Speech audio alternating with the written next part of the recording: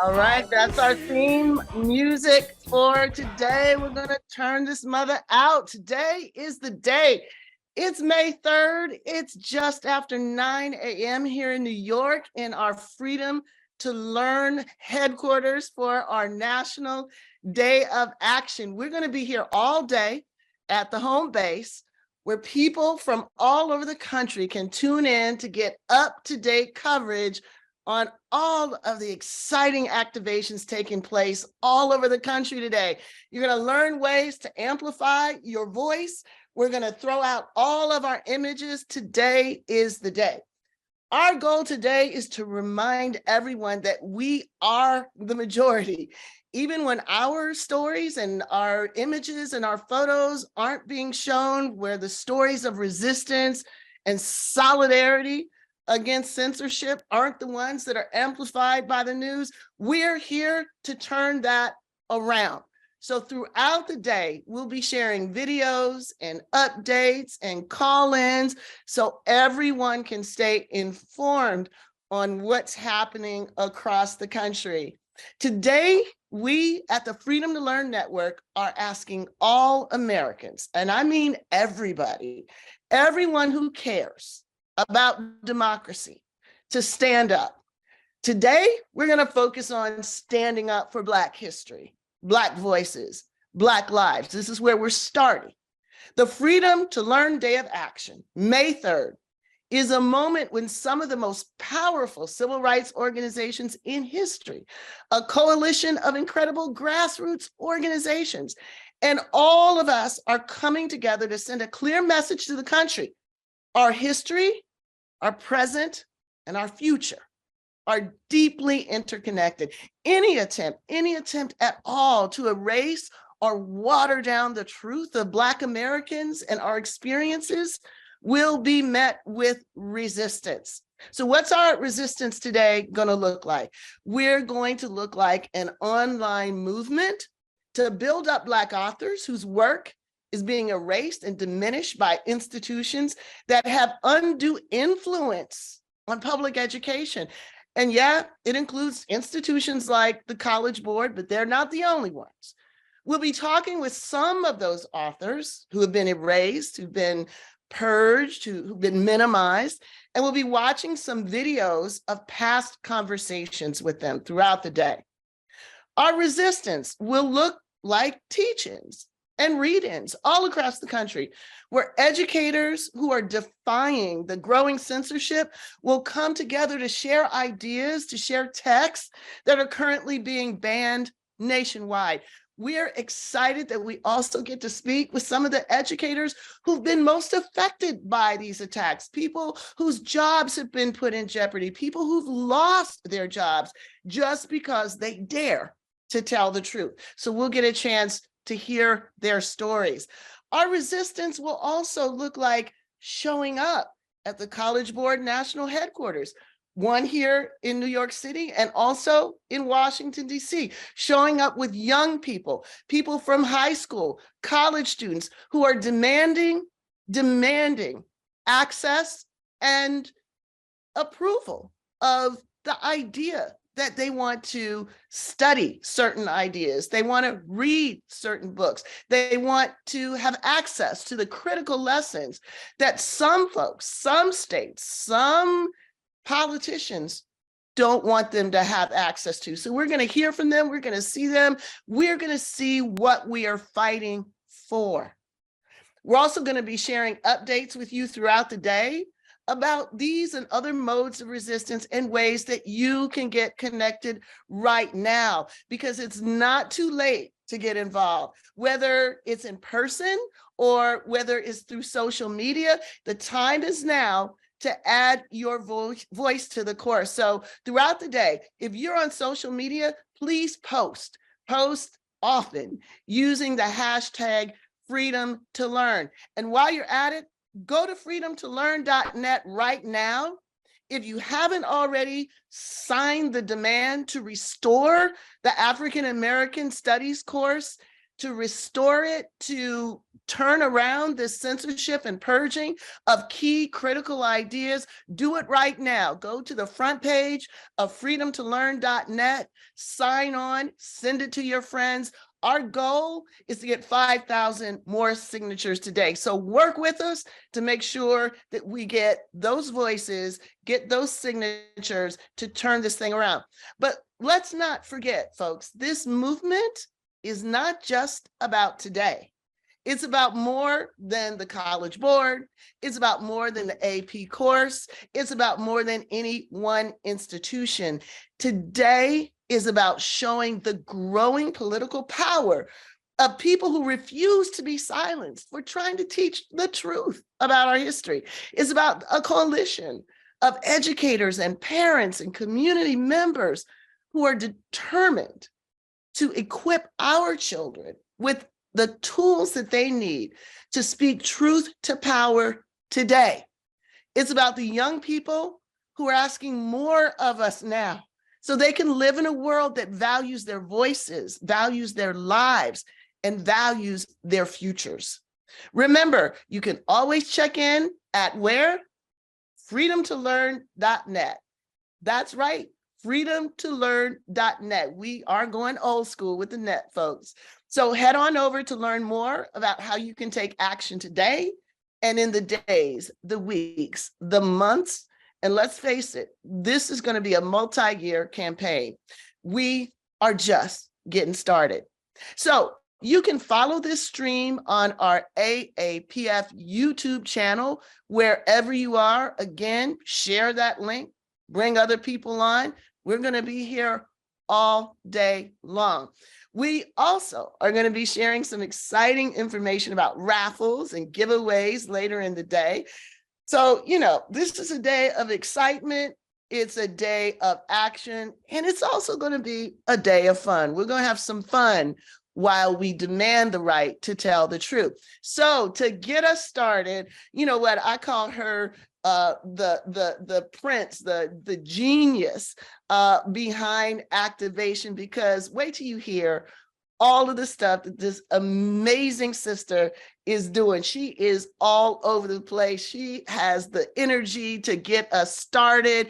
It's none other than Dr. Kaye Wise Whitehead. Kaye, you in the house? I am in the house. How are you? Oh my God, I can't believe it. The day is here. There's so much going on, and I'm looking forward to being with you a little later, but just tell us what you've got going on over there. Yes. We are excited. We have been on campus since 6 a.m. this morning.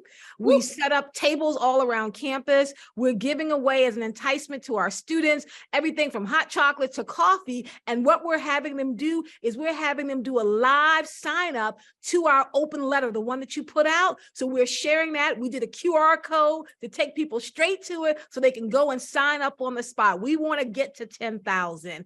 Additionally, we're doing a teach-in from 9 to 1. The teach-in is already started. The first hour is about AR-15s. And instead of banning books, ban guns. And that's what we're talking about. That's endangering people more than ideas, right? That's what I'm saying, ban guns. Black Girls Vote is up here with us, getting students, you can vote by standing up. Sign up today, vote back in your home states. So we are doing all of that from 9 to 1. Additionally, through WEAA, my radio show Today with Dr. Kaye, we have our traveling bus going throughout the city.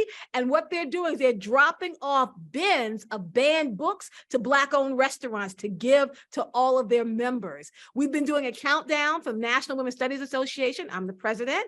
I have worked with Asala, with Afro, and with Ms. Magazine, but we have published all of our materials, lesson plans, resources, and we did a countdown from 72 hours on. And then kind of the big finale, at least for us today in Baltimore, is at 2 p.m. on my radio show. We've turned my entire radio show over to Freedom to Learn National Day of Action with a live teaching and discussion. So I'm going to have Kimberlé Crenshaw, that's you, and people are already calling like, Kimberly's going to be on. I'm like, she's going to be on with me from 2 to 3:15, but we have somebody from Asala. We have other people from AAPF.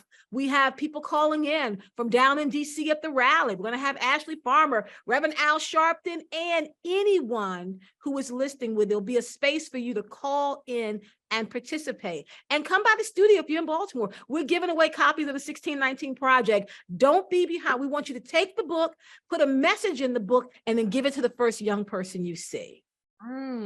So amazing. See, I told y'all, she writes music, she plays all the instruments, she sings lead, she does the backup. She is the prince of freedom to learn. Kaye, I'm so excited to be on the show with you this afternoon. Looking forward to hearing from all of your listeners, just having a dialogue. You know, this is the kind of conversation we need to be having. We should have been having, but you know what? It's never too late. It's never too late for us to defend our history, never too late to pass the baton on to our young people, never too late to imagine a different future, one that is created by our efforts to take stock of where we've come from, where we are, and what we want to imagine for ourselves in the future. That's where reading comes in. That's where discussing comes in. That's where speaking truth to power comes in. That's where we get to say, you don't tell us what we can learn. That's what freedom to learn is all about. Kaye, thank you for getting us started this morning. Can I say one more thing? I want to Yes, tell people just one more low-hanging fruit, because we know it's the day of and people might feel overwhelmed. Just write down the name of a banned book. Go to the banned book list, write down the name of that banned book, the one that changed your life. Take a selfie with it and post it to #freedom to learn. They cannot ban our books, they can't ban our ideas, and they cannot erase us. And today is where we're drawing that line in the sand. We're standing up and we're pushing back. So come on and join us. Do something today.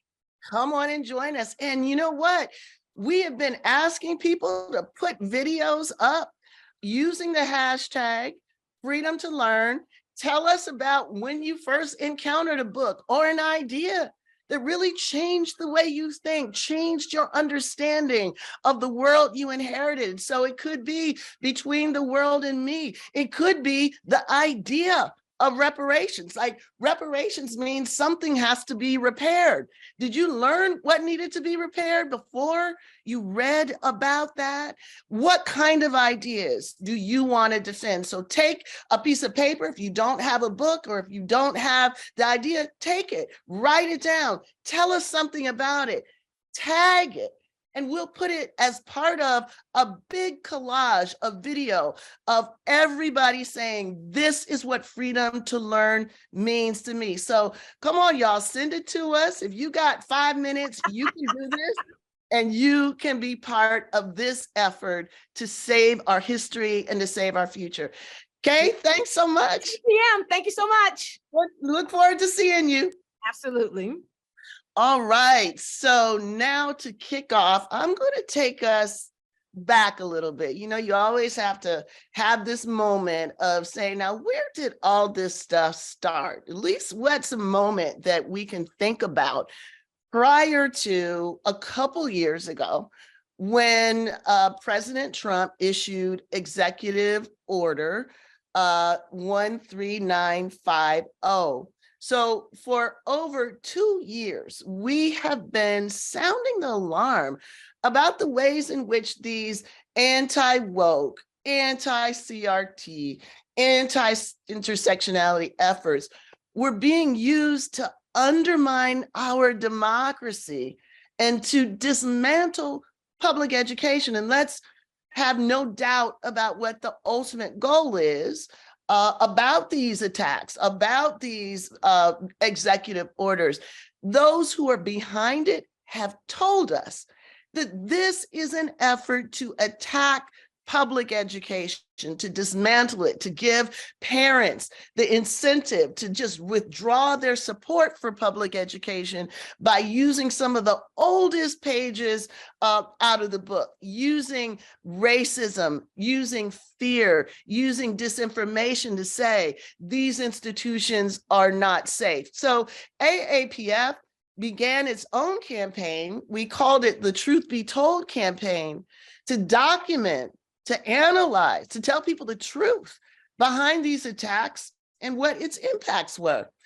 Our campaign elevated tools that we thought people needed to actively push back against all of these right-wing efforts to undermine not just public education, but freedom of speech, to undermine our ability to understand our own history.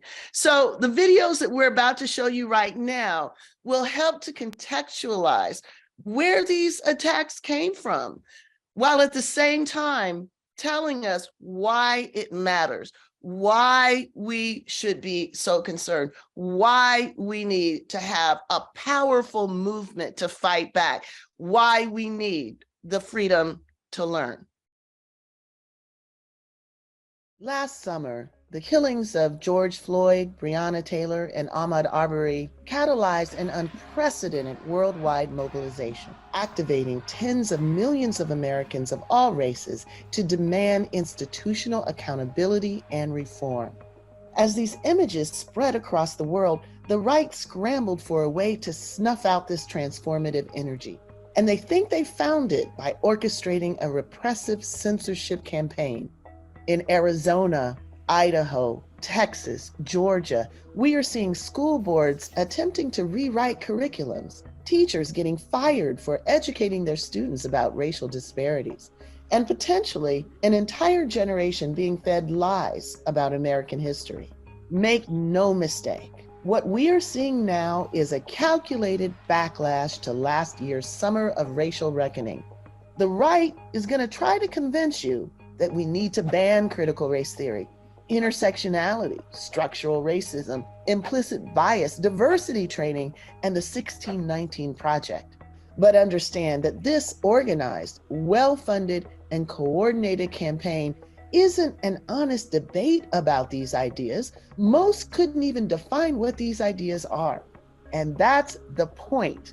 They want to scare and silence our society back to colorblind submission, where George Floyd and Black people's killability is just a natural, everyday feature of American life, unproblematic, unchangeable, and disconnected from the history of anti-Black racism. From the criminalization of abolitionist literature to the McCarthy-era witch hunts, we've seen the government respond to liberatory movements through the repression of anti-racist ideas time and time again. If you are concerned about these efforts to censor history, to muzzle anti-racist speech, to expand voter suppression, and to criminalize protest, we urge you to join us in standing up for racial justice. We need to fight back like our lives depend on it, because they do.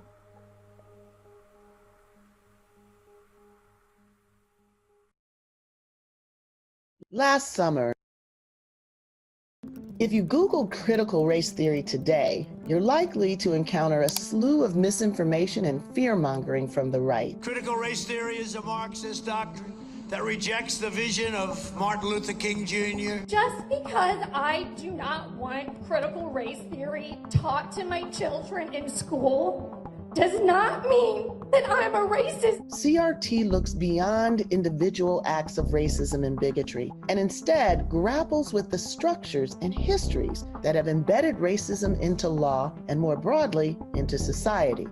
Developed by a diverse group of anti-racist legal scholars in the 70s and 80s, critical race theory is a practice, a way of seeing connections between America's racial history and present-day inequality. We can't fight for racial justice if we can't see, speak, and learn about racial injustice.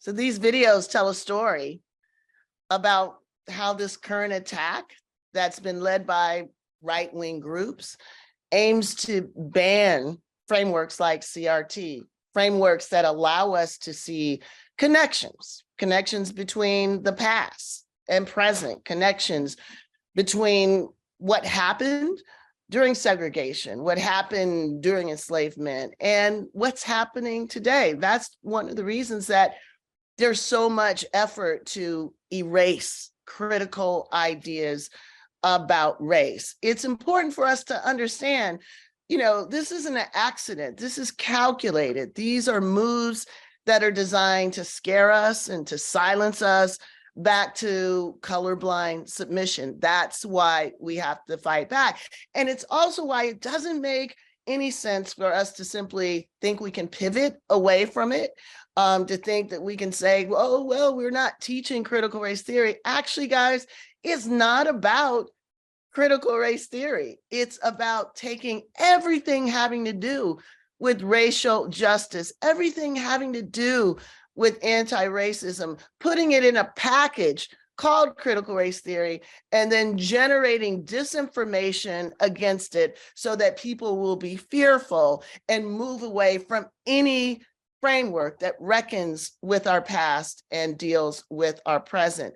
But we mobilized against this kind of suppression in the past, and we're mobilizing against it today in the same way that we mobilize to lift our voices in 2020 after George Floyd and Breonna Taylor were killed.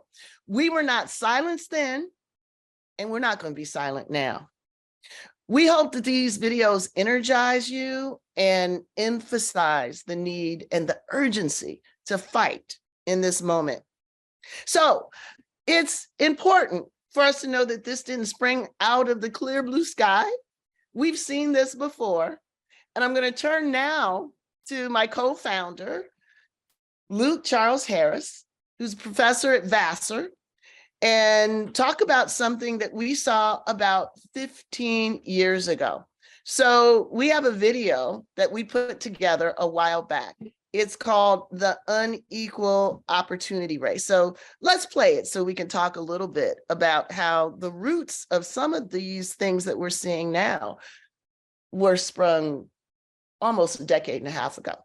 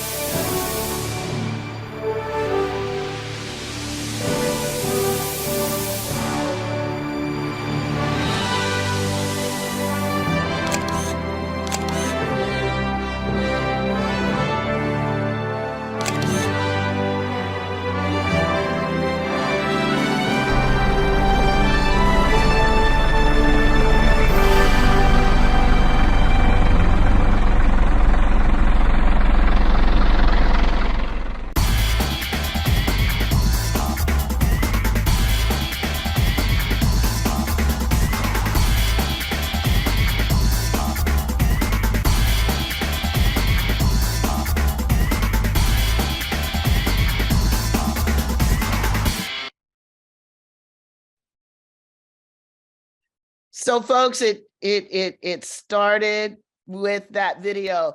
So I'm going to be joined in a moment by Luke Harris, but let's do the first of our updates. So today, this morning, right now, people are gathering in Washington, D.C. To march over to the offices of the College Board.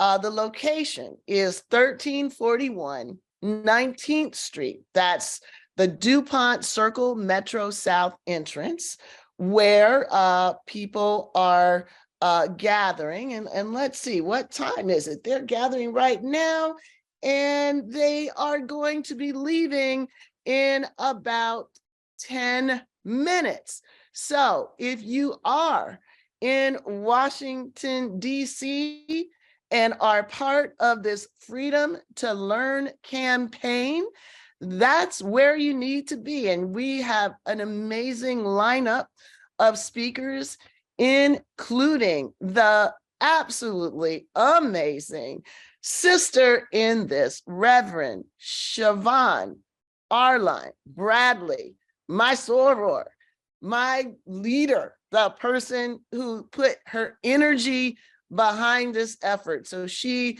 is going to be leading this effort there.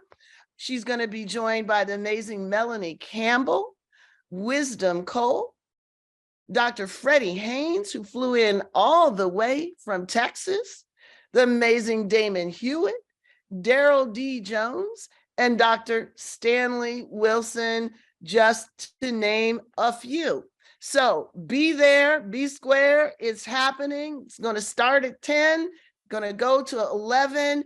That is the place to be. So coming back to our unequal opportunity race. So the unequal opportunity race was a video that my co-founder and I created in order to answer a very specific question that was frequently asked, namely, how do we think about affirmative action? How can we defend affirmative action against the challenge of it being framed as preferential treatment? Now, if we understand what affirmative action is meant to do, if we understand the playing ground upon which affirmative action is meant to operate, properly understood, it's not preferential treatment. It is removing the obstacles that have been put in the pathways of people of color from history. Now, we said that, we wrote that, we taught that, but we realized when we were doing structural racism training that people often understood race discrimination in the past, but they didn't understand how it continued to shape opportunity in the present. So what metaphor could we use in order to make it plain?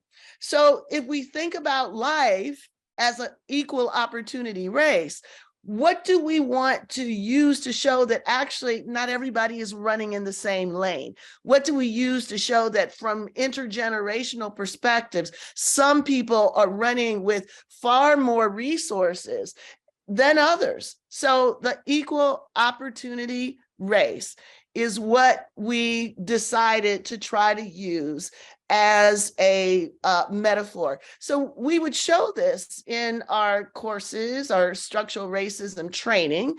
And finally, people were able to understand, okay, if we're not running in the same lanes, if we remove obstacles, and that's what taking affirmative action means, taking affirmative action to remove the difficulties, the obstacles that make the race unequal, then it's not actually right to call it preferential treatment.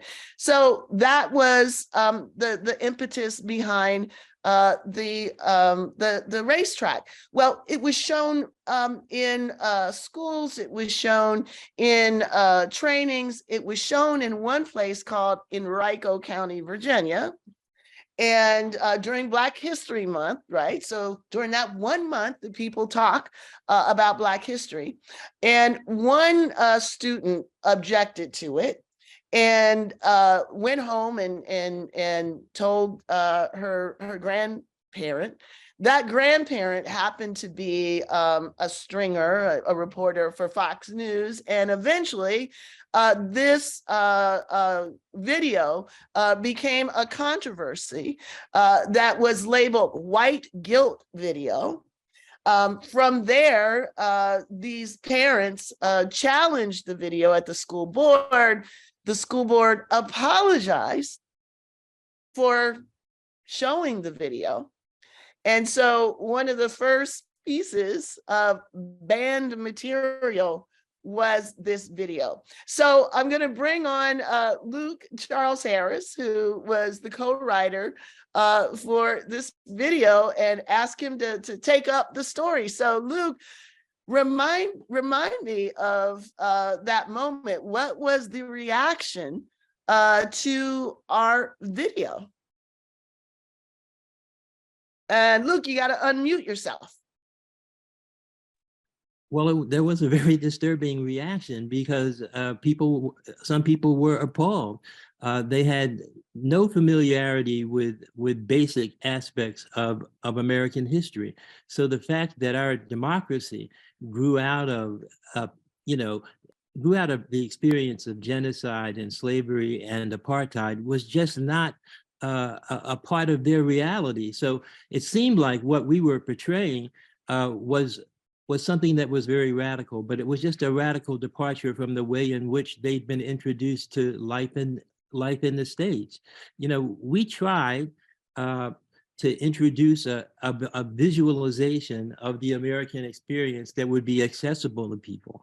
And so I remember, Kim, when we were thinking about this, we said, well, let's use a track, and we'll have different lanes in the track, and we'll demonstrate that some people face barriers that other people don't. And people will obviously see that if you remove those barriers, that's not a form of preferential treatment. That's just a process that has to do with dismantling, past patterns of subordination.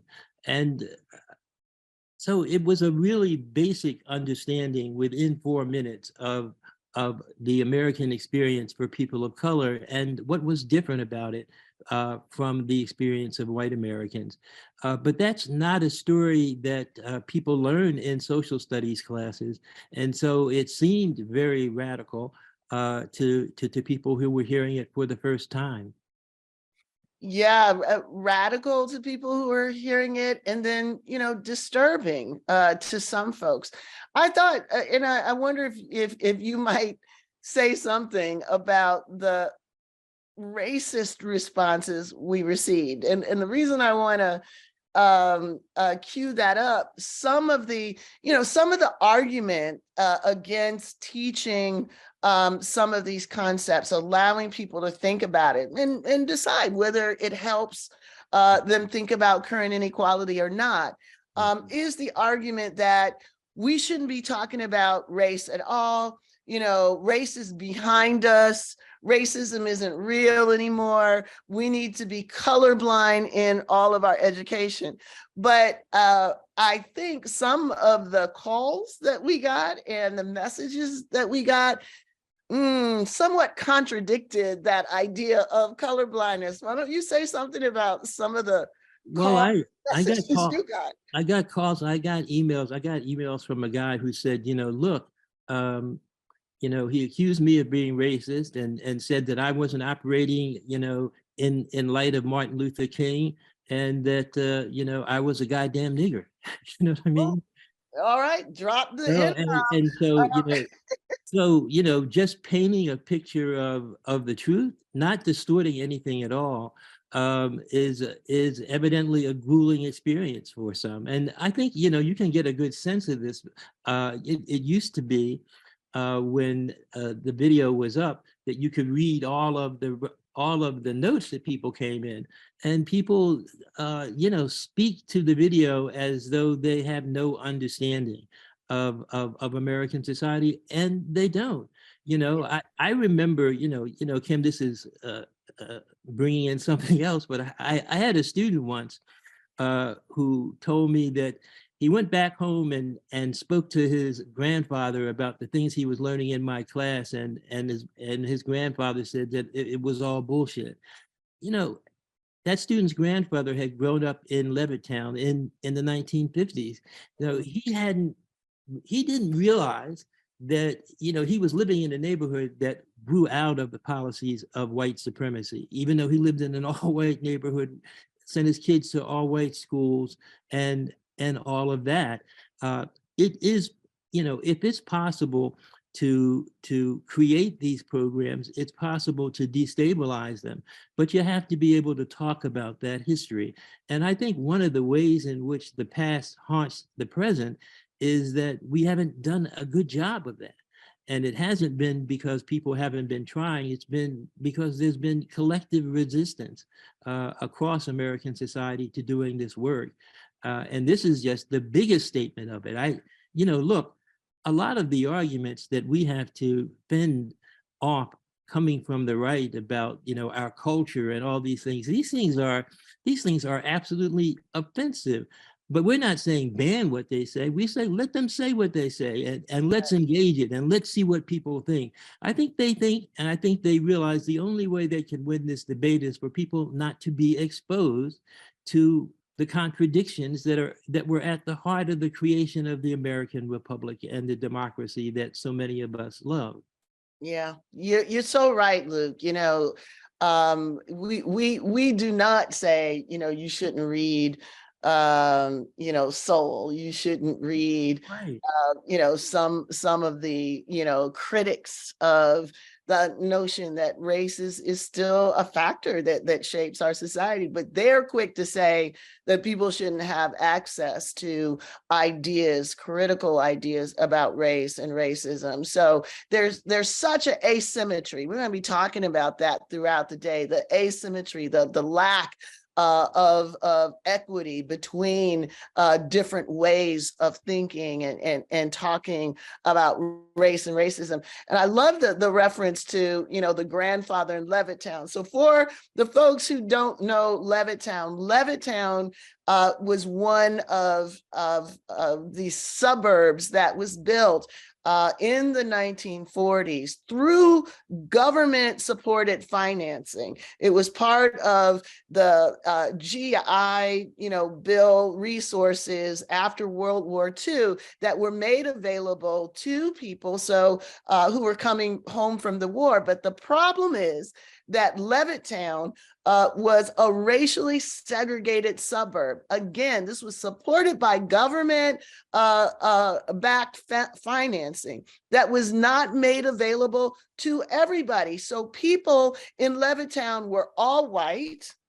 The education, of course, and their socialization allowed them to believe that they were able to get to Levittown on their own merit, and other people, including Black people, who were not able to have access because they were legally discriminated against in getting access to Levittown, were simply not working hard enough or didn't have the same kind of values. This is what critical race analysis elevates, that those assumptions were all wrong. Law was playing a distributive role in determining who had access to suburban life, who had access to the investment that property gives you, and who didn't. So these are not natural or neutral outcomes. These are things that were facilitated by law.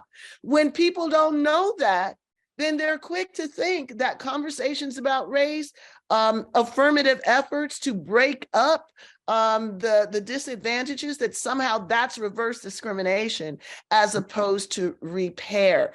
So this is these are the lessons. This is the material. This is the information that is at stake. Luke, you're going to stick around with us because it's really a pleasure now to turn to some of our educators who are in the thick of trying to tell the truth about the history that we're talking about. I'm delighted to welcome Dr. James Whitefield. He is an award-winning education advocate who centered on the ideas of creating safe, nurturing, and equitable learning environments, which in turn transformed communities. Dr. Whitefield was the first Black principal at Cooleyville Heritage High School in Texas. First Black principal. Hold on to that for a moment. In 2020, he sent an email to declare systemic racism to be alive and well. I mean, it was just a fact. Systemic racism does exist. And he encouraged the community to come together to address this.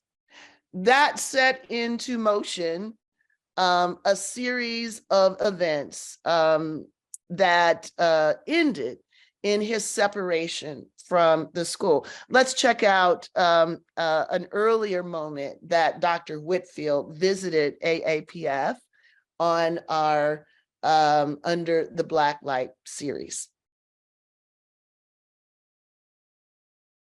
I told the superintendent at that last board meeting where they voted towards non-renewal of my contract, I'm no different a person today than I was when you hired me going on 4 years ago.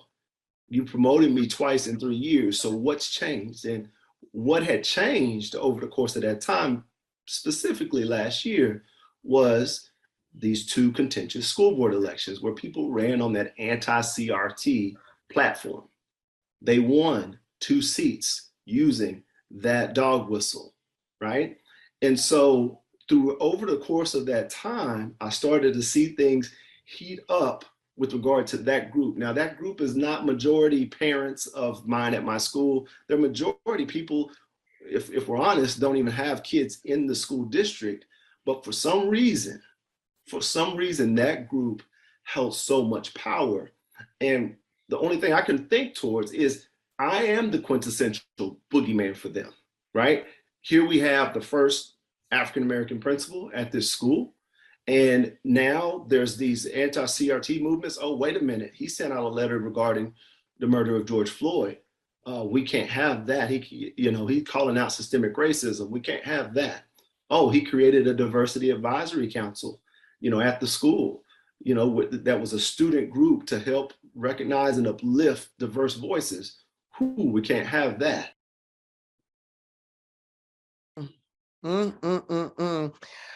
Dr. Whitefield, it is so good to have you. Let me pause for a moment and welcome our folks who are joining us on Instagram Live. We're here broadcasting all day long on the Day of Action for Freedom to Learn. So if you want to see our entire conversation, check out the African American Policy Forum's channel on YouTube. We're going to be talking to people all day long, hearing about what they're doing all over the country, talking to educators who are at the forefront of this battle over truthful education about our nation's history and its current situation. So join us on the YouTube channel of African American Policy Forum. So I'm talking now with Dr. James Whitefield, who was the first Black principal at a school in Texas who was pushed out by members of the community, allegedly for teaching critical race theory. What did he do?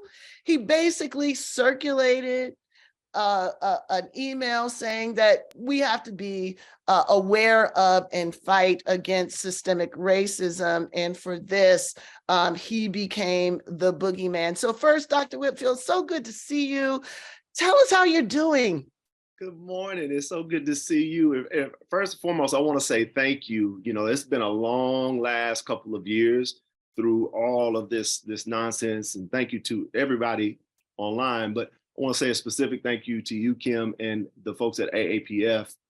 When I look back to the people that have been engaged with myself and so many of my colleagues that have gone through some fire as it relates to this whole boogeyman, if you will, I look back and you guys were the first in our corner. So thank you so much. But yeah, essentially, people a lot of times talk about that letter that was sent to the community.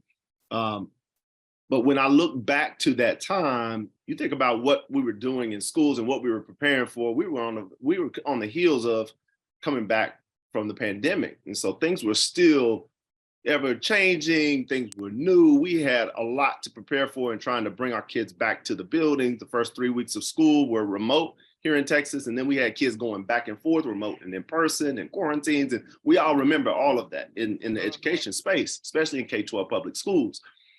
And so we had enough, we were juggling inside schools, and really there was nothing coming my way after I sent that letter about George Floyd, except positive things. Mind you, I got emails from parents and families and students and saying, thank you for speaking up. Thank you for speaking out. I didn't get a single email at the time about anybody having a problem with that. So, or request for a meeting or a phone call about it. There was no communication about that. But over the course of that year, not only did we have what was probably the hardest year in school history in our lifetime, but we had these contentious board elections going on. Oh, wow. People, you had, Senate Bill 3 on the horizon, right? Our anti-CRT bill. Out there, we talk about the institution of slavery, but anything but a mere deviation from the founding principles of our democracy, right? And so you had this noise starting up, and you had these Facebook echo chambers going, and they came right at me. I was the boogeyman. They pointed to that letter. Again, they didn't reach out to me. They were doing all this in a Facebook. This was all over in the huddle somewhere. Yeah, it was in the huddle. So people would send me screenshots of all these things they were saying about me. And I, like I said, the school year, there was enough crazy going on just trying to do school. I was like, there's no way that this is real. This is not gonna stick. And it did. It did. And so, at some point, had to speak up. Yeah, and I'm so glad that you brought us back to 2020, and in particular the fact that across the country, there were protests in every state in the union around George Floyd. Corporations were making statements about we have to come together, and fight against, systemic racism. What you were saying was not an outlier. It was not, something that people were horrified, to hear. Everybody was talking about this.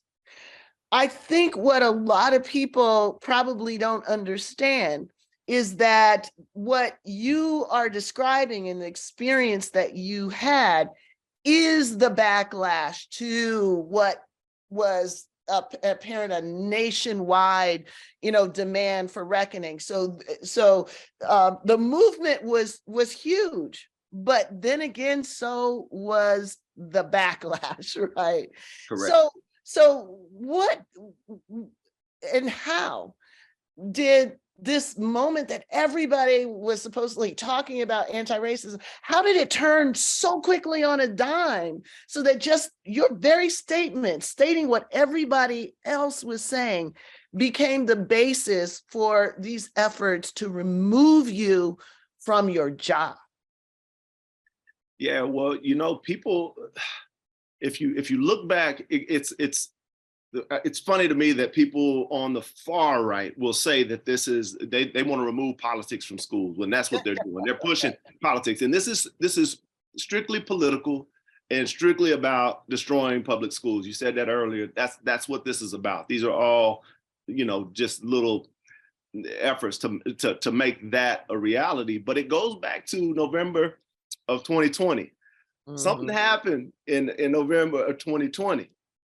And here in Northeast Tarrant County, especially Tarrant County, Texas, that's a traditionally red area. Well, guess who won the majority of the vote in Tarrant County for president? Uh-oh. Yes, old dark Brandon. And so they was upset. And so it speaks to that backlash, right? And they saw, wait a minute, things are changing here. More people are hip to our game. And so then George Floyd happened. Like all these things happen, and it's just it's too much for them to handle. And so as we're getting ready and going into these school board elections, they saw these local elections as a way to move the needle and move the conversation. And they've spent hundreds of thousands of dollars in local school board elections. I'm talking about if a candidate gets $3,000 to $5,000 for a local school board election, prior to 2020, 2021, that was huge. We're talking about hundreds of thousands of dollars for just a few school board candidates right here within a 10-mile radius of my house. So that's what this really goes back to. They're trying to infiltrate local politics to essentially disrupt and destroy public schools. That is saying so much, again, that these are backlash politics. This is, not, the idea that a problem has come up and, it is made its way through, the traditional channels. This is, we have a problem. We have a problem with protests. We have a problem with Biden's election. How can we take something back? And understanding this as backlash is a key part of starting to take back the narrative. Dr. Whitefield, what is it that you want parents, particularly African-American parents, to know about what is happening in schools, what is happening to Black educators? What is the moral of this story? Yeah. So much of what's said in the name of parental rights, I need us to listen carefully about who they're talking to and who they're talking about, which parents. When you think about the messages that they're saying, and when they use the term parental rights, I need you to ask the question, which parents, based on what they've just communicated to you, because they ain't worried about the rights of Black, Hispanic, any person of color. They're not worried about their rights. They're not worried about the rights of, obviously, any student that may identify as trans, right, or LGBTQ+. They're not worried about those rights. They're worried about taking their parents' rights away. Oh yeah, like we want all this. They want all this freedom, but then we want to tell you how to parent your child, which is but we don't want to indoctrinate kids. We want to take away your freedoms as a parent. So we just need to be super engaged and realize that they're weaponizing, in the Black community, we tend to be very religious. And that's the thing I fear next. You see it going that way, and they're going to start weaponizing that religious piece with this Christian nationalism to really try to drive a wedge into the Black community and say that, hey, we've got a pastor right down the street here that just called educators Satan. Whoa, my God. It's Gateway Church right down the street. The guy was on President Trump's, the pastor was on President Trump's religious council or whatever the case may be. But Gateway Church right down here in South Lake, Texas, just said Satan is infiltrating our schools with these teachers trying to indoctrinate their kids. So you need to support, we need to support people from the kingdom that support the kingdom. And so here are these candidates that you can support.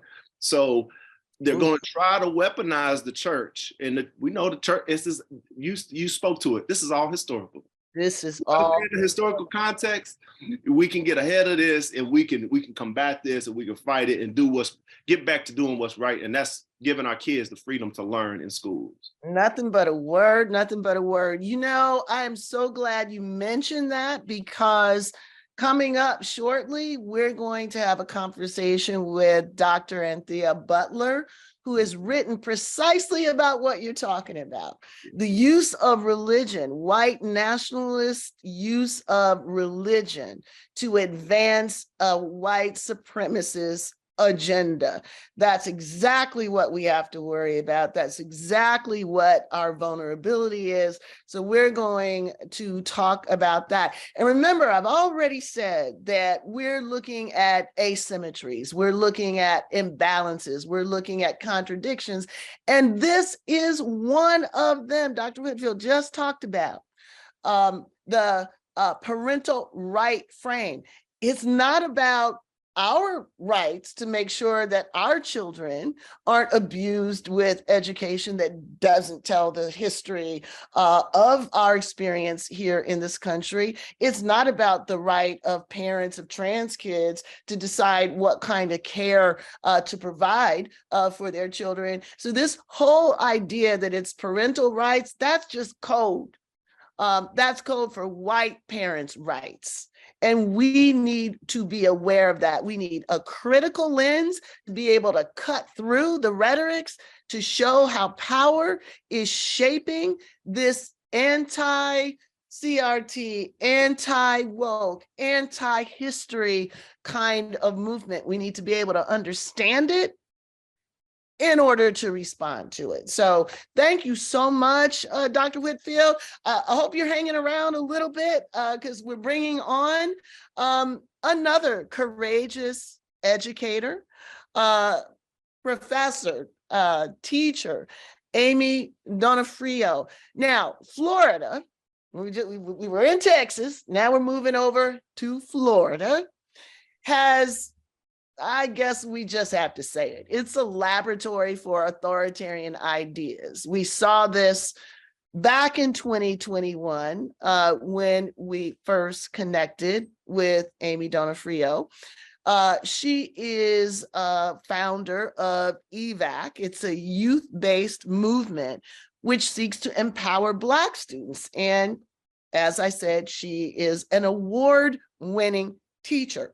So back in 2021, Amy was involved in targeted by members of the school system there for some of the work that she did, speaking out against racism in the school, refusing to take down a Black Lives Matter banner that was hanging outside her classroom.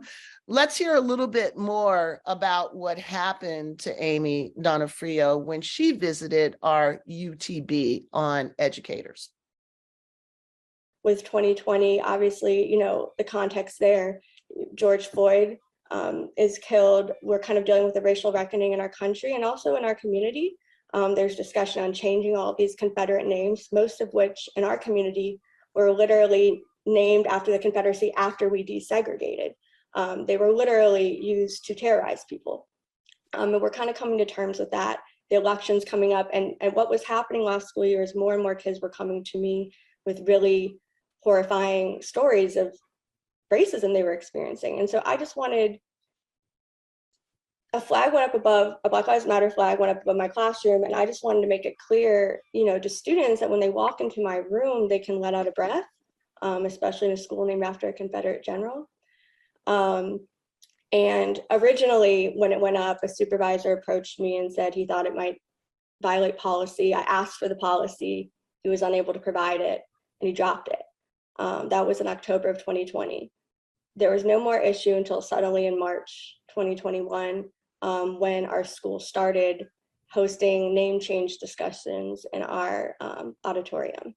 And those essentially were pep rallies to white supremacy. We were having kind of like what Dr. Whitefield was describing, as far as we were having people who weren't even stakeholders in our school.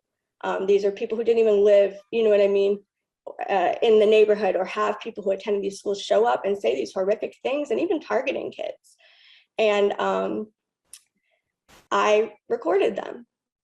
I recorded these meetings, and the videos went viral.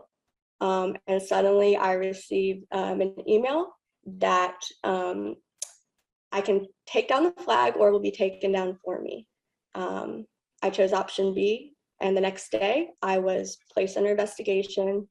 I was sent to teacher jail. It's like a dirty warehouse. For the final 3 months of the school year, I missed the end of my students' school year. They were seniors, and I didn't see them again until graduation day. Our education commissioner in May announced that he ensured I was terminated. And then in late June, I received notice that my contract was not being renewed. Amy, if I may, welcome to Freedom to Learn Day of Action. It is so good to see you again. It's good to see you too. Thank you for having me. Yeah, so we got a chance to actually meet in person in November when we were on the Books Unbanned tour, ending in Jacksonville, Florida. So it was such a pleasure to have an opportunity just to spend some time with truly, a hero in the classroom, a hero in the trenches, and someone who is continuing to fight. And where you are fighting, you need to get combat pay on top of everything else. So thank you so much for joining us. So, you are, in many ways in the belly of the beast since 2021. This anti-woke juggernaut has just continued to grow until just this last month, in which Governor Ron DeSantis has taken credit for pushing back against the pilot AP African American Studies course, demanding certain ideas be purged from the course, including, of course, the Black Lives Matter movement, many of the ideas out of which Black Lives Matter emerged.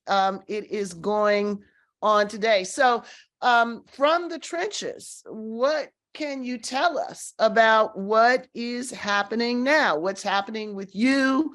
What's happening with your former students? And what happened to the amazing course that you created? I mean, it's a complicated question, I think, to ask. Florida education is in a state of crisis. I would say things feel very different. And they really started to feel different in fall of 2020, picked up speed in spring of 2021. And now, honestly, it feels like we're sitting on a different planet since then. There's a boldness in which educators are being attacked, to the point of lists being put out publicly of targeted school board members to be removed, of superintendents to be removed. Our superintendent yesterday, she's a Black woman, was voted for removal. Early retirement.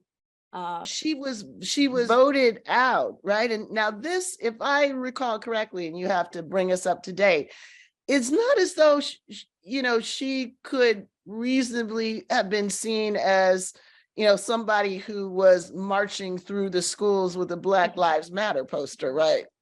No, she was the superintendent who oversaw my removal, and who the thing that people don't realize about what happened with me and with my students, because it didn't just happen to me, it happened to my students, it happened to students that weren't even mine throughout the district, is my students recognize the enormous systemic inequities that were happening to them or happening to their community, and they decided to take action with no support from the school, no funding, no cheering on. They began just hosting officials and police officers in our classroom for the youth to lead the conversation and what was happening with youth, and to assert what they wanted to see happen in their community.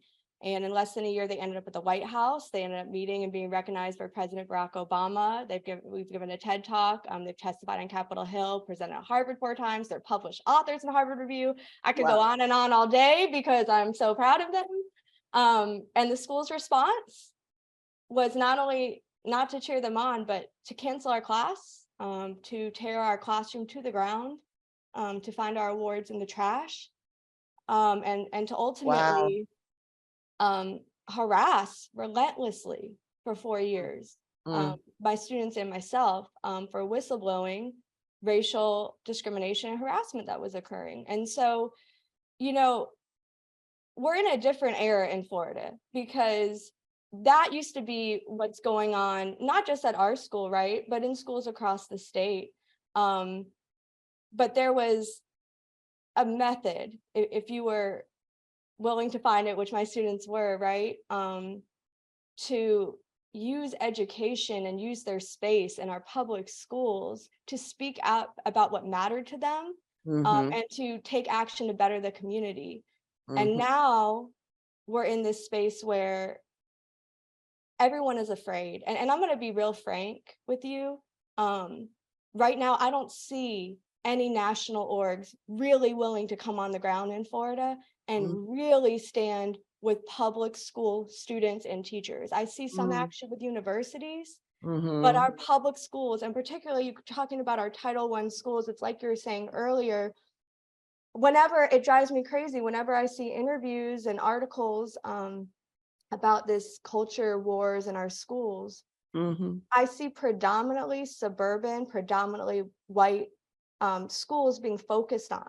And we're here in Jacksonville, Florida. We're here in the county in Florida with the highest Black student population.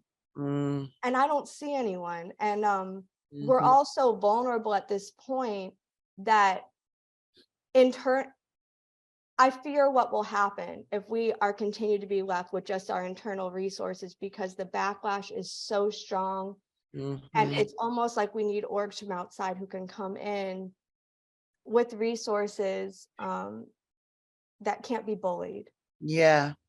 You know, I just want to underscore what you just raised for everyone.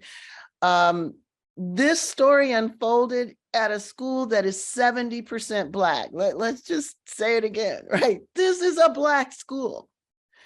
The debate about a Black Lives Matter flag in a Black school, the debate about the name of the school, Robert E. Lee School, right? Home of the generals. The home of the general.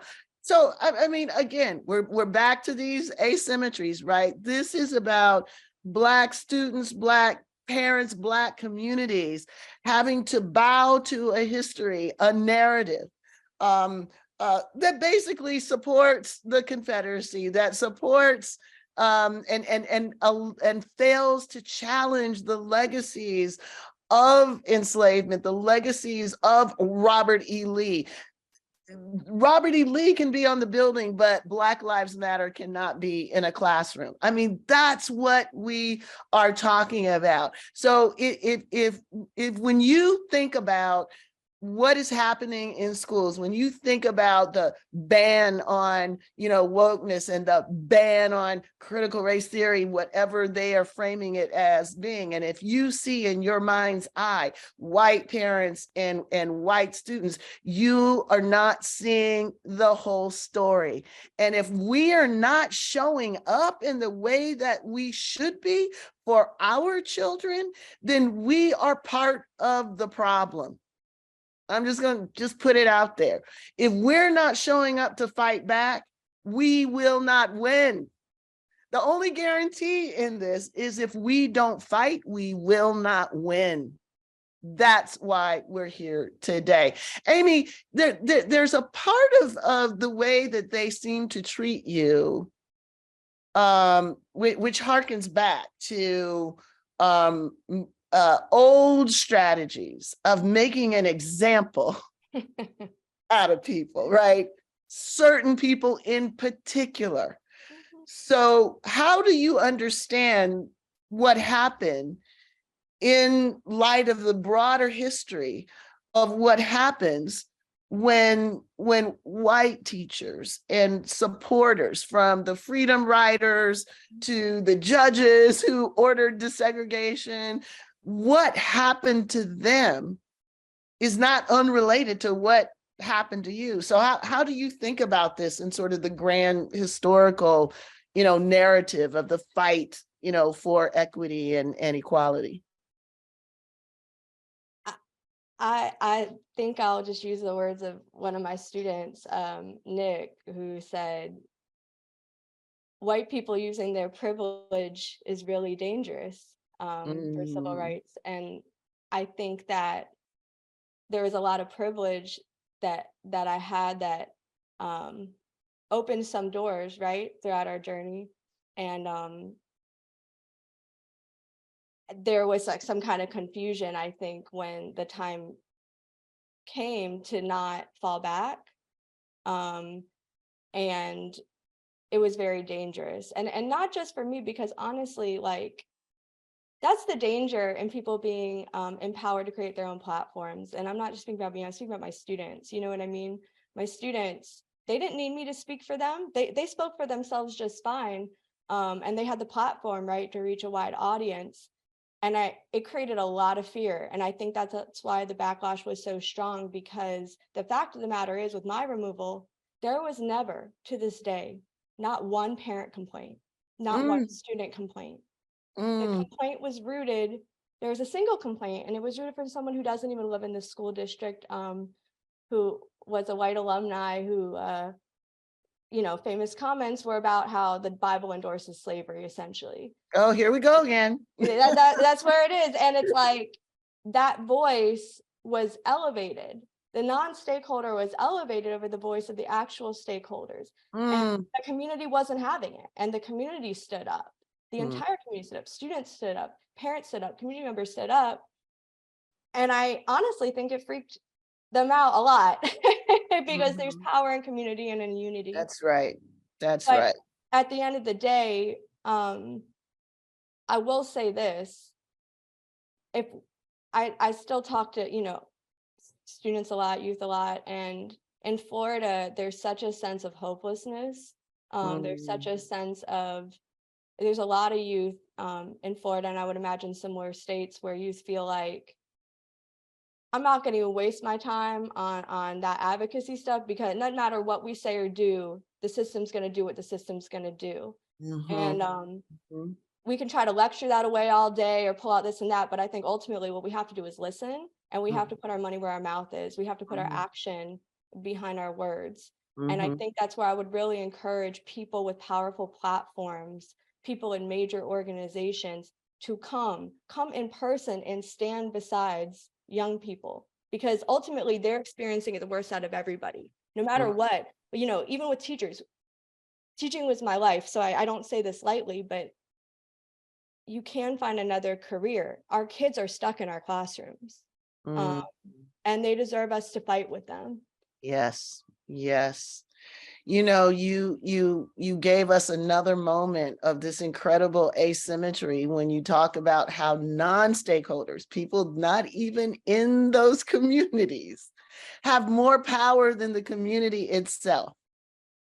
I mean, just we just need to think about that. Like, they're legitimate. They can come and say things and cause interruptions and consequences for you and for other teachers like you.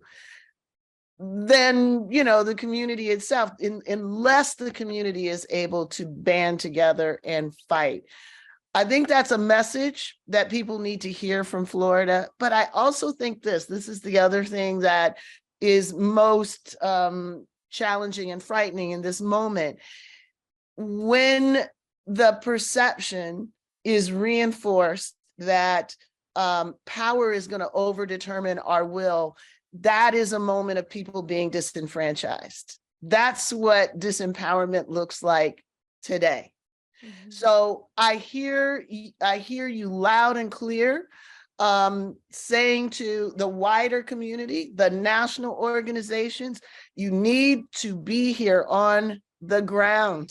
You need to support our students. You need to see where the fight is, and you need to come and be a part of it. Amy, thank you so much. Thank you for fighting. Thank you for educating. And let me just also give a big shout out to your students and underscore what you said. Your students were invited to the White House. Your students were published in Harvard journals. Your students were the embodiment of all the things that President Obama was trying to encourage. So they achieved. And yet, because of that achievement, because, not in spite, because of that achievement, we witness the rollback. That should tell people everything they need to know. This isn't about educating our children. This is about miseducating and disempowering our children. That needs to be 100% clear. Amy, thanks for joining us. Hope you're sticking around a little bit.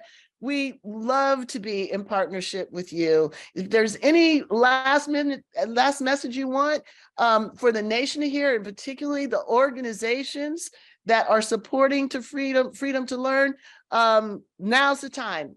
What do you want them to do? Get behind the youth, show up for the youth, let the youth lead what we do. That's it. All right. All right. Thank you, Amy. Thank you. We're going to stay in Florida with this next clip. Let's hear about how these legislative attacks have impacted students. My name is Kenneth Nunn. I am a professor of law emeritus at the University of Florida in Gainesville, Florida. I have taught at the University of Florida for over 30 years. I recently retired in January, and I think that decision was motivated in part by some of the decisions that have been made by leadership at the University of Florida and in the state of Florida that suggested that my research and writing, which focuses on race, was not welcome. And I didn't really see the point in continuing to be in a place where I wasn't welcome. All of this kind of started maybe 2 years ago. There was a lot of student activity around getting the African American Studies program, as it approached its 50th anniversary 2 years ago, to be a full department. It was approved.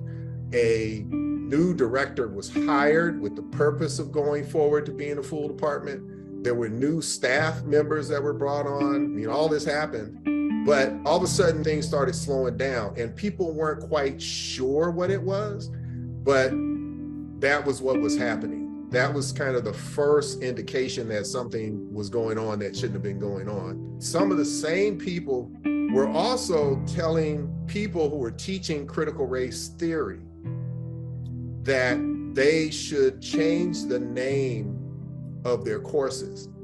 This is before the Anti-Woke Act, or whatever they call it, before 999, before any of those pieces of legislation were passed. There were already steps that were being taken to restrict the type of scholarship, the type of teaching, the type of inquiry that people could be engaged in on the University of Florida campus. The Stop Woke Act, for example, it basically says that you can't teach things that are called critical race theory, or you can't talk about history in a way that makes certain children, I don't think they identify them as white children, but that's what they believe, white children, uncomfortable. I've been teaching, for a long time, and I've never seen an interest from my colleagues, or certainly not the state, as to whether or not there was teaching that was making Black children or minority children or, sexual minority children or whatever the case may be, uncomfortable. If I had stayed on the faculty, my intention would have been to keep teaching what I've always been teaching. There are all these things that have to do with, well, you have to intend to put this out there for the purpose of making somebody feel uncomfortable. Well, I'm not doing this to make anybody uncomfortable. Or you have to put something out that's going to be for the purpose of indoctrinating people. Well, that's not what I see my academic role is supposed to do, is to indoctrinate anybody. What I want to do is teach the truth and let the chips fall where they may. I would say that the faculty here is demoralized. I would say that they're scared. There are a number of people who have left. I would say most of the faculty of color at the University of Florida Law School have left some of the teachers that have left simply because they saw the writing on the wall and they were going to get fired. So it's just a question. When they empower the students to report you, you know, and they're watching everything you do, and they're doing things right now where they are searching through your emails, and they are searching through, you know, your personnel records, and they are sending notices out that they are complying with Freedom of Information Act requests to look at your syllabi or whatever the case may be. You know, it's a very tough situation for professors.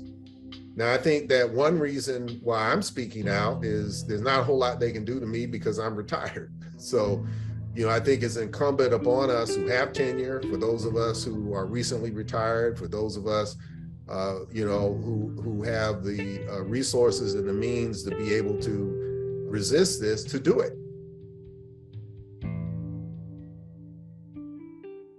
There's just so much in this story.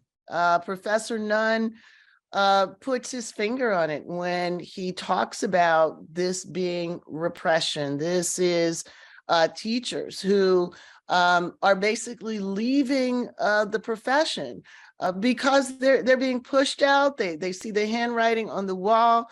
They're being chilled from actually pursuing their professions, which is to teach. This is what is happening in Florida. And it's important for people to understand. I know a lot of folks say, well, you know, we, you know, aren't in Florida. We are not in a red state. We are not subject to DeSantis. Let us be clear about this. This is a movement that is intending to push us out of all institutions in which we have any kind of rhetorical power, any kind of knowledge producing power, any access to students, to eliminate the kind of education that allows us to understand better our society in order to improve our condition. That's what this is about. This is not the first time this has happened. It's important for us to understand that we're in the middle of another period of redemption, basically reversing the advances that were made during the first Reconstruction, eliminating our ability to exercise any kind of power, framing the kind of work that we do as assaultive and insulting to white people, white students, white power. We have to understand what this is about. And we have to understand the impact on our students, our professors, our teachers. That's what is happening, not just in Florida, other places too. But Florida is also fighting back. They're fighting back, what, in 30 minutes. So on at 11 a.m. on the South Capitol courtyard, the Dream Defenders in Florida is organizing young people across the country to come together, to take action, and to stand up for themselves. Ron DeSantis and other politicians like him, they don't care about our lives. They simply exist to run for office and win by any means necessary, even if it means setting Florida on fire as a warm-up to their presidential campaigns. We have had enough. Dream Defenders is inviting anybody who can to come down and throw down with us. So we've been to Texas, we have been to Florida. Now let's move on to Tennessee. As the unequal opportunity race video showed us earlier this morning, the anger that can be generated by broaching some of these urgent topics, well, the anger actually proves the point that the video was trying to make, that there is a certain thing called racial privilege, that it is guarded, it is well defended. The response to that revelation actually proves the point of it. That was precisely the conversation that our next guest got caught up in with this assault on public educators. Matthew Hawn, again, an award-winning teacher at Sullivan Central High School, who was pushed out back in May of 2021 for teaching lessons on white privilege and anti-racism in his classroom. Now, the push came out along with efforts to preclude a certain kind of teaching. We have a video of Matthew when he joined us in our UTB. You know, I teach in a district in a county that is 95% white, in a school district that is 98% white. And so what I have always tried to do is provide my students with varying viewpoints, no matter what issue we are talking about. And this year it's been difficult. I never thought that I would be in this position, but it all started back in the fall. I made the statement during the events in Kenosha that white privilege is a fact. And this was to a contemporary issues class. We were discussing that. I also challenged our students. I said, in this unit, we are going to help solve, or we're going to look at solutions to racism in the United States, which I thought was a really good lesson plan. That statement, white privilege is a fact, made it to our director of curriculum and instruction, who brought up the Tennessee Teacher Code of Ethics. You know, statements like this is a fact, deny students access to varying points of view. In the times of COVID, you know, my students went back home after that, so I didn't get the opportunity to bring that up again. I think that's a conversation that we need to have in class. But in January, after the events at the Capitol, I wasn't real sure how to talk about it. It was the first time in my life that a sitting president had encouraged the overthrow of the United States government. And so I thought, sticking with my state standards, I would look at, you know, the 2016 election. And I asked my students, this election is historic. You know, what were some reasons that led to the election of Donald Trump? And they came up with great answers, and they were all at home, mind you. So it was good to get that feedback and have that discussion. But I decided to lead with a Ta-Nehisi Coates essay that made it to a parent who complained about the language and said that I was denying students access to varying points of view. All right. Thank you. Thank you. Matthew, it's great to see you. How are you? I'm doing okay. How are you? Thanks for having me. It's good to see you too. It is, you know, it's been a long time coming. You know, we've been in conversation now for 2 years about this. And, you know, it seems as though it's been sort of an uphill slog to get people, you know, to pay attention to what's going on, you know, in the classroom, what's going on with teachers like you. Since that time, there's been more legislation that's come on, and people are able to see, you know, not only teachers being pushed out, but in Tennessee, we've also seen elected officials being pushed out for, you know, actually trying to create conversations about what we need to be banning, which is not ideas. It is not books. It's other things that are putting our students at risk. So tell us some of the developments that have happened since the school system came after you for doing your job. Because I'm a tenured teacher in Tennessee, there's a 3-step appeals process, and it'll actually be 2 years since I was dismissed this Friday.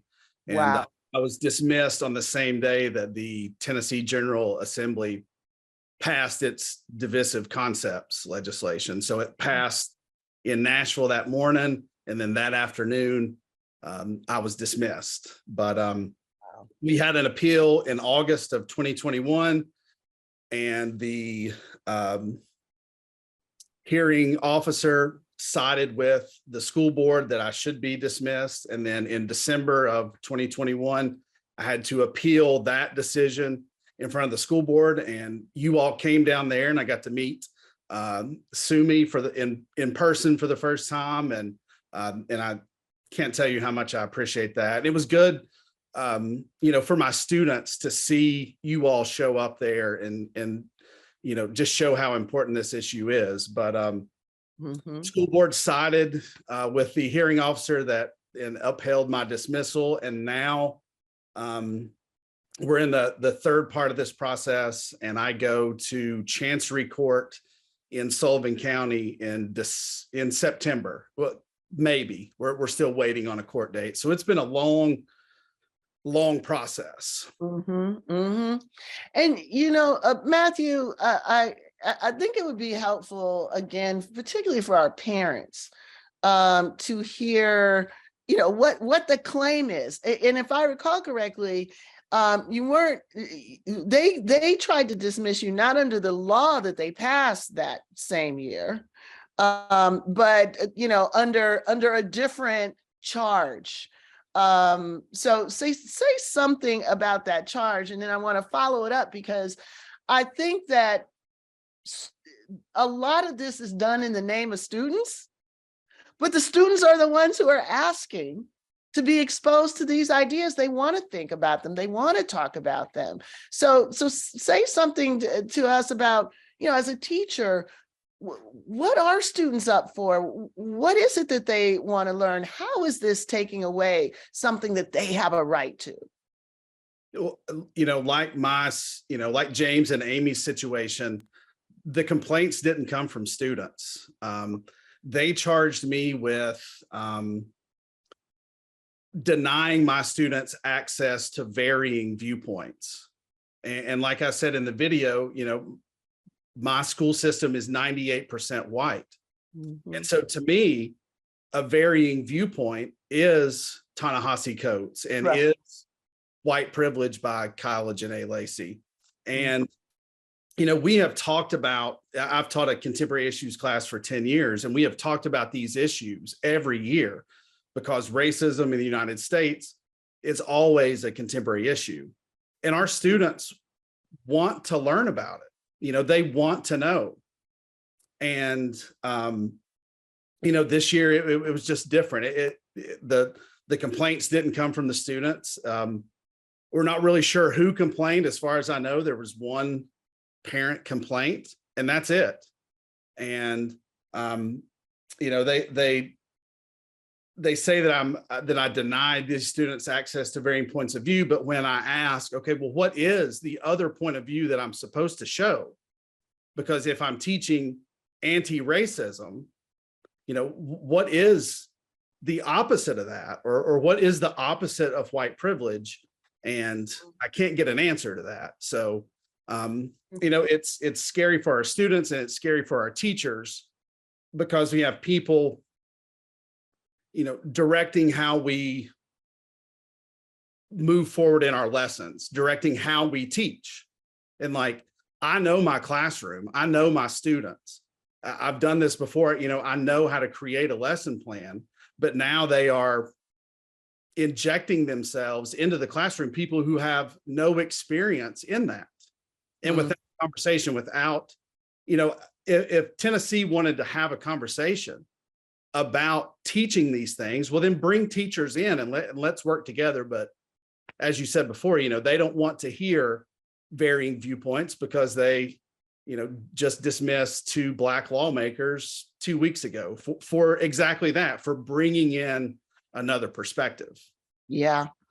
this is the thing that, again, the theme so far has been these, contradictions, these asymmetries, right? So you get brought up on charges for actually offering diverse perspectives, while all the other classrooms that aren't exploring these ideas, they're not reading quotes, they're not listening to amazing poets, right? But in that context, the thing that they want people to hear is, that's it, and that's all of it. So this is a trumped up charge, so that people like you, who are actually bringing in, diverse perspectives, actually exposing students to ideas that they might not be exposed to. You are the one that gets brought up. What is it that you think people need to most understand and confront? Like, what is a distortion, or what's the reason why you think this kind of attack on the professionalism of teachers and the educational rights of students is not getting the attention that it deserves?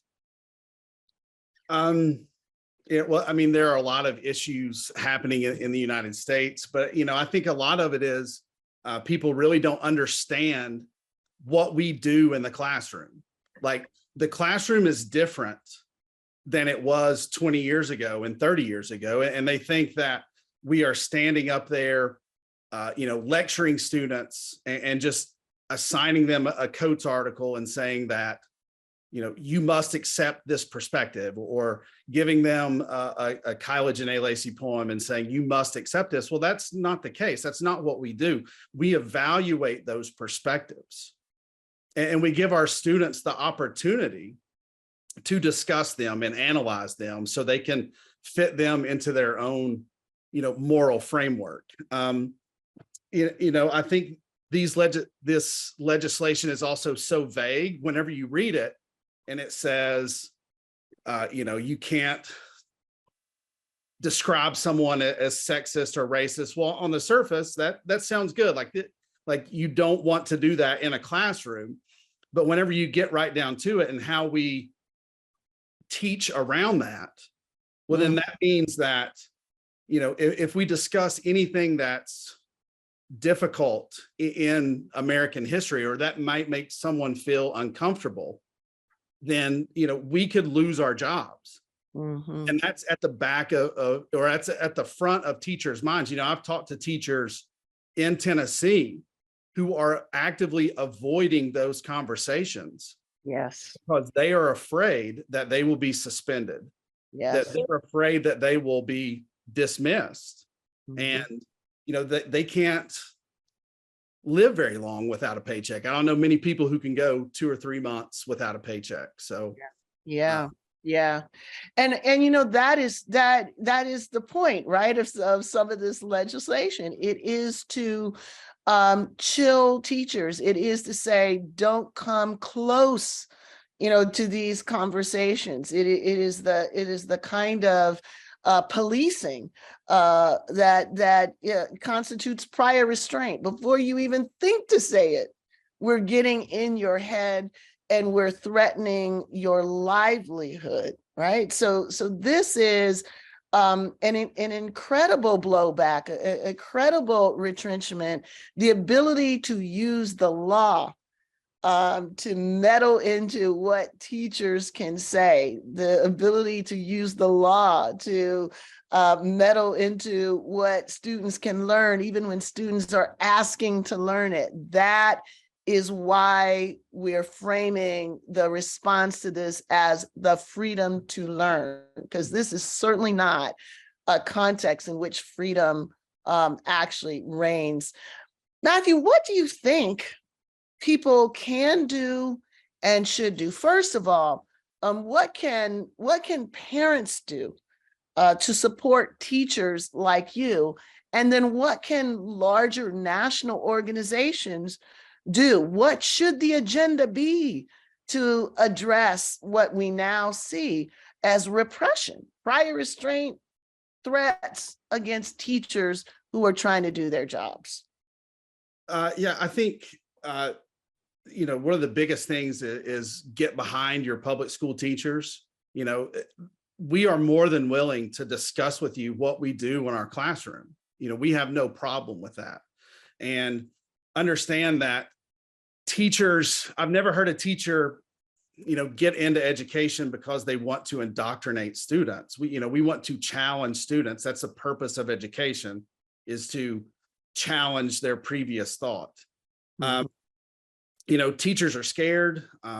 If teachers are worried that, they can lose their livelihood, like James and Amy and I have, we're career educators, and we've lost, the only professional job that at least I've ever had. I can't speak for them too, but probably too. And so, we need to let teachers know that, if they are going to step out and they're going to challenge this legislation, that they're going to be supported, not only emotionally and,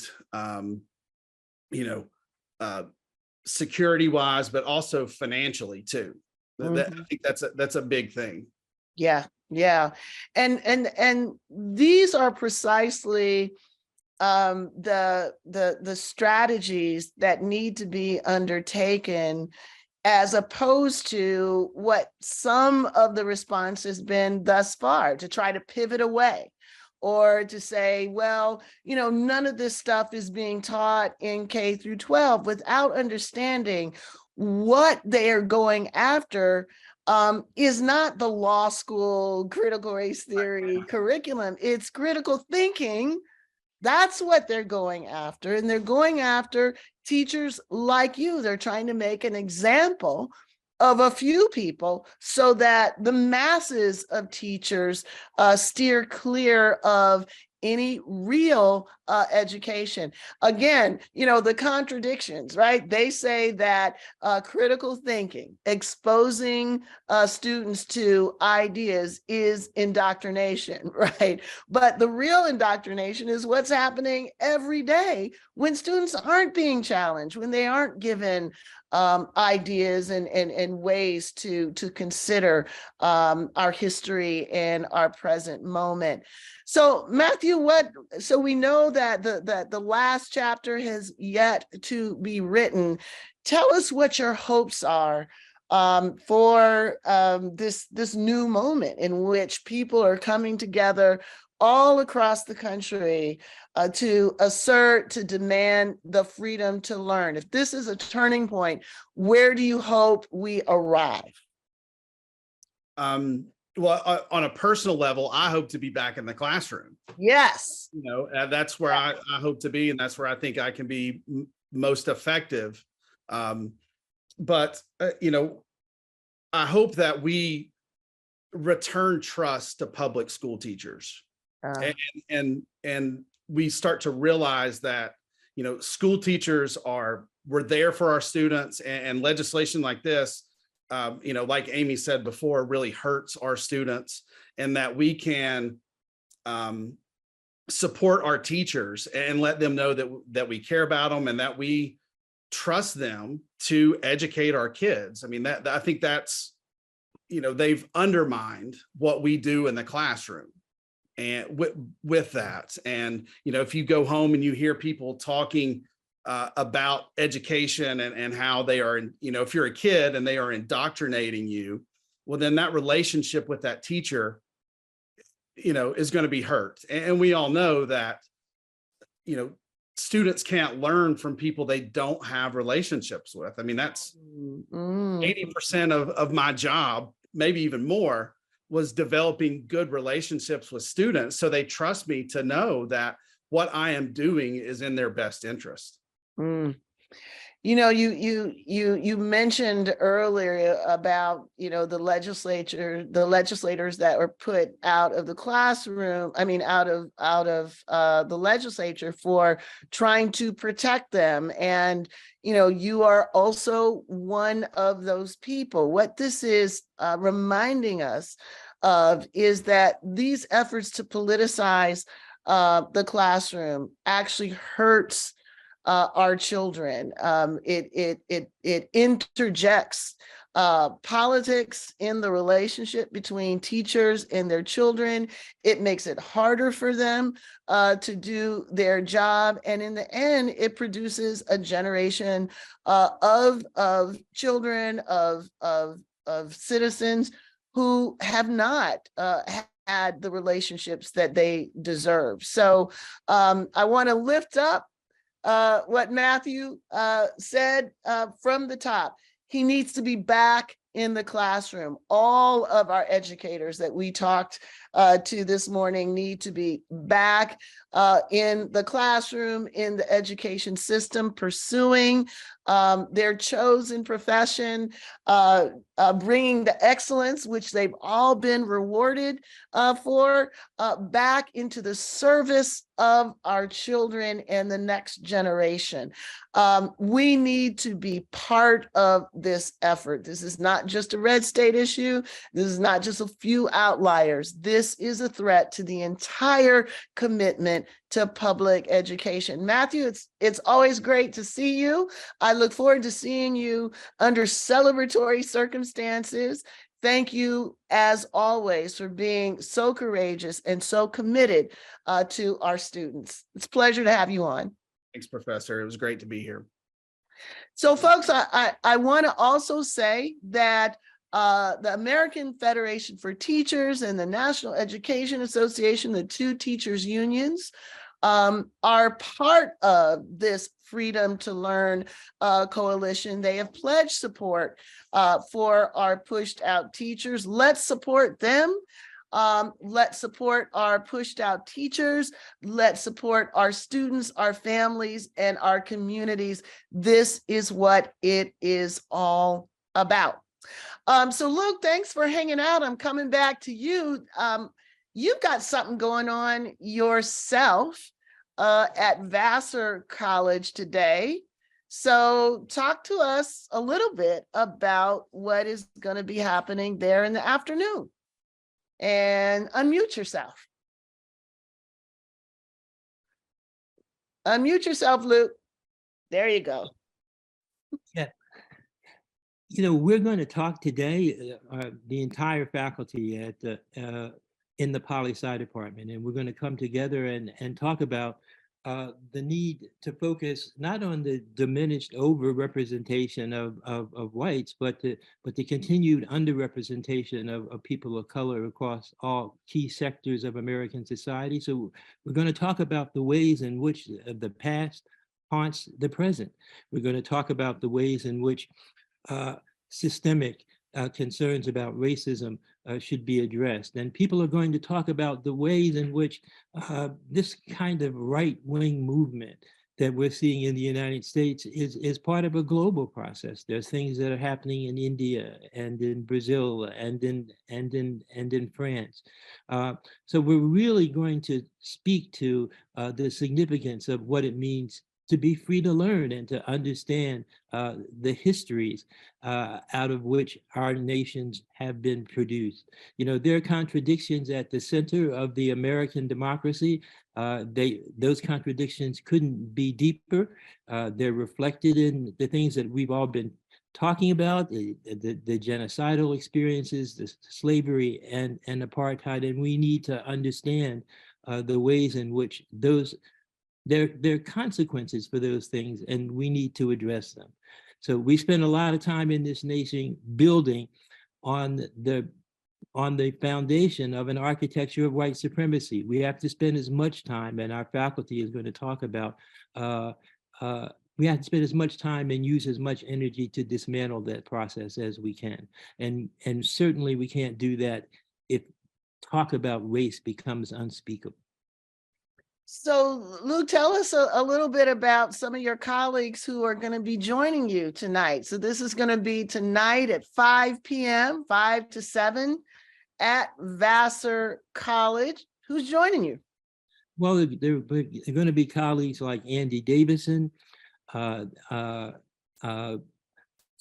like Samson Opandu, colleagues like Katie Height, who write about politics and think about questions of freedom all across the globe.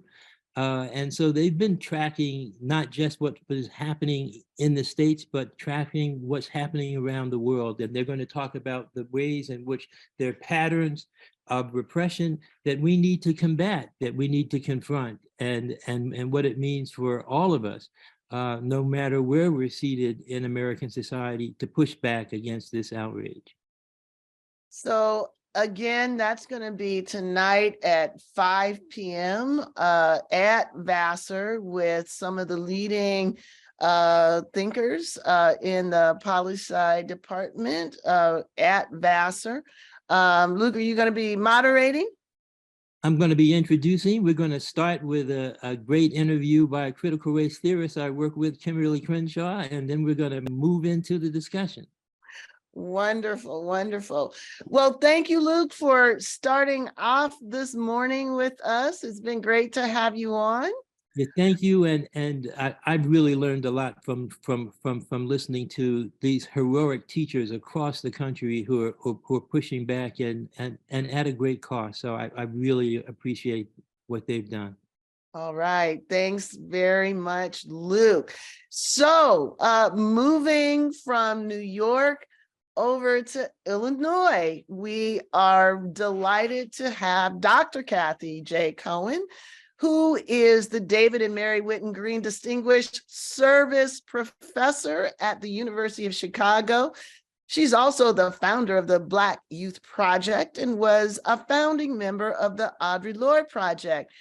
Now, we had an amazing conversation a few weeks ago together with Black feminist Beverly Guy Sheftaw and Evelyn Hammonds, where we spoke about the long attacks on Black knowledge and the goals about what Black studies, that's what is at issue with the College Board, aims to do. Here's Cathy sharing some of the logic of the College Board's decisions to excise vital frameworks. If we understand the College Board and AP courses as money-making endeavors, right, meant to speak to a consumer base, at some level, it's not surprised that if part of that consumer base, at least as it's been represented, says no to certain content, that to protect their kind of profit margin, that is the nature of capitalism, right, and racial capitalism, the College Board would say, let's take this out, right? So at some level, I wasn't surprised, but I think like many of us, and maybe most of us, I was disgusted, right? Because I know the centrality of not just a history, but ideas, and I would say radical thinking, and the work of intersectionality and Black feminism and Black queer studies to kind of reimagine and recenter who is the subject matter, right? The normative subject when we're thinking about Black communities. I know how important that work is to telling a different type of story or creating a narrative or an analysis about Black people and our existence and resistance. So disgusted, but not surprised. Dr. Cohen, welcome to Freedom to Learn TV. So good to see you. Unmute. You got to unmute yourself. No, okay, now I can unmute. For a long time it said, you know, you all had too much control. Like, oh no. Oh, no. Well, you know what? What a metaphor, right? Given exactly. that we are two of the muted ones. Maybe that's the name that we should call ourselves, the muted ones. That's right. So thank you for joining us for a couple minutes. We're anxious to hear about what you're going to do tonight. But, you know, before we jump to that, so a few weeks ago we were talking, we both, you know, said we were not surprised, but disgusted. I'm wondering now what you're thinking after the revelations that the Wall Street Journal, I know, revealed that the Wall Street Journal, okay, we have to take a moment to think about that, right? But the Wall Street Journal basically came forward with emails between some of the experts who were part of, creating the AP course and the College Board. Recall that the College Board had justified excising, muting people like Cathy Cohen and Roderick Ferguson and Audre Lorde on the basis of expert instruction. That's basically the idea is they told us to do it. Yes. Now the information suggests that actually they didn't. And they were kind of pissed off, right? That the College Board was trying to say they made us do it. So Exactly. are you shocked? Are you surprised? More disgusted? I know. You know the answer already, like more disgusted, not shocked, not surprised. It, to me, underscores the idea of the profit motive, right? If a state that is going to kind of buy in at a large level and produce lots of money for the College Board says no, then they will do whatever they have to accommodate where the money is coming from, even if it means throwing in particular scholars or experts or folks of color under the bus, right, as cover for their kind of bad deeds. Is it surprising? No. Have we seen it routinely? Yes. Is it part of white supremacy? Absolutely. Is it the story of racial capitalism? Yes, yes, yes. Should we know better? Of course. But I don't think we should, stay there. We should be disgusted. We should mobilize. And that's the idea of kind of freedom to learn in this National Day of Action, right? Yeah. Is to say, we see you. And it's not just that we see you, we will respond to you and we will challenge you and we will shut this down in all the ways that we can. And we will define who are our experts. We will, design our own understanding of not only our history, but our futures and the kind of central ideas for the liberation of Black people. And I would argue the liberation of all sorts of people, a whole bunch of young people who once exposed to these different curriculum and ideas will come to see that, in fact, their interests are aligned with the interests of Black folks and other folks of color and other marginalized people. And on that theme of the ideas and the ideas that are available for all people, I guess we could have seen this coming when DeSantis had this chart of all the objectionable ideas, and you could read right there, okay, they're coming after intersectionality, Black feminism, Black queer theory. And in fact, he tried to make a point of it in his press conference, like it's just obvious exactly that these theories have nothing to do with Black studies. So you responded to that a couple of weeks ago. So let's play a couple of your responses to that now. A focus on queerness is really thinking about one's relationship, or at least for me and my work, is one's relationship to power, in particular, yes, state power. It yes, is less about an identity and more about a basis mm-hmm, of solidarity, right? It mm-hmm, is to say, what does it mean to be an outsider, to be mm-hmm, quote unquote queered? And can we see a process of queering happening with lots of people? Are mm-hmm, you queer or are you outside of state power if you are on welfare? Are you mm-hmm, outside of state power if in fact you before marriage, right? You couldn't have your relationships recognized, right? Are you outside of state power if in fact you're thought to be a poor trans person who doesn't deserve standing, both relative to the state and relative to your community?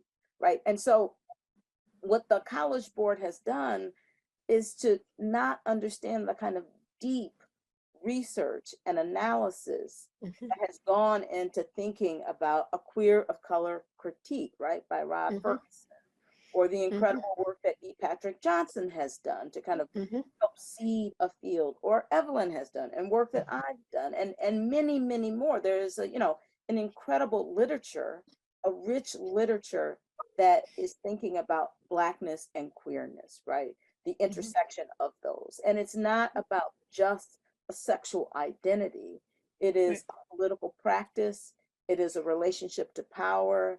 And it is a kind of the formation of political solidarity that allow people to mobilize. So, so it's dangerous, first of all, right? Absolutely. The College Board tries to equate that type of analysis and research by saying we've included these people in on the curriculum, so therefore we've dealt with that queer thing, right? Yeah, I mean, that's the thing that just kills me, right? So they took out the frameworks and said, okay, we're going to throw some people in, right? So they threw in Bayard Rustin. They threw in, you know, for Black feminism and intersectionality, they threw in, well, you know, Black women felt that they were underrepresented. What is it that people don't understand about the value of the framework? You know, the actual conceptualization, you know, of the history, so that they're going, okay, well, what you complain about? What are people not understanding?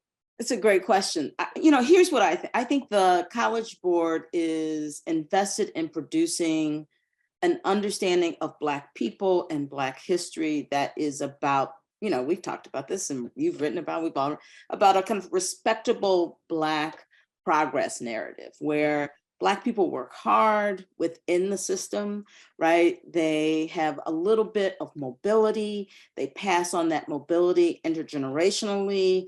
And eventually, in fact, you win your rights and you conform to the kind of neoliberal project of a certain type of citizenship, right? You are deserving, you are worthy, right?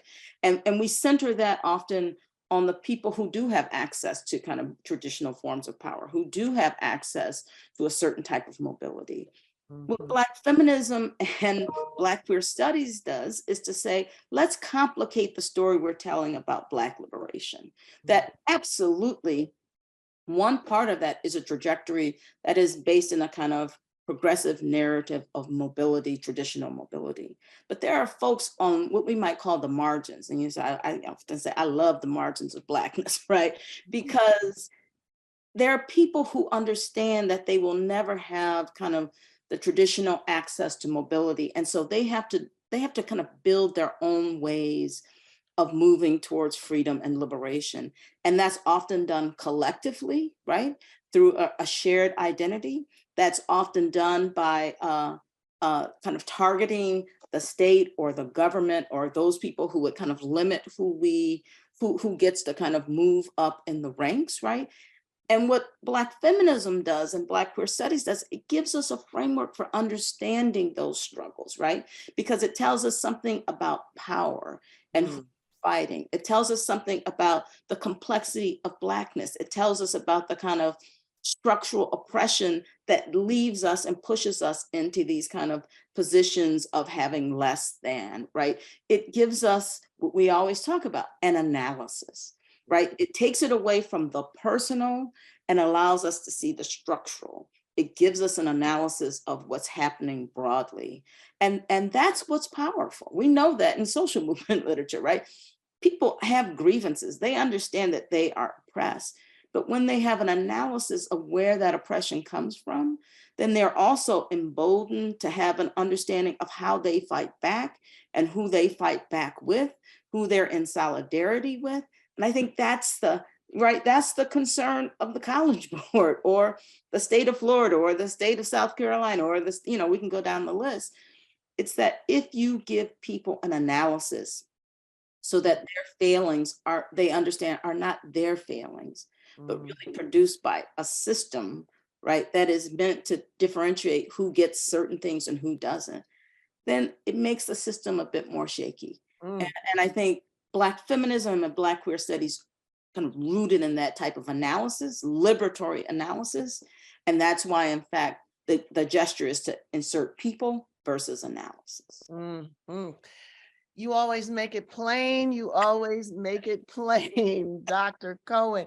I like to say it's like giving people the letters and words without grammar. right? Without the system to, you know, the way to make meaning out of the actual raw material, we are not creating literacy. We're just giving people a bunch of facts.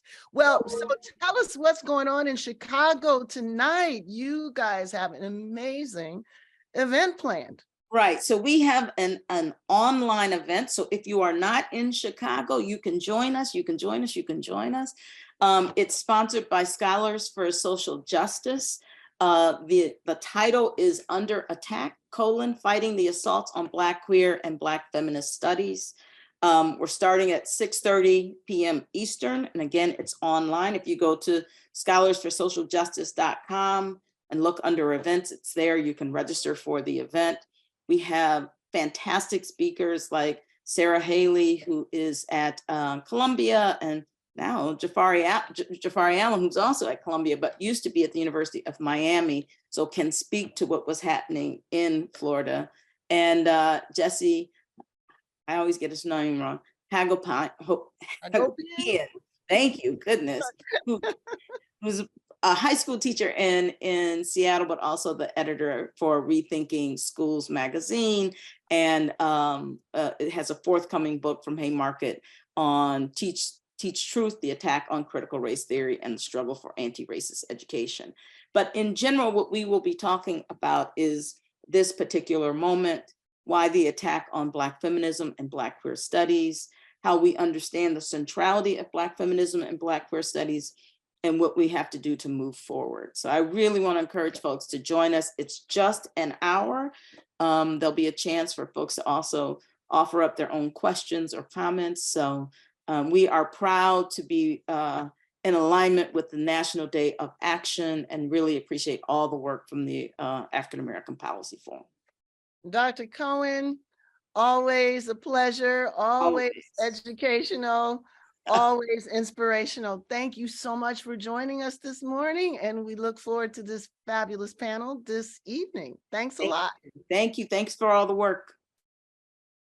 All right, folks, you heard it. This is about meaning. This is about creating knowledge that is necessary to interpret our circumstance, right? When people don't have the frame, they get the facts, right? We don't have to tell people, you know, what's actually happening, but the ability to understand where it comes from, what its history is, how it's instantiated in this moment is what is necessary to understand what needs to be done. That's precisely why these ideas are under attack. There are people who want us to believe there's nothing to be done. There are people who want us to believe that everything that we see around us is simply the product of our own deficits, either our biological deficits, our individual deficits, our cultural deficits, and for some, our spiritual deficits. I'm so excited to have on the show right now, Dr. Anthea Butler. I want to tell you guys that I picked up her book, and it was kind of like, how do I want to say, deja vu? Because I was a product of fundamentalist Christian education when I was in fourth grade, and I was actually writing about it while I was walking around with my headphones on, listening, you know, to the backdrop, to the historical story that created the experience that I remember. And I was like, I want to talk to this person. She feels me. She sees me. The book, you should run out to get it now. It's called White Evangelical Racism: The Politics of Morality in America. So if you want to understand, how can you be Christian and a white nationalist at the same time. How can you be at a seminary and say that critical race theory is evil? How can you say you're about traditional values and you support a candidate who is the polar opposite of the moral values you think or you claim to be yours? If you want to understand the long history of how we got to this moment where someone like the past occupant of the White House is the choice of evangelicals, this is the book that allows you to understand it. Professor Butler, it's such an honor to have you on. Thanks for joining us. It's lovely to be with you finally. Thank you so much, Professor Crenshaw. I'm happy. So can you share with our listeners and viewers how you came to write this book? Because I was all in. I was sitting with you in the pew when people turned to you. So tell a little bit about the story of how this book came to be. Well, usually when I'm sitting in the pew, people turn to me to try to hit me with the Bible, but that's part of the problem. Part of the reason why I came to this is because I'm a historian of African American religious history. I actually went to seminary for my master's degree, and it was an evangelical seminary, Fuller Seminary in Pasadena, California. And it just burned me up every time I started reading these books about how wonderful evangelicals were. They were against slavery.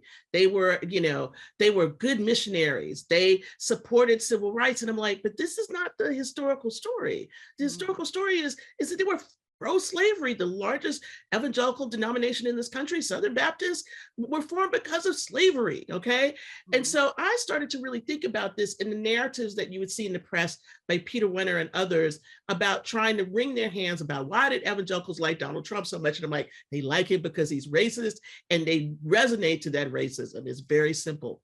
So the book came about with that question because I was tired of people asking that.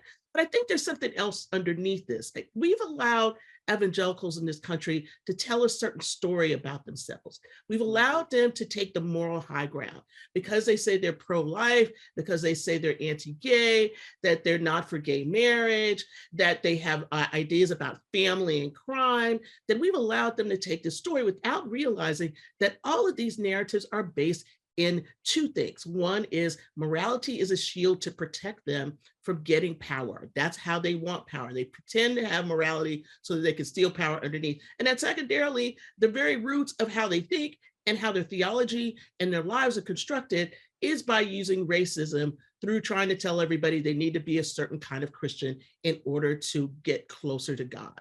Mm-hmm. Mm-hmm. So I like I said, when I wrote you, I had flashbacks, reading your book, right? And the connection and the way that morality was being used to fight back against the civil rights movement. So I'm dating myself. It was in the late 60s that I was in grade school, in this school, and my parents, and here's sort of the misconception. So my parents are Christian. Mm-hmm. They saw this school, heritage Christian school. It sounds different today than it did back then. Back then, it's like, oh, that's a great idea. Let's send our baby there. I'm one of two Black kids in the school. And we don't realize that the school was basically set up to avoid having interaction with people like me. It was set up to, provide an alternative to what was seen as happening in public education, right? Which was the inculcation of the idea that schools will be the place where we as Americans will come together. It'll be the place where we unlearn the patterns that were associated with white supremacy. So I'm in this school, and I have teachers who are basically teaching us revelations. That's number one, scary thing for kids. But number two, telling us that the end of days is coming. How do we know? Because of the civil rights movement, right? Because of, the Black Power movement. I mean, I even had one teacher who was basically trying to say that, folks like Martin Luther King and even at Stokely Carmichael, they were, they probably had the mark of that. I mean, it was like crazy stuff. There's a history to this. That a lot of people don't understand. So you told us some of it with respect to the slavery, but then mid 20th century, after Brown versus Board of Education, there's another moment where evangelicals get on the wrong side of history. What's some of that history that people probably don't know and should know? Well, let me take it through the story of your schooling, okay, with this Heritage Christian School. Once Brown versus Board of Education happened, you have a couple of things. One is that everybody's afraid because it's this race mixing. So if you look at some of the citizens organizations and things that are in the South, they are very afraid of this. And so what you set up is a school. So in order to be able to hide yourself from Black people, you can say it's a religious school, but you know that you don't have to let anybody in because you can discriminate against them. This is the same thing that's happening now, where people say, okay, you can't be openly gay and be at a seminary or something like that. This begins back in the 1950s. That's number one. These kinds of schools that are designed to keep people out. And if we think about the university kind of thing, like a Bob Jones University, for instance, that would not allow Black people in. And when they did, it was a rule against interracial dating. This is part and parcel of what they're trying to do. So these kind of Christian schools are designed to continue to have segregation. That's number one.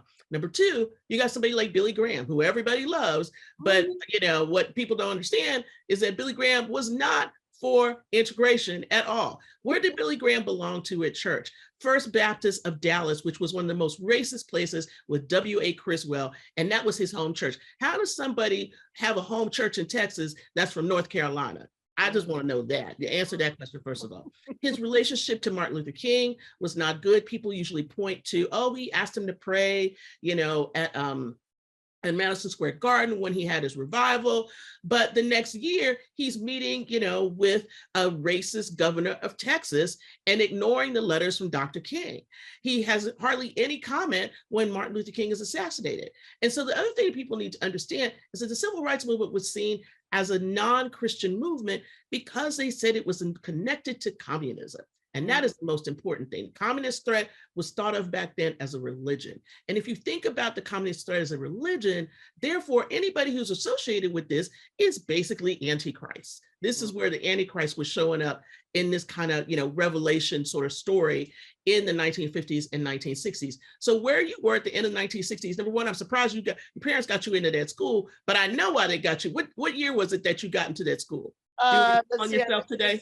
69. 69. Okay. The reason why they let you in that school is because they knew that they had to let some Black people in because they wanted to keep their non-tax status, their tax exempt status. And they're like, let's have a couple of people who sort of fit the Christian paradigm in order to come to the school, and we can say we're integrated when we really, in fact, are not. But then you learned all these terrible things that are basically how they were structuring their students. And the kinds of things that you learned back then are the same things that these school boards like in Texas and Florida and every place else want to teach today. So as I was saying, when I started this, I learned the backdrop, all of the machinations, what was happening to make my individual experience meaningful. That is the value of these kinds of studies, actually tracing what was actually happening, what were people's positions, what were they saying about race and racism, what were they saying about Martin Luther King? When, I thought I knew a lot of this stuff, but it blew my mind when you were writing about Billy Graham. Billy Graham, he was supposed to be one of the good ones, right? And then not at all. That he did not support Martin Luther King, that he did not, heed to his request not to give, support to, these segregationist ministers. I was like, wow. So here I am having an experience, but this is the framework that allows me to understand that experience. That's what the freedom to learn is all about. So you talked about Bob Jones University. And so this is where, fast forward, 20 years later, I'm a law professor and I am teaching this case. Now, just quickly, it has to do with whether these schools can actually enjoy tax exempt status when they discriminate on the basis of race. Now, the schools, want to have it both ways. They want to claim that they are institutions that are charitable. They're in the public interest and they want to get tax exemption. At the same time, they want to do things that are counter to the public interest. They want the right to discriminate. So Bob Jones discriminated because they don't believe in interracial marriage, so they didn't allow Black people on campus. I thought it was very interesting that you mentioned in the book that they allowed some people of color on campus as long as they agreed not to pursue interracial relationships. But at the end of the day, Bob Jones eventually lost their case and lost their tax exempt status. What I found so interesting about the book is that you trace their anger about that all the way to their deep involvement in abortion politics that ultimately now has won at the Supreme Court level. People don't know that they weren't always involved in the whole abortion thing. It was a way of capturing a lot of that white supremacist, sensibility and packaging it in something that made the Christian right a force to be reckoned with. Now that they have received, the nod that this was effective, what is your projection of what is likely to come in our future from this empowered faction in American politics? Your future is already here. The future you see with, trans children being vilified and trying to take them away from their parents, a trans legislature being knocked out of the Montana state legislature. You're seeing all of these laws from people like, Ron DeSantis and others. We've had the textbook thing going on for a long time. CRT was not even on. Ask any of these people what CRT is, they don't know. They could never tell you. But it was a good buzzword to use this. And as some of us who were involved in the 1619 project said, 1619 was part of this structure, but it wasn't just the only thing. It's a lot of things coming together right now. And so I fear, and this is one of the reasons why this is such a great thing that you're doing and having this today, is because people have to catch up. You have to catch up and realize that religious institutions are very much involved in the political action. And they have married themselves to the Republican Party. And those two things right now are operating as a juggernaut to take away education, to do all of these things, to make sure that you don't teach about Black studies or anything else in the school, to degrade and fire people from their jobs, regular teachers who are just doing this. I just saw another case yesterday of a woman at a Christian school, white woman, teaching about race relations, gets kicked out of her college at Taylor University because she's teaching about this. Her contract was not renewed. This is going to be a way to extend a purge in universities and colleges and elementary education, K through 12. And what people have to understand that this is a fight. This fight has been going on for a long time. Everybody thought that they were surprised when Roe fell back last May, June. But I'm here to tell you, they've been working on this for a long time. They are tenacious, they are powerful, they're well-funded, and it's time for us to get serious about what's happening here.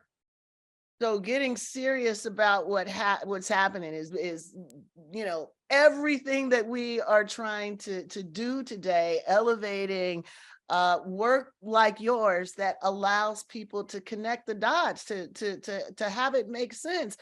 And once you get it, what appears to be a contradiction isn't a contradiction at all. I mean, even I was surprised when the Baptist Convention passed a resolution basically saying that critical race theory was ungodly. I was surprised that they even knew about intersectionality, much less decided that these ideas could not be taught in seminary. And here's the thing that just got me. So I see liberationist work as being deeply grounded in the idea of of faith and the idea of fellowship, idea of, affirming the value of all of us in humanity. So and I also should say my grandfather was a minister. I grew up going to church, right? So to sit there and see religion, to see Christianity in particular being used as a vehicle for a white nationalist project was just shocking to me. And I thought, well, clearly, if we raise the contradiction and the tension between the professed values and what the politics are, there is something to be had in that. I say that because at the end of your book, there's a part where I was tempted to say, okay, she's not talking to me because you actually said, okay, for those of you who are annoyed or for those of you who, object, I want you to think about these things. I wonder if you could, share some of what your challenges are to white Christian evangelicals. What is it that you want them to think about? What is it that you think, may be the pathway for them to reckon with the history and the current moment that you are laying forth? What do you want or imagine the possibility of that confrontation to be? Let me just say a couple of things about that. I think a lot of people who have called themselves evangelicals have left because they cannot deal with what's going on right now. And the end of my book is really a challenge to all of those people to say, now that you're getting what you want, what now? What kind of world are you going to make? Because all the rest of us are going to hate you, basically. And I didn't say it like that, but that's what I really meant, is that you will become the hated ones. But it plays into their ideas about persecution. And so what I think is dangerous right now is that anything you say that is trying to get people out of the system to make them think about the harm that they're doing, how this is not the Christianity that they say that they're supposed to ascribe to, then what happens is that they just become firmly entrenched in this particular kind of system with politics. And I think that's really dangerous, number one. Number two is we cannot underestimate, and I say this very strongly, about how many of these people are willing to be violent, how many of them are willing to push back with guns and everything else. We saw this on January 6th. We're going to continue to see this. If you think that this is done, it is not done. And so what I want to say to people is that you need to, first of all, be aware. Second of all, understand that voting is not enough. You need to be down in the trenches. Every day, there are school boards in this country that are being taken over because people are being paid to go there and do meetings. I was at a talk last month in New Hampshire. Somebody was telling me about the school board meeting in this particular town. And somebody came over from Maine to come to New Hampshire to talk about a school board meeting. This person had no business being there, but they're being paid to be there. And so we have to understand that these structures are very interconnected, they are well networked, and they are about dismantling what we see as a democratic system where people can learn the things that they need to learn about this country and learn our history and be able to express themselves in such a way that they are able to be the human beings that they have been called to be. Dr. Butler, nothing but a word here. Thank you so much for, first of all, your work. I mean, yeah, I guess people can tell I was, saved by the explanation. You go through life having certain experiences and you just, want to understand why did that happen and where did that come from?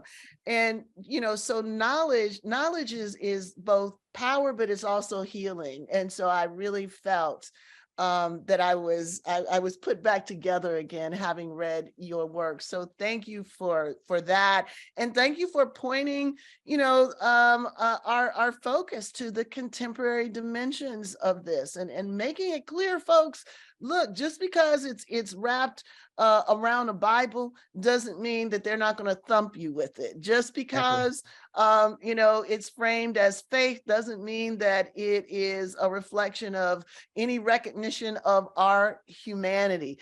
We need to be vigilant about the role that religion is playing in undermining our democracy, in creating the conditions for violence, and frankly, for pushing us, to the edge. And let's not forget that the Supreme Court is playing a role in this. Let's not forget that the space that is increasingly being given to these forces is only growing. So with the attack on public education will come pressure to use public resources to support institutions that themselves unabashedly embrace racist ideas. That is what we are looking at. So we got to go deeper, we got to go broader, we got to understand what is at stake. That is what the Freedom to Learn is all about. So folks, go out and get this book,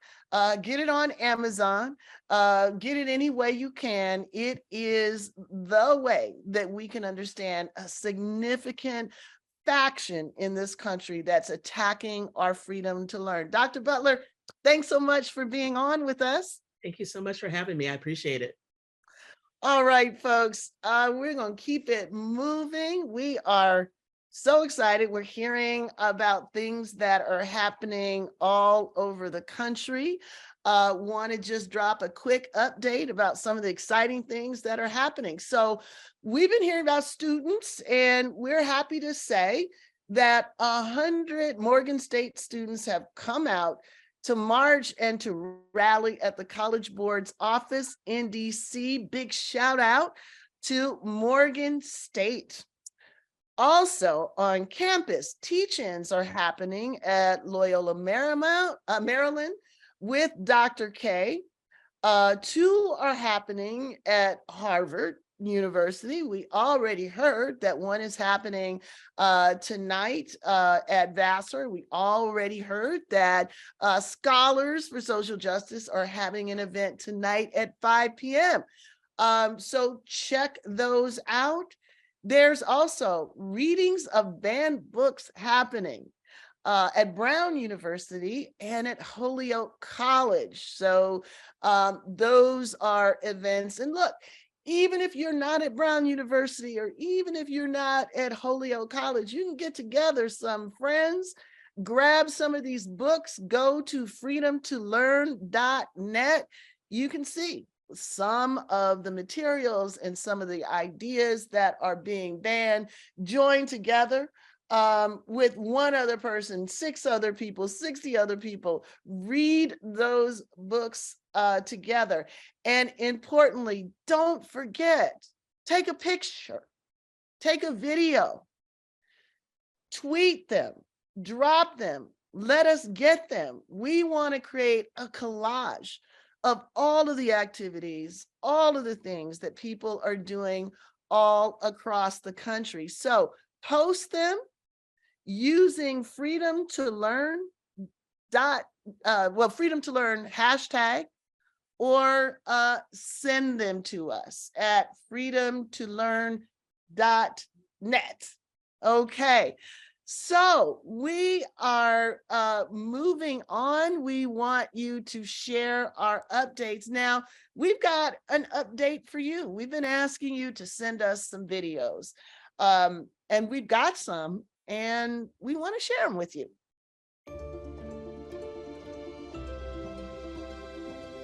Reading, writing, and literacy are pillars of the human experience. The idea that people are trying to ban books enrages me. When I was in the 9th grade, I was transformed by reading Toni Morrison's The Bluest Eye. When I was 13 years old, I read The Color Purple by Alice Walker, and the experience changed me forever.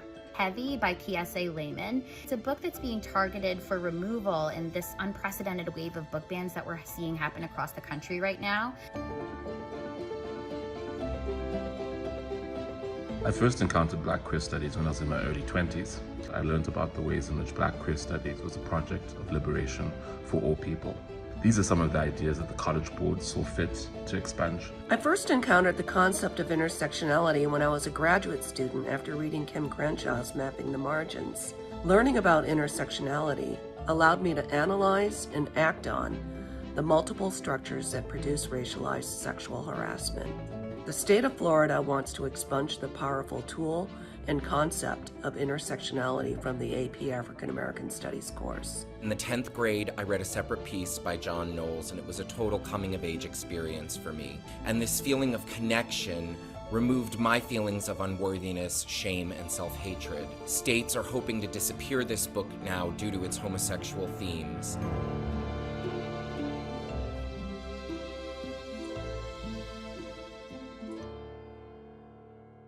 Call me a rebel, but a lot of the reasons that some think that it shouldn't be read by young people are the reasons that I think young people should go out and get this book. Zora Neale Hurston once wrote, if you are silent about your pain, they'll kill you and say you enjoyed it. So that is why I'm speaking up, and that is why I'm asking you to speak up as well.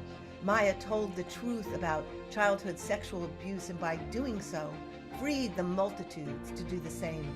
Books save lives. This is why we cannot ban I Know Why the Caged Bird Sings. Zora Neale Hurston's Their Eyes Were Watching God. Feminist theory from margin to center. Books like this, stories like this, ought to be taught. We cannot allow MAGA extremists to determine what authors we can read and what concepts we can study. We must demand the freedom to learn. Thank you, thank you, thank you to V, to Tony, to all of the folks that got us going with this video. So be part of it. Send us your book or send us your concept, send us some forbidden knowledge that changed the way you think, that opened up possibilities for you. Make the video, send it to us, and we'll include it in our Freedom to Learn video. So we're going to keep it moving, folks. I am so delighted to invite our next guest into the conversation. Jason Stanley is a professor of philosophy at Yale University.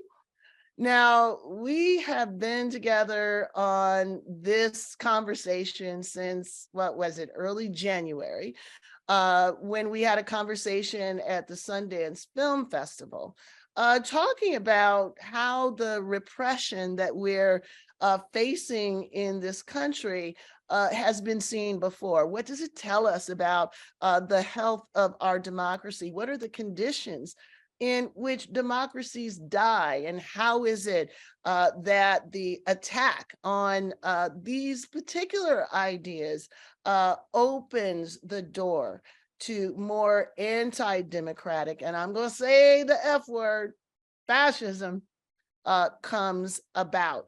So I'm very delighted to welcome Jason to our show.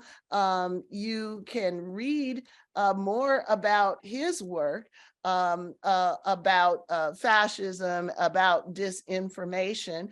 We're going to drop some of his titles shortly, but right now we are excited to talk to him about the book that he's working on right now. We might say ripped from the headlines. Jason, welcome to Freedom to Learn TV.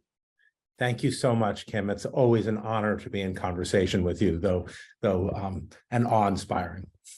Thank you, Jason. So you're writing a book on this very moment. So first of all, tell us what the book is about, and importantly, what inspired you to write it. So the book is tentatively titled Schooling for Fascism. My previous book, How Fascism Works, was about fascist politics, which is about a kind of politics that creates fear, inspires mobs to line up behind a leader. And my new book, Schooling for Fascism, is about a part of that. It's about what makes this kind of politics effective. It's about the kind of education that, if you have it, makes you much more responsive to authoritarians, autocrats, and yes, fascists. And so tell us more about what kind of education we are seeing being promoted and embraced that reflects the the threat of schooling for fascism? So fascist propaganda and politics centers around what's often called great replacement theory. The idea that the great race, to use the eugenicist Madison Grant's phrase in his 1916 book, The Passing of the Great Race, which deeply affected Hitler. The idea is that the race that is the identity of the nation is going to be replaced culturally, politically, and even physically by others, by people who are inferior. So the kind of education that you want to give people to set them up for great replacement theory is you want to connect the identity of the nation to members of this race. You want to have an education that says that according to which the great deeds of the nation, the great cultural works of the nation, the civilizational accomplishments, the wars have all been won, accomplished, feted by and for, in this case, white Christian men. So you want to eliminate, you want to connect the idea of your country with the accomplishments of men of this identity. In this case, in the case of the United States, it would be white Christian men. So you would focus on, so it's very interesting because Du Bois and Souls of Black Folk urges us to see that a classical liberal education is freeing, and it is freeing.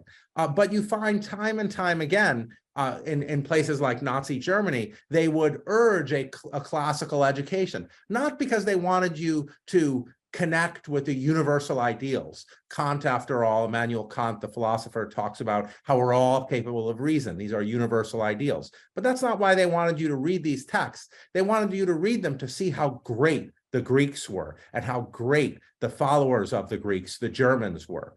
And similarly here, instead of trying to channel the ideas that so influence us from the founding documents of this country, they want you to focus on the men who wrote those documents, the white men who wrote those documents. And they want to say they were inspired by Christianity to write these documents. And so instead of focusing on the rights and freedoms in question, they urge you to focus on the men. George Washington, Thomas Jefferson. Look at the greatness of these men. And they urge you to focus on the wars and the white men who fought the wars. And so, they claim, as Du Bois, this book by Du Bois, Black Reconstruction, one of its main arguments is that the Civil War would never have been won without the hundreds of thousands of Black soldiers fighting on the side of the Union, without the hundreds of thousands of formerly enslaved Americans shirking work, escaping from their plantations. It was Black agency that won the Civil War. And this they want to erase. So you only think of these accomplishments as the greatness of Abraham Lincoln. It makes me wonder whether the answer to one of the questions I have it exists within the picture that you just painted. So we have an understanding, I think it's pretty clear, what the neo-nationalist right is motivated by, how they have received projects like the 1619 Project, or critical race theory, to the extent that it engages the great white male narratives about the nation. But I've been puzzled because, they're not the only ones that have issues with newer ideas and frameworks. There are other folks, they might not be as loud, they might not, march through the Capitol with the Confederate flag, and they might not be marching on school boards, but there is sort of a sense that there are some folks who are sitting back with their arms crossed, or themselves thinking that their general endorsement of the idea of academic freedom or freedom of speech might not be as robustly expressed in the context of efforts to attack or eliminate 1619 or intersectionality or structural racism or any of these ideas. So I'm wondering, what you think is the way in which some of these investments are not just left-right investments? It's actually far more complicated than that. Well, that's right. Anytime you're trying to tell a true history of a country, there's going to be bad things about that country. There's going to be reasons why the people who are rich now are rich now. There's going to be reasons, for example, in the United States, why white Americans get a certain privilege, and that includes Ellis Island Americans, immigrants who come here. Ellis Island Americans want to say that this history is not theirs because they were elsewhere. My parents are refugees from Europe. Nevertheless, I'm hyper aware that if I were African American, it would be a different experience. There would be a whole set of obstacles that I did not face as an Ellis Island American, as it were. So what you get is you get people who, and I experienced this going to high school in Germany, where people are confronted with Holocaust education. It's very uncomfortable. It's very disturbing. And, as the parent of two children, two young children, I can tell you, we often don't want our kids exposed to a certain kind of guilt. We think, okay, maybe it's too early for them to feel guilty. And I think a lot of, let me just go so people don't feel personally attacked using the German case.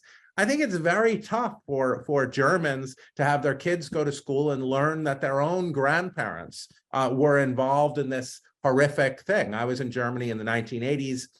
Nazis were 72, 73 years old. They were healthy grandparents still on the ski slope. So it was tough. You're sending your kids to school. They're learning that their own grandparents were implicated or perpetrated in something horrible. And it's very tough for everybody. And so what you're seeing in the United States is you're seeing that resistance, that desire to shield one's kids from the reality, to shield one's, and a kind of dislike or even hatred for those who would confront one's children with that reality. I want to talk about the 1619 Project in particular in a minute. But there's also the attack at LGBT, and here you have the similar thing. This is directed to parents who are, of course, straight parents who are afraid that their kids will become LGBT. And so we've seen this all over the world. In Hungary, Viktor Orban ran against Central European University, essentially saying, they're teaching your kids to be LGBT. So this, of course, it's nonsensical that by withholding LGBT perspectives from children, you're going to somehow shield them from becoming who they are, loving who they want to love. It doesn't work like that.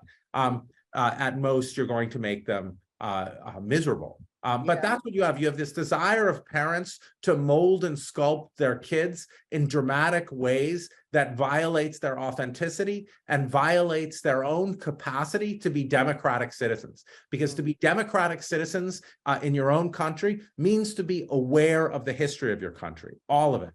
Otherwise, you're not a democratic citizen.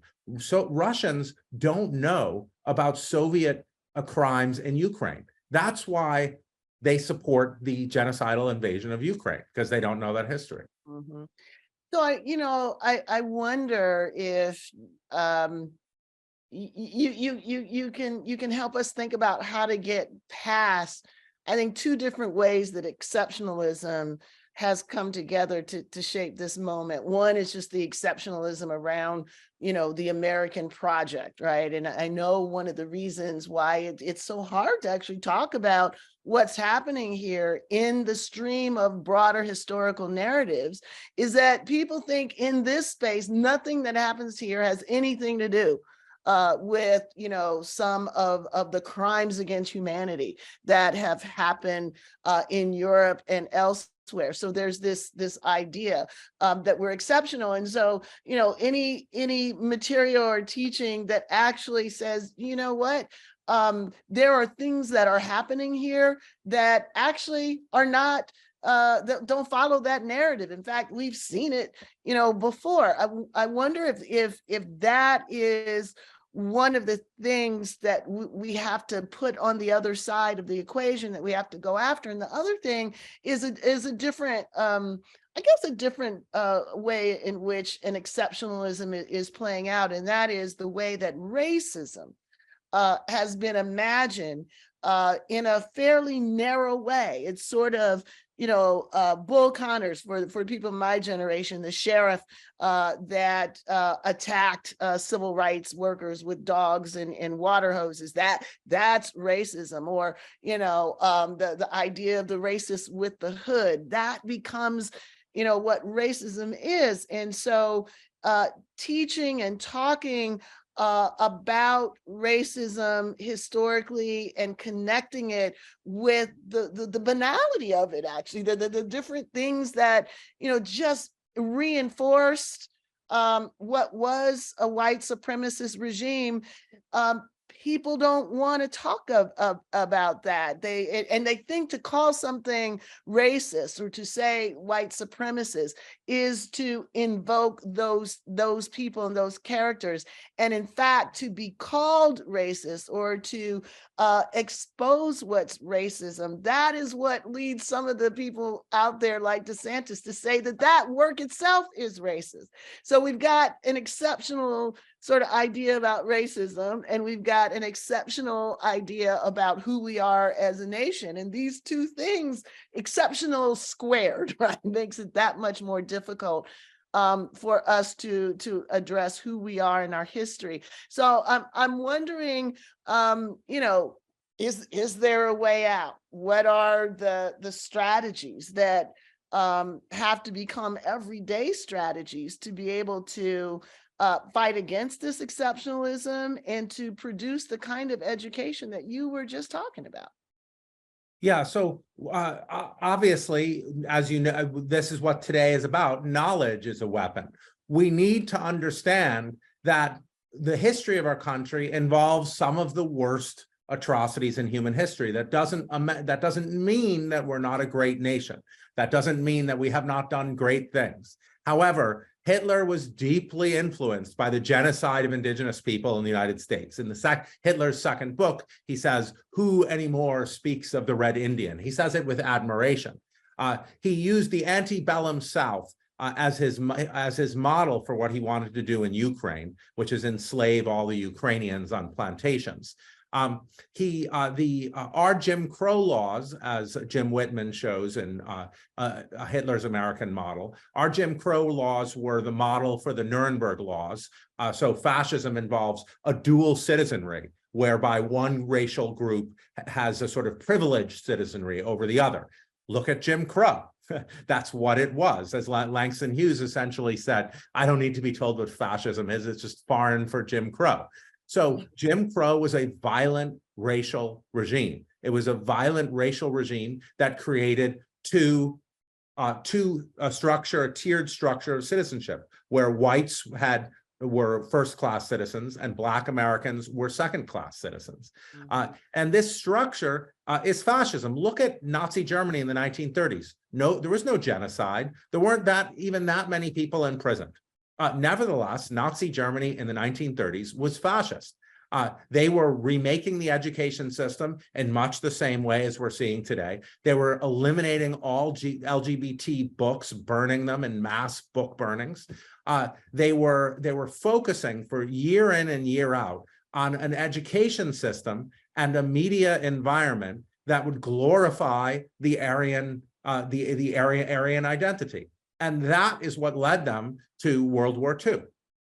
So you don't need genocide for fascism. The United States itself had many fascist parties in the interwar period, many fascist movements. America First was a fascist movement. There were genuine pacifists, but Charles Lindbergh, the spokesperson, explicitly said, this is about, we can't have war with Germany. We need to be allied with Germany against the Mongols and against the non-white races. And he said that in Reader's Digest. So we have fascist movements in our past. The Ku Klux Klan is Bill Paxton calls it the first functionally fascist organization. The second Klan in the 1920s is indistinguishable in their beliefs from the various versions of folkish parties in the 20s, from the Nazi Party. They thought that the labor movement was a communist Jewish plot to create a race war, to radicalize Black Americans into a race war. And that's what the expression critical theory works off, that history in our past, the history in our past that some theorists critical theorists are inspiring Black Americans to be radical and violent, which is exactly what the Ku Klux Klan in the 1920s was saying. It's what Henry Ford was saying in The International Jew. So that's why they're using the expression critical race theory, because it resonates with this long-standing fascist conspiracy that left-wing Jews are somehow in cahoots with radical Black Americans to overthrow the United States. So and it's part right. We even see it. We see it with the intellectual piece. We see it with, the Soros. He becomes basically, all you have to do is say, oh, there's Soros, support it, and that's the end of the discussion. The deep roots of anti-Semitism and racism still flourishing in this particular political regime. I'm going to ask you for just one very quick, because there are a lot of people who I think are also a little anxious about, well, should we be talking about fascism? What is the most direct way that we can define fascism and connect it to American, white supremacist, religious, neo-nationalist politics? What's our direct route that allows us to say this is what fascism is? So fascism is a cult of the leader who promises national restoration after supposed humiliation by feminists, liberals, racial and sexual minorities, and immigrants. And they say they can restore the nation to its greatness by beating back this tide. And so each fascist movement involves the glorification of a group, the dominant group in the society. And then what you do is you use great replacement theory thinking to say they're displacing us, to create fear, to create what Du Bois here and Hannah Arendt in Origins of Totalitarianism call the mob. You create this fear that your future, your children are threatened. Your future is threatened. So the Nazis said, the Jews are behind LGBT. They focused on Magnus Hirschfeld, the gay Jew who ran the Institute for Sexual Sciences, which was burned down in the 1933 book burning. But they said Jews are behind feminism.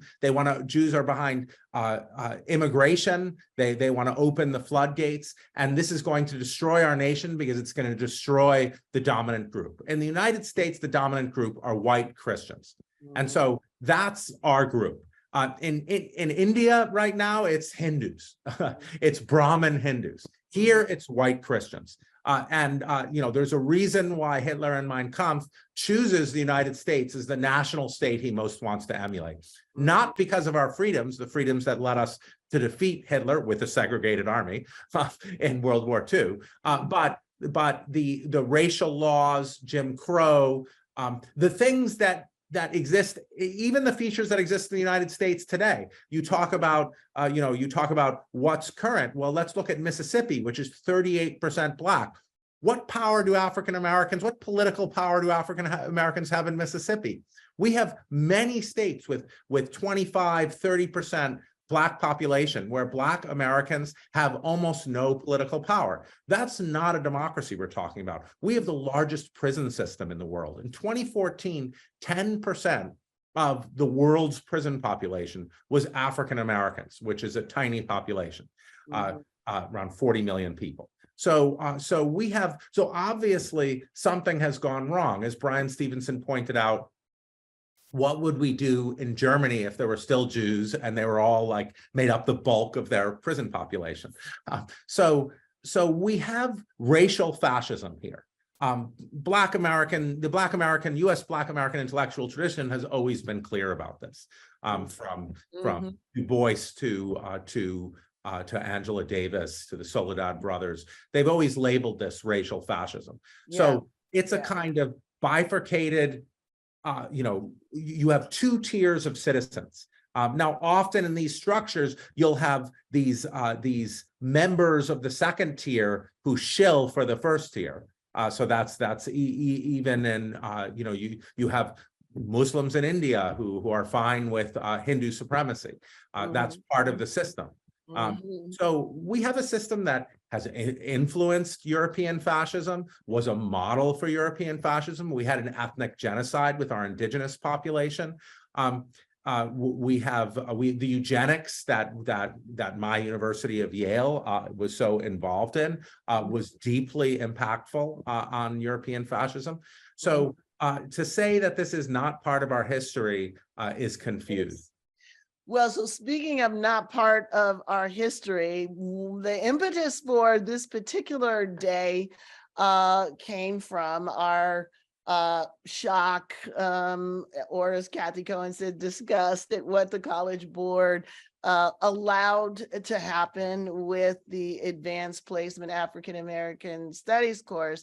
And let's be clear, what actually is happening is that there's a rising effort to censor that's happening at the same time as there's rising demands to learn more about this history. College Board was, basically, to use my term, in the intersection of that, right? So how are they going to push forward a course that has many of these ideas in it at a time where there are those who are pressing for a kind of education that only exposes people to the grand celebratory narratives that you have been talking about. So my sort of last question, let's talk just a little bit about our conversation at Yale and what is it all about? And let me just put devil's advocate out here. I'm sure there's some people who are saying, well, look, we have so much to fight here with the DeSantises of the world, with the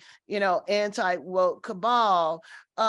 Isn't the sort of College Board issue sort of a non-issue? Why does it matter that educational institutions like the College Board, why does it matter how they come out or how they accommodate or how they don't fight against these kinds of censoring policies, practices, and expectations? Well, one thing philosophers know, political philosophers, is that education is the heart of a political system. You can either have a democracy or not. If you're going to have a democracy, you need a democratic education. What they're trying to push for is a fascist education, an education that glorifies the dominant group, that creates this hyper-nationalism around the dominant group, that glorifies our achievements, that places us as the top nation in the world, rather than a critical education that allows us to improve our democracy, to move forward to a multiracial democracy. So, you can have different education systems, but the education system you choose is going to be the determining factor in the system that you have. You want people to love the dominant group. You want people to adulate the leader who represents himself as the spokesperson of the dominant group that is under attack from all these minorities. Then have a fascist education. Have an education that doesn't tell you about the history of your country in all of its complexity. Because what a democracy is the system where all of us participate in the formation of the laws that govern us. And we can't participate in the formation of the laws that govern us if we don't know who we are.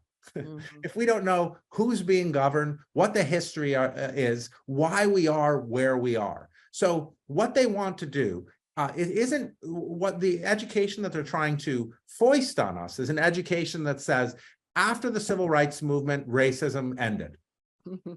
And so that's what they want to do. So it's slightly different than a pure fascist education. They want to say Martin Luther King was a great man because he got rid of the racism. So after Martin Luther King, there was no more racism. What is that going to do? Well, when you see Black Americans and their allies rallying politically against police violence or militarized policing, or the prison industrial complex, which is my colleague Elizabeth Hinton shows, is what all of these Black rebellions have been against, seeing the police as the agents of the prisons. Americans are not Americans who go to schools who think that Martin Luther and are told that Martin Luther King solved racism are not going to understand what they're seeing. They're going to say, what are these people upset about? This isn't 1960. We solved racism. You know, people rarely mention that in 1960, white Americans also thought that racism was solved. So that's what they're trying to do. They're trying to render us unable to support the policies we need to support to move ahead as a country. It's really anti-American. Yeah, yeah. And, you know, just as my final thought, just a quick minute, there are some people who think the story, you know, of oppression, the story of fascism is, you know, a faction, a bad faction that through, you know, violence or through rule breaking took over. And what they don't pay attention to is how mainstream institutions, even institutions that consider themselves to be apolitical or even liberal, have sometimes facilitated that taking over. What part of that history do you think more people need to know to understand why it's important that our mainstream institutions live up to the values that they claim to be theirs? So I'm 53, and I was an adult throughout the 1990s when crime started dropping like this. Violent crime started dropping in 1991, 1992, and just kept on dropping. In 1991, there were like 2,300 murders in New York. You know, and by 2010, there were like 300. But yet, John DiIulio at Princeton University in 1995 and Vincent Fox of Northeastern came up with super predator theory. They predicted, so John DiIulio was a professor at Princeton University going on TV, predicting that crime would double and double again. And this was solely, the evidence was solely because of, they were assuming that there's a fixed rate of violent crime among Black teenagers, and they were looking at increased populations of Black teenagers. It never occurred to them that actually, you know, environmental conditions could cause crime. And so a better economy led to less crime. So this led to over 40 states adopting laws that charged juveniles as adults because they were super predators. And this was Princeton University.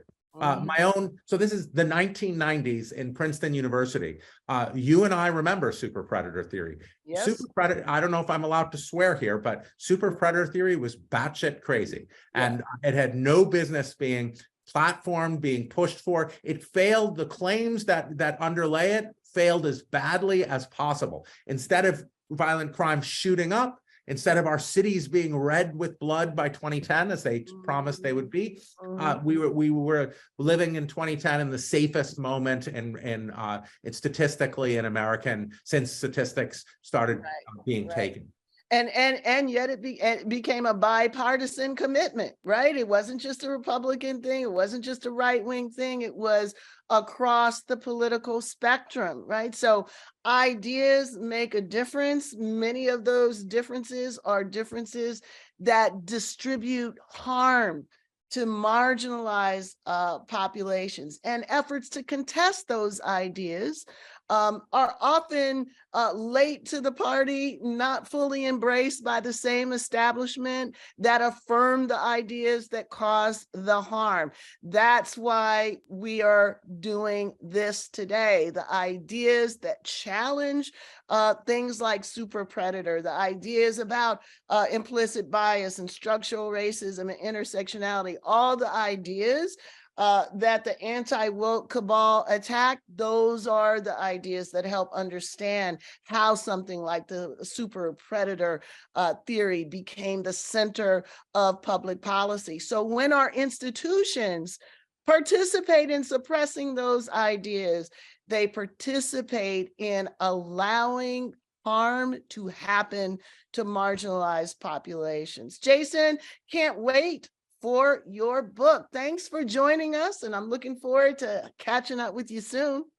Likewise, Kim. Thank you. All right. Thanks so much, Jason Stanley. So guys, run out and get Jason's book. Check out How Fascism Works if you want to understand what we're dealing with now. So to shift to what's happening on the ground, I am so excited, delighted to hear about what happened in DC with the president of the National Council of Negro Women, Dr. Reverend Siobhan Arline Bradley.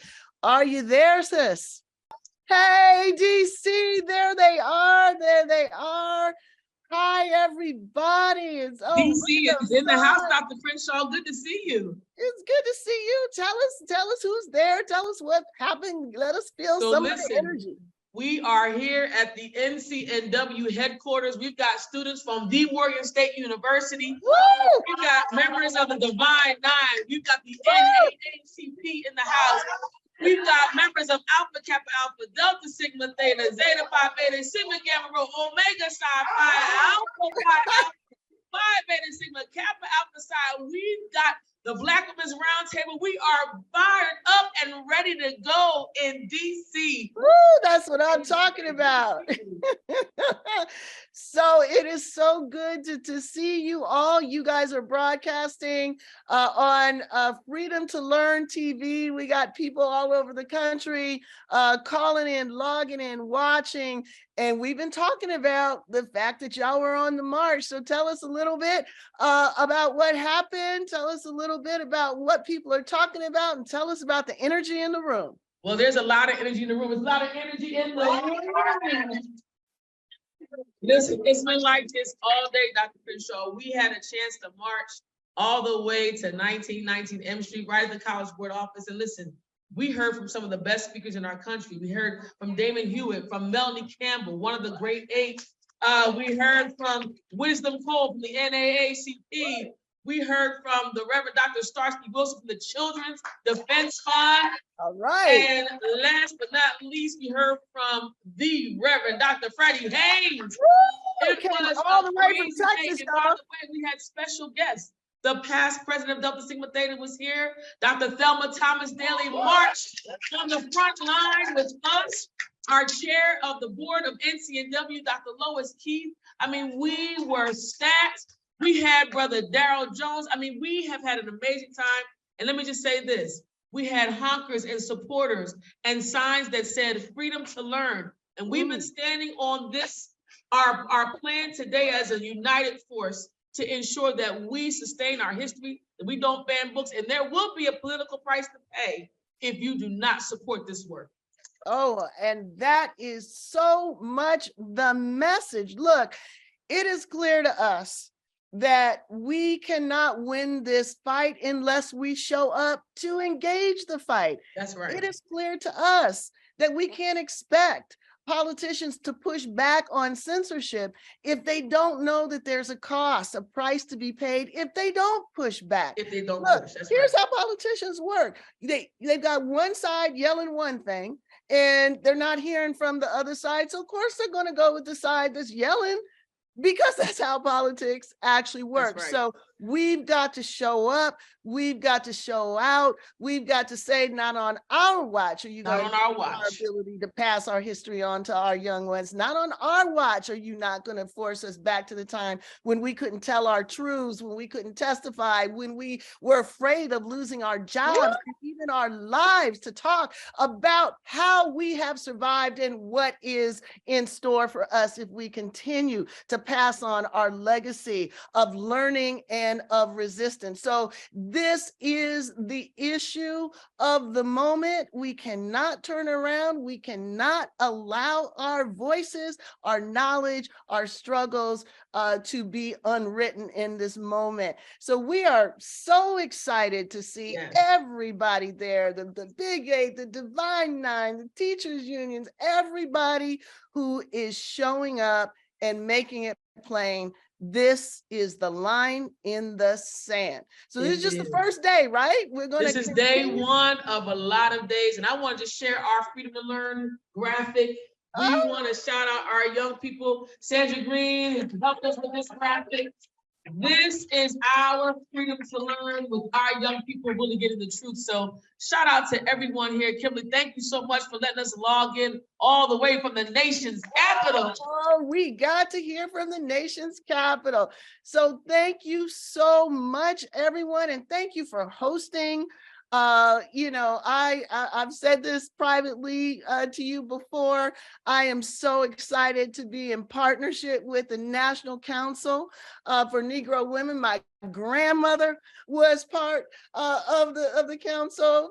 My mother was part. And so I'm feeling like this is sort of just like an energy. Talk about passing on the baton, right? And so our goal is to make sure that we pass it on to the next generation. So thank you so much.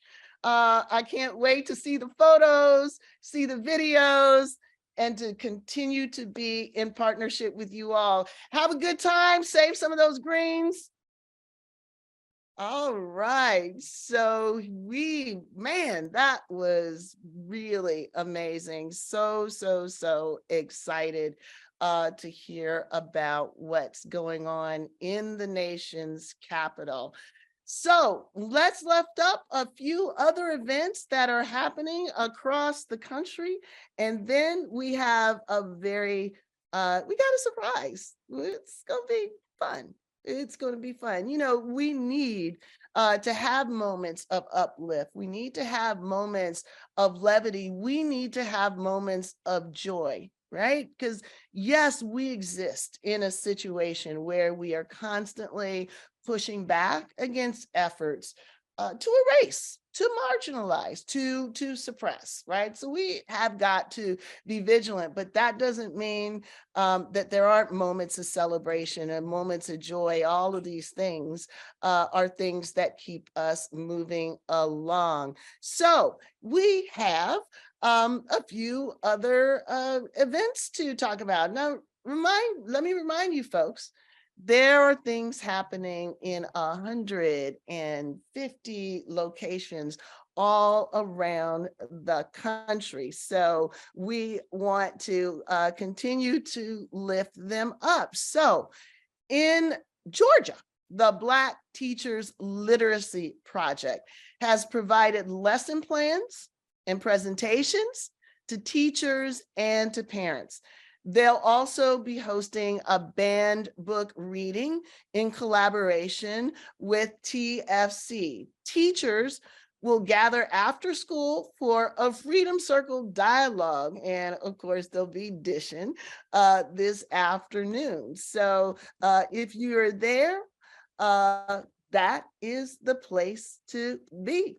Okay, in St. Louis, Missouri, Good Journey Foundation's Youth Community Garden will host readings of excerpts from banned books around their garden fire pit, burning words of oppression in the fire and creating words of liberation with youth poets placing banned books in the garden's little free library. That is just marvelous, marvelous idea. So if you are in St. Louis, Missouri, go check out the Good Journey Foundation's Youth Community Garden. Okay, Voices for Honest Education is having a virtual event. Educators will write letters to elected officials demanding the freedom to learn for all. Students must be respected and upheld. The session will include a brief overview of ways educators can effectively advocate for their students and for the right to learn. There will be a letter writing workshop in which participants will draft and send letters to key local state politicians. So check that out. Okay, Holyoke College is hosting a banned book read along, and it's happening across the country, across the campus, today. During the event, they're conducting a community read along, and they're holding a discussion for folks who want to celebrate the power of literature and the importance of critical thinking in this time of book bans. They're going to be addressing the removal of Black scholarship from African American studies courses, and also the coordinated attack on critical race theory, on equity and inclusion. So if you are in the Holyoke College area, that is the place for you to be. Okay, the Department of Community and Social Justice Studies at William Patterson University will host, I love this, Who's Afraid of Children's Books? Yes, Who's Afraid of Children's Books? It will be a virtual band reading featuring faculty and students. Clips will be shared on Instagram and on Twitter. So look out for that. Okay, we're going to keep it coming. So if you want us to announce one of your events, drop us a line at freedomtolearn.net. Come on to the webpage, let us know what's going on, and keep those photos and videos coming, folks. Tweet them, post them using Freedom to Learn hashtag so we can put them all together so we can get a vision of our majority, those of us who are standing up all around the country. Okay, we are going to a little clip about the ways in which we can call out what the real goal of this anti-woke, anti-CRT campaign is. We want to call it out, not just this day, not just this week, but for the foreseeable future. And then we're going to have a nice surprise. If there's one person that could use a scandal, it's Ron DeSantis. That boy is just running around just passing every controversial law he can think of, thinking that's going to activate voters. That's not how you activate voters in this country, Ron. Everybody know how you do politics. This is America. We don't pass laws.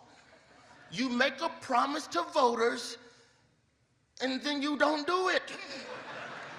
That's what the great leaders in this room understand. You know how to make things not happen. The only thing Ron DeSantis has done that I got to give him credit for, this boy that got people riled up over stuff they can't understand. They don't know what critical race theory is. Got these people riled up about something that they can't even define, like crypto or NFTs. Ask any Republican that's anti-CRT. Ask any Republican trying to explain CRT. They sound like a Democrat trying to explain the charges against Trump. It's bad, they're everywhere. We just gotta stop it, we gotta stop it. We got the files. We got files. We'll be right back. I'm Rachel Maddow. I have files. Rachel Maddow get them files on you, it's a wrap. I think Republicans, y'all would be surprised, man, if y'all would just be real about what CRT is. You can be surprised. Some black folks might meet you halfway. But you gotta tell the truth. You can't lie to black people. Call it what it is. Anti-CRT policies are an attack on black history and an attempt to erase the contributions of black people from the history books. That's what it is. You are trying to erase black people, and a lot of black people wouldn't mind some of that erasure as long as that black person is Clarence Thomas.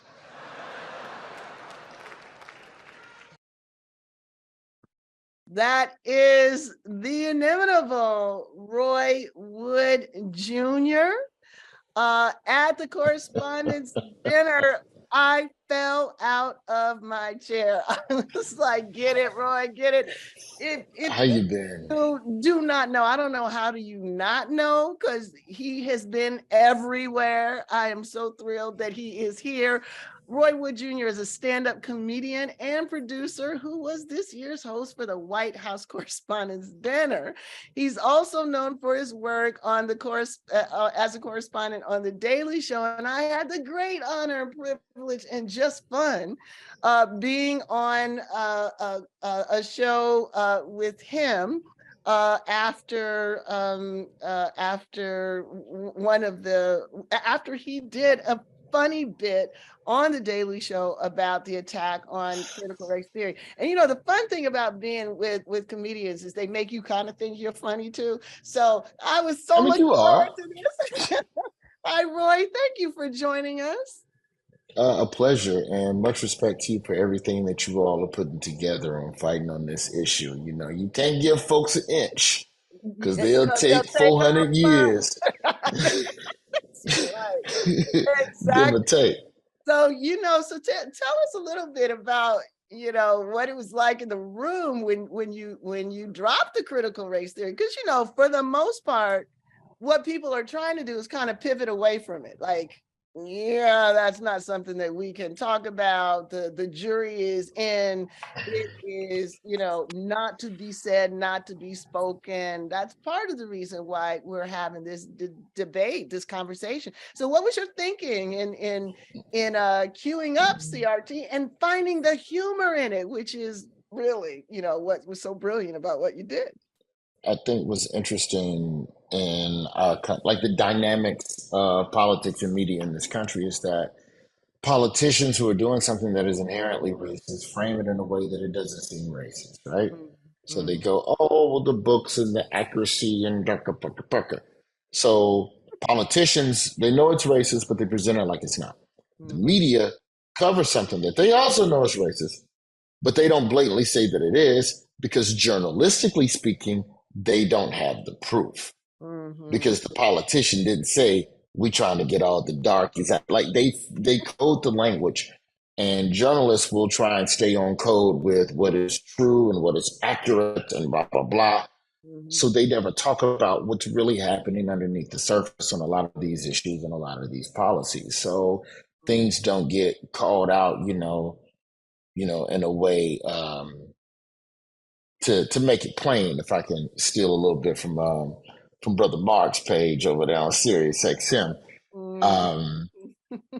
you know, you gotta say it and make it plain, and you know, sneak a joke in there. I mean, ultimately, that joke is a joke about Clarence Thomas. Yes. Which you could do without the CRT reference, but you marry the two in a way, or at least I chose, you know, myself and my writers, you know, I didn't put all this together alone. My stand-up, I write alone, but for something like this, you know, I need a couple extra brains.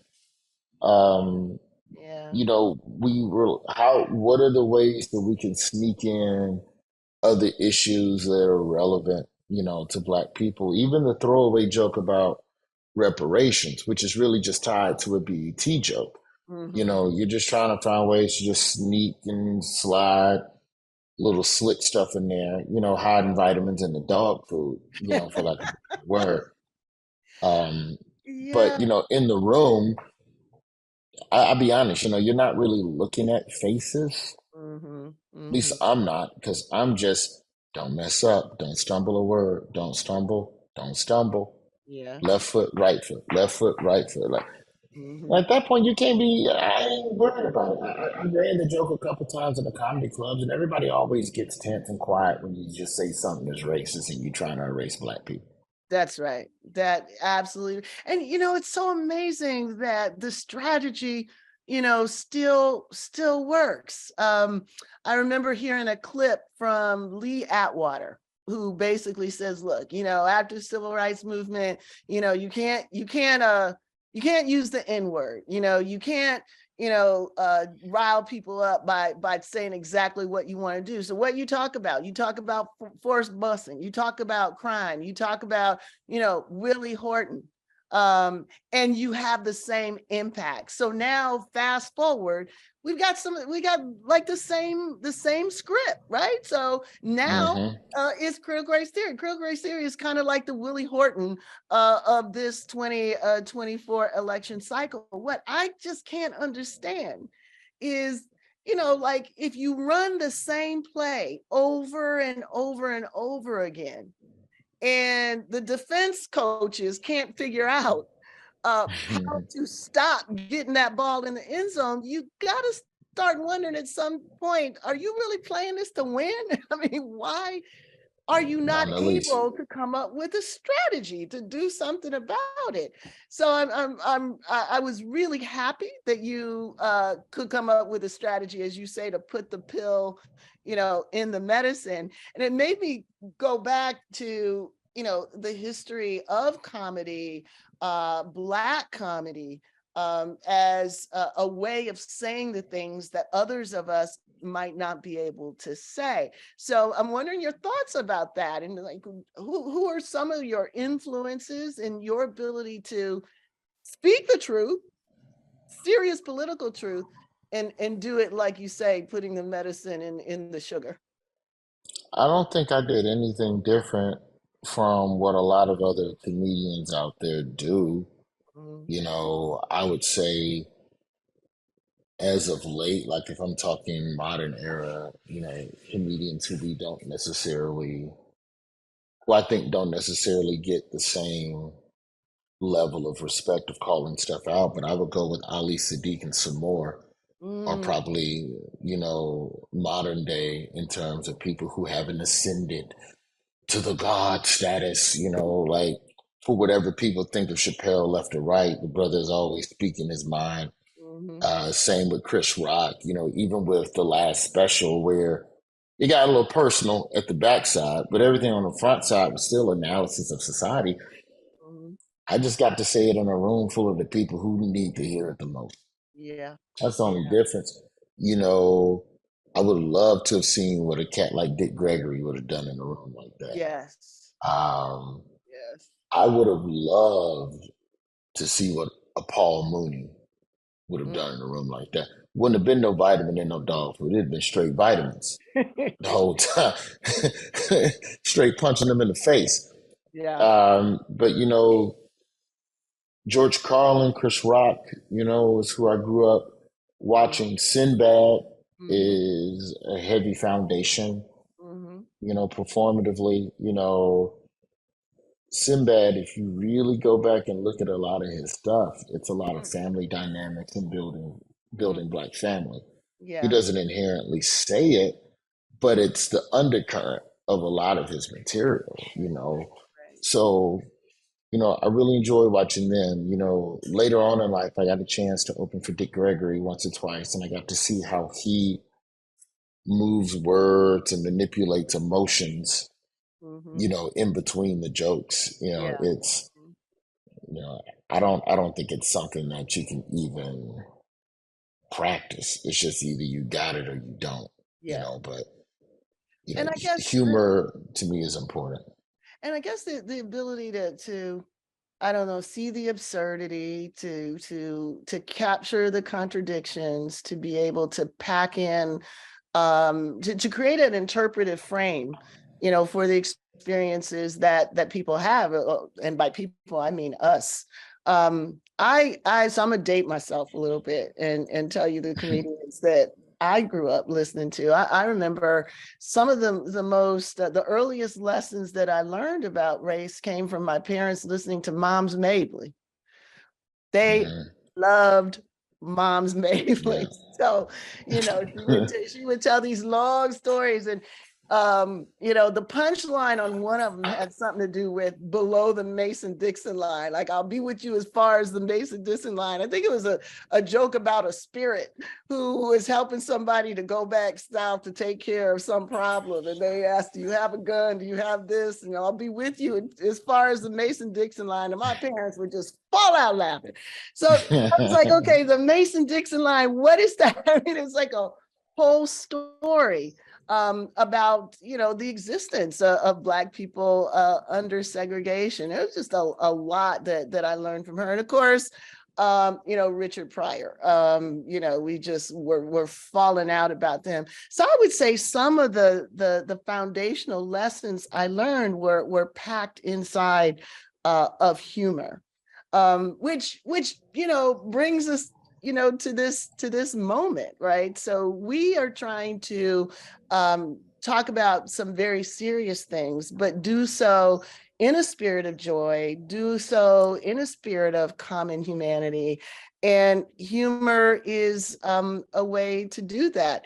So I'm wondering, for the intellectual people who spend a whole lot of time thinking and all of that stuff, what does a comedian like you have to say to those of us?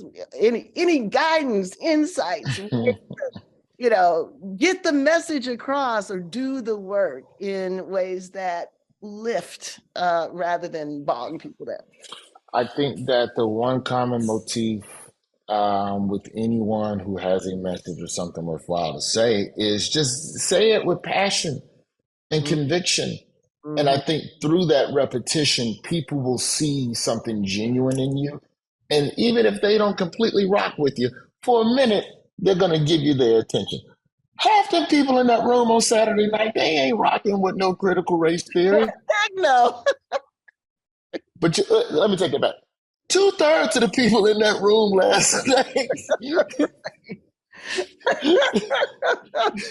like Gayle King, Lester Holt, April Ryan, I can see their faces. I'm like, okay, they with me. Byron Allen too. I saw Byron, but the rest of y'all, I don't know. I don't know. That little nervous laughter that they come over, or the kind of face of perpetual surprise, like, what is this? What he gonna do now? That was almost as funny, as what you were doing. So tell us what's coming up next. What's going on? Where are we gonna see you? You ain't gonna see me nowhere for a minute because this writer strike got the Daily Show on the bench, just like every other late night show. So, I'm gonna be back out on the road doing stand-up for the most part this summer. People can go to my website and social media, that'll walk you through where I am and where I'm gonna be. But I'm trying my best right now to just make sure that whatever content I'm putting out is at least saying something to people that are struggling or people that are down. I'm a product of public schools. I grew up in one of the worst zip codes in Birmingham. I didn't seen it all, but I was blessed enough to have parents that helped me dodge it all too. So for me, it's unfortunate that the writer strike has, set the Daily Show down because, a lot of the work that myself and my colleagues do over there, we just trying to shine a light on the bull that's going on. So, we're not able to do that right now, which really sucks because what's happening now is that a lot of the essential pieces are starting to get put in place for what the 2024 election will be. And a lot of people on the right, I'm not going to name names, but we're not talking Trump or DeSantis, but all these other young guns that are trying to come for the Republican nomination are stepping on the backs of Black folks to build a platform because they know racism activates the Republican base. So, we're in an unfortunate position at the Daily Show where we're not able to fully create content right now that helps to push back on that a little bit and use humor as a tool to kind of bring things together. But in the interim, I'm gonna do my comedy shows. I also have a stand-up and therapy show called Tribulations, where I get together with a Black woman therapist, B. Arthur from The Difference, and B, we do anonymous. We take anonymous questions from the audience. Myself and some comedians, we crack jokes, give a terrible solution. Then B comes on stage and straightens it all out. And, we're just trying to destigmatize the concept of therapy and needing help. And if you can get a bunch of people in a room, because when it's anonymous, you'd be surprised what people will share with you. So you get a bunch of people in a room and they start sharing what they're going through. At minimum, you're not alone in feeling the way you feel. So that's I think between that and my 6-year-old getting out of school for the summer, I'm gonna have my hands full with that enough until the writer's strike ends and we're able to get back on television and keep making a difference. Well, you know what? If you find yourself in need of any creative outlet, we are here. We need your brilliance. We need your humor. We need to figure out how to make this medicine go down with joy. So Roy, you are a national treasure. What an honor. Thank you for joining us. Thank you for having me on. When nobody wanted to talk about this issue, it was fun. I felt great. And we're actually going to play it for everyone so they can see what fun we had together. I want to tell everybody, wow, this has been a great morning. We've been on since 9 a.m. So over this lunch hour, we're going to give you some of this levity while we get ready for some on-the-ground activations. We're going to be having a rally at the College Board downtown. Roy, I really want to talk to you offline so you can help us find the humor in the argument that the College Board has been making about why they purged so much of Black thought from their AP course. They purged Black feminism, intersectionality, they purged structural racism, they purged Black queer studies. And what they said was, DeSantis didn't make us do it, we did it ourselves. Like, that's a good argument. It's just crazy. And then DeSantis basically says, I got the receipt. So basically he's come forward with the record of the meetings. The Wall Street Journal has published internal emails between the College Board and its own advisors saying, you guys are not telling the truth about what happened. Now, I'm shocked and appalled by it, but I think if I can figure out how to make it funny, we can get the story to more people. So I'm gonna hit you up. How can we make this funny, Roy? So folks, sit back, enjoy. We'll be back at 2 p.m. with a takeover of Dr. Kaye's radio show and more on-the-ground reports from around the country. Thank all of you for standing up for the freedom to learn, because ultimately the freedom to learn is the freedom to live. So stick around. I'll be back at you at 2. Roy, so great to have you on. Thank you. Have a good one. Bye-bye. Hello, folks.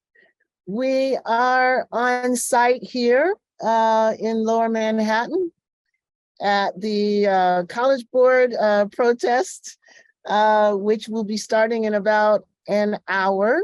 So we're looking forward to seeing folks down here. And we are standing by to join Dr. Kaye in her radio show. So folks, drop in the chat. How's the day been going? What have you been inspired by? This moment is Dr. Kimberlé Crenshaw. How are you? Hey, Kaye, how are you? I am excited. I was just laying the groundwork. You do not know how much folks in Baltimore City are fangirling at this moment.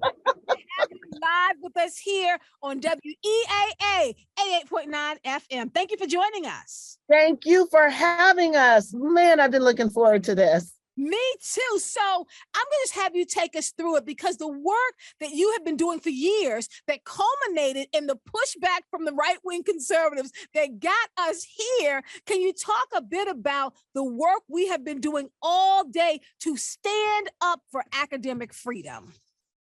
Well, Kaye, you have been amazing everywhere, holding up the Freedom to Learn campaign. This is a line in the sand. We have finally said enough is enough with this censorship, with this distortion of the key ideas and thinking that Black people have produced out of our long history in fighting for a truly multiracial democracy. We are saying that you don't get to decide, Governor DeSantis, you don't get to define former President Trump what is legitimate knowledge for us to pass on to future generations. So what we've been all about is telling parents This is what's happening in the schools, telling teachers, we've got your back. We are not going to allow them to force you to choose between doing the jobs that you love to do and being able to hold on to a job. We're here to say to future generations, we are not going to stumble in passing the baton on. We have developed knowledge from our long history in this country, and we're not about to step back and not allow our children and everyone else to learn what we have learned to build a more perfect union. So that's what we've been about today. We've been trying to address the distortions. We've been trying to tell people what's up, and we've been trying to reach the majority of Americans who don't like censorship, who don't like a small faction dictating what can be taught and what cannot. And we know that people are with us if they just have the opportunity to find the people and find the places to make their opposition to what's happening known. So it's been going on all across the country, and this next 2 hours, it's you and me. But let me ask you, so I have two very important questions for you, and I have about 1,000 people texting me right now with the same two questions. So before I get anybody else on the air, question number one to Dr. Kimberlé Crenshaw, what is intersectionality? Because I talk about it all the time, but the person who put this term out here, please tell us, and then I got to ask you what critical race theory is. All right. Well, intersectionality is simply the notion that when we experience life in the social world, we're not experiencing it as just a person of color or just a woman or just a queer person or just a working class person, that many times experiences that we have reflect the intersection of various aspects of our identity that make a difference in our lives because of the history of racism and sexism and homophobia and class inequality. So it's basically just to say, if we want to really address the inequalities that shape our lives, we have to understand that we don't experience them separately. We often experience them as intersecting or overlapping dynamics. So intersectionality is just a remedial concept, honestly, Kaye. It came from my efforts to try to explain to judges why, when Black women were basically saying, look, I've been discriminated against as a Black woman, courts, when they were saying, well, you can't prove you were discriminated against on the basis of race because the employer hires Black men, and you can't prove that you were discriminated against as women because, hey, the employer hires white women, that was not a sufficient response to the intersectional dimension of discrimination on the basis of race and gender. So I was just using it as a way of saying, you go through intersections every day, you have the ability to understand what can happen when traffic is coming in multiple directions and someone is stuck in the middle. You should be able to understand what Black women are trying to tell you. So to say that they don't have a case for discrimination because their kind of discrimination is distinct is to basically discriminate against Black women. So that's the whole point of what intersectionality is all about. It applies to all sorts of people. It's not just Black women, but it came from Black women's experience. Then I have to ask you, what is critical race theory? And the reason why we're starting at the beginning, and though we talk about this every day, as much as I quote you on my show, as much as I use your words on my show, to have folks who are listening, and we do have an audience as young as the age of 4 and as mature as the age of 94, who listen every day, to hear from you about these terms will really help them to understand what the real battleground is at this moment. So what is critical race theory? Okay, critical race theory is basically the study of how we continue to experience a society in which there are racial inequalities that are predictable, they reproduce themselves, even in institutions that claim that they are neutral or they're committed to colorblind principles. So critical race theory came out of law because as lawyers, we were often pressed to think about how to describe and explain the fact that we still have so much inequality, how to explain the impact of policies that stretch back to the 40s that determined where Black people could live and what kind of property they could buy, that stretch back into the 19th century that determined whether Black people who created wealth for their owners were able to get any of that wealth when they were freed. Critical race theory is critical thinking about race. It basically says that the society that we have inherited, the levels of inequality that are part of our lives, aren't just there. They're not a reflection of some inherent deficit on our part. They're a reflection of deficits of equality, deficits in our democracy, deficits in the ability of our society to do the right thing to a group of people who have been subject to segregation and to enslavement. And more broadly, it applies to other racialized groups as well. So we are all about the idea of studying, understanding how racial inequality is a continuous process unless we understand how to interrupt it. So that's why it's critical. We're not taking race as natural. We're not taking it as real, but racism is real. Racism as it plays out in our material lives is real.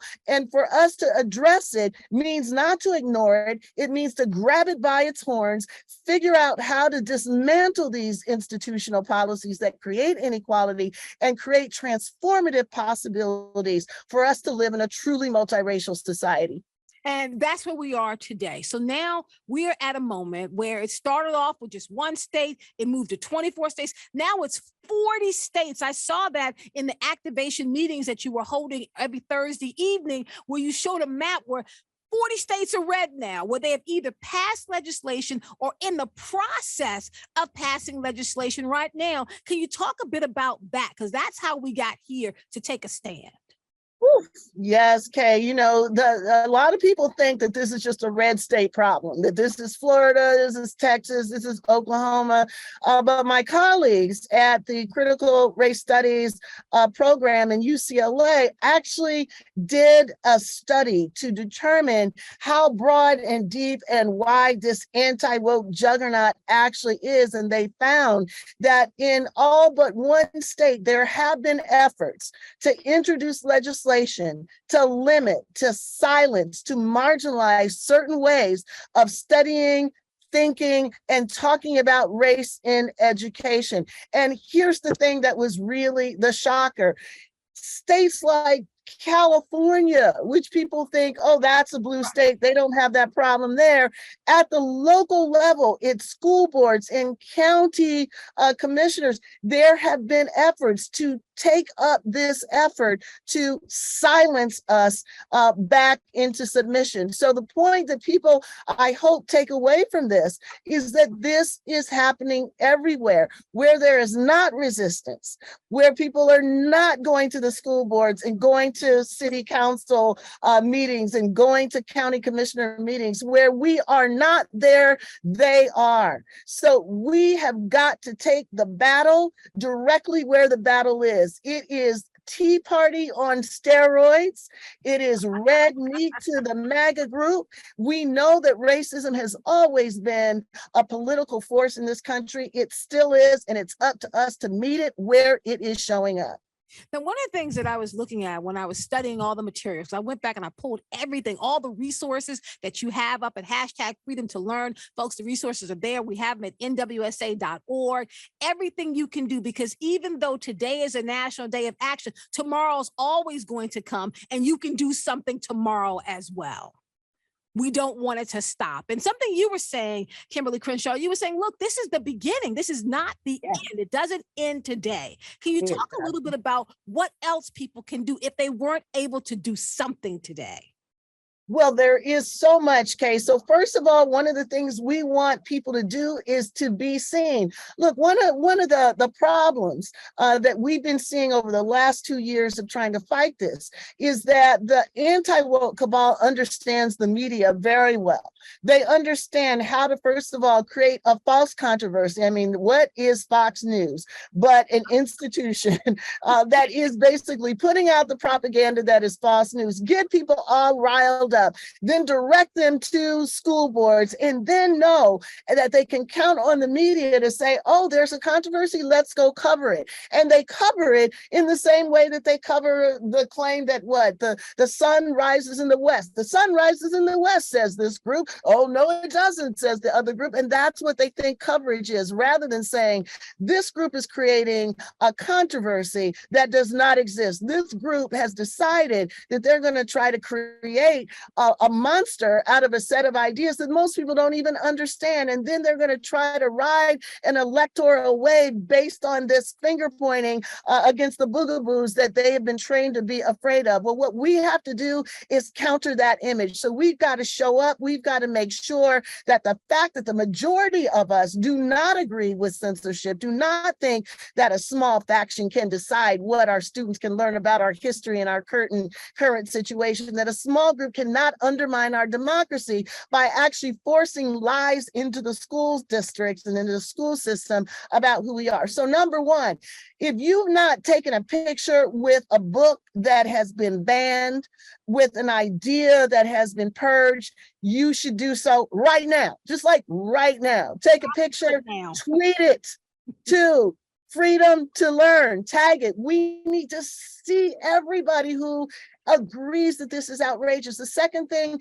make a video. Talk about the first time you encountered the bluest eye. Talk about the first time you heard the term structural racism or intersectionality. Tell us how it makes you think different. Tell us what it allows you to understand that you might not have fully understood before. Put that out there so we can make clear to people, line and verse, this isn't an abstract battle.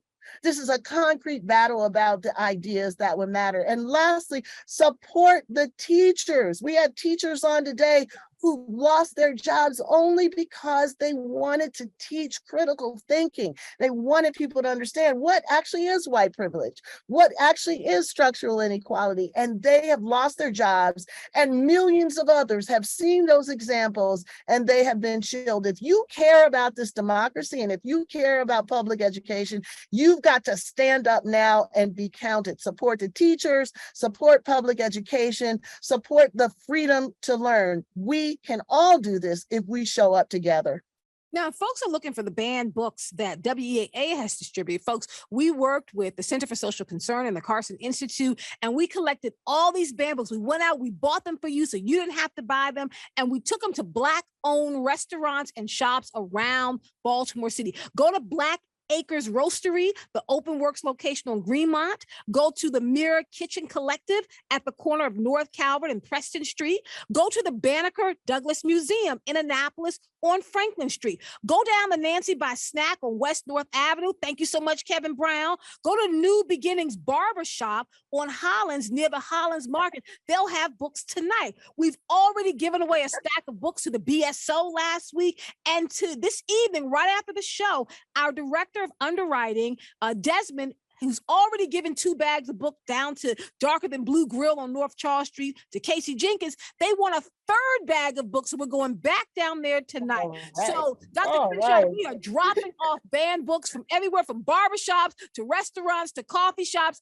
to museums, from Baltimore City all the way down to Annapolis. Yes, that's what has got to happen. Look, we have got to circumvent the folks who basically are deciding that this is not an important enough issue for them to take up. Look, when you've got one side who has got their troops out in the field, they've got their propaganda machine, they think they know who the enemy is, they are activated, they're motivated, and then you have another group who's sort of pivoting away from the issue, or saying, you know what, we're not going to talk about the cultural issues, we're just going to talk about bread and butter issues. When you have one side that is not fighting, then that's the side that is going to lose. So what we've got to do is do exactly what you're doing. We've got to take this fight to the people who are most impacted by it. We've got to show folks this is what they're trying to take away. When people realize that the bluest eye or the color purple or beloved or between the world and me, all of these books are being banned, when they realize that some of these parents don't want Ruby Bridges' story to be told. Ruby Bridges, a 6-year-old who integrated schools in New Orleans, where parents, white parents, were literally trying to spit on her and exclude her, when they realized that this story of some of the biggest challenges we faced and overcame are the stories that they don't want taught anymore. Well, that's when people understand what this is about. That's when they draw the connections between, wait, they're trying to take away our vote, they're trying to take away our voices, they're trying to take away our history, our story, they're trying to take away our future. When people get that, that's when they get mobilized. So that's right. Take it to the barbershops, take it to the coffee shops, take it to the hair braiding salons, take it where our people are. That's what's going to turn this around. It helps people to understand. I think so often the reason why in these small battles, I'm not talking about the bigger war, the small battles, the right-wing conservatives tend to win because they rely on people not knowing the truth. That's right. Our job, folks, is we have to counter the lies and the narratives with the truth. When they say they're banning these scary books, show them Ruby Bridges. When they say, look, these ideas are dangerous, show them Stamped from the Beginning by Ibram Kendi. When they say we don't understand what's happening, show them the 1619 Project. You have to confront the lies with the truth. And the truth of the matter is, if you go to #freedom2learn, we have materials for you. You don't have to figure out how to fight. We got your battle material ready. Just go ahead and download it, take those pictures and join the collective. You are not alone. And I think that's the most important thing for them to recognize, Kimberlé Crenshaw. This is a battle happening all over the country. We are fighting everywhere against this. Everywhere. And look, you know what? Gil Scott-Heron was the one that said, the revolution will not be televised. That's what we're dealing with right now. This repression against us, this effort to turn back what was so scary to so many people. I think we have to remember that in 2020, there were millions of people who came out to protest the vicious, brutal murder of George Floyd. And the majority of these people who came out were white people. They were young people. There's a faction in this country that said, oh, hell to the no. We are not going to let our children get involved with this racial justice stuff. There must be something that's gone wrong. And what is the story about what went wrong? Oh, well, they were indoctrinated. They have been fed these ideas, so we've got to stop it. Well, what happened is that this big retrenchment actually drove all of this energy to creating these laws that say you cannot teach that racism is anything more than prejudice. So basically, you can't teach structural racism. You can't teach implicit bias. You can't teach the idea that we have a society that has been built on disenfranchisement, taking away people's rights and property. So they have been able to take what we started and turn it into a huge weapon on the other side. So we're done with reckoning. That is over. And now we are fighting against the effort to wipe out what has been 70 years of progress in creating anti-racist education, tools for diversity, equity, and inclusion, and even laws that make the possibility for greater inclusion possible. It's not going to be televised. We're not going to get this in all of the newspapers, but we can speak to each other and support each other to push back against this effort to make anti-racism unsayable. I would say, Dr. Kimberlé Crenshaw, just as an aside to kind of make you laugh here, we have a number of people who who oppose us, who listen to the show. I just got a bunch of text messages saying, the person who's talking about intersectionality, she has no idea what she's talking about. Well, let me tell you who is talking. It is Kimberlé Crenshaw, who's actually introduced the term intersectionality, who was part of the law team that actually dealt with critical race theory under Derek Bell. I would argue that she probably knows more about terms that she helped create and got off the ground than anyone else. So I love it. I love it. Well, you know what? This is the case, right? This is telling us exactly what we need to know. Kaye, I've been using the term of gentrification, right? They basically come into, our neighborhood, the conceptual terrain that we have built, that we occupy, that we live in, and tell us that it is not ours. Tell us that we don't know what we're talking about. Tell us that you got to get out of here because we are going to infuse this place. We are going to occupy it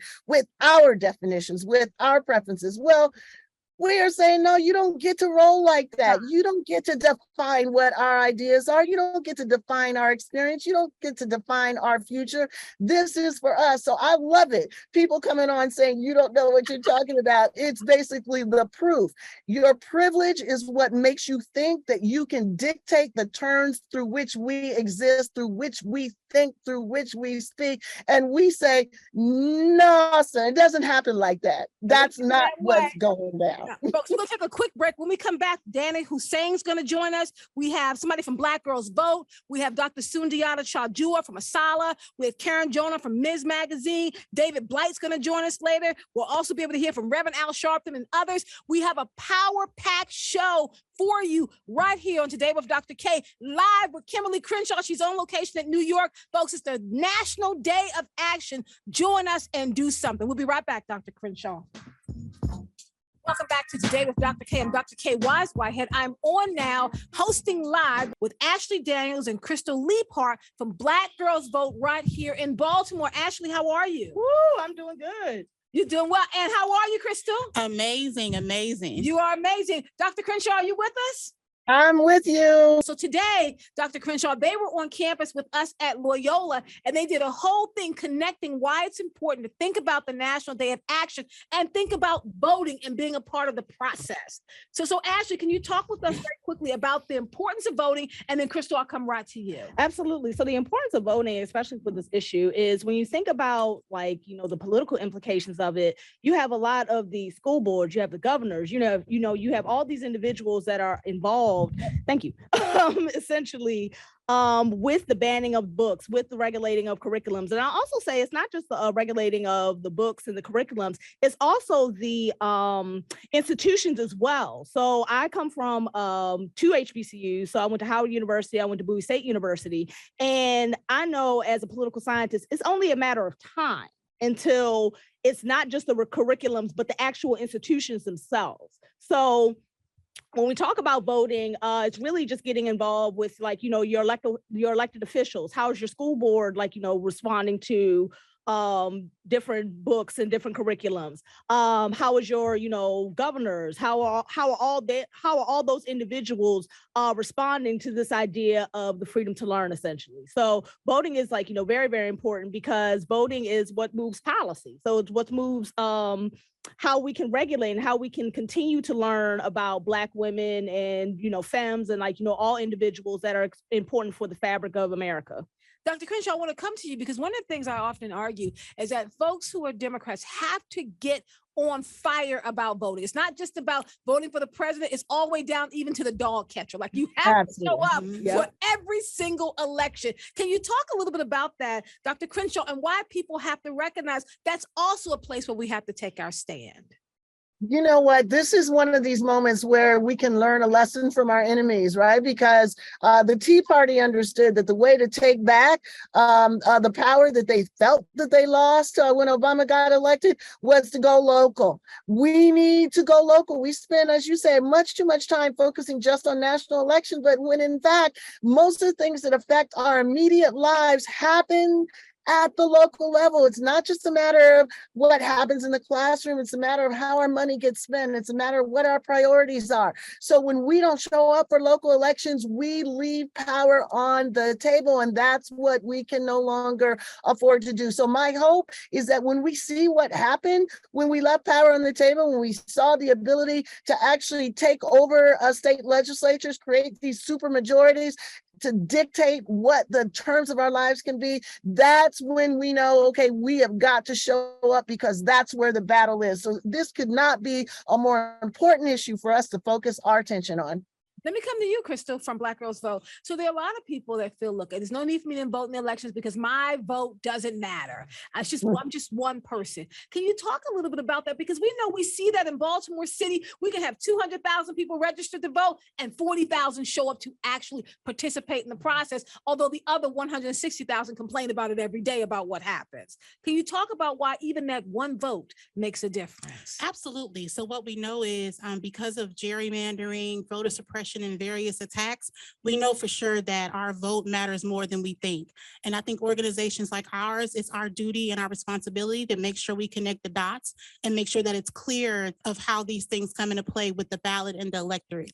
It may not be as clear in places like Maryland, but to be very clear, there are places that are also contributing to the problem of censorship and things of that sort, but it's up to organizations to connect the dots. I think too, we see this as a larger issue around just democracy in general. We know that the majority of people do not agree with book bans, do not agree with censorship, and do not agree with anti-woke legislation, but unfortunately, the somewhat powerful minority have manipulated the voting process, electoral college, and things like that to make sure that their vote and their voice feels more important and larger than what it is. But truthfully, if organizations, again, like ours can team up with the freedom to vote and freedom to learn initiatives that are happening all across the country, where we would be able to galvanize and get people excited about the polls, to communicate opportunities that are on the ballot for people to engage and really have a celebratory spirit around this process without shaming or guilting people. Again, I don't think that we've done enough truly to remove all barriers, because again, the other side knows and understands the importance of our vote.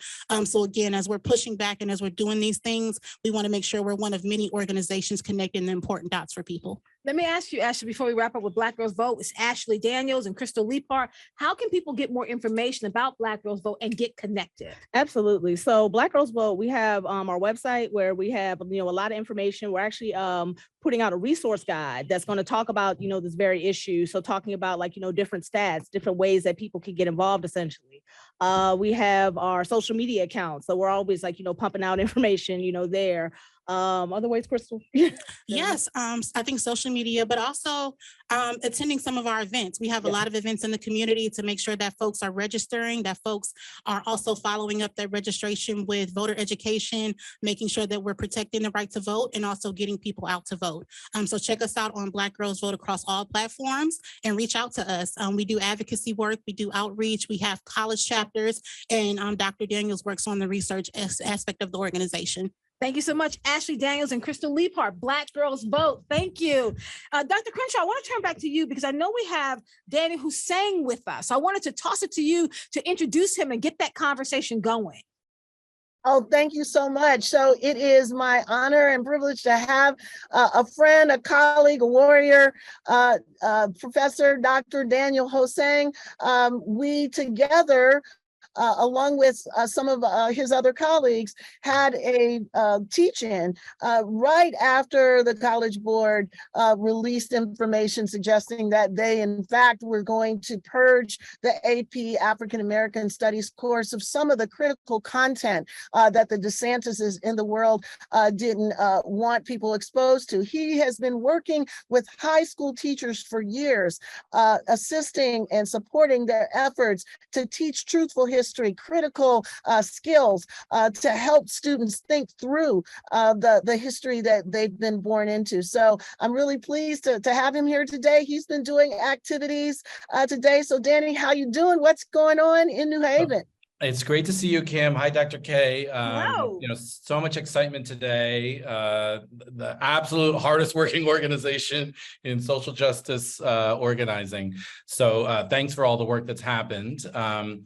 I'll just say quickly, and I know my colleague David Blight's coming on a little bit. He'll talk about the banned book read-in that's going to be happening on our campus in New Haven at the Beinecke Library, and book giveaway that's going to be from 3 to 4:30. I also want to shout out an amazing community bookstore, Possible Futures, that's participating, that's done a read-in from 12 to 1:30 today on site in conjunction with a set of local organizations. So, a lot of excitement and activity. And Kim, and Dr. Kaye, what I wanted to talk to you about also is, there's some sense, especially in states that are not directly impacted by these bans, that this is something we're kind of watching from afar. Right. And that we may feel bad for it, we're wring our hands a bit. And what that story misses, right, about both the potential for these attacks, not just to come in the future, but actually the way they circulate now, and the chilling effect they can have, but also for us to think affirmatively. Freedom is always not just the absence of someone saying you can't do that. It's also the things we need to be free to learn.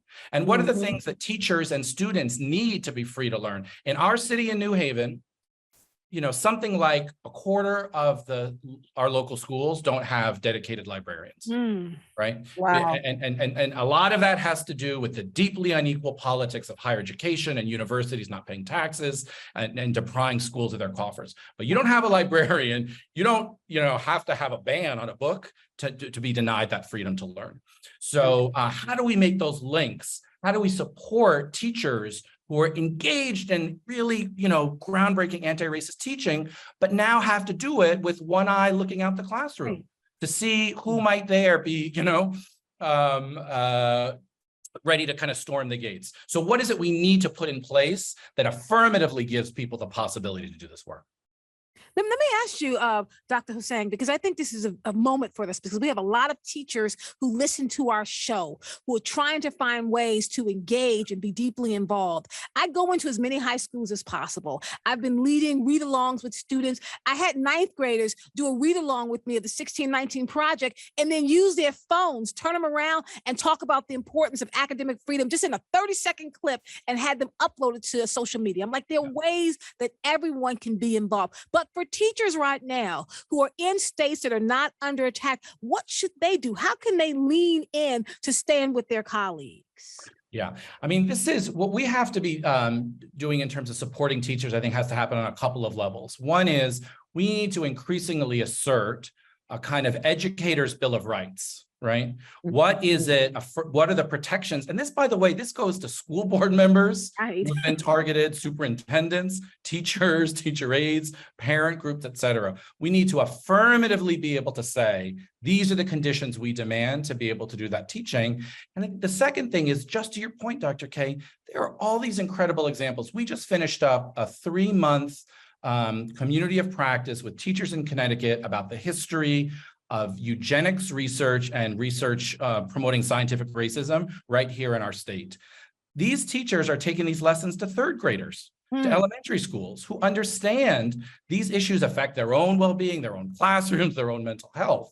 So we have to show students and teachers in action, able to hold these complex and important conversations, rather than kind of being in a defensive position and saying, no, we're not doing that. We need to show them what it is we stand for and the vision we have for every child's education. Let me ask you, Dr. Crenshaw, coming back to you as we think about, schools as a battleground, the classroom itself as a place where we need to make our stand. I have a couple of teachers who are sending out texts and they're saying, look, I work in a state where my job is on the line. I want to be involved, but I'm afraid. What do you have for them, knowing that if they engage with any of the things we're talking about, they can actually be out of a job? Yeah, absolutely. And, this is one of the demands that we are making of the College Board right now. Look, the College Board is a $1.5 billion institution. What we are going to need is institutions like that to confront the fact that this is an effort to take over public education, to destroy public education.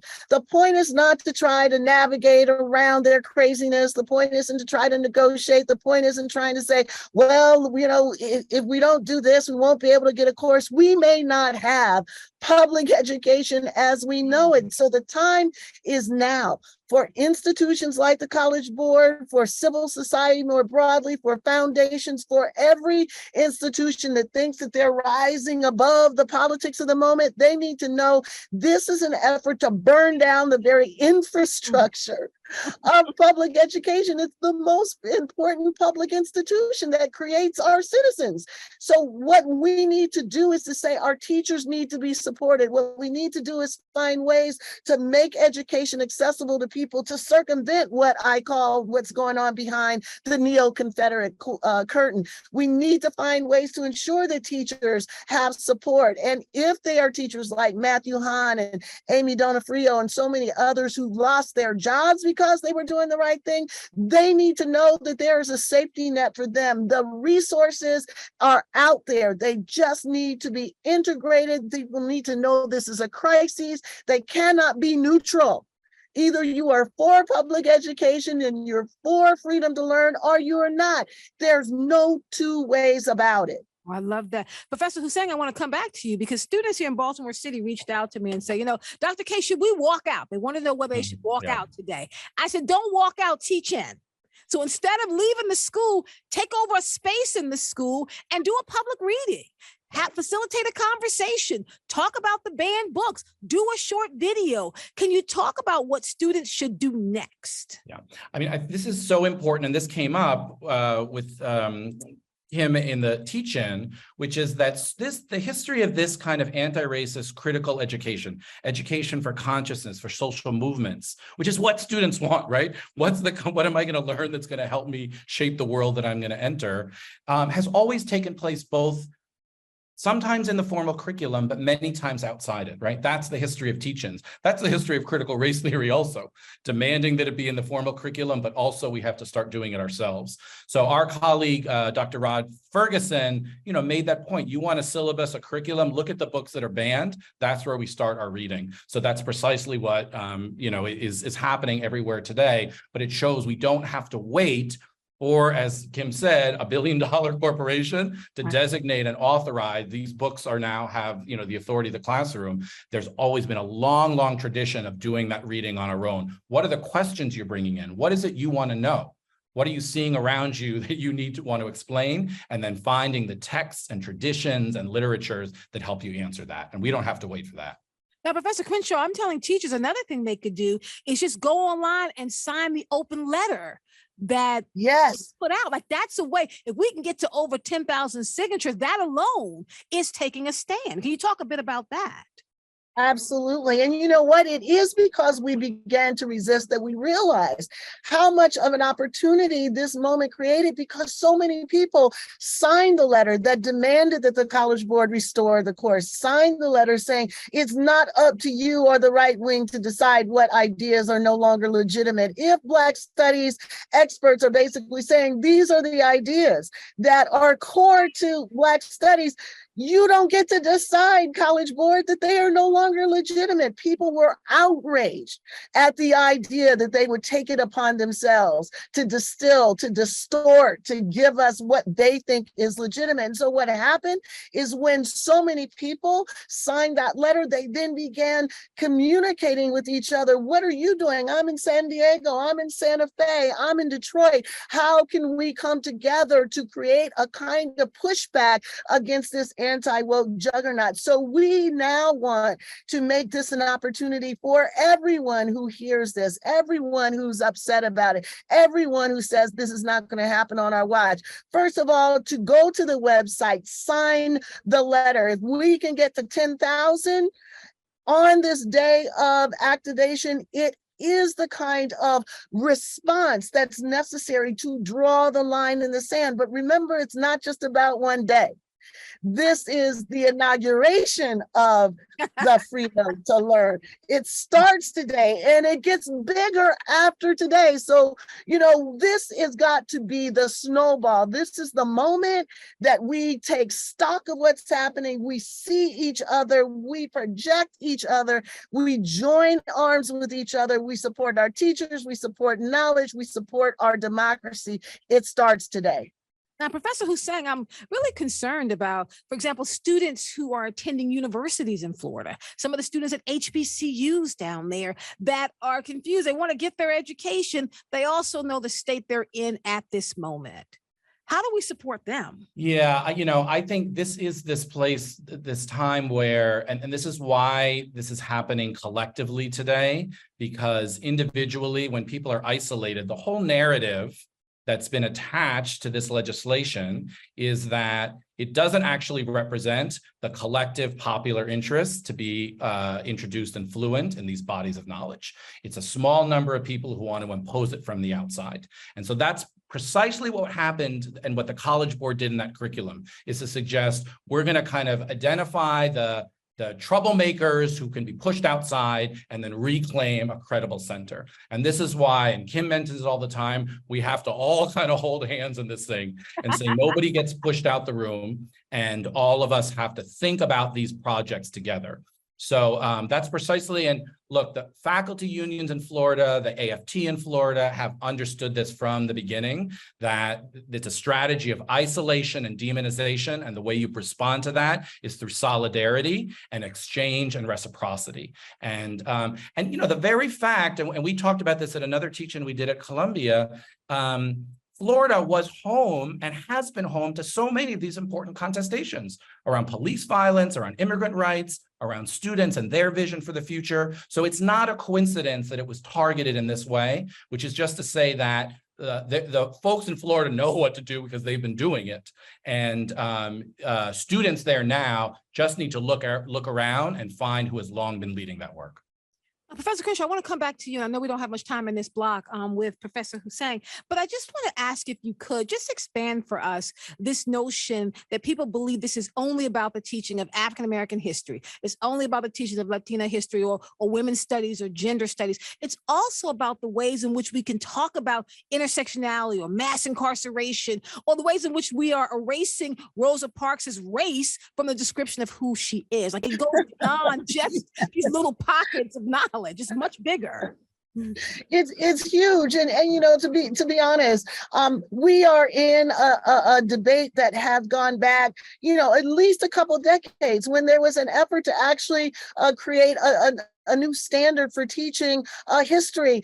The right wing came after it in Congress. They came after it saying, you know, this is about teaching a history that tarnishes America. It makes it seem like, you know, we are God-forsaken from the beginning. And so they tried to suppress the very ability to talk about these realities. And to be honest, the College Board did not do the right thing. They did not stand up in the way they should have. So if you look at their history curriculum, you won't see racism being mentioned. You won't see white supremacy being mentioned. And so in one of the lessons there is a story about what is clearly a white supremacist a moment. And without the language that's necessary, the conceptualization, the ability to identify for young people, this is what racism is, they're left just with an interpretation. Well, here's a person that was just affirming, you know, their pride, right? That's like not only disinformation, that's basically whitewashing racism. So when we're in a moment that we're in right now, where the big pressure is to be colorblind, what it basically means is we're being pressed to unspeak the reality of racism. We're being pressed to whitewash the society that we live in. The concepts are what's necessary to make sense, to make meaning. I've said many times, what we're dealing with is people saying, well, we've given you the alphabet, we give you words, but we're not going to give you grammar to make sense out of it. That's what the right wing is pressing. That's unfortunately what the College Board has succumbed to. This is what we have to fight against. I really appreciate it. Professor Hussain, before we wrap up our time with you, can you let us know what else you are doing today and how people can reach out and join you, follow you online? Like, what else is happening with you in New Haven? Yeah, so, you know, one thing I definitely want to lift up the work of our Anti-Racist Teaching and Learning Collective, and you can find us at antiracistteaching.org. And this has been teachers, teacher educators, and students who for the last 3 years have been doing the work, sharing curriculum with one another, having teacher-led anti-racist forms of professional development where math teachers, science teachers, elementary school teachers, you know, English teachers are thinking about what kind of classrooms they want to build with their students, what kind of local histories do they want to tell. We have a new Black and Latino Studies elective that's just been mandated in our state. How do we use that as an opportunity to think about the kinds of education that are transformative for students? So I just want to say in that work, again, it happens collectively, it's reciprocal. There's no one we're waiting. There's no new superintendent who's going to come in and do it. It's going to be led by teachers and students themselves. And it's why we're really excited to be part of this day to show that we both have to fight the repression and we have to constantly argue for what we're in favor of. What are the kind of classrooms we want to build? Now, Professor Crenshaw, I want to come back to you. I know a number of people are only going to be able to join us till 3. I know you're staying with us a little bit beyond that. For folks that are chiming off now, what else is going on with hashtag Freedom to Learn? Where else are things happening where they can still check back in throughout the afternoon? Oh my goodness, things are happening all across the country. We've got 150 events taking place, and a lot of them are virtual events. So if you go to our website, freedomtolearn.net, you can get a list of a lot of those events. I'll hold up a few. Dr. Cathy Cohen at the University of Chicago is having a wonderful event with the Scholars for Social Justice. It is tonight. They can get a link to it. I believe it starts at 6 p.m. There is also a teach-in that's going to be happening from Spelman College with Dr. Beverly Guy Sheftal and Evelyn Hammonds. You can also get information about that. And as you talked about, Dr. Kaye, there's book giveaways, there's teach-ins, there's read-ins. You can get a whole list of things that you can still participate in. And of course, we're going to be broadcasting until 8 p.m. tonight. So we're about to go to the protest here in New York. We're going to also continue broadcasting. We have some more guests coming on. Barbara Arnwine, we're hearing from Black Voters Matter. We're hearing about what has happened throughout the day. And then tonight, we're going to have an activism, artivism evening that AAPF is sponsoring, and we're going to hear some of the material being performed that is being excised from African American Studies Advanced Placement, and we're going to hear the world premiere of a beautiful poem on the elimination of these ideas. So we urge you to continue watching and stay with us. Remember, this is just the beginning. It's the beginning. Folks, we're going to go to a quick break. I want to thank you so much, Professor Daniel Hussain, Professor of Ethnicity, Race, and Migration and American Studies at Yale University. His most recent book is A Wider Type of Freedom, How Struggles for Racial Justice Liberate Everyone. Professor Hussain, thank you so much for joining us. Thank you, Dr. Kaye. Keep up the great work. Absolutely. When we come back, folks, I have a little bit more with Dr. Kimberlé Crenshaw. I'm so excited about that. We'll also be joined by folks from Asala, Ms. Magazine, and with David William Blight from Yale University. Stay with us. More right here on Today with Dr. Kaye right after the break. Today with Dr. Kaye, I'm Dr. Kaye Wise Whitehead. This one summer, Dear Martin, stamped from the beginning, the 1619 Project, Beloved, The Bluest Eye, Sold, and Monday's Not Coming. What do these books have in common? They are some of the books on the banned book list. And that's what we're talking about today here on Today with Dr. Kaye, as we are celebrating participating in the National Day of Action. I'm still so excited, still to be joined by Professor Dr. Kimberlé Crenshaw, who is here with us, talking us through the importance of understanding our rights and why we have to use this moment to take a stand. Kimberlé Crenshaw, if you're not aware of her, is a civil rights activist and a leading scholar of critical race theory. She's a professor at the UCLA School of Law and Columbia Law School, where she specializes in race and gender issues. Folks, to be clear, she is known for introducing and developing intersectional theory. My first introduction to Professor Crenshaw happened back in 1991 when she assisted the legal team representing Anita Hill at the United States Senate confirmation hearings for Supreme Court Justice Clarence Thomas. Professor Crenshaw, thank you for staying with us. It's my pleasure, Dr. Kaye. I see, but I do see a long arm here, Professor Crenshaw. Well, way back in 1991, when we took a stand back then against Clarence Thomas. I mean, I'm thinking about Clarence Thomas at that moment, talking about a high-tech lynching, who held stayed quiet in the Supreme Court, and now I would argue is one of the most powerful figures on the Supreme Court. He is one of the puppet masters behind the scenes. Absolutely. And you know, Kaye, I'd like to tell people that if we want to understand the importance of critical thinking about race, we understand the importance about intersectionality, all we have to do is go back to those hearings. And my memory is seared by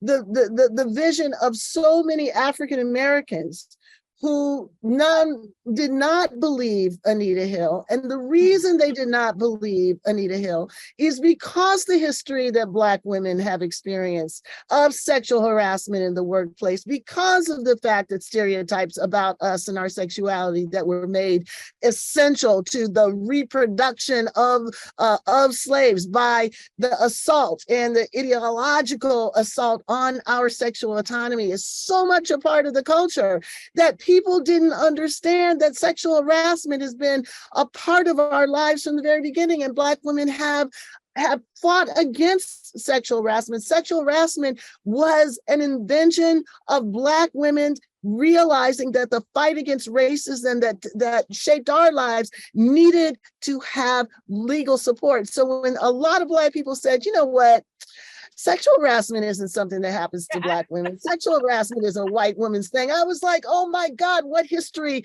have you not learned? Well, that's the history they have not learned. They've not learned intersectional history. They've not learned the gender dimensions of anti-Black racism. They did not learn that Rosa Parks did not just stumble into history when her feet got tired. She was an activist, and she became an activist defending Reese Taylor, who was gang raped by white men in the South. So it is important for us to tell that history because that's what gives us the critical consciousness to understand the current moment we were in. We failed at that moment. And because of that failure, not only are African American interests undermined, but the entire democracy is undermined. We cannot afford that to actually have a future that we can find livable. Now, before I go to Dr. Sundiata Chaljua, who's from Asala, who is joining us, I want to ask you one more question, Professor Crenshaw, because I know my time is limited with you. Can you make and draw the connection for us how what we saw back in 91 that led us here at this moment for the National Day of Action, it is directly connected to what happened with the Dobbs decision? Like that is a part of the struggle that we're in right now as well.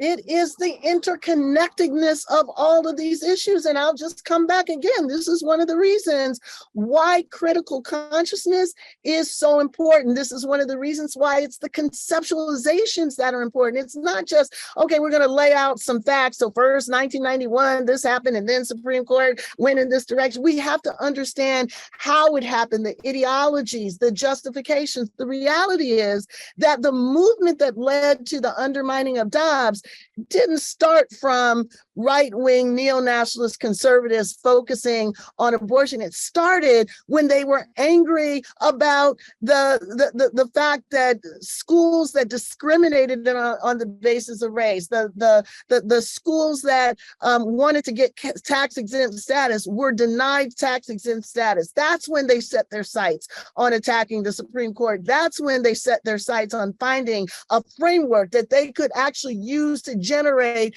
massive political power. And so they found abortion. Abortion and anti-racism are two things that are tied together conceptually in the neoconservative mind. They need to be tied together conceptually in our ability to understand what situation we're in and to fight back for the true multiracial democracy that is gender inclusive, that is equitable across all of the axes of subordination that we've lived through.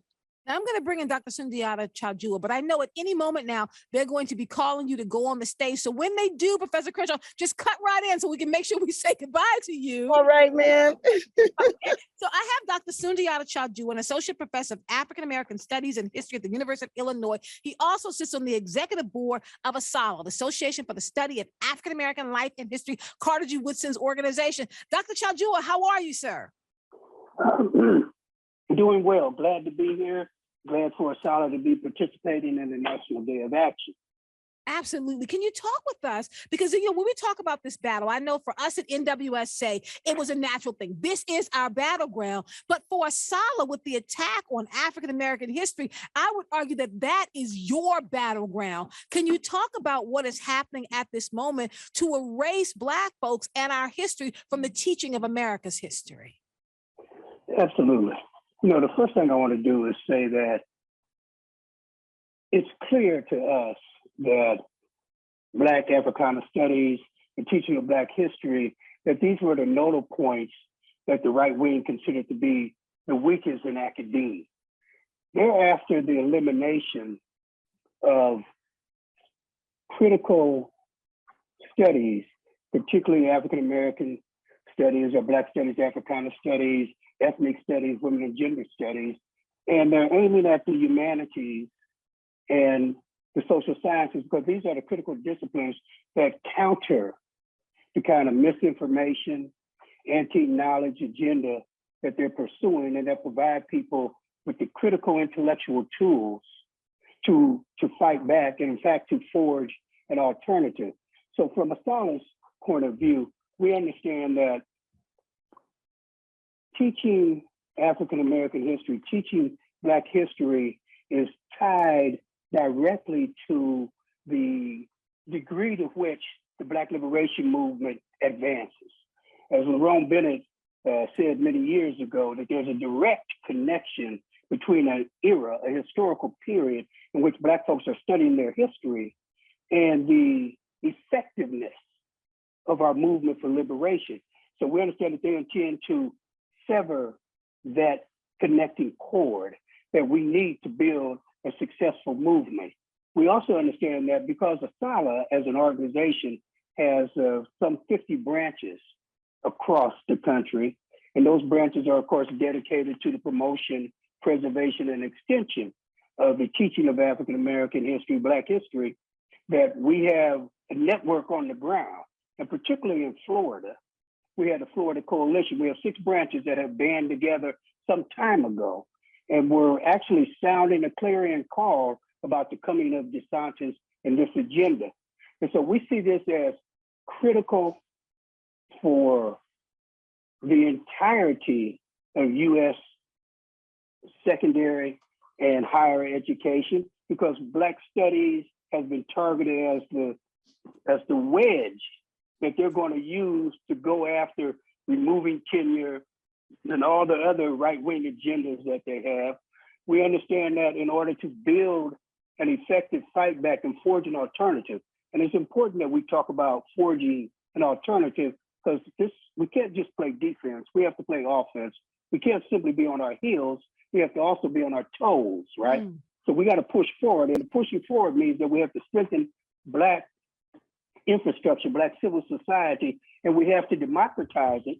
The things Dr. Chadua, I'm so sorry. Let me just put a pin for just 1 second, because Professor Crenshaw has to go. They're calling her to the stage. Professor Crenshaw, okay, where should people go so they can keep watching on? I know you're getting ready to go and you're going to be speaking in a little while. Let's let people know how to connect with you, because we'll be following back up with you at 3:30.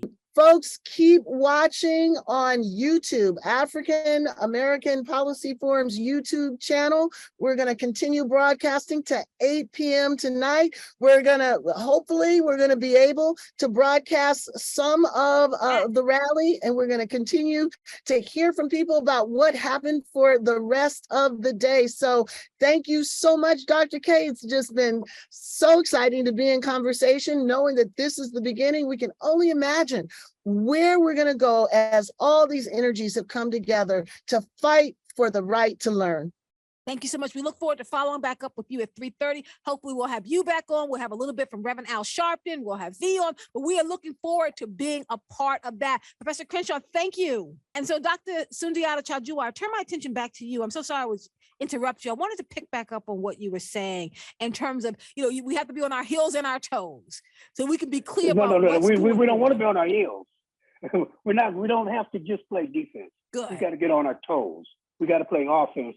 And playing offense, I think, means that we have to begin to strengthen, but also democratize in many of the ways that I think Professor Crenshaw was suggesting. In other words, we have to recreate the Black community and its core institutions in ways in which the type of gender, generation, sexuality, class-based oppressions are rooted out of our community, right? That has to be a clear goal, because it's only when we strengthen those institutions do we have the capacity to blunt this assault, right? And to forge an alternative direction.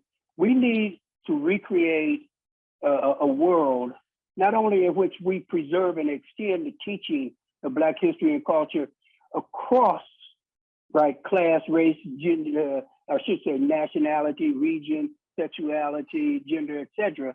But we have to instill that not only in the public educational systems, but also in our community, in those institutions we control, like Black churches, Black fraternities and sororities, and Black lodges, right? But also in those institutions that have us as their main subject, meaning things like the Boys and Girls Club.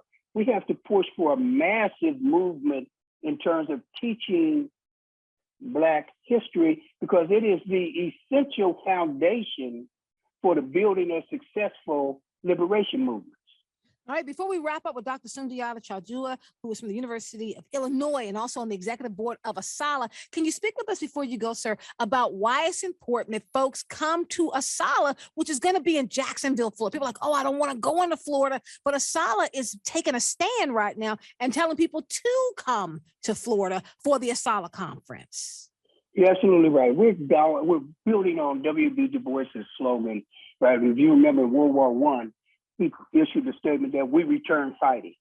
Our statement is that we come to Florida to fight.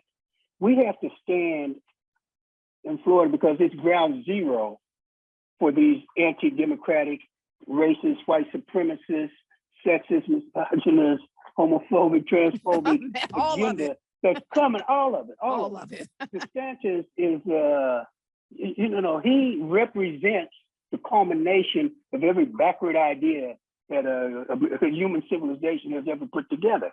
And so we have to fight him on that ground because our people there are trapped behind enemy lines. Yeah. And we have to come to where they are to defend them. So those people calling for boycotts, they need to understand two things, right? One, we have a toolkit of resistance, a repertoire of resistance that includes many other ways of fighting back than just a boycott. Two, this is absolutely not the time for a boycott. This is the time to rally around those of us who are trapped behind enemy lines. This is the time to take the stand and fight DeSantis on his own ground, because like pollen, those bad ideas that he's germinated are spreading throughout the country. So we must wage the war there, and we must wage the war in other places. And we have to begin to use groups like the Black Legislative Caucuses that exist in each state as bases for which we push legislation that will ensure the integrity of the teaching of Black studies, Africana studies, Black history, and all of the other aligned disciplines. Well, thank you very much, Dr. Sundiata Chajua. Very quickly, what is the date for the ASALH conference? It is September 20th through 24th. Thank you very much. In Jacksonville, Florida. Folks, go right online to ASALH's website. You can get the information so you can come and stand with them. We return fighting. Thank you so much, Dr. Sundiata Chajua. Take care. Thank you. Folks, I'm joined now by Professor Dr. David William Blight, the Sterling Professor of History of African American Studies and of American Studies, and the director of the Gilder Lehrman Center for the Study of Slavery, Resistance, and Abolition at Yale University. Dr. Blight, how are you? Just fine, thanks. Thanks for having me on. I'm absolutely excited to have you. Can you speak a little bit about the moment that we're in? We've heard from Professor Kimberlé Crenshaw, kind of giving us the broad framing. We just heard from Dr. Chajua talking about how ASALH is making a stand. Can you help us to make sense of this? Because if people are listening and they're like, well, I'm not a professor, or I'm not in that environment, I'm just someone who's raising children. What can I do? How can I help my own young people to understand what's going on? How would you help them to adjust to this moment and to think about what they can do?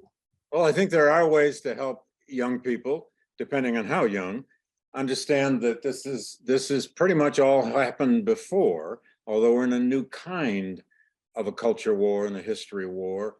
History wars have happened in America for a century and a half, almost 2 centuries.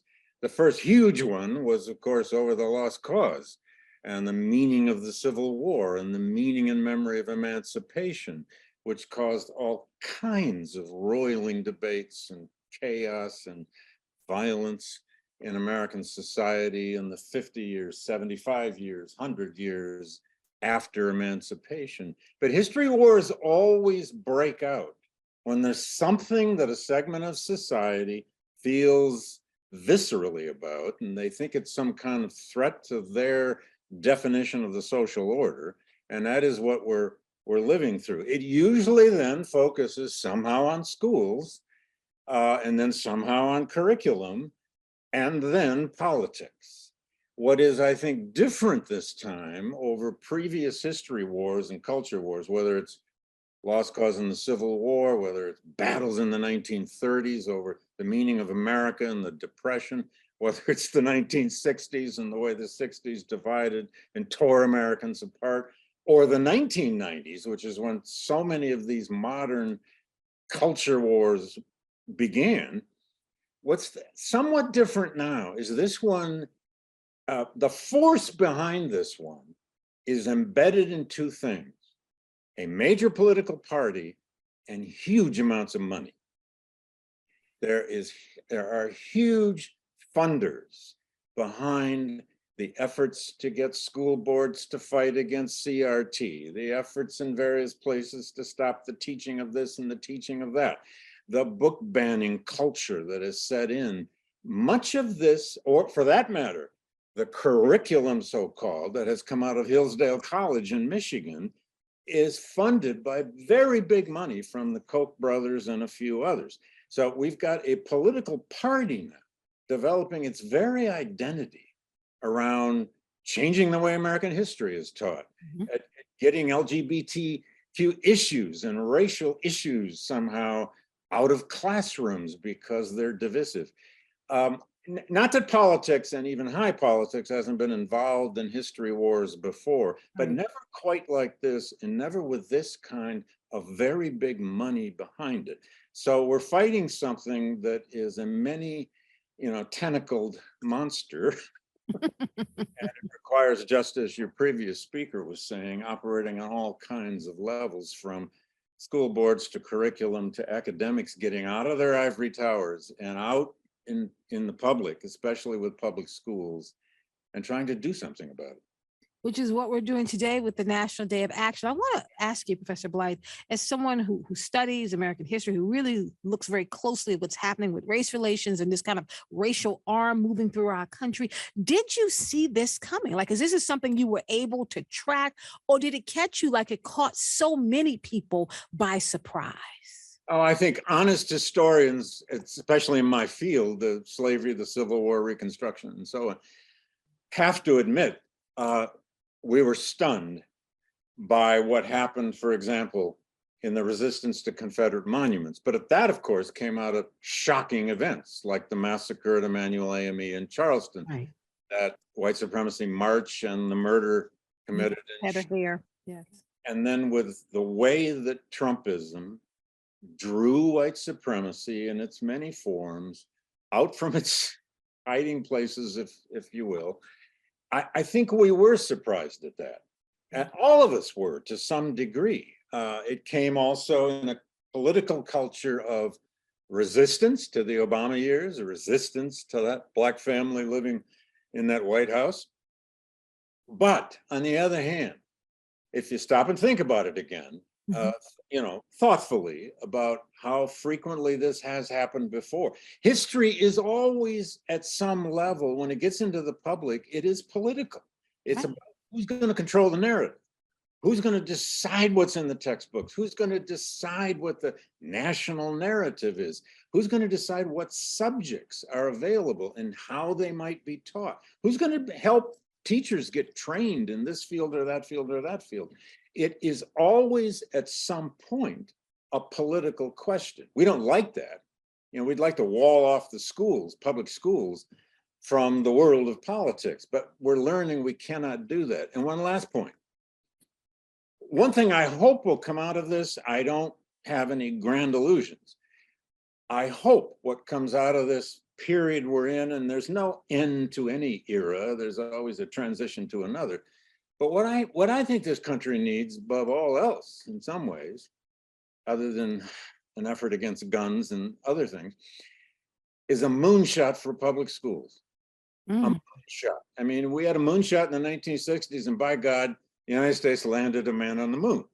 We have a moonshot for cancer now. We often use this metaphor. If we can have a moonshot for that, why not that? Why not a moonshot for the most democratic institution the United States has ever created, which is a public school? And they're in trouble. and teachers are resigning and quitting. And they're in trouble for structural reasons, and they're in trouble because they're under attack by a movement that really doesn't like public schools and would be happy to get rid of them and turn everything over to charter schools and private schools. So we need a social movement to restore first and then save this amazing institution called the public school, which still the vast majority of Americans get their education in a public school, not in a fancy Ivy League university. Right, in the public school. Let me ask you, Professor Black, when we talk about battlegrounds in this country, I definitely see and understand the classroom as a major point of contention, because we know if you can get into the hearts and minds of young people at an early age, you set them on a path. But would you say that the other battlegrounds would be the voting booth or the church, the evangelical church? What would you argue as a historian, some of the other battlegrounds that we need to pay special attention to? Oh God, well, definitely the voting booth. By all means, the voting booth. Again, has been for more than 20 years, a very well-funded effort at voter suppression in this country. It actually began in the first George W. Bush administration, which is easy to forget now because he's getting revised into something better than he may have been. Well, he was. But the voter suppression efforts by the modern Republican Party really started zooming in that first term of President Bush. When he put John Ashcroft in as Attorney General, they had a whole wing of the Justice Department trying to find voter fraud. They couldn't find it, but they didn't stop trying. And that led them to the first attempts at restricting voting, restricting days of voting, hours of voting, where young people can vote, and so on and so on and so on. The Republicans, for the foreseeable future, have read the numbers. They know they can't win a general election if everybody votes. Well, almost everybody votes. They know that if you make it easier for old people and young people to vote, they're in trouble. They know if you make it easier, simple, on Sundays to vote for Black Americans, Hispanic Americans, etc., they're in trouble. They know that, and they're never going to stop trying to restrict wherever they can in state legislatures the edges of our vast voting systems. And of course, it's all decentralized because that's constitutionally the way this was established. Voting rights are determined too much at the state level. They just are. There are many other fields we have to fight this on. We have to fight this in the environment too. There's a whole field now studying the kind of inequalities in the way we address the environment and what we do about it. And then of course there's climate change. But, or for that matter, access to guns. I mean, there's so many of these. So many here. Too many. But right now, if we can at least focus our minds on this idea that the future of education here is at stake. There you go. Yeah. Most of us, frankly, most of us are nothing without our education. I went to public schools entirely in Flint, Michigan. Then I went to public universities in the Midwest. I'm lucky enough to be teaching at a place like Yale because they had a job here, and I'm happy for that. But 85% of Americans get their education in a public institution funded by taxpayers' money to some degree. And if we can't save that, a lot of other things will just go by the way. So I think we need I wish the Democratic Party would kind of take this up, a moonshot for the public schools. The problem is federalism though, isn't it?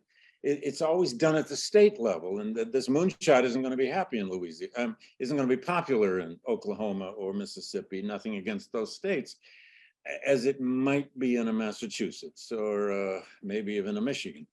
So it's a local problem for sure, but we do need a national approach to trying to preserve and refurbish this great idea of the public school, which had such a revival in America in the post-World War II era, all this building of state universities, the idea of putting sciences into the public schools because of Sputnik and, defeating the Russians and all of that. Well, maybe we need a foreign enemy that's out distancing us now in education so that we rise up and try to win that again. I hate to think of it that way, but we really do. This great problem we have over race in curriculums, in schools, and the attacks on it is part of a larger systemic problem of how Americans even view the meaning and purpose of an education. We hear you, and everybody is saying, keep throwing it down, keep chatting.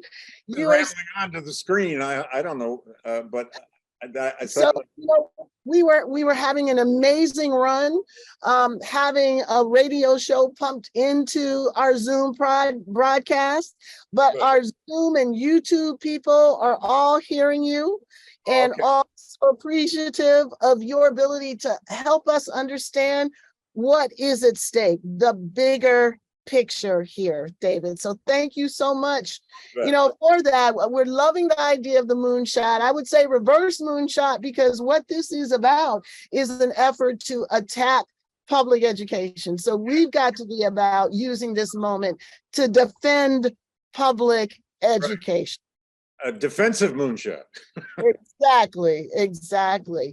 Well, David, thank you so much for joining us. So I know that there's some activities going on. Oh yeah, I'm running off to one right now. You're running off to one right there. So let people know again, anyone who's in the area, where the activity is and what it is, just so we can lift it up one more time. Okay, well, there are all kinds of events going on around here. There's another event tomorrow. I'm doing an interview with Richard Blackett about his new book on Samuel Ringgold Ward, a great Black abolitionist, 4 p.m. Yale University at the Humanities Quadrangle, 4 p.m. Thursday. Oh, wonderful. And I don't know if you can see the shot below, but you see the crowd that's forming here in New York at the College Board, making plans for the restoration of the course. So you're seeing what's going on. So thank you so much, David, and we'll be in touch. You go, Kim. Thanks. Bye-bye. Welcome back to Today with Dr. Kaye. I'm Dr. Kaye Wise Whitehead. Folks, as you know, today is the National Day of Action. We are at a critical moment as the battle lines have been drawn. We have witnessed our colleagues at colleges, at universities, at PK through 12th grade schools around the country being targeted or threatened. Women and gender studies departments have been closed. Public libraries have been defunded.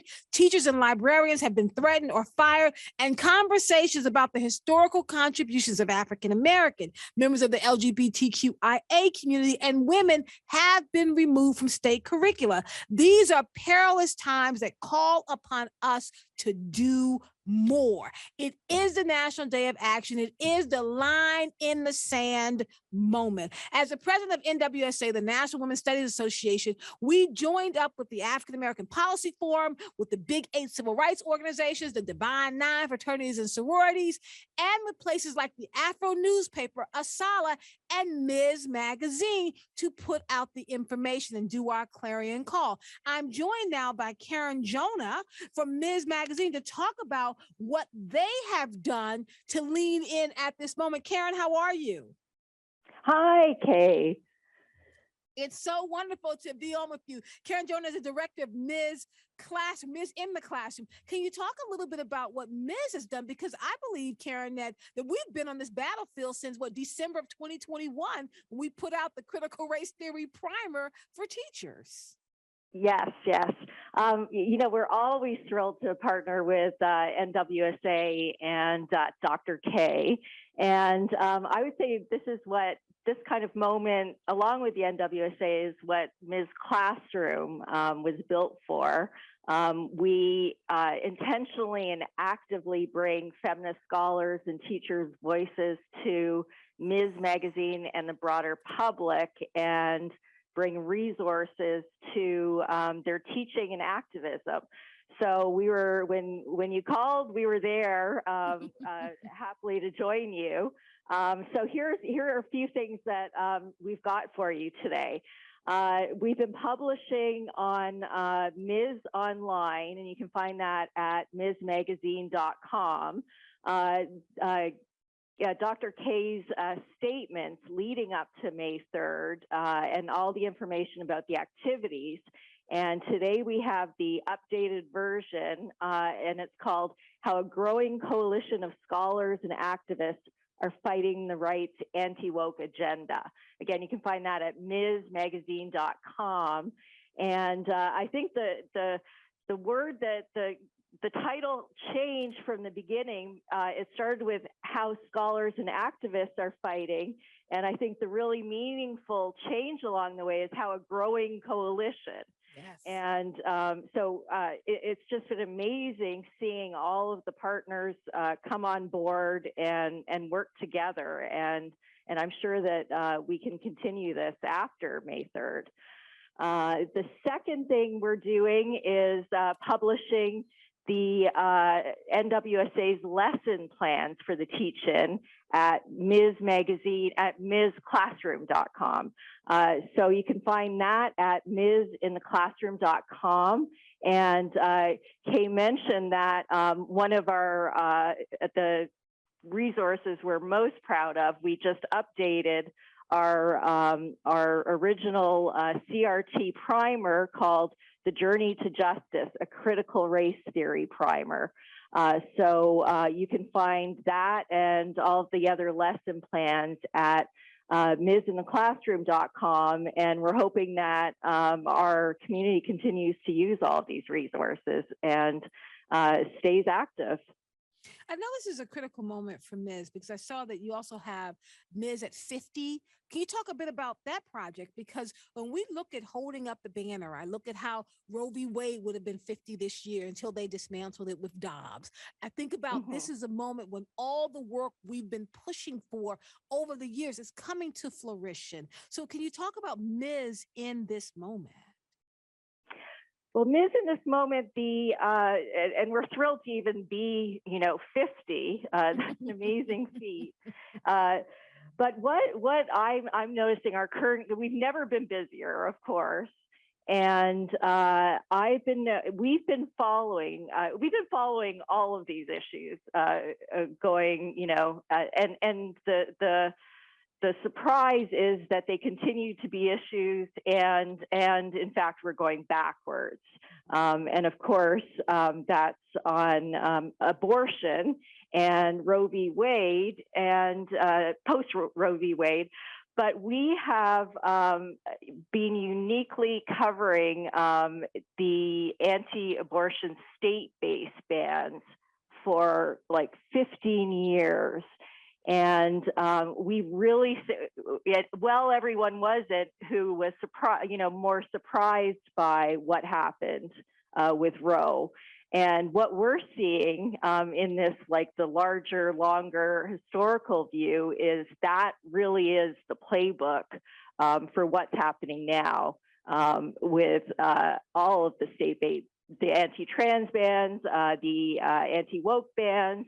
And they're all connected, of course. So that's sort of our long view that we're, and we're glad that we're on the ground. We're focusing on that. We're also on the ground in Florida, following the most egregious bans, and it's the same, but different, in a laid bare way that it's sort of like we did a critical analysis and used to say this is what's going on. Now we know that this is what's going on. No, I'm glad you said that, because I think that we are getting primed for more fighting at this point, that this is a day, the National Day of Action, but it's not the end. And I know that the work that NWSA has done, and I'm so thankful and grateful to the partners that joined in with us. I laugh often at what you said, Karen, that, my statements are like newsletters, right? Because but they're inspiration. I mean, they inspire me and the whole team here.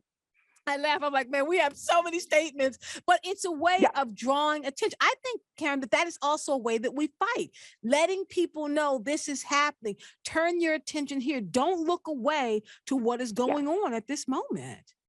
Yes.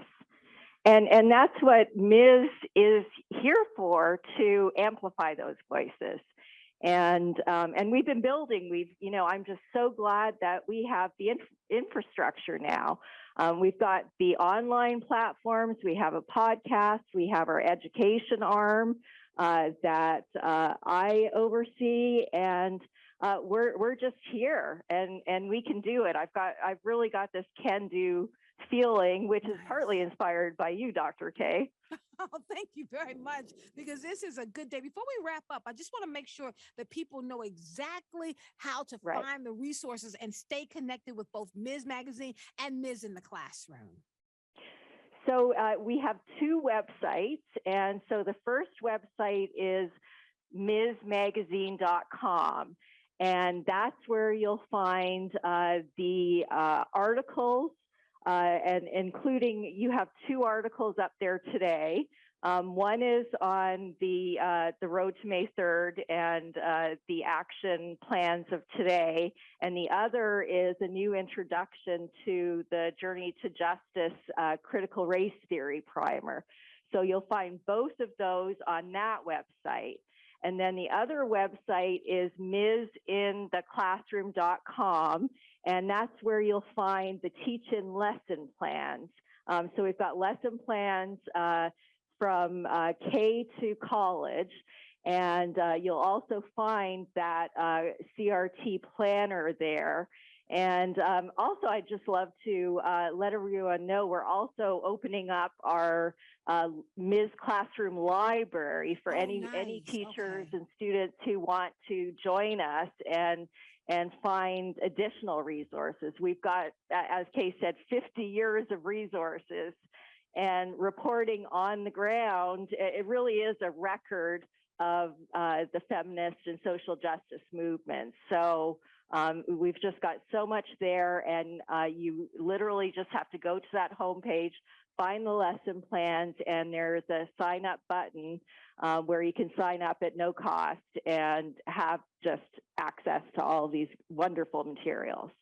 Thank you so much, Karen Jonah, the director of Ms. in the Classroom. Folks, MsMagazine.com, MsInTheClassroom.com. 50 years of resources, but even more specifically, if you want to get the lesson plans, the resource, the guide, the kits, the statements that we've been talking about for the last couple of weeks and today during the entire show, go right to MsMagazine.com, MsInTheClassroom.com. Thank you so much, Karen Jonah. Okay, thank you. Absolutely. So, folks, we want to continue that conversation, our conversation, by opening up the phone lines to you. If we're able to, I'm looking at my award-winning producer, Justina. She'll let us know if we're able to get some of the rally. We know that Kimberlé Crenshaw is speaking at the rally. We know that Reverend Al Sharpton is speaking at the rally. I know it's Reverend Al Sharpton, but we always call him Sharpton. We know that a number of people are standing up this moment for the National Day of Action for academic freedom and taking a stand against academic censorship. This is our moment. We have been giving away books.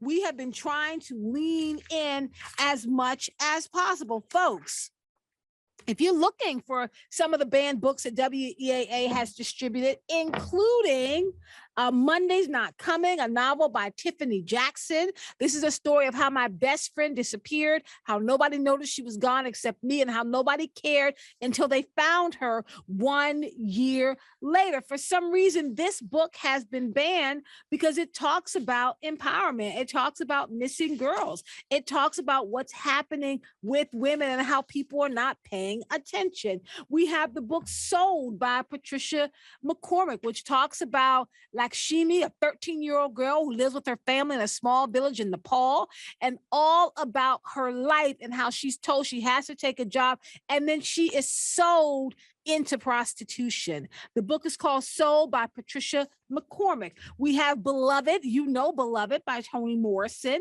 The 1619 Project by Nicole Hannah-Jones, I would say personally one of my favorites.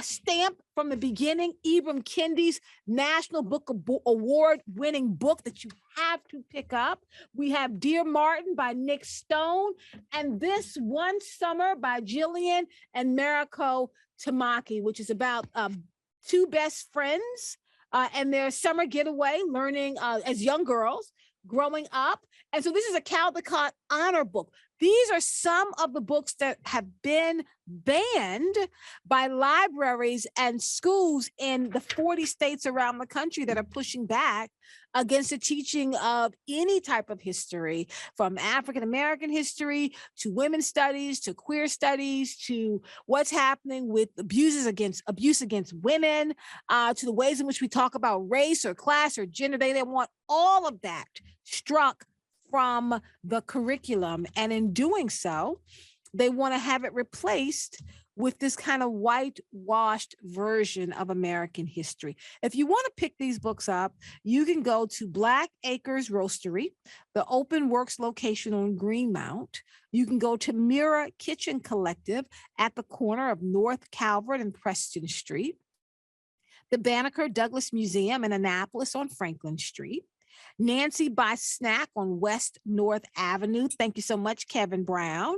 New Beginnings Barbershop on Hollins, near the Hollins Market. We'll have some. They will not have any tonight. They're all done. And we'll be giving away a stack of books down to the BSO. Actually, they already gave them away to the BSO. They gave them away last week. Our Director of Underwriting and Development, Desmond, has already delivered 2 bags of books to Darker Than Blue, the grill over on North Charles Street. And Casey Jenkins, the owner, has asked for a 3rd bag that will be delivered today. So if you want to get the banned books, go to these places. I mean, we've been giving them away. We gave 15 over to City Neighbors High School so the young people can have them. And I want to spend some time in the last little bit of seconds we have on the show. We have about 10 minutes left. As we're talking through. And the book that I've been wrestling with, it's not the 1619 Project, which we know how I feel about that one, but I picked up Stamped from the Beginning, Ibram Kendi's book, and he lays down these ideas about trying to understand overt and covert, explicit and implicit race and racism and the historical evolution of race. That when he looked at American history, he said there was no singular historical force arriving at a post-racial America. There was not a singular historical force taking steps forward and backward on race. He argues there were 2 distinct historical forces, dual and dueling history of racial progress, simultaneous progression of racism. So race and racism were being developed alongside each other. You cannot have one, he is arguing, without the other. That part of understanding race in this country is learning how to understand racism. That we are in a country right now where young Black males are 21 times more likely to be killed by the police than their white counterparts. That's just what the research is showing, folks. This happened between 2010 and 2012, just those 2 years in particular, they dove down deep. This is long before we even started talking about Black Lives Matter, and we saw that continuing. It was underrecorded, it was underanalyzed, but the racial disparities between female victims of lethal police force, he's making the argument, might actually be greater. We know that Kimberlé Crenshaw was the person that created the hashtag Say Her Name movement. And so that looks at this underrecorded, underanalyzed racial data about female victims of lethal police force. Federal data show that the median wealth of white households is a staggering 13 times the median wealth of Black households. I want you to really think about that. The median wealth of an average white household, just average, is 13 times the median wealth of an average Black household. Additionally, Black people are 5 times more likely to be incarcerated than white people. Folks, Black people make up 13.2% of the population. We probably need to spend some time talking about why it is that we overwhelmingly make up the number of people who are killed by the police, the number of people sitting in a prison, and we don't even own 13% of the United States wealth. We only own 2.7% of the nation's wealth. We are nowhere close to racial parity at all, 2.7%. That though we are 13% of the population, we make up 40% of the incarcerated population. So these are racial disparities. And if we're honest about it, racial disparities are older than the life of the United States of America. Because segregationists have been blaming Black people for their own state and their own situation since the beginning. That's that notion of being stamped from the beginning. It is based upon something that Jefferson Davis, who was a Mississippi senator, who went on to be the president of the Confederate States of America, made the argument that there is no and will not ever be any equality among the races. Black folks and white folks will never be free. The inequality of the white and Black races, he said, it has been, quote, stamped from the beginning. When you think about what we are fighting against, folks, I want you to understand that is what we are fighting against. This notion that it is, quote, stamped from the beginning. And I am not talking specifically about folks who fall within the Gen Z population, because I think they have different ideas around race, and they understand race in a very different way than, say, the boomers. I'll come back to that, because yesterday we had a wonderful discussion about generations and trying to figure out, where generations fit into this bigger conversation. I do think that until we get to a point where this country can have a serious conversation about race with people, because it's not just having a serious conversation with race with the people who want to have a conversation with race, because if you want to have a conversation with race, then this really doesn't apply to you, right? Because you're open to talking about the true history of our America, right? You're open to having that conversation. It's how do we make the space to have the conversation with people in this country that don't want to have it? How do we do that? And I am not completely certain, folks, if being nice is the way to go. I think being nice has not gotten us anywhere. I actually think we're going to have to find a way to push back and make sure that the teaching of our history does not get erased. That is the reasoning behind, the thinking behind, the organizing behind the National Day of Action. Folks, I am excited to have participated. I've been involved in this thing all day long, from all the work we did at Loyola University, Maryland, on the campus. I want to thank Johns Hopkins Center for Social Concern for donating the banned books. I want to thank Black Girls Vote for showing up with us today. I want to thank the African American Policy Forum with Kimberlé Crenshaw, with Professor David Blight. I want to thank Asala for Dr. Sundiata Chajua. And I want to thank Professor Hussein, who came through African American Policy Forum as well, and Ms. in the Classroom with Karen Jonah. It has been a power-packed day. Do something, folks, even if something small. Stand up with us, stand up for academic freedom, and stand against academic censorship. You can say, there's nothing I can do, Dr. K. Get you a book, one of these banned books, and go in and start reading it. Put a note in it and give it to a young person. Go down to Darker Than Blue. Go down to Nancy buy a snack. Get you a snack, get you a book, and let's get some reading done. Until tomorrow, folks, it's been an honor and a privilege to serve you in this way.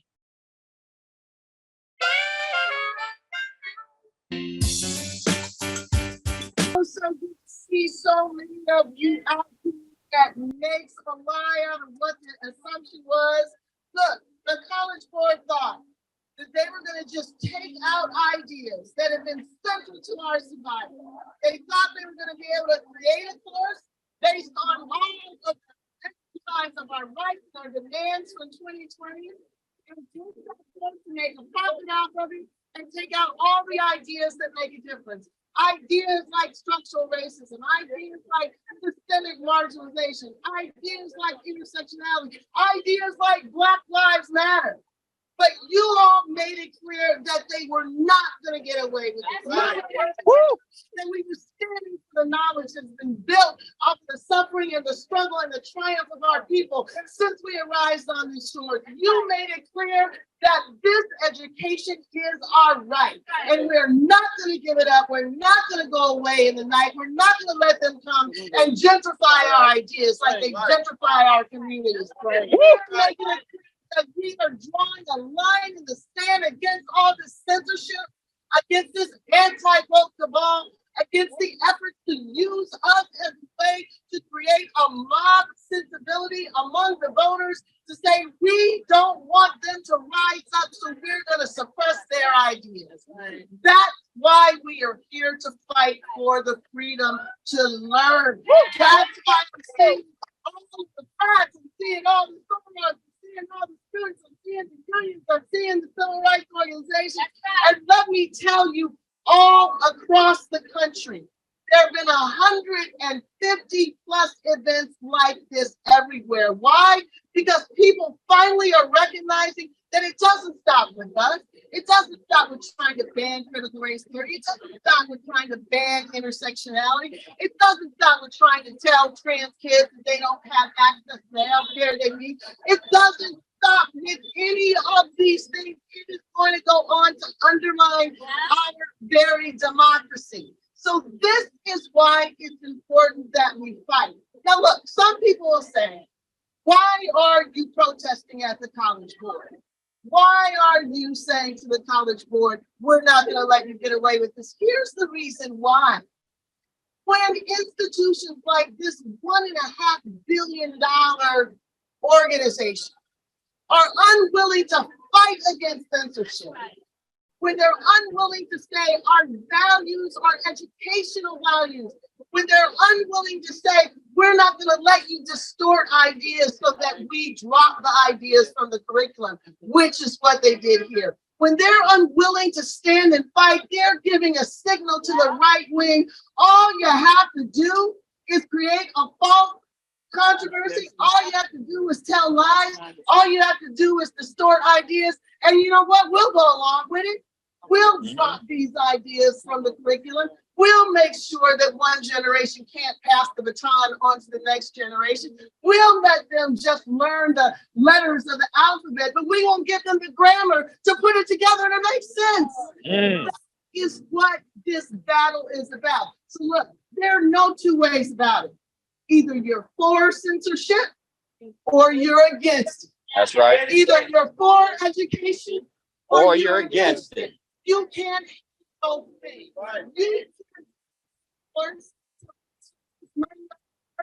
You profit off it, and then when the course runs into the right-wing cabal, like Ron DeSantis, decide that you're going to allow the course to be purged of its meaning. And you want to know who's purged out of the course?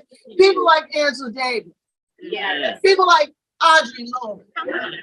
People like Ta-Nehisi Coates. What are the ideas? Ideas like intersectionality. Ideas like structural marginalization. Ideas like reparations.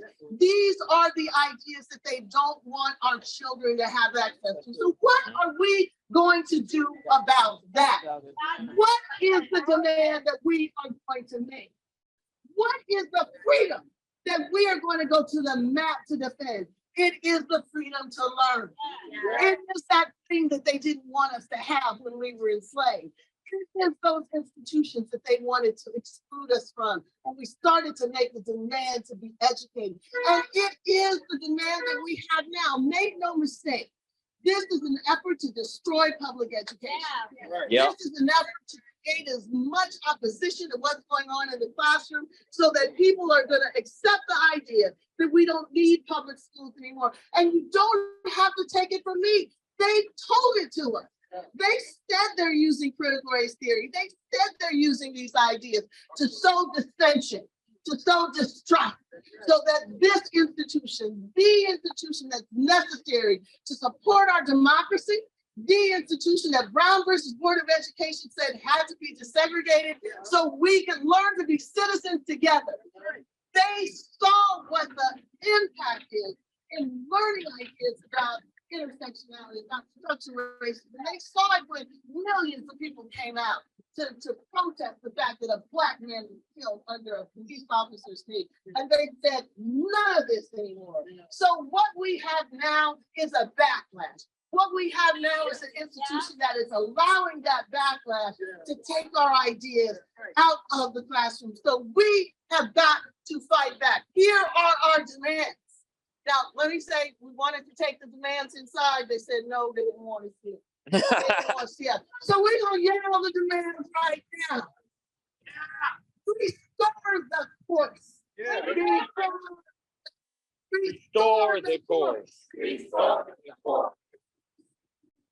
Make the course available to students in those states where there's legislation that says you can't teach things that are going to make some students feel bad. And we know which students those were that they're concerned. They ain't concerned about our students, right? So we are saying use your $1.5 billion to create platforms for students in those states to get access to the liberatory ideas that they don't have access to because of this law. Third, we want to know what happened to this course. Here's it, that ideas that scholars, 300 scholars, came together to say these are important ideas in African American studies. How is it that within a month, after one governor had a chart that said these are all the ideas that we're not going to accept, how did it happen that those ideas just happened to get excised from the course? How did that happen? Now, for the last month, the College Board has been saying, you know what, we didn't do it because the DeSantis told us to. We did it because our scholars told us to. Well, just last week, the Wall Street Journal, and I want you to know, Wall Street Journal is no friend of ours. But the Wall Street Journal said they are not telling the truth. They are not being honest about where this decision came from. So what we need to know, what is the truth? Tell us how these courses are being distorted by right-wing political forces. That is our demand. And our last demand, stand up against censorship, College Board. Stand up against this repression of transformative ideas in the New York Times. Stand up on the institutions who are sitting here just watching this happen, saying, tisk. Our democracy is being undermined. So we are here to demand the freedom to learn.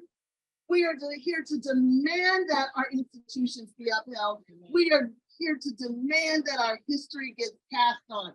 I am not going to be that generation that failed to pass the baton on to our baby.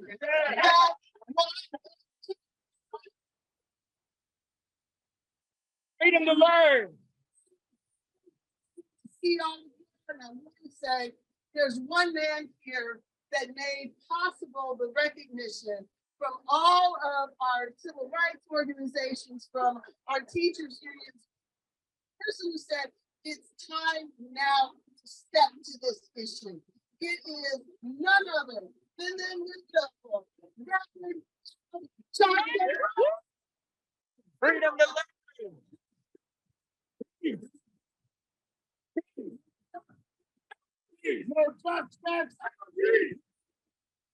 We stand with Kimberlé Crenshaw and the other scholars that have been in many ways targeted and portrayed because they would dare write about history and ideas. And when she came and told us what was going on, and we looked behind the headlines, we said not only would we join in today in 100 cities, that we're going to keep escalating. And we're going to escalate until they understand that the College Board can run, but they can't hide. We want them to know that this is not an ivory tower fight. This is a grassroots fight. This is a fight that we will fight in the streets. It's not going to be the last time we come down to the College Board. We might even decide to get the elevator, go upstairs and see y'all. because you cannot tamper with the minds of our children to exclude Black history and women's history and LGBTQ and trans. It's to exclude our family. It's to exclude our story. It's to exclude the truth. And our children cannot have a lopsided history. They will end up with a lopsided mentality. How do you produce Ron DeSantis? By giving him lopsided history. How do you produce a Donald Trump? By giving them lopsided history. How do you produce those that are in Florida that think they can give us a sanitized supremacist history? We must stand together. We had about 1,500 last month. We marched in Tallahassee. We're going to give more numbers. Some National Action Network are here. I want to come. I'm in the middle of the radio show, but I told Kimberlé I wanted to come myself. So they would understand we stand with Randy and AFT. We stand with all of our allies. We stand with these students and let them know this is not their battle, this is our battle. Let me tell you something. We are living in times where babies are being born that will have less wholesome education than we had. That's right. Just like this is the first generation that is going to have women, children, that will have less freedoms than they had. We are watching the step back of America. How do you have more freedom in 1985 than you have in 2023? How do you have more education in 1990 than in 2023? And that's why Kimberly's right. We can't be the generation that dropped the ball. People fought and died and shed blood to open up America for us, and we have more to work with, and we're going to let them close it while we're here. Do you realize that the generation of the 60s changed America, and all they had was rotary phones and a Lexicraft machine? Here we have social media, 200 cable stations, TikToks, Instagram, Facebook, Instagram, and we can't get together and stop them and build a movement. There's something wrong with us if we let this happen. So let's stand together, let's fight together, and let them understand that we are going to fight for the freedom to learn. We're not asking for a hand. We're asking you to get hands off. Get hands off our history. Get hands off of our diversity. No justice, no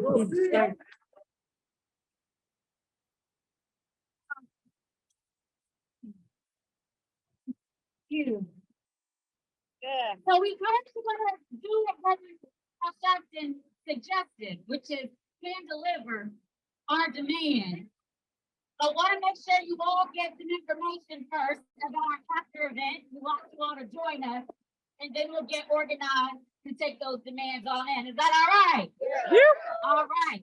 I also want to thank the students from Bella Academy who joined us. Yes. They had to get back on the bus, but we want to make sure that you all know that we appreciate them. So the Freedom to Learn Network and the African American Policy Forum will be hosting an Artivism reception for all of you. It includes a band book installation, performing art. Who likes poetry, song, and dance? Right there to make some noise. All right. And speeches delivered by special guests. The performances and speeches will lift up the voices and stories of educators, authors, and scholars whose work has been expunged from the AP African American Studies course curriculum and banned from classrooms and libraries across the country. Now watch this. Food and drinks will be served. We love free food and drinks. Okay. It's gonna start from 4:30 and go until 8 o'clock. Now if you need to pull out your phones or pen and paper, I'm about to give you the address. It's at the NFT Gallery, New York, which is at 88 Clinton Street, New York, New York. Again, that's the NFT Gallery, New York, 88 Clinton Street, New York, New York. Now, who's ready for some action? Everybody, yeah. All right.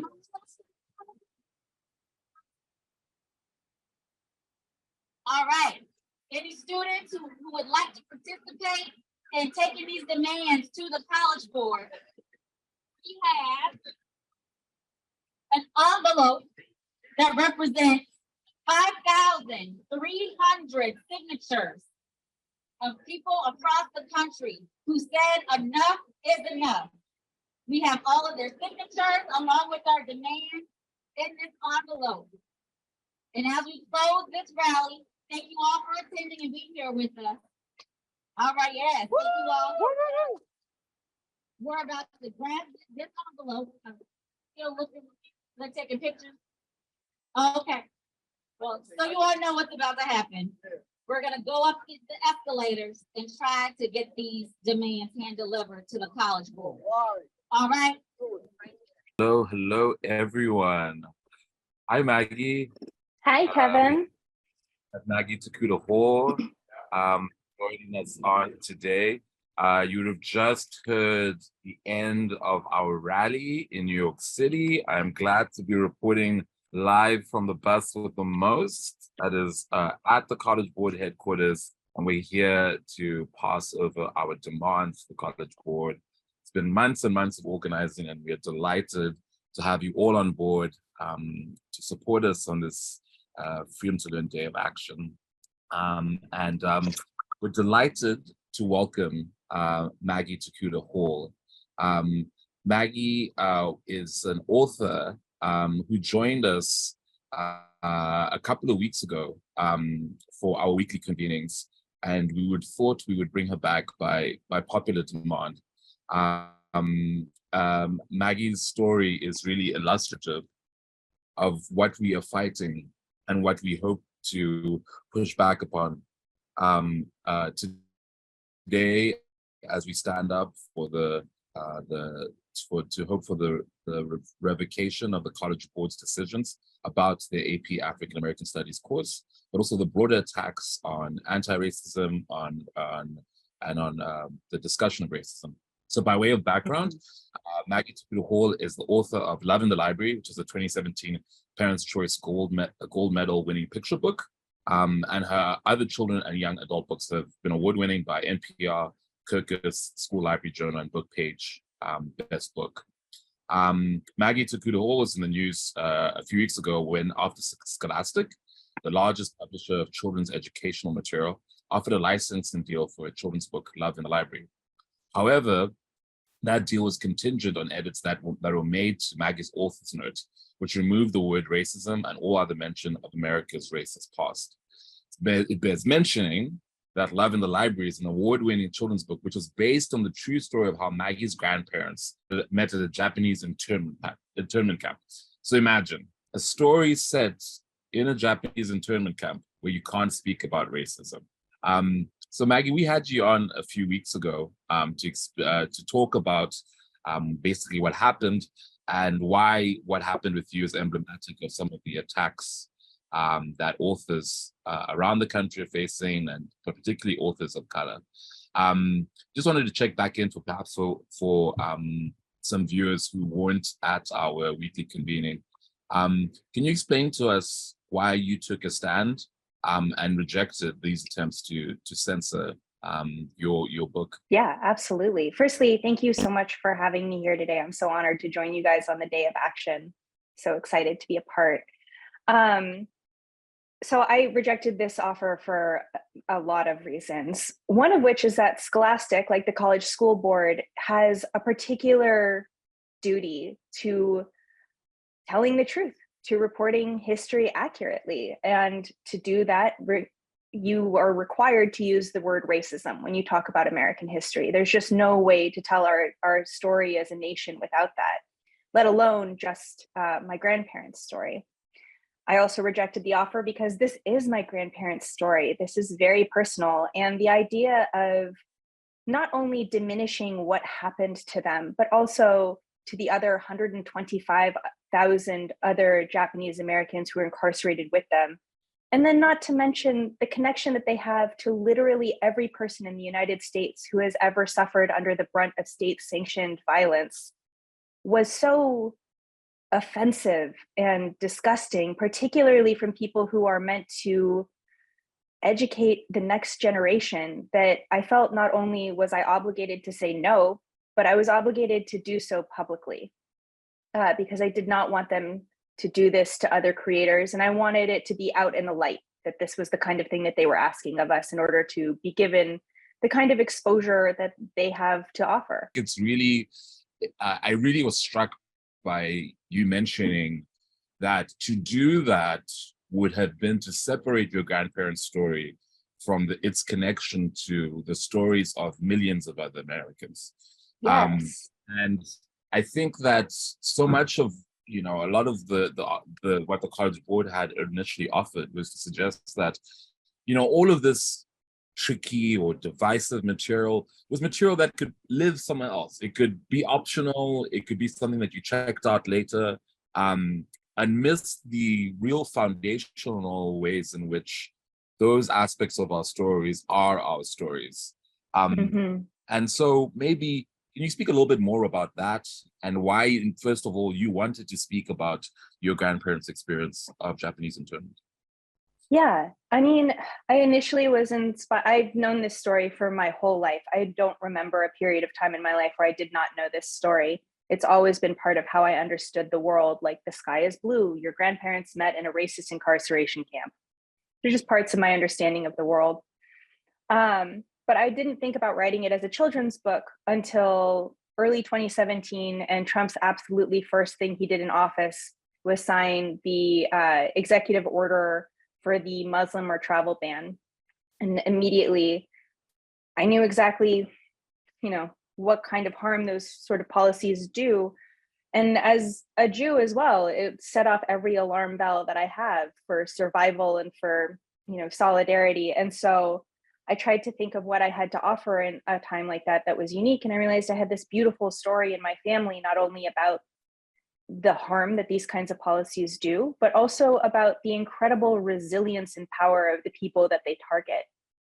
But since writing it, and one of the things that I think about so much more and more as my time with this book has gone on, is that as a kid, I thought, because this was the story of state-sanctioned violence that I knew the most intimately, it was the one that I learned the earliest and not others, I thought that there was something like uniquely hateable about Japanese Americans. Like I was like, why us? Like, what did we do? Because you don't hear about this happening to other people.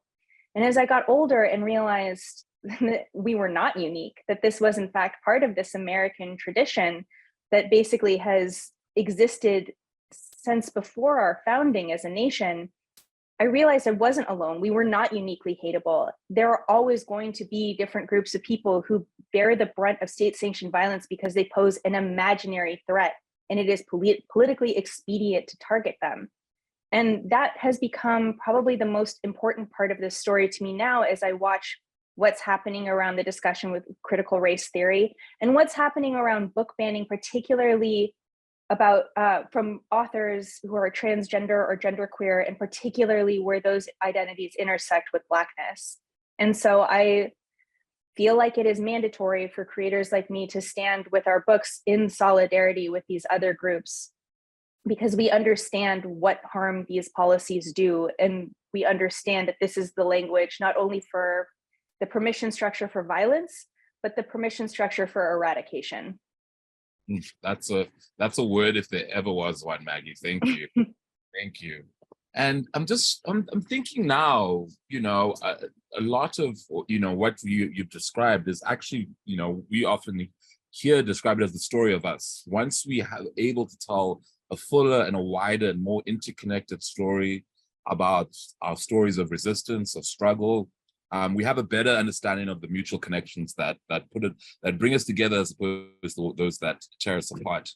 Can you maybe also speak about one of the common defenses is that, you know, this material is difficult for children. This is material that, you know, it's college level. These are difficult concepts. They can learn it later. It's not appropriate that they should be learning it at this stage or at this particular juncture in their life.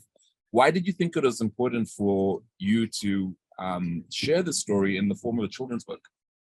Yeah, and as a picture book, as the picture books are meant for our youngest readers, I love that question because it's something that's so important to me, which is that children of these marginalized groups have to experience these things at very young ages.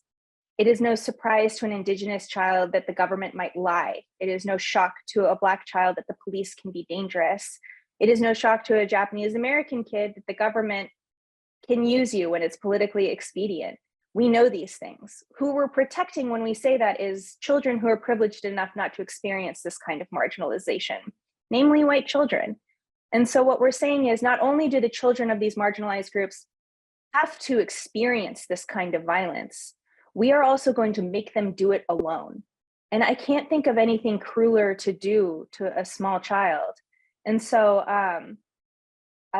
when this book was being shopped around to different publishers, some people said no, like they were like, this is a little young, you should rewrite it as a young adult novel. And I knew, just as I've always known, that children are capable of understanding the complexities of these stories because I was a child who understood the complexities of these stories. And having that basis be part of how I understood the world has made me dedicated to fighting for a more equitable future. And I genuinely believe that if more children were given this information, they would want the same. Just yesterday, actually, somebody DM'd me on Instagram and was like, I lived in Idaho my whole life. I live in Washington State now. I'd never heard about any of this stuff. And she was horrified. She was a full adult with children of her own who'd never heard of Japanese incarceration. And she didn't feel served or protected by these impulses. She felt betrayed and she felt stupid and she felt horrified. And it's not her fault that that happened to her. I think we do white children a real disrespect when we say they can't handle it. We're basically saying they're too stupid, they're too weak, they can't handle it. And the fact is, that is the arrogance of adults who do not respect children. And I think children deserve to be respected, because I think when you described the idea that these are one complex ideas that children can understand, and unfortunately for children of color, whether you understand them or not, you're going to face them. We know that children from a young age experience racism, experience racial discrimination, being treated differently by the color of their skin. So from a young age, they have to face it, and it's incumbent on us to give them the tools to understand that and be able to resist that. So thank you for doing this work. Maybe lastly, Maggie, and thanks for joining us. What does the freedom to learn mean to you, and what would you like to say to other authors and other people who are trying to write about this material and are worried about some of the repercussions? What is some words of advice that you might have for that community? To the other authors, I wouldn't mince words. I wouldn't pretend that there are no repercussions. There are. But what I would say is, or what I would ask them maybe, is what future do you serve when you refuse to tell the truth? If they're writing for kids, that should be something that they're thinking about constantly. It should be their primary concern. It should be the thing that is most important to them. And this future that we serve, when we tell these, fake histories, these whitewashed histories, is the present that we live in. We know that this is a situation that cannot hold. We know that so many people in our country are unhappy. They're dissatisfied. Everyone feels victimized. This is not a situation that we want to perpetuate. And so if you're trying to improve anything, tell the truth. Thank you, Maggie. That is the word. Thank you for having me. What future do we want to serve? We are out here with a bunch of students, high school students, fighting for the future that they want to be part of. And I think those are fighting words for our community and for today's Day of Action. So we thank you again for joining us, and we wish you the best of luck in your future endeavors. We can't wait, because you're part of the circle now. We can't wait to bring you back on and see what you're up to. So thank you for joining us. Thank you so much for having me, and best of luck. Thank you. And thanks, folks. Thanks for joining us. You would have just been seeing some of the clips from the speeches at our rally here in New York. We're downtown or outside the College Board. We just went up to serve our demands. We have a great crowd, even in the cold down here in New York. And thank you for joining us. We are, there's so much happening across the country. I thank you for letting me host for a little bit. By the way, I'm Kevin Minofu. I'm delighted to be passing on the baton to David Johns. David, are you on? Yes, good brother, I'm here. Thank you for that. Hey, David, how's it going? How's it going there? We are fighting to defend democracy, so that feels great. That we have to do it totally sucks, but I feel good about how positioned and organized we are to win. Thank you. That's what gets us up in the morning. So I'm gonna hand over to you for our next segment. I appreciate you. Thank you. And we are joined by our first guest, Ashley Farmer. I'm gonna read her bio in a second, but before I do that, I want to say thank you. If you all hear me say nothing else, on behalf of the National Black Justice Coalition and all of the partners working to ensure that freedom to learn is a thing, thank you for all of your efforts, and in particular for the gift of your time and attention. If you want to Google, there's an article that was published today that includes some of my feelings about the College Board. I won't take up that time, but suffice to say that the National Black Justice Coalition led a coalition of 30 national organizations in calling out the College Board for what has now been confirmed as their lies, and them conspiring with anti-democratic leadership, definitely in Florida, but likely elsewhere throughout the country. And we will continue as an organization to call for a full accounting of what is happening with the College Board, a 100-year-old nonprofit organization that has a tremendous amount of unchecked power, not only in affecting what is taught in kindergarten through 12th grade schools throughout this country, but what's also taught and valued in college and who gets in as well. And so again, a lot of important work for us to do, but if you hear me say nothing else, in addition to that, which I've already said, hear my heart when I say thank you. Dr. Ashley Farmer is a historian of Black women's history, intellectual history, and radical politics. She's currently an associate professor in the Department of History and African Diaspora Studies at the University of Texas, Austin. Both of my parents are from Austin, fun fact. And she wrote a brilliant book that is titled Remaking Black Power, How Black Women Transformed an Era. It's the first comprehensive study of Black women's intellectual production and activism in a Black Power era. And there are lots of questions that I have just related to the book, but we're gonna focus on the topic today. So let me start by saying thank you, Dr. Farmer, for your scholarship, for your activism. Can you tell us what's happening where you are now today? Thanks for having me. As you can see, I'm literally right outside the capital of Texas, where we have just finished a rally in support of academic freedom across college campuses. So here in Texas, we've got three, well, many bills, but three in particular that are going to be voted on in the next week. One is against quote unquote indoctrination of students, particularly around race and gender, including the idea that teaching slavery is anything but an aberration is a problem. The second one is the elimination of tenure starting September 1 of this year. And then the third is a gutting of our DEI programs at the collegiate level. And we're thinking about DEI in terms of any historically underrepresented group, from first generations to veterans, certainly racial and ethnic minorities, arguing that it's not a good use of taxpayer dollars and that it discriminates in other ways, which we obviously know is not true. So today we just had a rally in front of the south side of the Capitol that was students, there were community members, there were faculty members who spoke and came in support of academic freedom, diversity, equity, inclusion, and then folks are now going inside the Capitol to try to meet with the representatives ahead of our votes next week. I appreciate all of that. And in particular, want to acknowledge that we're having a conversation with the congregation, right? The folks who are a part of this understand the importance of this work. But I want to invite you to break it down for the folks who still don't understand why this is important. And I want to lean into the fact that your work really highlights intersectionality in praxis as it relates to people who are affected because of social constructions of race and ethnicity, as well as gender identity. So can you talk to people who might not understand the importance of DE&I programs at the post-secondary level, or the ways in which this is affecting Black women and girls? Can you help to paint the picture or connect those dots? Why should people care that otherwise don't get it? Yeah, absolutely. So when we think about diversity, equity, and inclusion programs on campus, this certainly means, what we teach in the classroom, but really this means support for people who have not been historically represented on the campus. Certainly that means, Black and brown students. Certainly that means women, particularly Black women and girls. Certainly that means differently abled people. It also, like I said, means first generation students. It also means older students that may be coming back.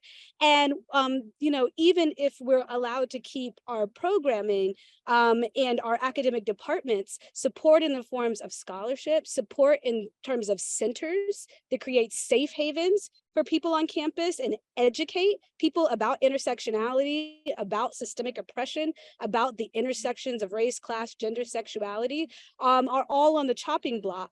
And it sends a message that we don't belong here, right? That our state doesn't support us and that we don't have a right to learn here. And a particular worry is our Women and Gender Studies Center, which is a central focal point for understanding and teaching about intersectionality, although we do that in other places, and about trans rights, about young women and girls, et cetera. So it's a concentrated effort to say this programming can't be funded, but in saying the programming can't be funded, we're saying you don't belong here, and that people should not have to learn about these things and be inclusive. Yeah, I appreciate that and want to stay in this space. I'm thinking a lot now about the dangers around the loss of academic freedom. And in particular, I appreciate you naming the attacks on our attempts to eliminate tenure, which provide protection for folks like you and I to do the kind of research and work that we do, especially in hostile spaces that are built on white supremacy. But can you talk a bit about your concerns in that regard? What are the implications for attacking tenure, for censorship in the way in which we see it manifesting, in particular the stifling of discussion by banning words and books, and otherwise moving away from debate, which is something that those of us who are privileged enough to go to college enjoy, I would imagine.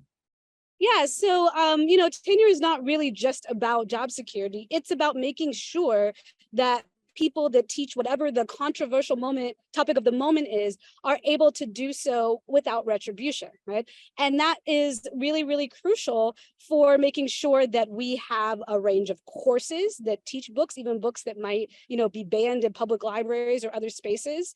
It is crucial for making sure that we have a diversity of people on the faculty from which to learn from. And in putting it in jeopardy, it allows for those of us who teach these issues that they don't want us to teach anymore to be attacked, right? And most importantly, it creates a chilling effect, right? It makes people self-censor who don't yet have tenure for fear of what will happen. And it makes people feel like they might lose their job if they do what they're brought here to do and brought here, which, I was hired to teach about race, gender, systems of oppression. That's my actual job. But with the elimination of it, then it makes it grounds for me to be the subject of attack if anybody doesn't like that I teach it anymore.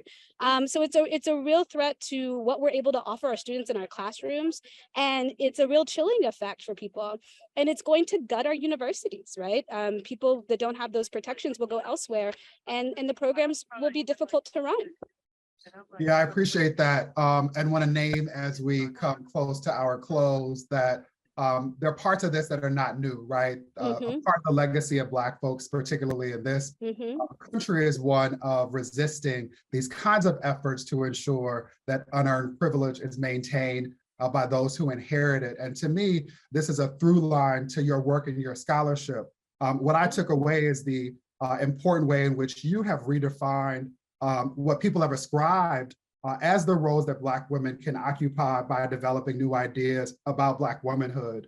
And in particular, by using leaders, Black women leaders, Black feminist leaders to do that. What are the lessons that they offer that we should be applying in this moment? Yeah, I mean, I think they're playing the long game. Yes, they understand what it is to survive moments like the 2020 zeitgeist when everybody wanted to learn all these things and their ideas were popular. And then they taught us how to survive moments when, you're under attack. They've given us strategies for building community like we're doing today and like we will continue to do to make sure that as we become the targets of these things, that we're not losing sight of why we do the work that we do, and that we know that people have our backs, even if we are under attack.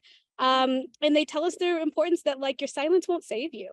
whether or not you are gonna try to, self-censor in an effort to get around these laws, right? They'll keep coming. They'll let you go. They'll go as far as we don't push back. So if you believe in a set of principles and it's the right thing to do, then, tenure, no tenure, bills, no bills, you have to stand up and be true to those principles no matter what.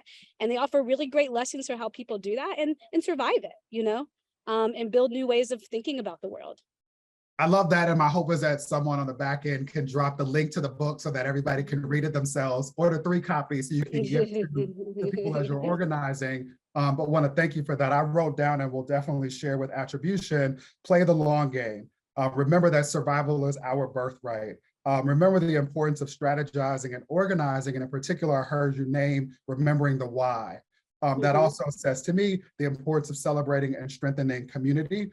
And then I wrote down both of your quotes around remembering that silence will not save you, and they will go as far as we do not push back. I'm really, really thankful for you articulating that and for doing the work of producing a book. I know that that is no easy feat. My last question to you, and then I want to hold space for you to share anything that has come to mind that I might not have asked that's important, is what does freedom to learn mean to you? Yeah, freedom to learn to me says that we offer people a choice to be expansive in their understanding of the world, right? The goal of college, particularly a liberal arts education, isn't to indoctrinate you, as the right would have us believe, but to offer people the freedom to wander intellectually, to see how different people live, to experience through people how they might organize and think of themselves in the world, and most importantly, how people might organize or think about the world or build a better future. And as long as we don't offer students opportunities to learn about that in every way possible, we're doing a disservice not only at the college level, but to ourselves as community members and to the future that we have. Yep, I agree wholeheartedly. How can people find you, follow, and support your work in addition to purchasing the book? Ideally at a local news Yes. at a local store, but get it the way you need to get it. Yes, I am on Twitter at Dr. Ashley Farmer. I have a website, ashleydfarmer.com, where I share, blog posts, writing, videos, etc. So, please check it out and share if you can, so we can get more people into talking about ideas. Our public sphere will become even more important as they try to crowd us of the classroom. We're here to stay, but also we can amplify these efforts in other spaces. Absolutely. I'm glad you were here, Dr. Farmer, doing this work of teaching the babies and defending democracy. Again, the book is titled Remaking Black Power, How Black Women Transformed an Era. Thank you so much for your advocacy and your activism. Thank you. Thank you for having me. Goodbye. Of course. We have been joined by, perfect timing, Crystal Rouse. Am I pronouncing your name correctly, Crystal? You are. My name is Crystal Robinson Rouse, and I do hail from Charleston, South Carolina. I serve as the Director of Education Advocacy and Community Organizing for the E3 Foundation. The E3 Foundation is one of the founders of the Pro-Truth Coalition, Pro-Truth South Carolina Coalition, which actually held our activities today, and they're actually still going. Unfortunately, I had to leave the Capitol to come home to handle things with my children. Today, we did a plethora of activities. One of the things that we were excited about is that our activity is actually the only activity taking place in the state of South Carolina. We joined forces with other organizations across the state. The Pro-Truth Coalition and the SC United Coalition joined forces under the umbrella of an organization called WREN, who hosts every other Wednesday a Meet Me at the State House event.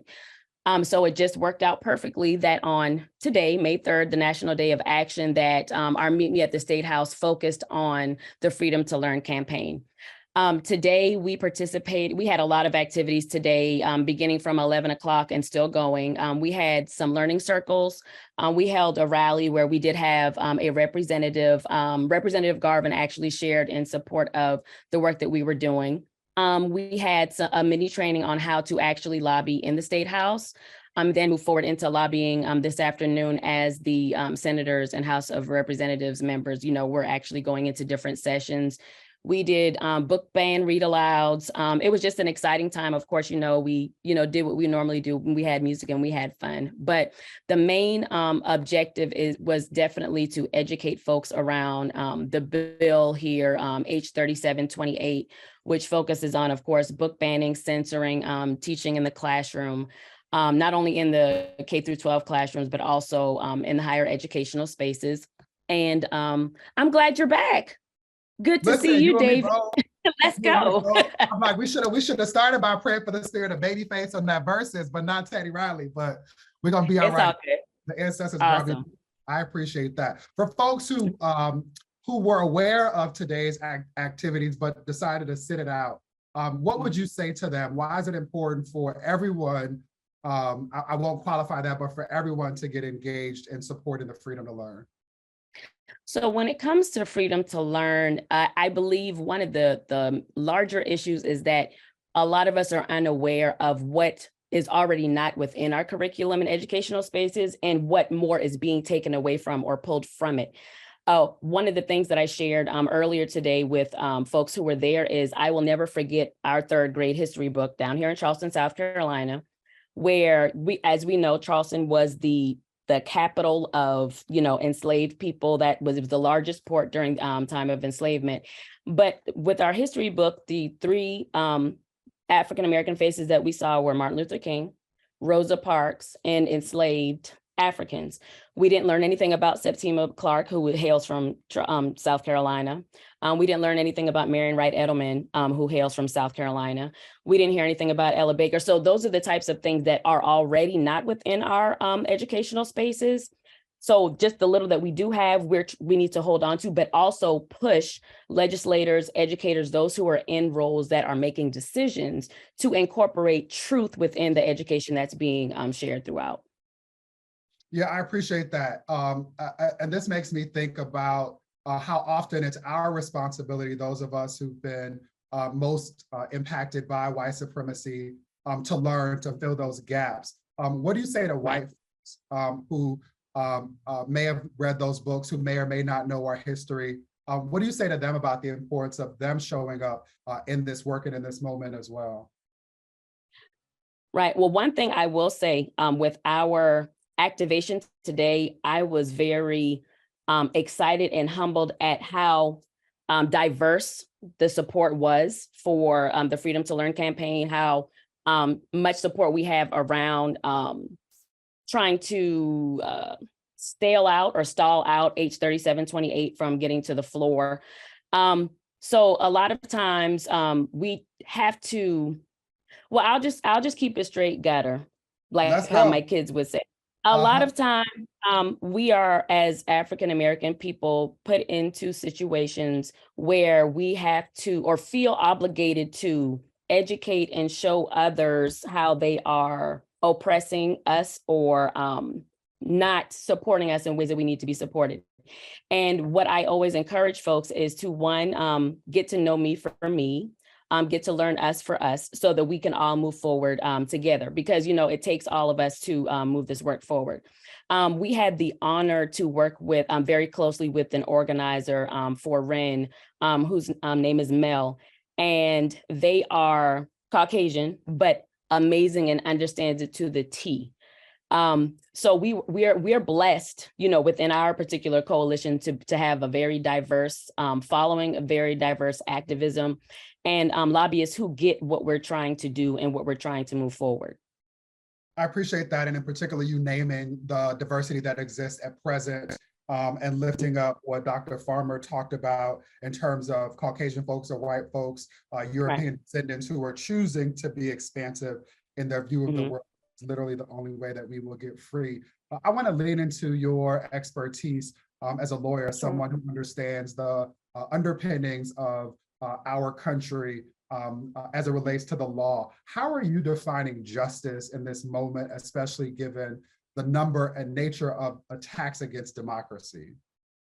So I'll be honest with you, I'm not sure if you're trying to speak lawyer into my existence, but I'm not. I'm actually from Charleston, South Carolina, and I'm not a lawyer. I am actually, it's all good though. I'm actually a community educator. I do hold a bachelor's in psychology, a master's in adult education with a focus in community and higher ed, and a master's of education in early care and education, and some doctoral level work, which expands, of course, from pre-K all the way up to master level educational spaces, and have spent a lot of time doing work under Marian Wright Edelman in the Children's Defense Fund Freedom Schools, which is culturally relevant pedagogy and curriculum. I have had the awesome opportunity to do work alongside civil rights veterans, God rest their souls, Julian Bond, Bob Moses, Dave Dennis, who actually still lives here in South Carolina, who actually were on the ground in the 50s and 60s doing the work, but actually learning from them and gaining and just gauging from a lot of their energy on how to actually fully provide support to our people in the way that we need, but then also ensuring that it is culturally relevant and meeting people where they are. I think oftentimes when decisions are made about us, they're made about us, but not by us. And a lot of times what we're not doing as legislation is being developed, or the language for bills are being developed or put together, we're not taking in or listening to or incorporating the voices of those who would be most heavily impacted or influenced by the decisions we're making. And that's something that we really need to figure out how to change the lanes on, or, make a left turn on, because that's where we're falling short. One of the things that I appreciate about the Pro-Truth SC Coalition and the E3 Foundation, for who I'm working with now, is that that's our primary focus, making sure to lift up and encourage and empower those who may not feel supported and may not know exactly how to advocate for self, but helping them to establish and develop the tools to advocate for self so that they can advocate for self and family. I love all of that. I want to apologize. I was given a bio that has lawyer all up in it, but I'm also going to honor that the ancestors use it in different ways. So we probably speaking some stuff into existence. Hear my heart when I say thank you for being an educator. Educators do God's work. And what I'm clear about, even though I might have gotten some things wrong, is to quote Kate, which is that Crystal Rouse is a badass. So I tried.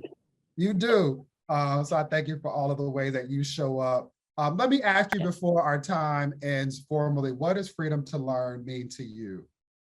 Ooh, freedom to learn to me means the freedom to learn is the freedom to live, it's the freedom to be, it's the freedom to see. To me, we cannot survive currently how our political systems are working. We have to do a better job of unlocking the promise of our future with different tools to understand and make sense of our past. As it pertains to like public education, we have to do things that are more innovative and that are more connected to the population of children and youth that we're actually serving.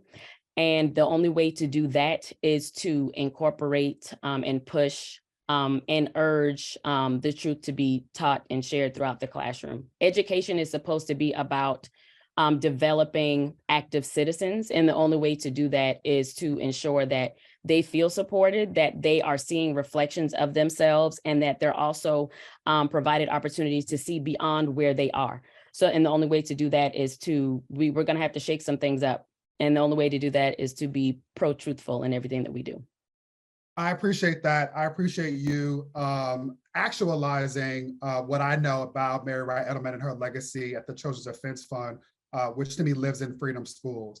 That is watching the process of developing active citizens with love and action. So I encourage folks that have not been in a space like that to find one to seek it out. And if you are close to Haley Farm, go there and spend some time. So thank you for that. I want to, before I ask this, I want to acknowledge in the chat that Dr. EK wrote, I know what you're intending, but calling a Black woman a badass feels more like strong Black woman to me. When it is said to me and others, not a compliment really. So two things, I received that. I don't use strong Black woman for that very reason. And so I appreciate you lifting that into my consciousness. I don't know the gender of the person that shared it, but I was offering a direct quote of someone who I believe knows, it's Kate, who I was quoting, who said Crystal Rouse is a badass. So just want to make sure that we're aligned on that. How can people find and follow and support your work, Crystal? Okay, definitely. And I'll drop everything in the chat. Definitely follow our coalition at protruthsc.org. I'll drop that. As far as contacting me directly, strongly encourage you to do so to learn more about what we're doing in the state of South Carolina. I can be reached at crystal@the e3group.com. And I'll also drop my social media handles in there as well. Thank you so very much for all that Thank you you. do for our community and our country, and in particular for representing today for South Carolina. Thank you. Awesome. Onward and forward. Toward freedom. That's exactly right. That time passed quickly, and I want to say thank you before I sign off to everybody on the back end who is laboring and loving to make this possible. I am really honored that the National Black Justice Coalition was able to join this coalition. We, partly as a result of my leadership, will do anything that involves Kimberlé Crenshaw, as well as Khalil Gibran Muhammad. He's someone as a leader who I have been following and finding ways to support and emulate since he was at the Schomburg in New York. And so I hope he hears my heart when I say thank you, Khalil, for your leadership, for all of the ways in which you teach the babies and defend democracy. It is a pleasure and honor to work with you in this way. And I look forward to passing on the baton to you as you continue to carry us forward. Thank you so much, David, and proud of you too, all the work that you're doing, your voice, your character, your spirit, so much of what's happened behind the scenes to bring us today to this National Day of Action for the Freedom to Learn. We couldn't have done it without you and National Black Justice Coalition. Thank you. We're going to continue in this work together. And the good news is, as a result of all that's happening today and around the country, we have many more friends and allies in this work. And so I look forward to marking this occasion and a proper together moment. But in the meantime, we're going to toil in the vineyards and continue to build our movement. Thanks so much, David, for today. Thank you, brother. Thank you. You're welcome. Well, folks, I am really honored to have a chance to actually be with so many of you on this day. I think this is a really important day that we've looked forward to for quite a while. And of course, the folks at African American Policy Forum and the folks at the various civil rights organizations that have helped to bring us to this moment, we ought to continue to lift up for the hard work.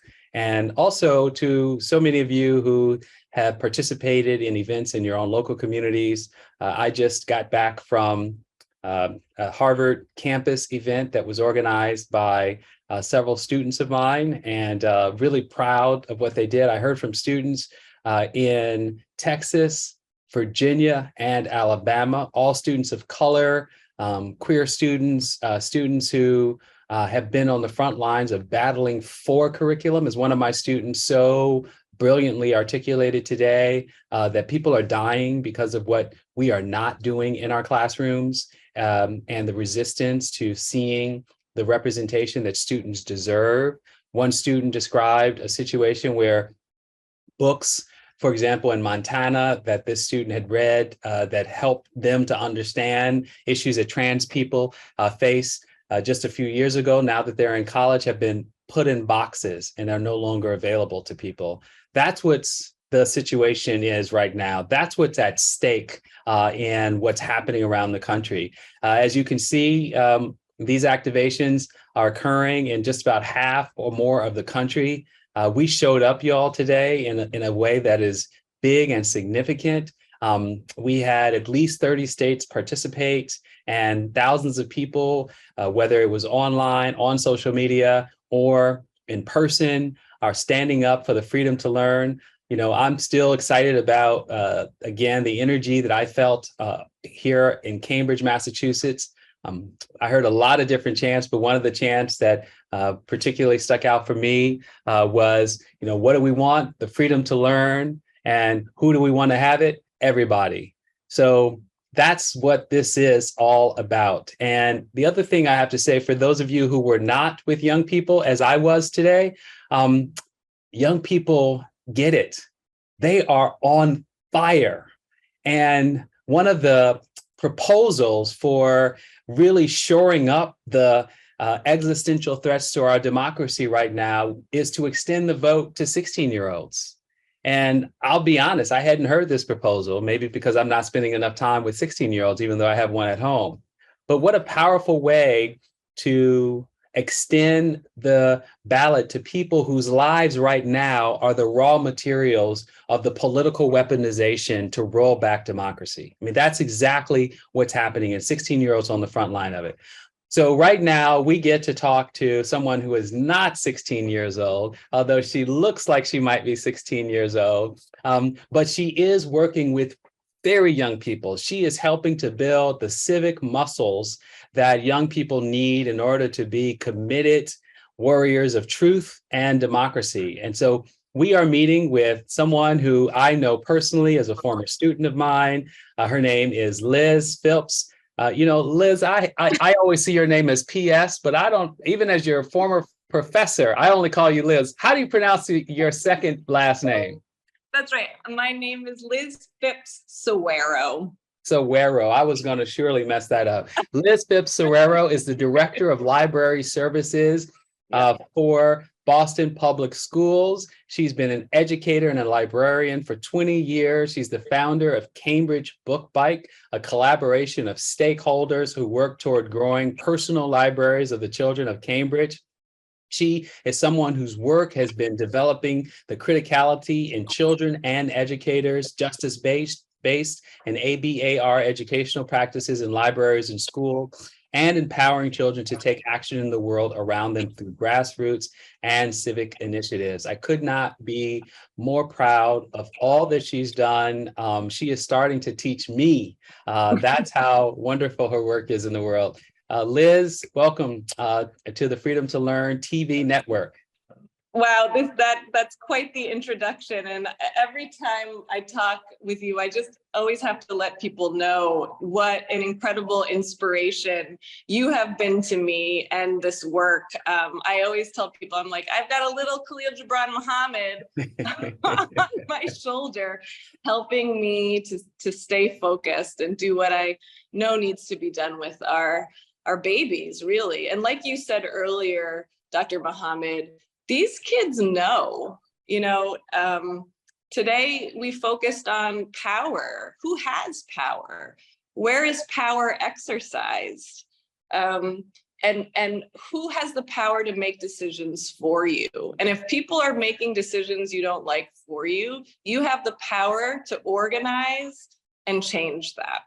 Yeah. Well, I know that right now it may be obvious to a lot of people that librarians are on the front lines of this anti-truth attack on democracy because of the banned books.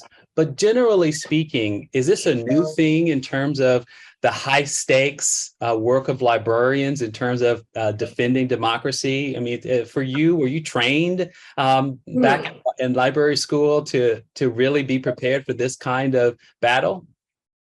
That's a great question. I would say folks who've been doing the work and paying attention, yes, this is not new. What I think might be newer is that we are seeing this in places where folks have gone complacent or didn't think this would affect their community or school, city or town. In library school, this is a great question. This is something I am really interested in myself. What are our library training programs, our teacher education training programs teaching us for entering this work right now? Teaching librarianship, it is political. It's always been political for a number of reasons we don't need to get into here because I feel like our audience knows why. But we are now, and I have lots of anecdotes about this, but I guess what I would say is even in these liberal bastions that we think of these cities in the Northeast, there is so much fear from administration, from educators, from librarians to speak out and use their voices for fear of what could happen. And Dr. Muhammad, I don't know if this is the time or the place, but I'm happy to talk about my experience a few years ago when I was simply accused of banning a book.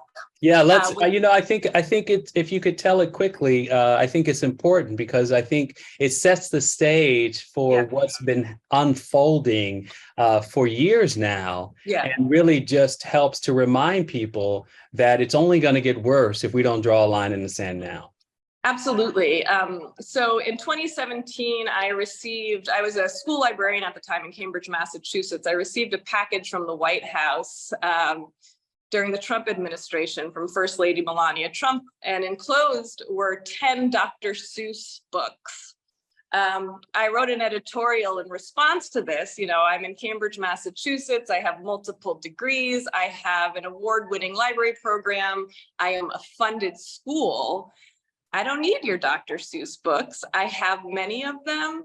And let me tell you a little bit about the history of Dr. Seuss books, right? There are racial tropes. There are not characters in these books that reflect the students in my school.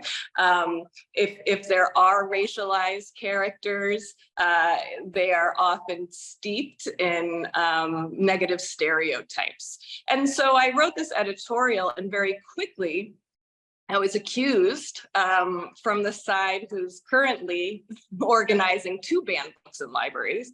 I was accused by these folks of banning Dr. Seuss books. I certainly did not. And what happened was very quickly, I was launched into this national, my house was swatted.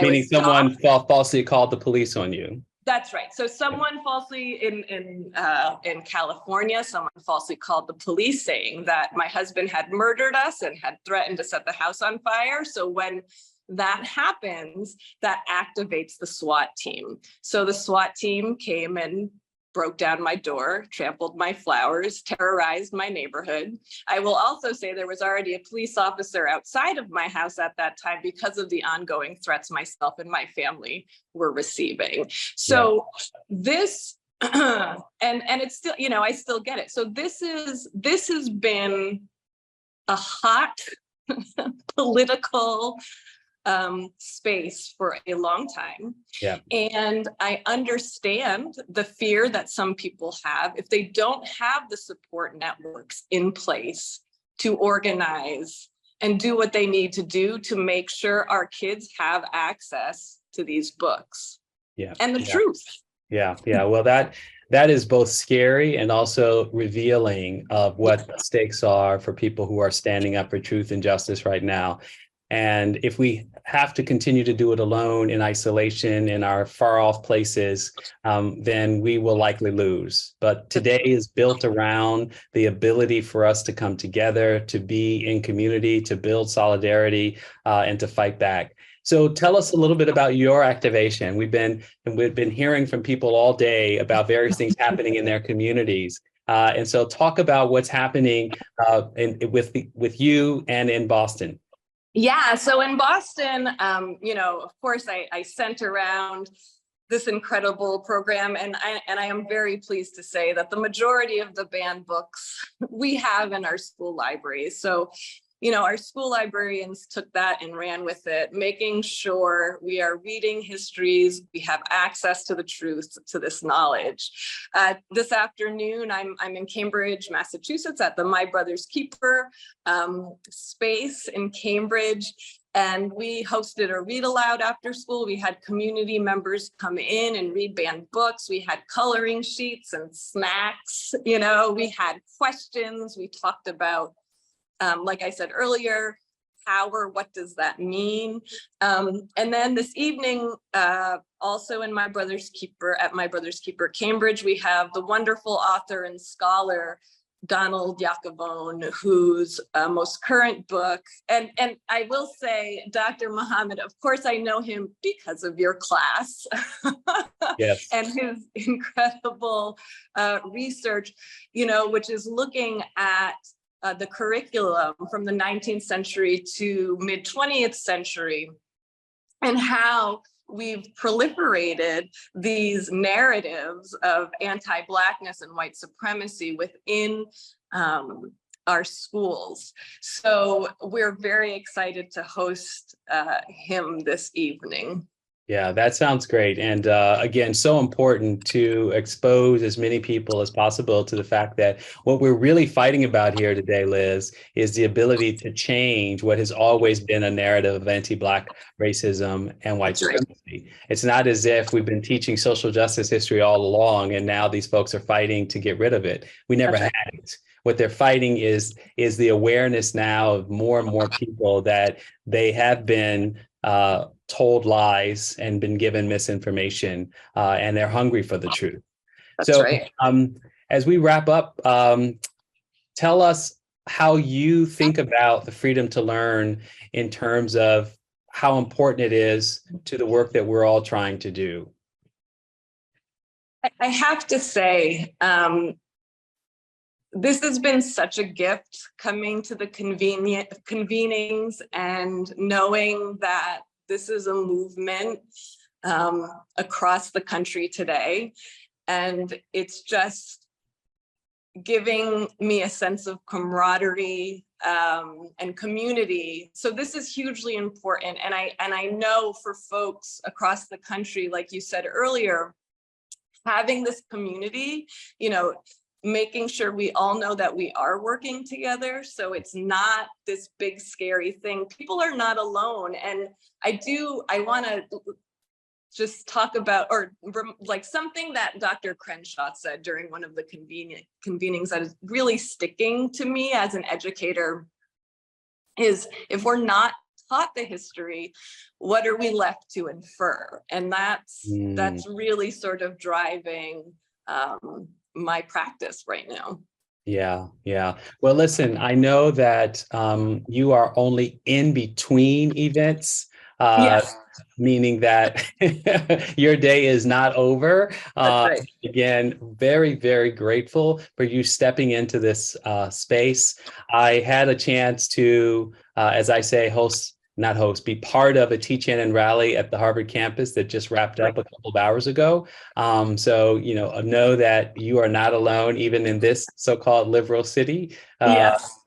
And again, just grateful for you taking the time out in between two important activations today to talk to this community, to share what's going on the ground in your space. And this won't be the last time that we hear from one of the fiercest librarians in the game. If you were in New York, you would be at the Schomburg Center. Oh, it's a dream. Watch out. Yes.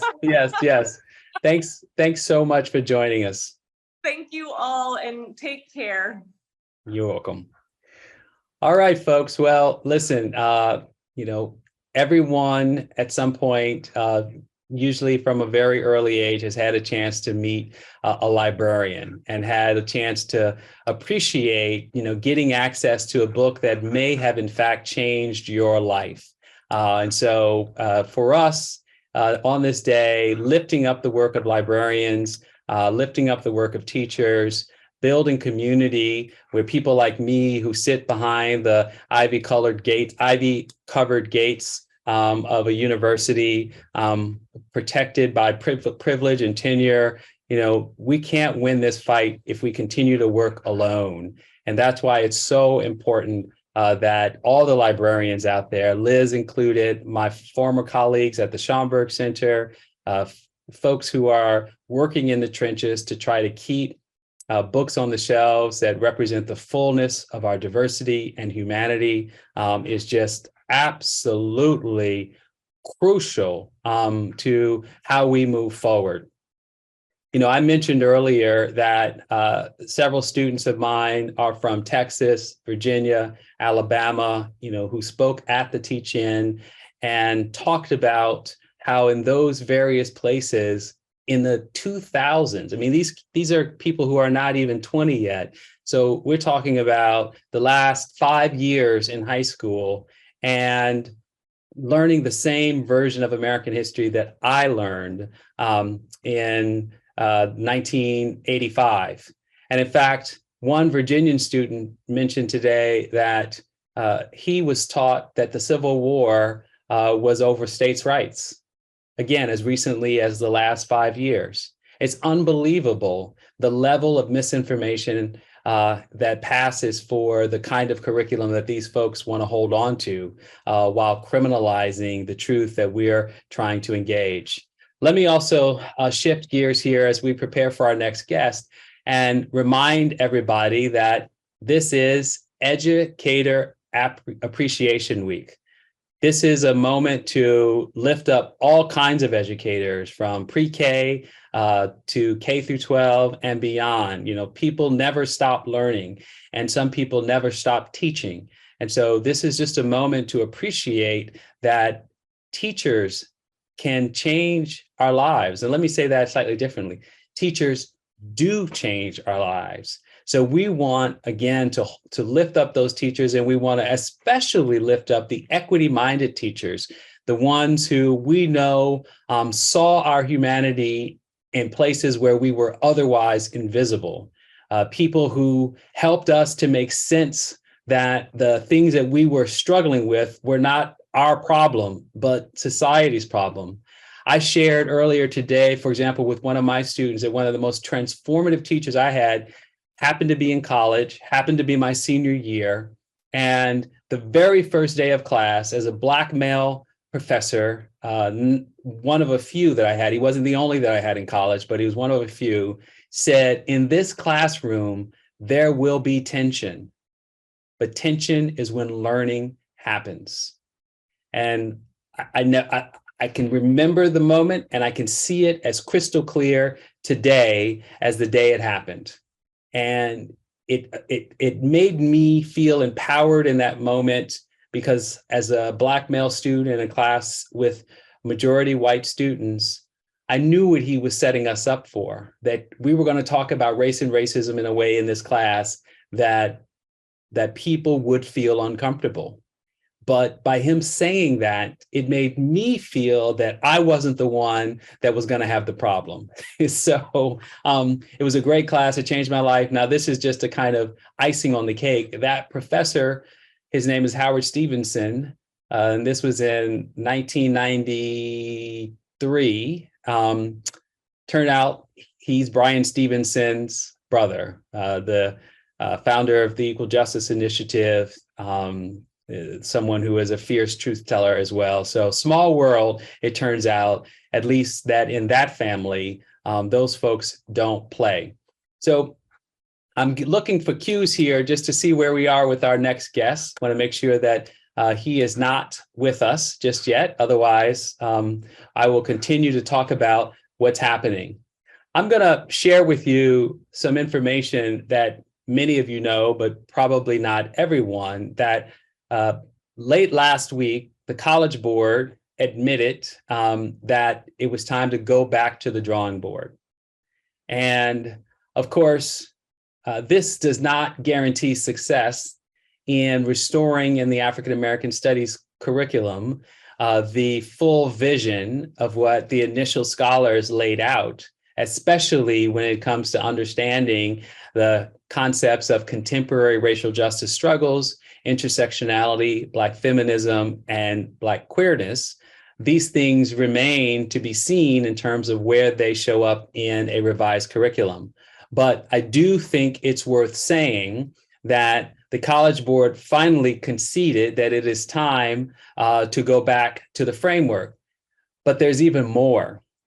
There's even more, because we now know from a set of open document requests by the Wall Street Journal that the College Board had internal conversations in February between its leadership, who were responsible for the curriculum, and the scholars or the development committee, who were there to advise on the content of that curriculum. And what these emails now reveal is that when the College Board kept saying to us that their choice to remove from the required curriculum and not the optional stuff that they later claim they put online and everyone can get to it and it's not a big deal, but the required material, the removal of that material was, one, a normal part of the revision process, and two, that material had been, the had been approved, the removal of that material had been approved by the scholars and faculty. And if any of you caught the news reporting on this, they kept quoting, 300 African-American studies faculty from around the country support these changes. Well, now we know from an internal discussion, actually an expression of outrage from one of the members of that advisory committee, whose material was the material that had been taken out of the curriculum, wrote directly to them that what they were doing was fundamentally a public lie, that she had not been consulted about the material that they were removing, that they were telling the public that people like herself had signed on to this. As she said, they were gaslighting the public with their quote unquote faux innocence.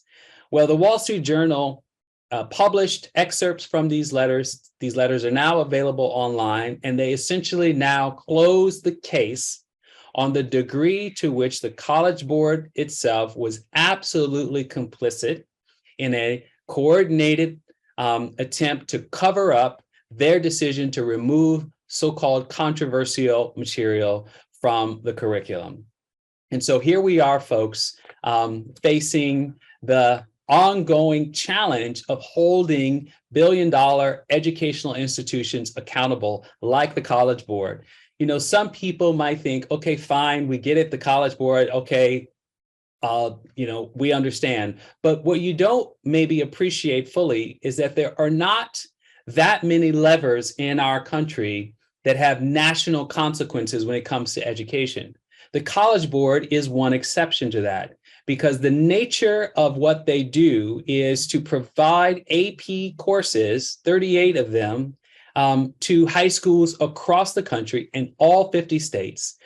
The curriculum that the teachers use in high schools, and it's varied as Connecticut to California, are then used to give credit to people in college. So when they make a decision, as you can see here on the slide, to get rid of intersectionality and the understanding of how race, gender, class, disability, sexuality all map on to individuals' lives, which can actually be ignored or made invisible in the law, because the law may not recognize those multiple identities, or may not even recognize the way in which now we're seeing trans people have not been fully protected by civil rights law, in which case they're now subject to outright discrimination. Or ways in which we understand the relationship to the history of Black freedom struggles to the ongoing present of racial justice movements. Wiped out. Continued focus on understanding how young people have always been the vanguard of social movements. The Black Panther Party, for example, starts with college students at Merritt College in Northern California, in the Bay Area. Those study groups ultimately learn about anti-colonial struggles around the world. It's a fertile ground to make sense of the shared understanding of people we now call the Global South here in the United States and elsewhere, which leads them to a movement of self-empowerment and self-determination.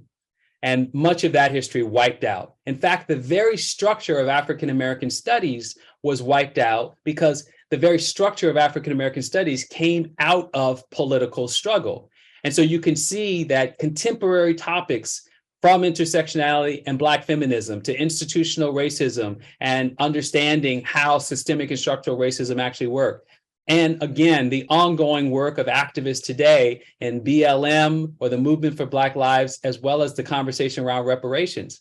I mean, it is absurd to imagine that 50 years from now, these topics aren't going to appear in a history class, unless, of course, the argument here is that we can celebrate people who are no longer activists or who have passed away because they are no longer a threat, as opposed to understanding that people like Angela Davis are still with us, or the fierce work of Bell Hooks is still animating the thoughts and ideas of young people, even though she passed recently. And of course, Kimberlé Crenshaw's leadership in this area continues to inspire people to make sense of how critical race theory and the law itself has been an instrument of domination rather than an instrument of liberation. And so when we reflect on the range of materials that have been excised from the College Board curriculum and will now potentially come back in, we fundamentally understand in a nutshell, in microcosm, what's at stake in the 40 plus states that have attempted to pass anti-truth legislation, or the 16 states that have passed outright divisive concept laws to limit or restrict whether or not you can talk about race or gender or sex in the classroom because someone might feel guilt or shame about it. We understand that the College Board is simply symptomatic of a larger movement afoot, that it is not too much or a bridge too far to call fascism in the United States. The limitation and restriction on the ability to diagnose and talk about the conditions that one lives under is a necessary ingredient for democratic mobilization. And if we are stripped of that ability, then of course we are fundamentally at the mercy of those who will use their power to define, limit, and shape our humanity. So there is no question that what we are doing today with the Freedom to Learn movement is the most important thing we can do to build our capacity to fight back, to defend ourselves, and ultimately to define the country and the society we want to live in. There's nothing else more important than those fundamental rights. And that's why the Freedom to Learn National Day of Action is so important. It is just the beginning, and we are excited that you all are with us here, because fundamentally, if we want to be successful, we cannot do this on our own. I want to also talk about the way in which I, as a parent, have come to this work. You know, we wear many hats in our roles. I'm obviously a faculty member. I'm obviously committed to being part of a national organization movement. And I once ran the Schomburg Center. But people have often asked me as parents, how do I engage in this difficult subject matter? So let's imagine a day and a time in the future when the curriculum is as it should be, that it is truthful, that it is honest, that it is inclusive, and that it is complete. And that we are no longer having a fight over an attempt to erase or deny the past or the present. And yet, we do have to still wonder if every parent, even parents of Black children or Latinx children, will be comfortable when those slavery topics come up, because some of these truths are hard to swallow.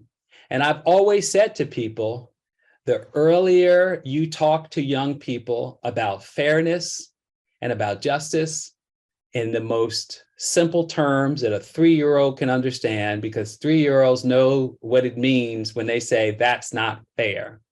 If you start young, then you can build on that base, and those young people will not see it simply as a traumatic experience to look away. They will see it as the lesson of extrapolating from their own little experiences to societies, to ways that nations were formed. The story of systemic racism and colonialism is the story of power and resource hoarding and wealth accumulation at the expense of others.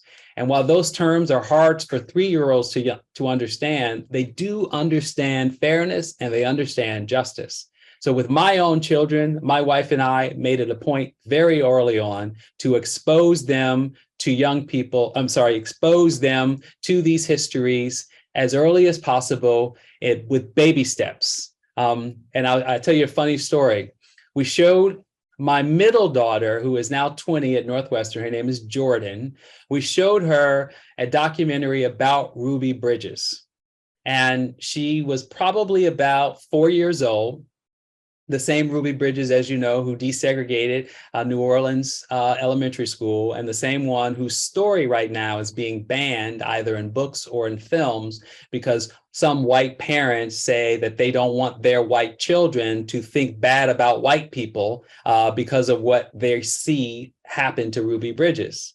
Well, what's interesting about that is my daughter Jordan, after watching the film, she went to school the next day. And she went to a Montessori school. We were living in Bloomington, Indiana, where I was teaching at IU at the time. It's an overwhelmingly white place, whitest place I've ever lived. It's a Midwestern college town, about 4% Black population and about 3% Latino and about 2% Asian. So overwhelmingly white community. She goes to the Montessori school the next day. She's about 4 years old and all the teachers are white. And she looks up at one of her favorite teachers and she says, "Miss True, do you not like me?" And Miss True says, "Well, Jordan, why would you say that?" And she says, "Because I'm Black." And Miss True says, "Well, no, Jordan, that's not the situation." And so, of course, we learned about this when we picked her up.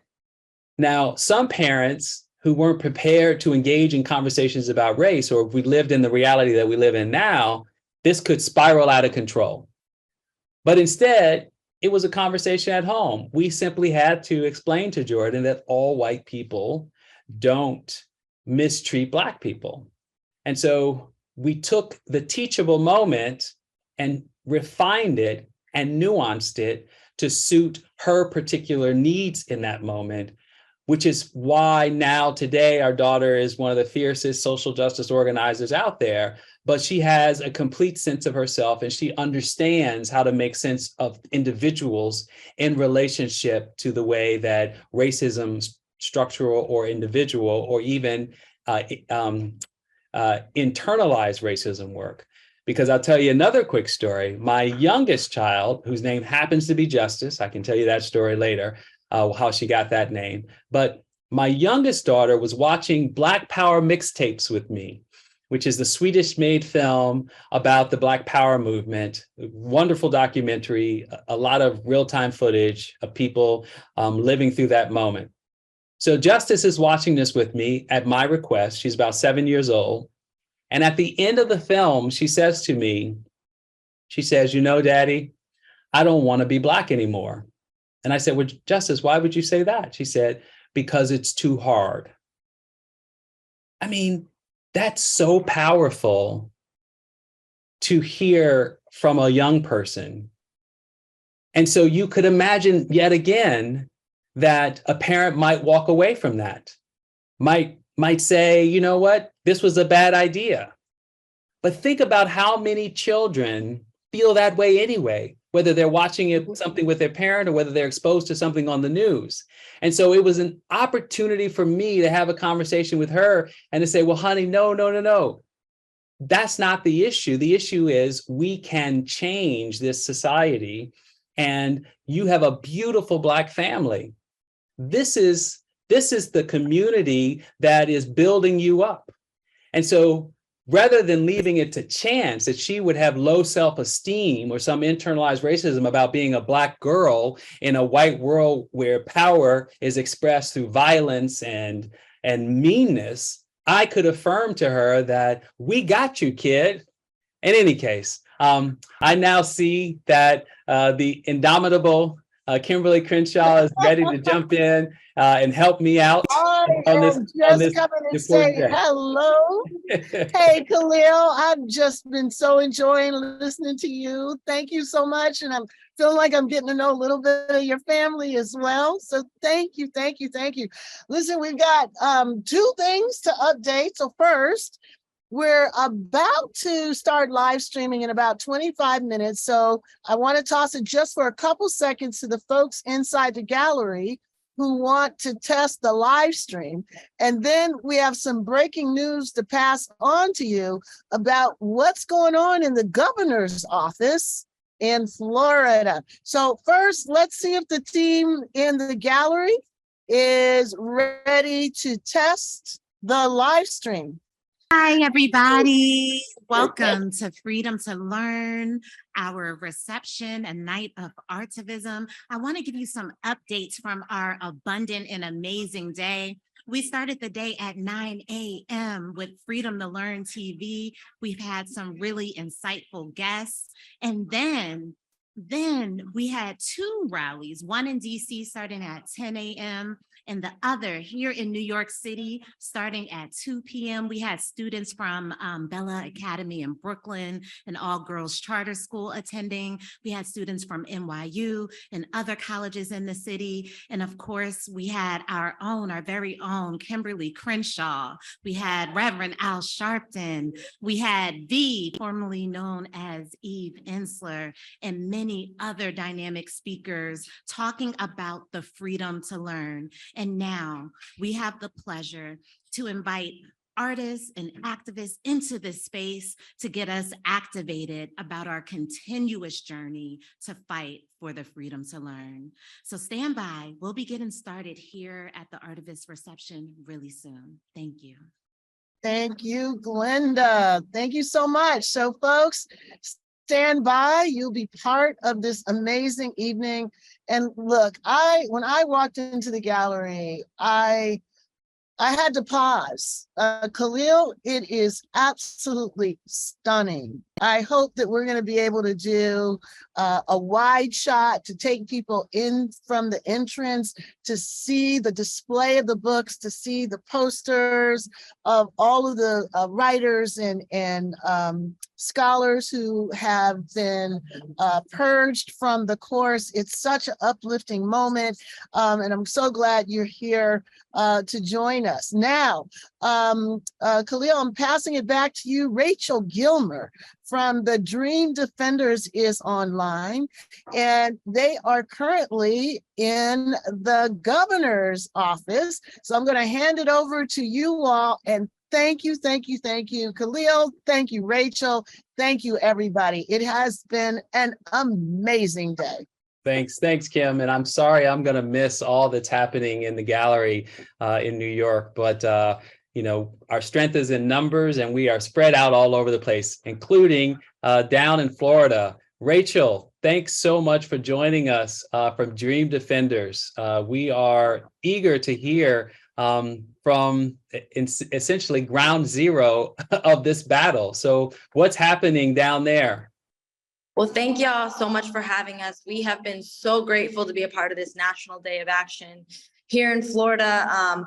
Hundreds of activists from all across the state, hundreds of everyday people traveled to Tallahassee, which has really become the belly of the beast of fascism in this country, to fight back against all the attacks, the many attacks we're seeing on our communities, all the way from, you know, the attacks that we've seen around Black studies that we're seeing across the country, you know, the passing of the Don't Say Gay bill right now that actually passed and is going to the governor's desk to be signed today, you know, the attacks on immigrants.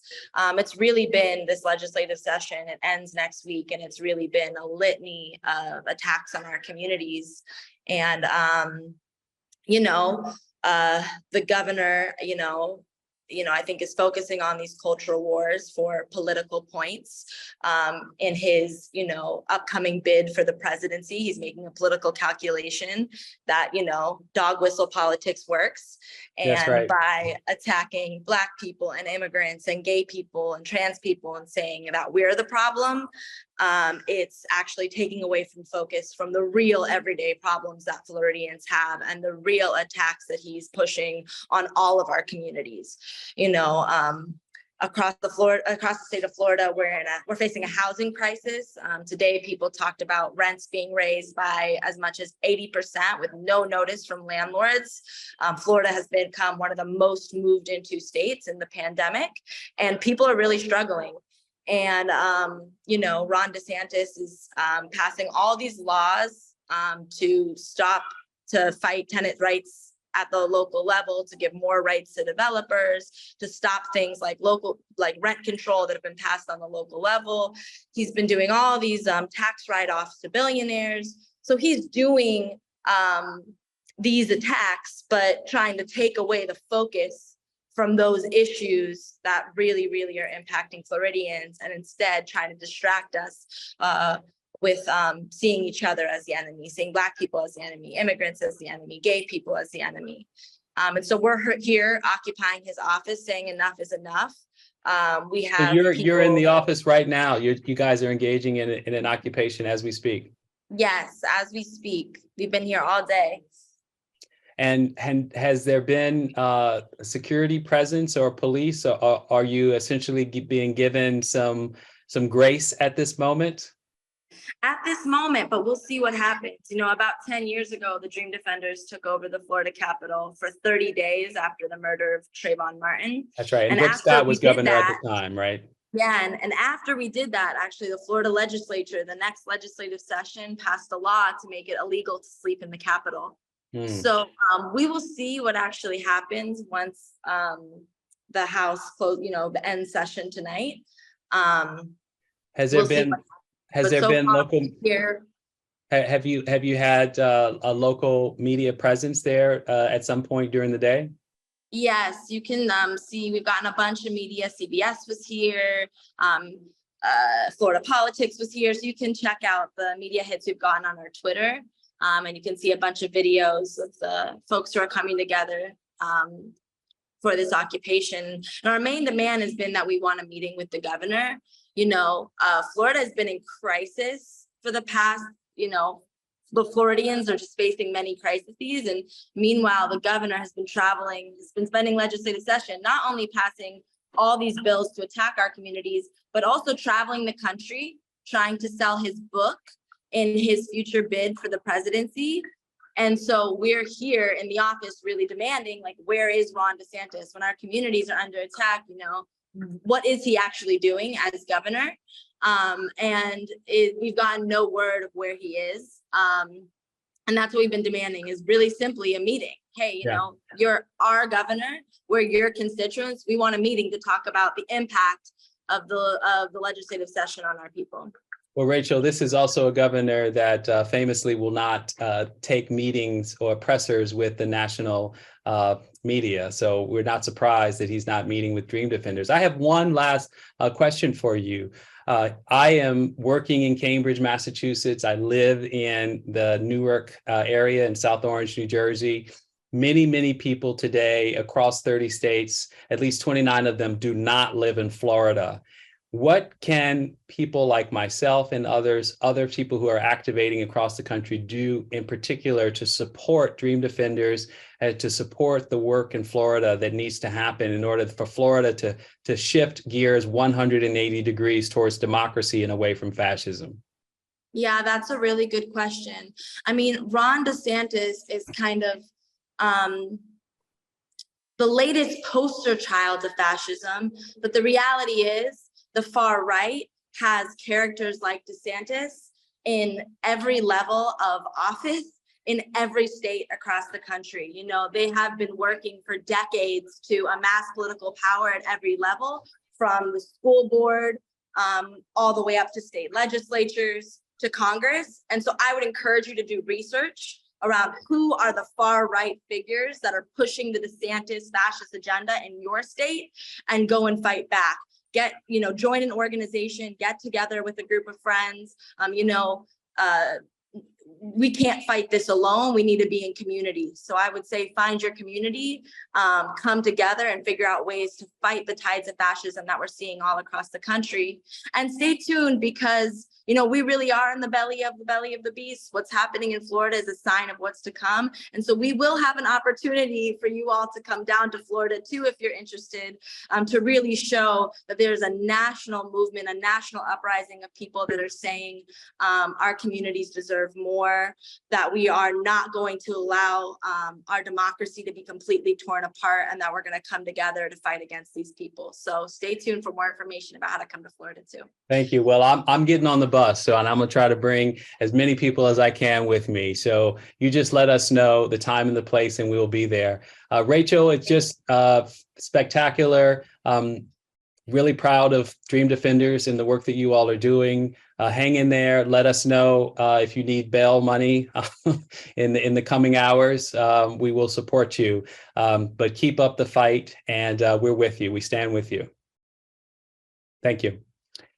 And now we are going to hear from a longtime anti-racist, human rights she warrior, who is one of the most expressive and committed individuals that I know every time I have a chance to hear from Barbara Arnwine, to see her in action. I am always inspired. Welcome to learn Freedom to Learn Television.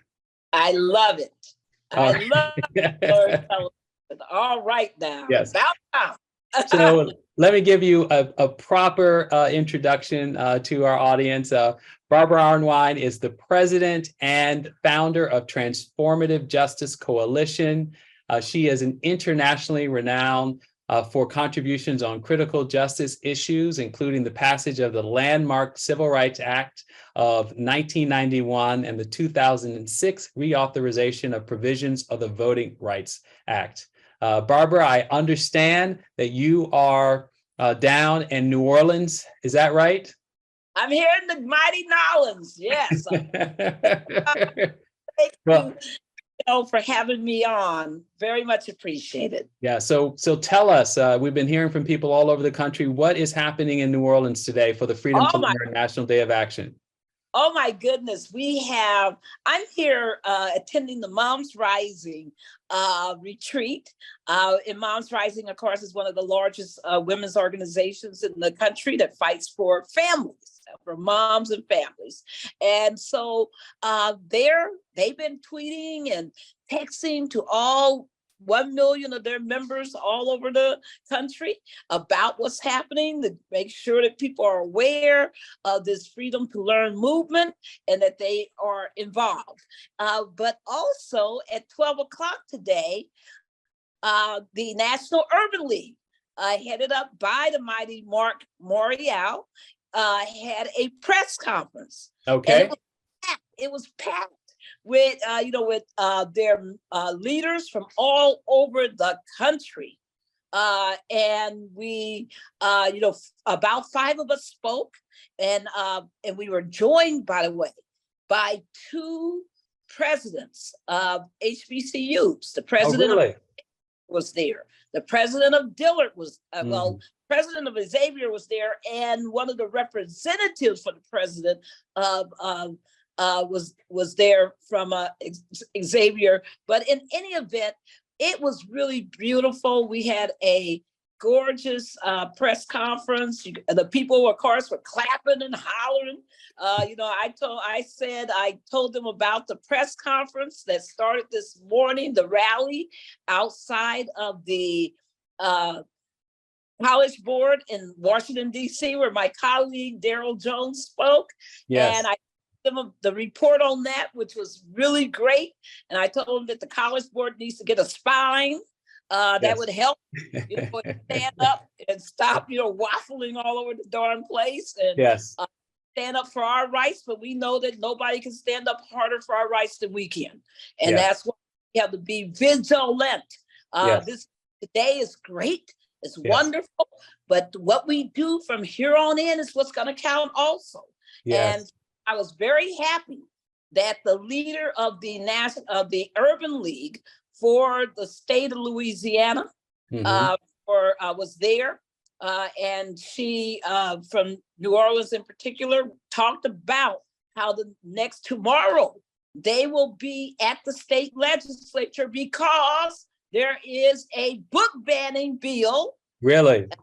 A quote ban, African-American studies, racial studies, whatever, legislation being introduced in the Louisiana state legislature, being pushed through committee. And so they're going to be there tomorrow to make their views known and to oppose this. And a lot of people in the room were clapping and saying they're also going to be there. So I think you're going to see, people are rising up. And I spoke about the need for us to not only prevent Louisiana from becoming another state, but banning books and banning instruction. But also, I spoke about the need for us to be bold enough not only to stop this movement, but to go back and correct it. Those That's 18 right.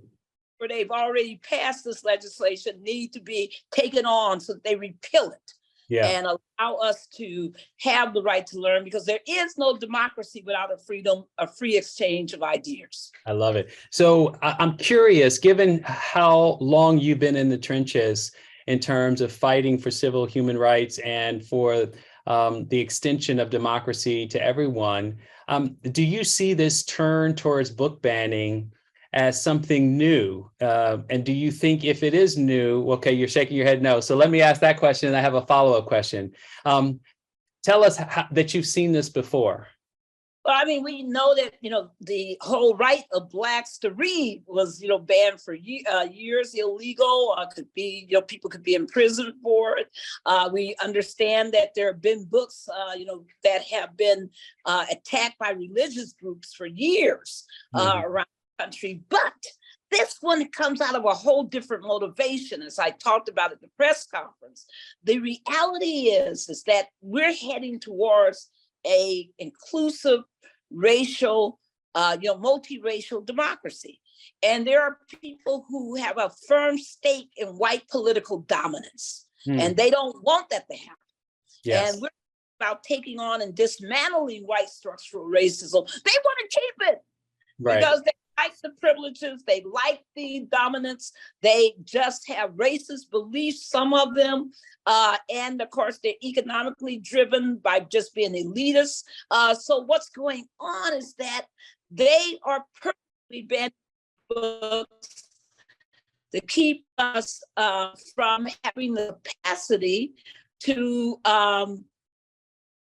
keeping us from having the capacity to, in fact, do active dismantlement. They don't want us to learn what has happened in the past, because once we know what has happened in the past, how systems work now, then we have a better grasp on how to change it, how to restructure it, deconstruct it. So that's what they do. All right. Yeah, no, I'm glad you clarified that, because that's what I was feeling, that this came out of different soil. Way more toxic and an accelerant in a way that I think has moved so quickly that many people have been caught off guard about how fast this anti-truth, anti-woke, anti-CRT train has been moving. And what's exciting about today is that people are catching up with it. They're getting on board. They're beginning to fight back. They're going to start showing up in these places where bills are being passed without debate. And that's a good thing. So what do you see as next steps for all of us today after what's happened around the country? Well, obviously we have to really keep building. See, I think the fact that we've allowed Moms for Liberty, or whatever they call themselves, to take over this space of calling themselves the Group for Parental Rights, that's BS. And we need to fight back and organize parents like crazy around the country. And I say organize because parents show up and they oppose all the time, but they're not organized in the way that they could be. We also got to organize parents to keep on teaching and having that independent curriculum that's at, the nwsa.org and at, the Ms. magazine and all that's come out of this movement. And we got to keep, resourcing parents. But more importantly, as you may have heard, we're going to Florida. The Transformative Justice Coalition will be in Florida. I heard the Dream Defender leader talking just a few minutes ago, but we are going to Florida. And we are calling for a national mobilization on Florida, beginning on Juneteenth. Okay. And the whole week of Juneteenth, just driving home the lessons of the ancestors and on equity. Take your time. We need you for the long fight ahead now. So get some water if you need to. Yes. Yes. So folks, just in case you joined us late, we're listening to Barbara Arnwine. She is the executive director or president of Transformative Justice Coalition. She's giving us a report out of New Orleans, where she has attended a major press conference led by the National Urban League and Mark Morial earlier today. A lot of enthusiasm in the House in support of this movement. So now that we have her back, she's taking a little water. She's going to wrap up with how we should be prepared to go to Florida soon, as early as Juneteenth. And we're going to be there for a whole week.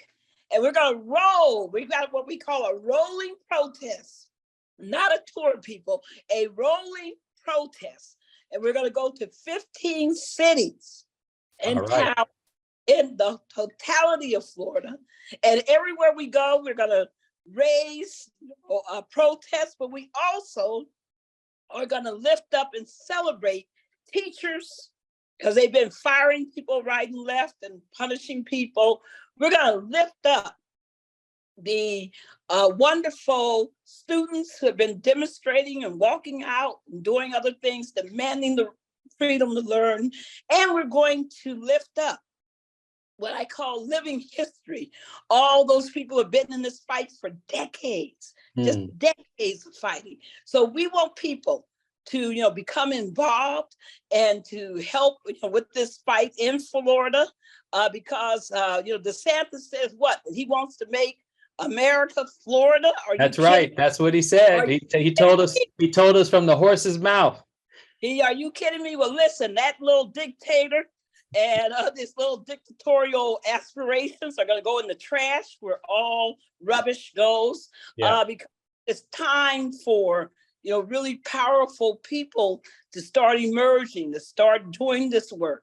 And I'm so proud of the students in Florida. I'm so proud of the people of Florida. And all I can say is that all roads can, he'll lead to 2024. That's right. Yeah. Doing extensive voter registration, extensive voter education, extensive organizing all over the country. So, and we know that we got to make sure that people don't normalize a DeSantis. They don't normalize a Governor Abbott. They don't normalize the viciousness going on in Oklahoma. It is time for all of us to stand up together and demand the America that was promised to us. Yeah, I love that. And I have one last question for you. Do you think that as people begin to build momentum for 2024, and for me, it may be as important, if not more important, what happens at the state and local level in 2024 elections. And if we think of 2024 as much as a midterm in terms of Congress as we do the presidency, I think we'll be much better positioned to make an electoral difference. But the question is, do you think that unlike any election that I can recall in my adult life, the concept of the freedom to learn will be a mobilizing tool to get people out? I know people often think about the vote, they think about bread and butter issues, but I wonder if for the first time, people will also think, I have to vote because I want to protect and defend the freedom to learn. I really think that's a fundamental mistake that they made. I think the book banning, the restrictions on teaching were absolutely the wrong term for the far right. They would have been better doing other things, but I'm not even going to tell them because they'll do them. But I'm just telling you that this one, the backlash against it is so powerful because parents are like, what do you mean? You're telling, our teachers that they are going to be punished and have to pay a fine or face felony charges because they're trying to teach our kids the real history of this nation and what's going on in this world objectively, and you don't want to even tell it. So all of a sudden, we got Rosa Parks isn't Black anymore in the story. You can't teach be bridges right here where I am in New Orleans. The little Black integrated the schools here. So parents know, and they know their kids. They don't want somebody telling them that their kids are too weak. And would be, crying and upset because they are being told that this is history that was done by one race or the other. Listen, our kids are flexible. They're amazing. They're brilliant. I just love to watch them because they have great capacities. And how are they going to operate in America, in a multiracial America, if you don't allow them to have the tools to understand each other? And if you don't have, and once again, we don't like what exists right now. The status quo is not acceptable with all this segregation, all of this economic and racial disparities and gender disparities. If we want better, then we got to really have another group coming up who are educated enough to take on that fight and to really restructure this whole nation. And what I love is watching Gen Z, right? Gen Z is on fire. And frankly, folks, if you think Gen Z is bad, you wait until you see Gen Alpha coming right up behind. They got Gen Z here. They're so good. So I want you to, this whole movement is ridiculous. It's almost like trying to fight the wind because the inevitability of the change is there, and that's why they have to go so fascistic to stop it.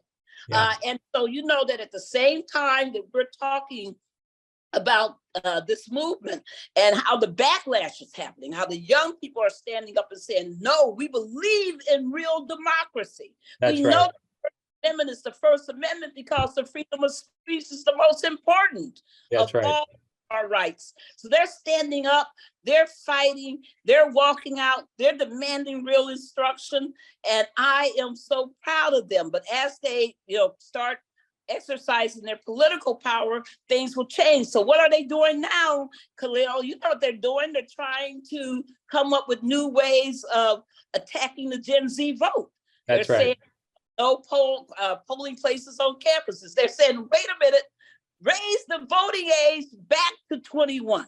This is how angry they are with Gen Z. With Gen Z, keep on rising. Keep on. And all generations just come together. Let's fight together. Let's get this done because we must fulfill the vision of the ancestors. I was saying, people like to talk about the founders and their visions. Well, I want to fulfill the visions of everybody who picked up a hoe and had to work the fields. Everybody pick cotton, everyone who had to work in the turpentine mills, everybody who had to do that work when they were in slavery, when they were, in the post-slavery era, when they were sharecroppers, all the stuff, when they were segregated in the major cities after they moved during the Great Migration, when all the things that have happened to folks, they had a vision too.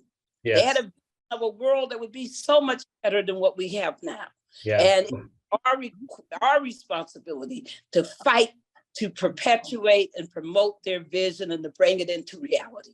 Well, listen, you have fired up everybody within the sound of your voice today. And so we are so grateful, not only for your participation on the National Day of Action, your fierce commitment in the trenches of this work for so long, and for your willingness and your sincerity with embracing young people and the role that they have to play in fulfilling the vision of the ancestors. Thank you so much, Barbara Arnwine, for joining us, for being part of this movement. And so many of us will see you in Florida next month.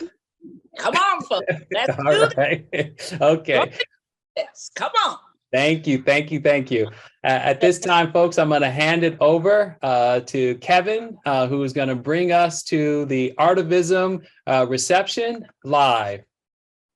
Thank you very much, Khalil. I often wish I could be Kimberlé Crenshaw, but I think the closest I can get to that is being on her Zoom right now. So Miranda, I'm Kevin. A big thank you to Khalil for moderating that last hour of Freedom to Learn TV, and also just very grateful for your leadership and your wisdom throughout this campaign. Who would have thought all those months ago that we would be at this day with so much amazing energy, so many amazing activities that have happened across the country. So thank you very much for everything that you've been doing at Harvard and across the country as well for this movement.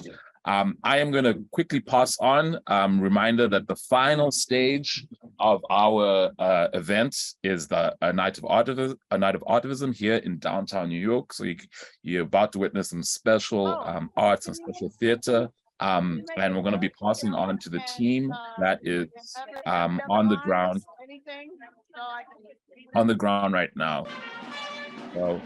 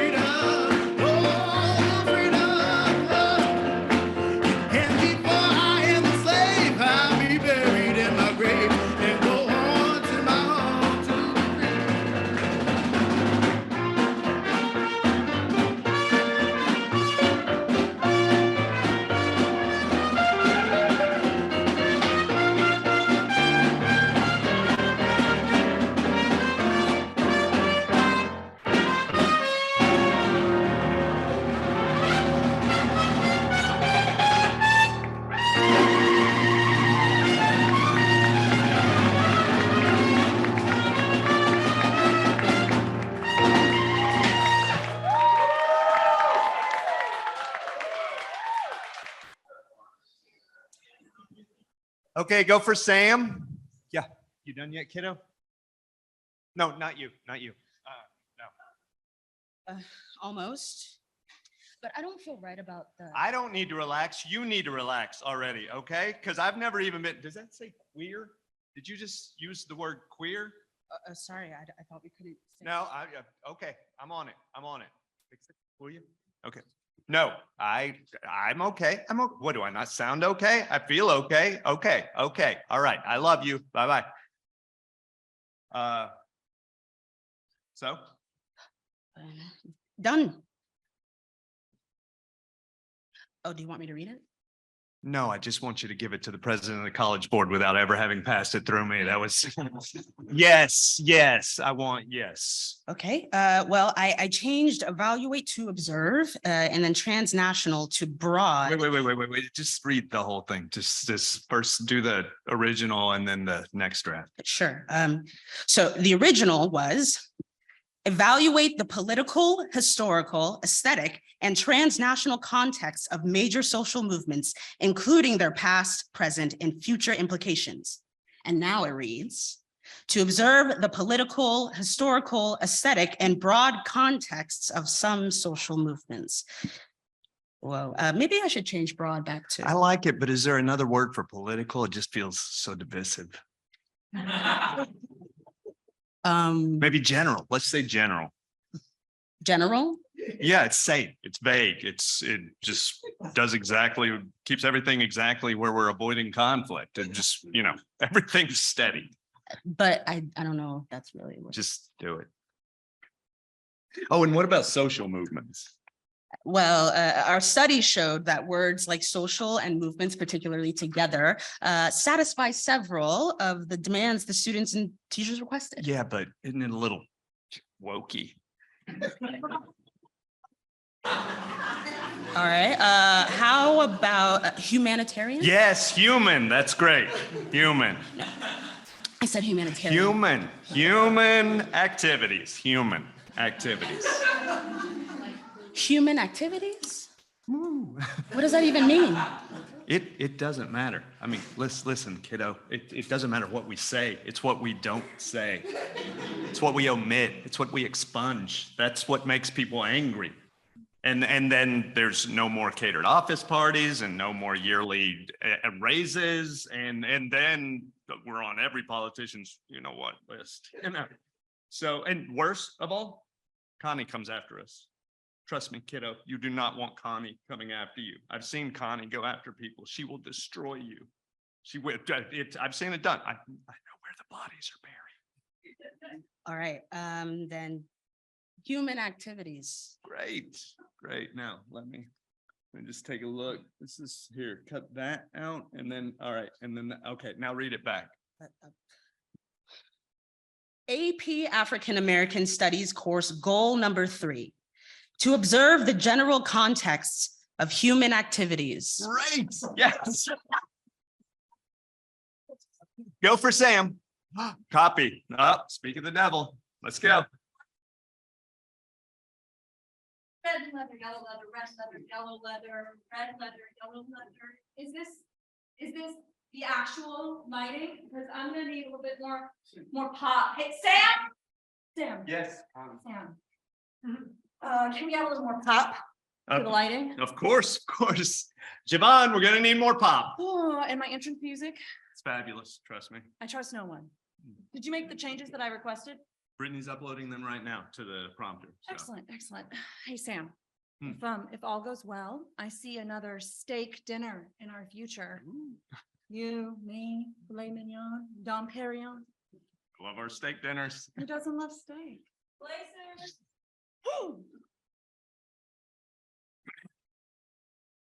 Students, faculty, administrators, welcome to the 2025 annual AP African American Studies Curriculum launch. Let's welcome to the stage our fearless leader, the anaconda of academia, the curriculum queen herself, the president of the College Board, Connie Giamotto.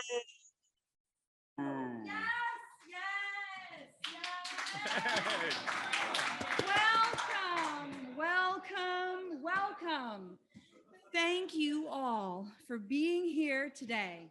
You know, it took more than 2 of us to make this happen. Yeah. It took you and all of us to create the most exciting, innovative, and avoidant AP African American curriculum ever. In 2020, we listened to what you had to say. And in 2021, we made those changes. And let me tell you, but now, in the spirit of inclusivity, your words, and profitability, the only word that really matters, we created a new and improved curriculum. You wanted Black joy. You wanted hope, positivity. And we all know the only way to experience joy, hope, and positivity is to deliberately expunge the things that make us uncomfortable.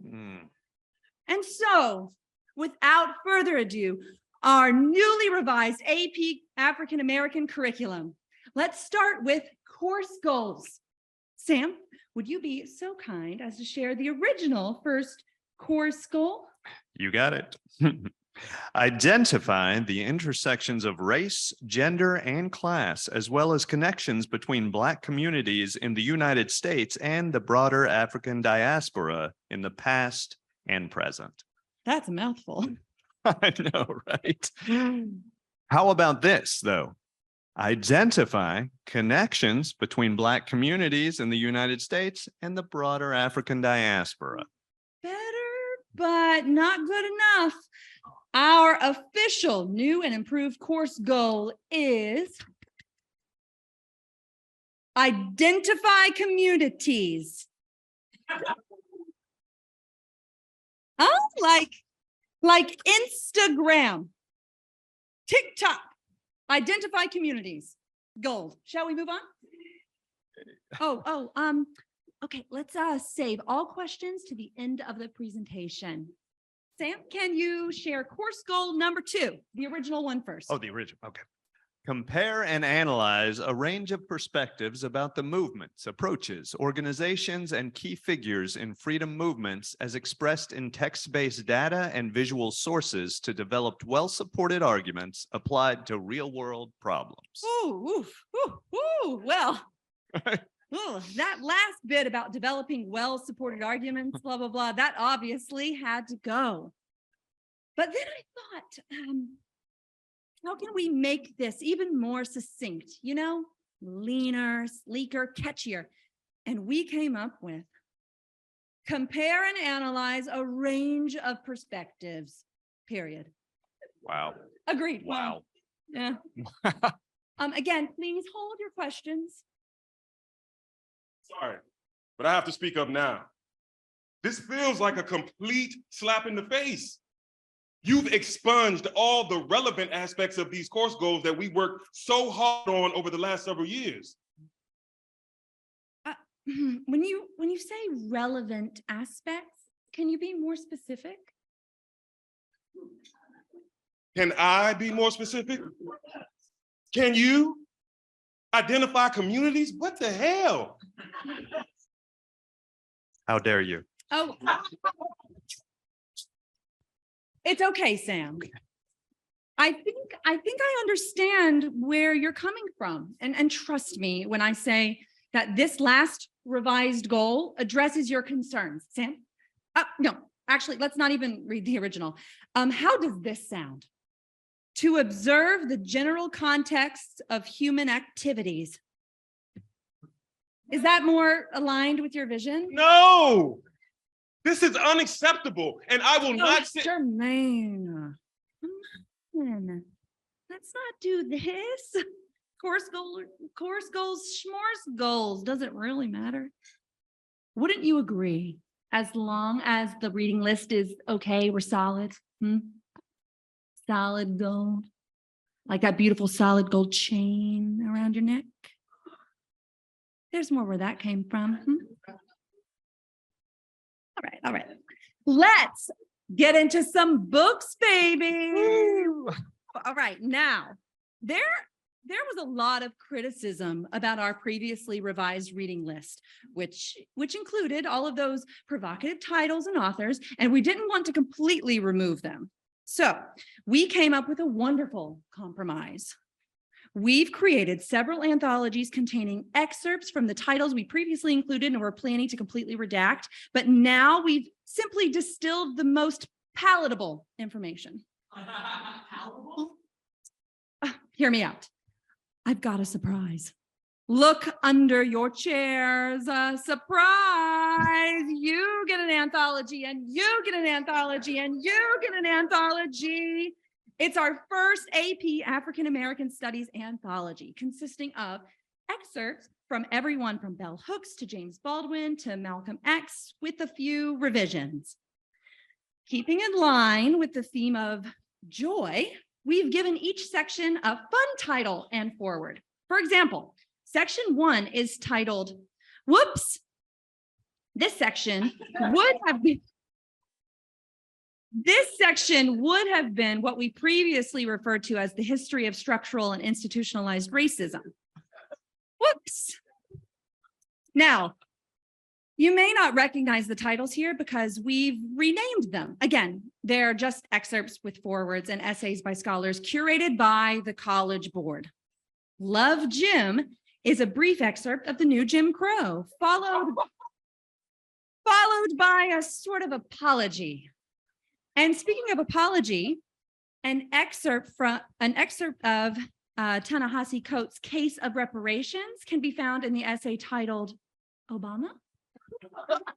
Are you for real for this? And I don't see any representation of queerness. No. Oh, there is.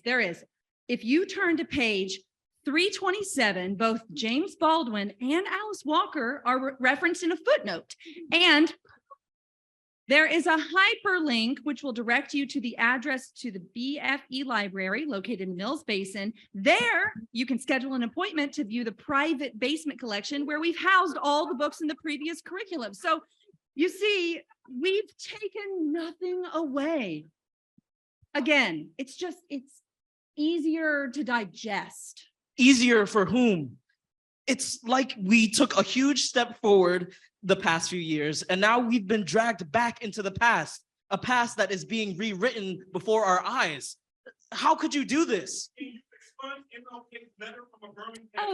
What to the slave is the 4th of July? I love MLK. They're right. I had just earned my master's in education when George Floyd was murdered. And I accepted this position with the College Board because I thought I could make a difference. I had so much hope. That first year was so exhilarating, but now it's like none of it mattered. Everything we went through, everything we witnessed that year, and decades and centuries before that, our history, you can't just expunge it. And I can't be complicit. I can't be on the wrong side of history. Wait, Brittany. It's Brittany, correct? Look, you seem like a lovely girl.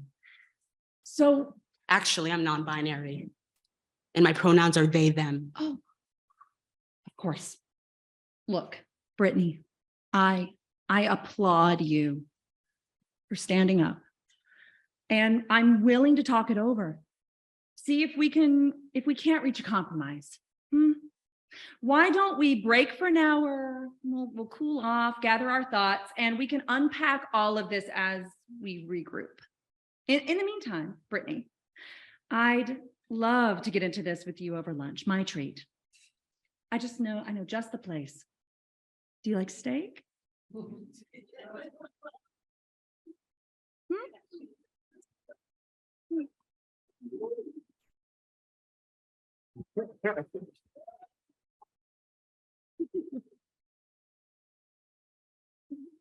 Thank you so much. Good evening, everybody. That was an incredible sketch written by Franz Luz Benson, featuring an incredible group of actors. We're so happy to share that with you. My name is Awoye Timpo, and welcome to the Freedom to Learn reception, a night of artivism. I want to thank all of you who participated in today's Freedom to Learn rallies here in New York City and also in DC. The organizing and protesting you've done today and over the past many weeks and months is truly incredible. So together, we continue to hold the line against a rising wave of fascism and censorship. Thank you to all our speakers from today's Freedom to Learn rally, Akil Bello, Dr. Stacy N.C. Grant, the Reverend Al Sharpton, Randy Weidengarten, Melanie Willingham Jaggers, and of course, our own AAPF Executive Director, Professor Kimberlé Crenshaw.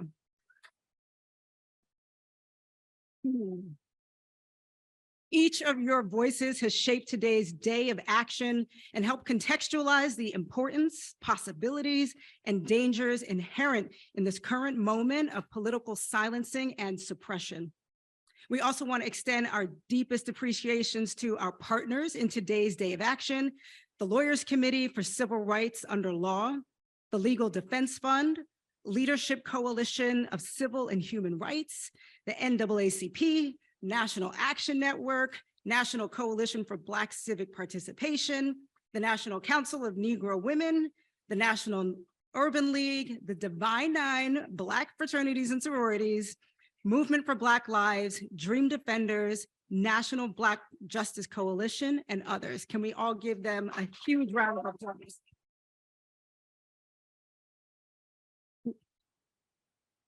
So this day of action was designed to mobilize this powerful grassroots network in order to protest the College Board's decision to water down its AP African American Studies curriculum and to defend our students' access to Black authors, the ideas and liberatory frameworks that help us understand contemporary Black movements and our contemporary political moment.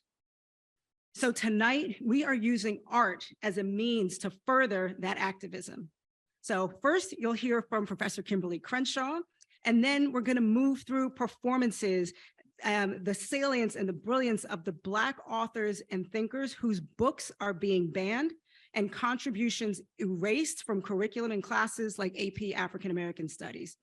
Throughout the night, we'll also have raffles and chances to win some goodies tonight. And finally, we'll close with the next steps about how you can stay connected to this coalition and this movement and what you can continue to do to elevate these works in your classrooms, in your homes, and in your communities. And we have a few more seats in the front if anybody would like to come forward and sit. But without further ado, I want to turn it over to Professor Kimberlé Crenshaw.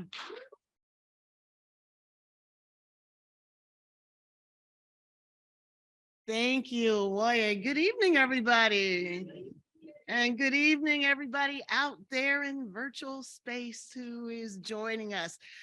Oh my goodness, what a day this has been. Thank you all for joining us for this day of action. Thank you, those of you who came out to the protest. Thanks to all of you who've been watching us on Freedom to Learn TV. And thank you to all of the artists who answered the call in about 72 hours to show up and be a part of this. And I want to give a special thank you to our amazing artist in residence, Woye Timbo.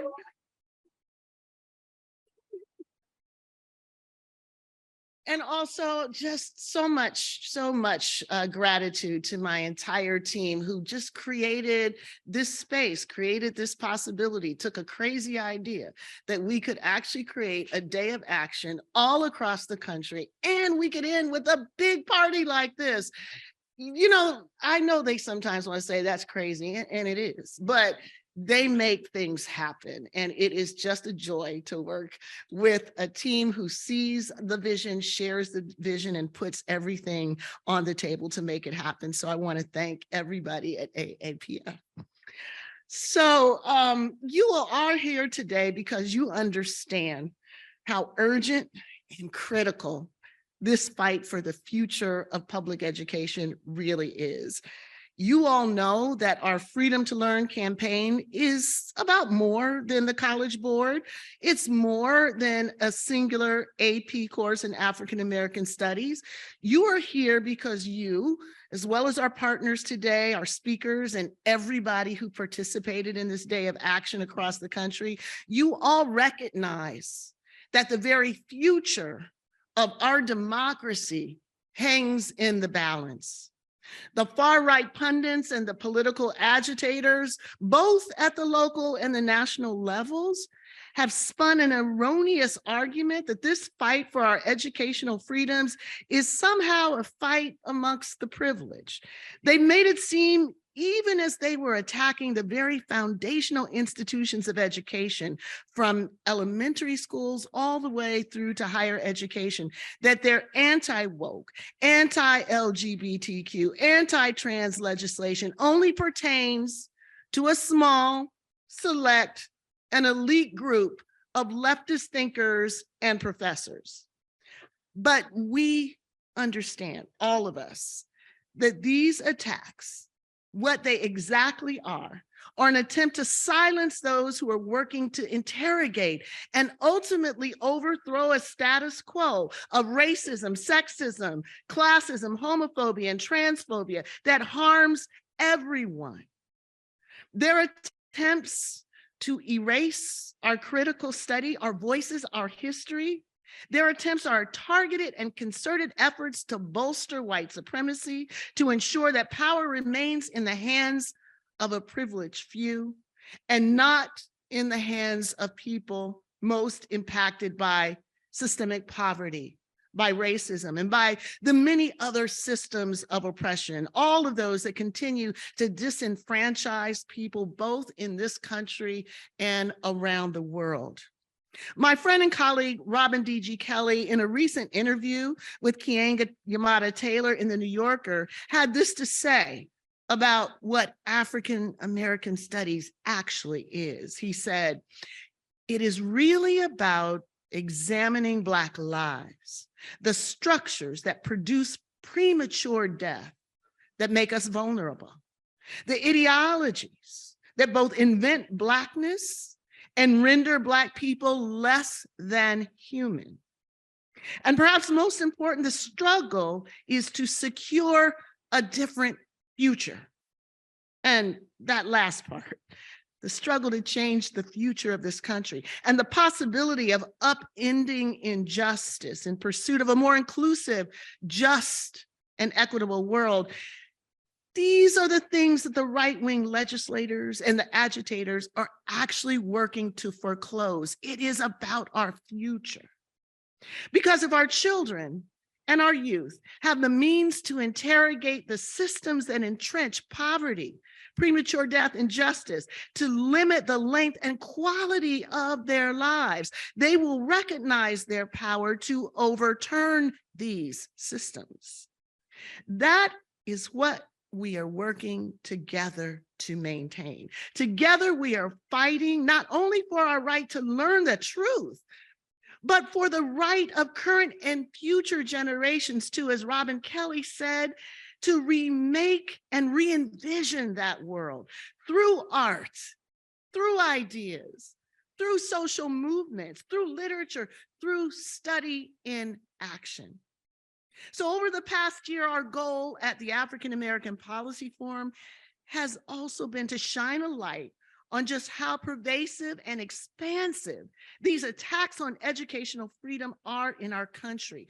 In addition to the College Board's excising of critical Black and African American studies scholars from the curriculum, curricular censorship has become more commonplace over the last many months.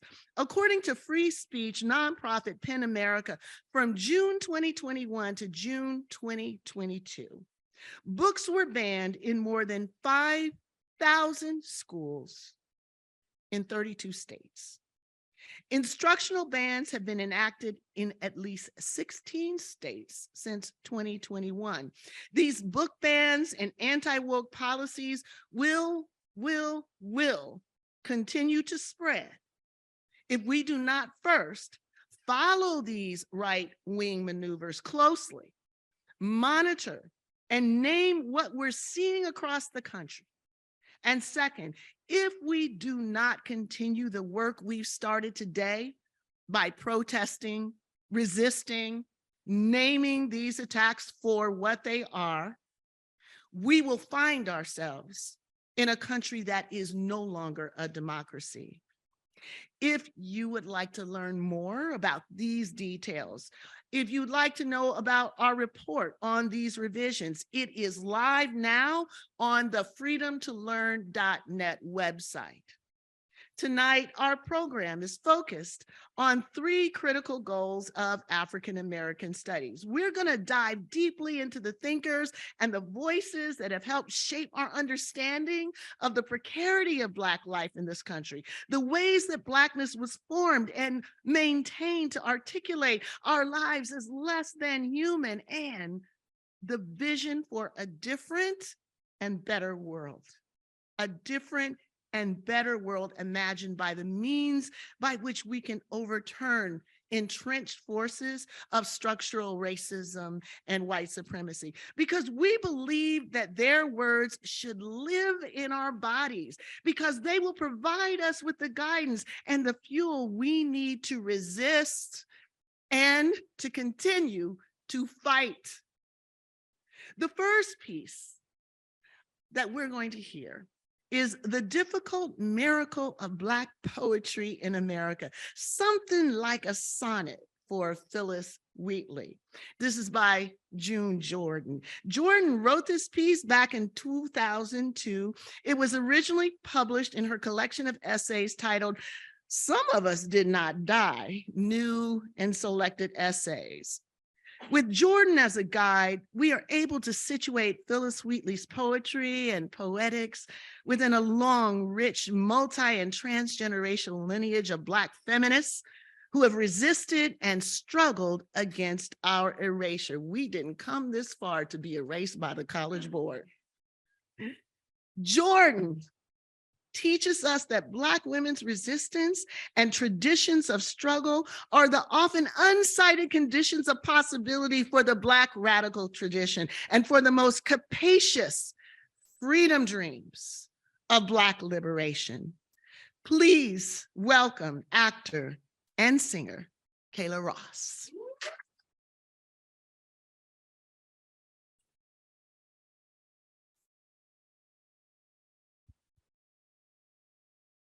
It was not natural, and she was the first.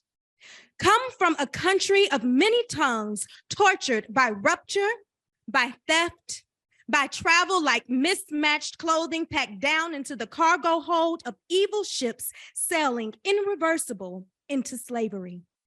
Come to a country to be docile and dumb, to be big and breeding easily, to be turkey, horse, cow, to be cook, carpenter, plow, to be 5'6" and 170 pounds, in good condition and answering to the name of Tom or Mary. Come to this country a slave, and how should you sing? After the flogging, the lynch rope, the general terror and weariness, what should you know of a lyrical life? How could you, belonging to no one but property to those despising the smiles of your soul, how could you dare create yourself a poet? A poet can read. A poet can write. A poet writes in her own language. A poet writes of her own people, her own history, her own vision, her own room, her own house where she sits at her own table, quietly placing one word after another until she builds a line and a movement and an image and a meaning that somersaults all these into singing the absolutely individual voice of a poet at liberty. A poet is somebody free. A poet is someone at home. How should there be Black poets in America? It was not natural, and she was the first. It was 1761, so far back before the revolution, that produced these United States, so far back before the concept of freedom disturbed the insolent crimes of this continent. In 1761, when 7-year-old Phyllis stood, as she must, when she stood nearly naked, as small as 7-year-old by herself, standing on land at last, after the long annihilating horrors of the Middle Passage, Phyllis, standing on the auctioneer's rude platform, Phyllis for sale. But then they looked at that child, that Black child standing nearly naked by herself, 7 or 8 years old at most and frail. Now that was a different proposal, not a strong body, not a grown set of shoulders, not a promising wide set of hips, but a little body, a delicate body, a young, surely terrified face. They took that new slave with them. That little girl they named Phyllis. Why did they give her that name? Was it a nice day? Does it matter? It was not natural. And she was the first. Phyllis Miracle. Phyllis Miracle Wheatley, the first Black human being to be published in America. She was the second female to be published in America. And the miracle begins in Africa.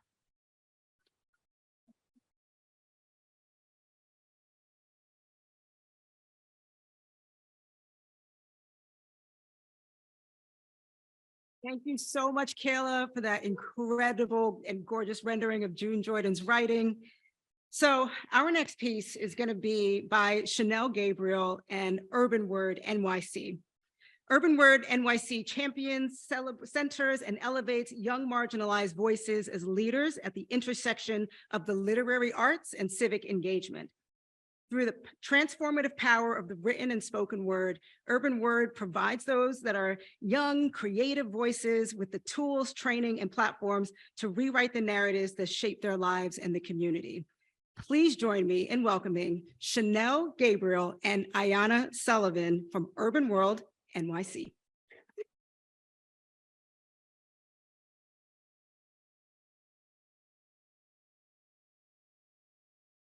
Hello, everyone. Bring you greetings. I'm also the executive director of Urban Word. I'm a poet and a singer, and it's a blessing to be able to be here among the presence of so many people who are on the ground doing this work, and we're doing this work with us. So just to get straight into it, I'd like to bring to the stage Ayanna Sullivan. She is a poet, dancer, fashion designer, bringing all of herself into the work that she brings throughout the community, representing New York. She was a member of the 2022 Urban Word Slam team and a Black Girl Magic Fellow, a program that we offer. So I'm bringing her to the stage. Round of applause for Ayanna Sullivan.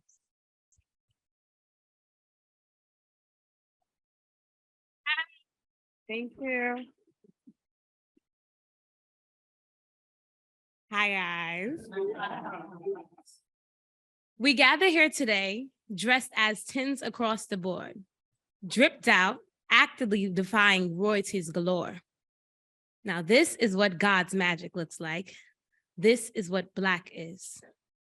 We are creators of our ancestors' untamed manifestations, speaking our language in celebration of ourselves, unapologetically Black, brown, and woman.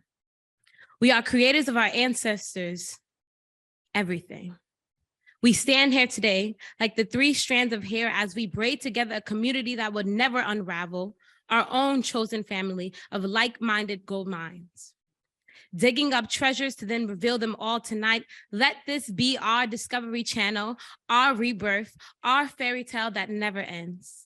Our ends may have been dipped in hot water, boiled and straight into the tea, but that ain't never stopped our curls from rising back up and claiming their natural form, bold and unapologetically, because on my block, superheroes look like us.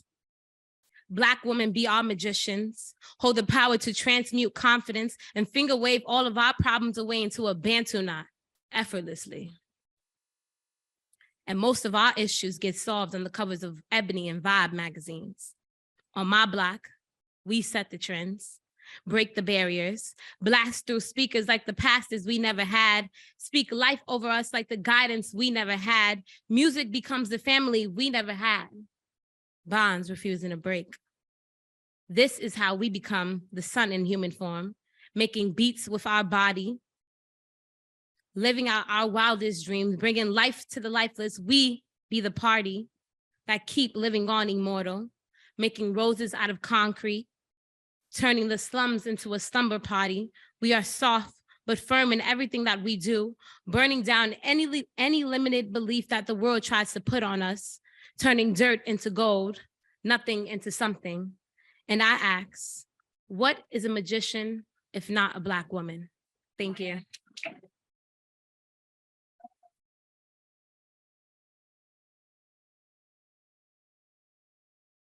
Give it up one more time for Ayanna Sullivan.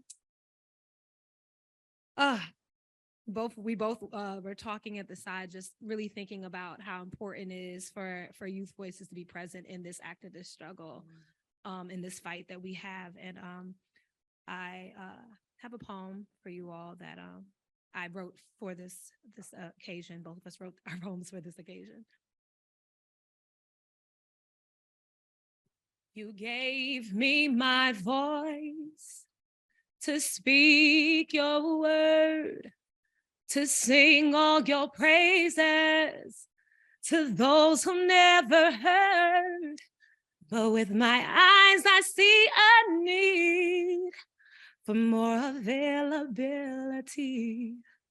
I see hearts that have been broken, so many people to be free. I was born with blue lips. My cry was shrill but soft. I wasn't a child that would cry often. My stepmother taught me to open my mouth, let the words tumble out of my throat, call praise to my lips, but only to improve upon silence. I was taught what to say, but something in me knew to sing.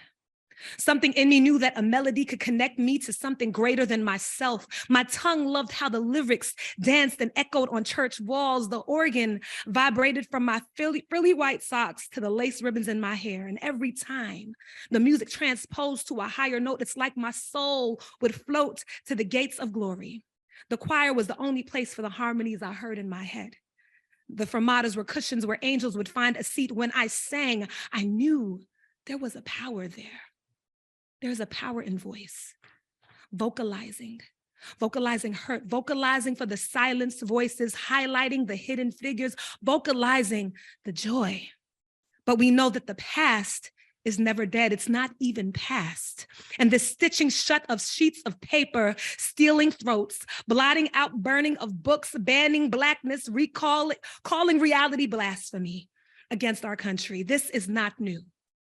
We know censorship has always been couture. Lynching changes dresses to fit the occasion. And schools don't just reflect reality, they determine whose wisdom and identity has value and legitimacy. Silence has always been a tool to keep eyes closed, to keep white lives believing lies. The battle for truth is a battle for our right to exist, and this is our calling. Our calling by those who came before us, draw from there in our collective energy as we recognize our voice is necessity. Those that claim that our voice, our culture, our identities, our stories are optional, as if they aren't powerful. But if it didn't have power, they would not fight this hard to suppress it. See, this is the hour that we cling to each other, sing together for our future and to save us in the present. We have to sing. We must sing till every voice is free to join me, till those pushed to the outskirts in every classroom are finally heard, till the intersectionality is considered in advocacy, till I see reflections of us in every book list, less than planned, till we can stop calling discussions on aspects of humanity complex conversations, till our imagination inspires the nation. I'm going to sing of hope. Create a song for every key to be sung together by every person, a wonderland weaving harmonies. We will turn every place we stand into our tabernacle. The bass line be our heartbeat, dreaming that one day each note will bring us closer to equity, and we will sing like Dr. Ladson Billings. We will sing like Dr. Crenshaw, and we will sing like Hooks and Lord and Davis, whose words continue to float and flood our movement. We will sing, we will sing, we will sing of freedom. Thank you.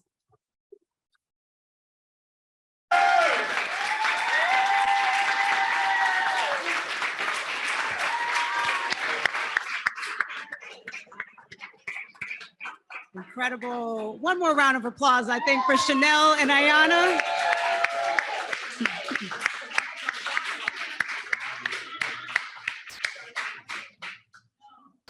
So earlier this year, after news broke about the gutting of the AP African American Studies curriculum, the College Board insisted that these changes predated Governor DeSantis's public opposition to the course.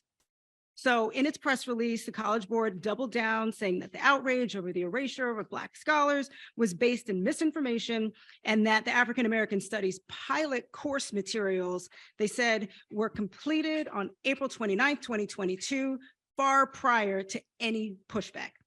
And then they went on to say that the official framework is a significant improvement rather than a watering down. However, a recent expose in the Wall Street Journal has illustrated that the College Board's private emails tell the opposite story. So Trevor Packer, who's the current head of the Advanced Placement Program, and other College Board staff not only capitulated without consulting the professors, teachers, and students their course development claims to prioritize. Enter Nishani Frazier. an associate professor of history and American studies at the University of Campus, and a member of the AP Course Development Committee. On February 9th, Dr. Fraser wrote a letter to the College Board staff denouncing their cowardice in excising so many critical Black scholars from the AP African American Studies curriculum.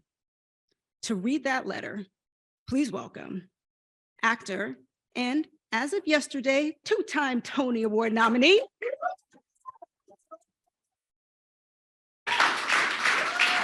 Kara Young.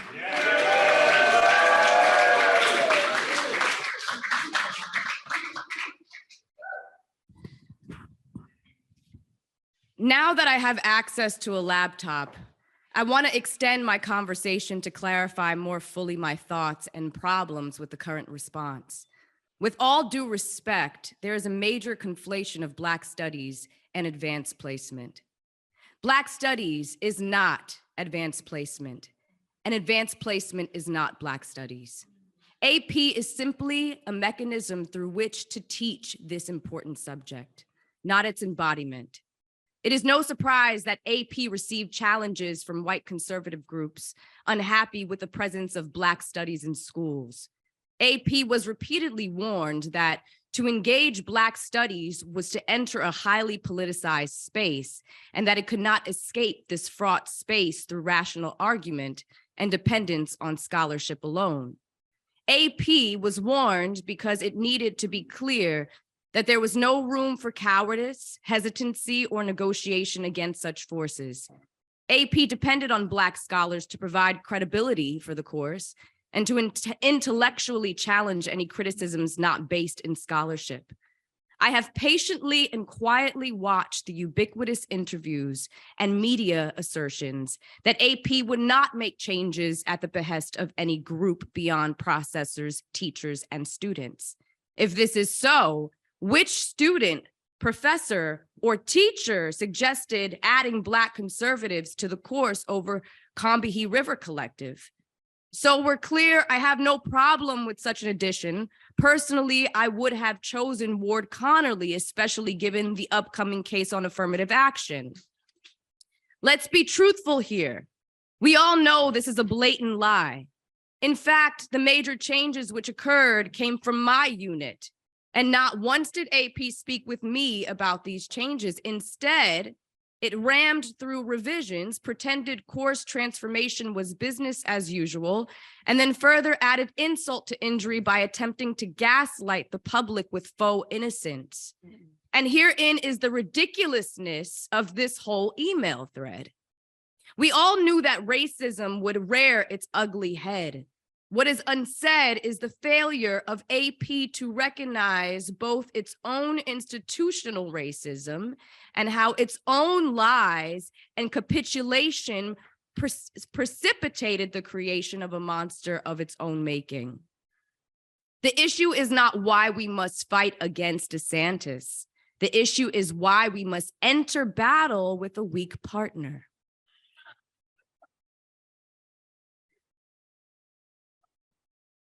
The issue is not why we must fight against DeSantis. The issue is why must we enter battle with a weak partner? This letter reveals that AP was in conversation with an entity that we all knew was an unwilling participant. Up until this time, it claimed changes were made unfettered by such institutions. We know now conversation began as early as January 2022. This may be untrue.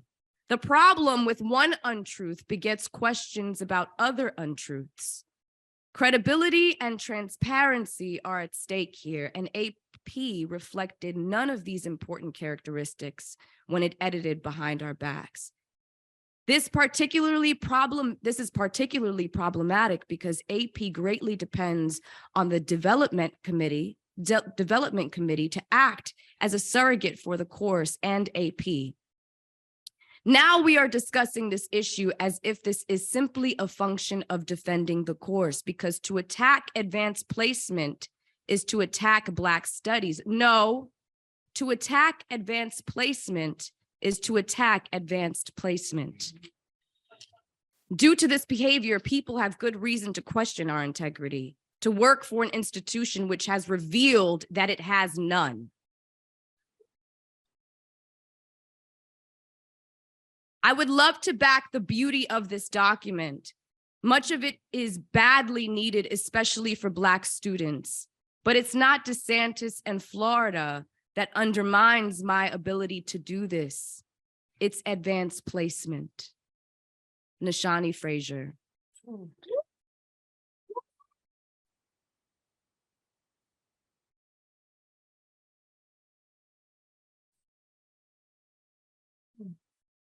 just have to let the email be what it is.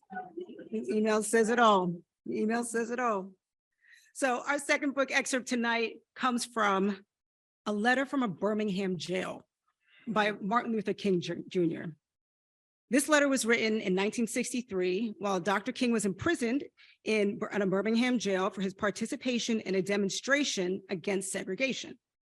His letter was a response to the 8 white religious leaders who released a public statement of criticism.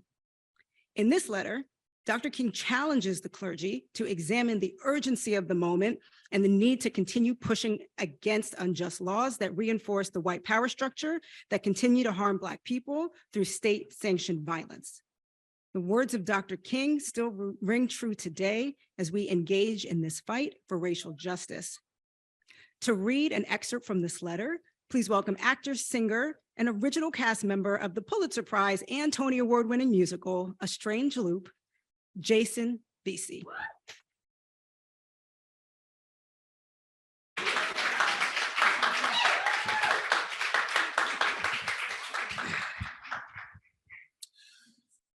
A letter from a Birmingham jail.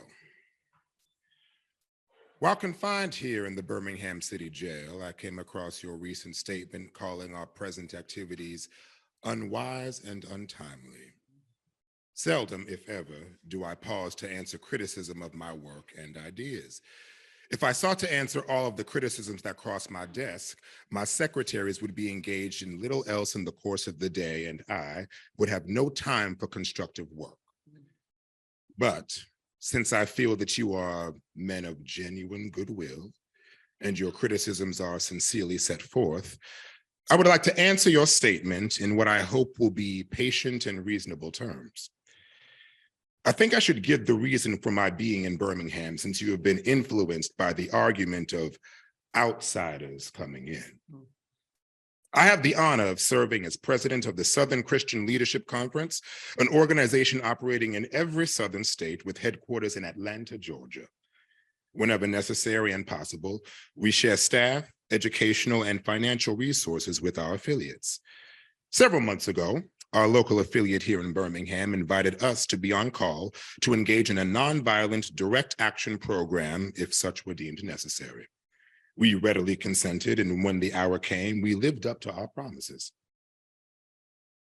So I am here, along with several members of my staff, because we were invited here.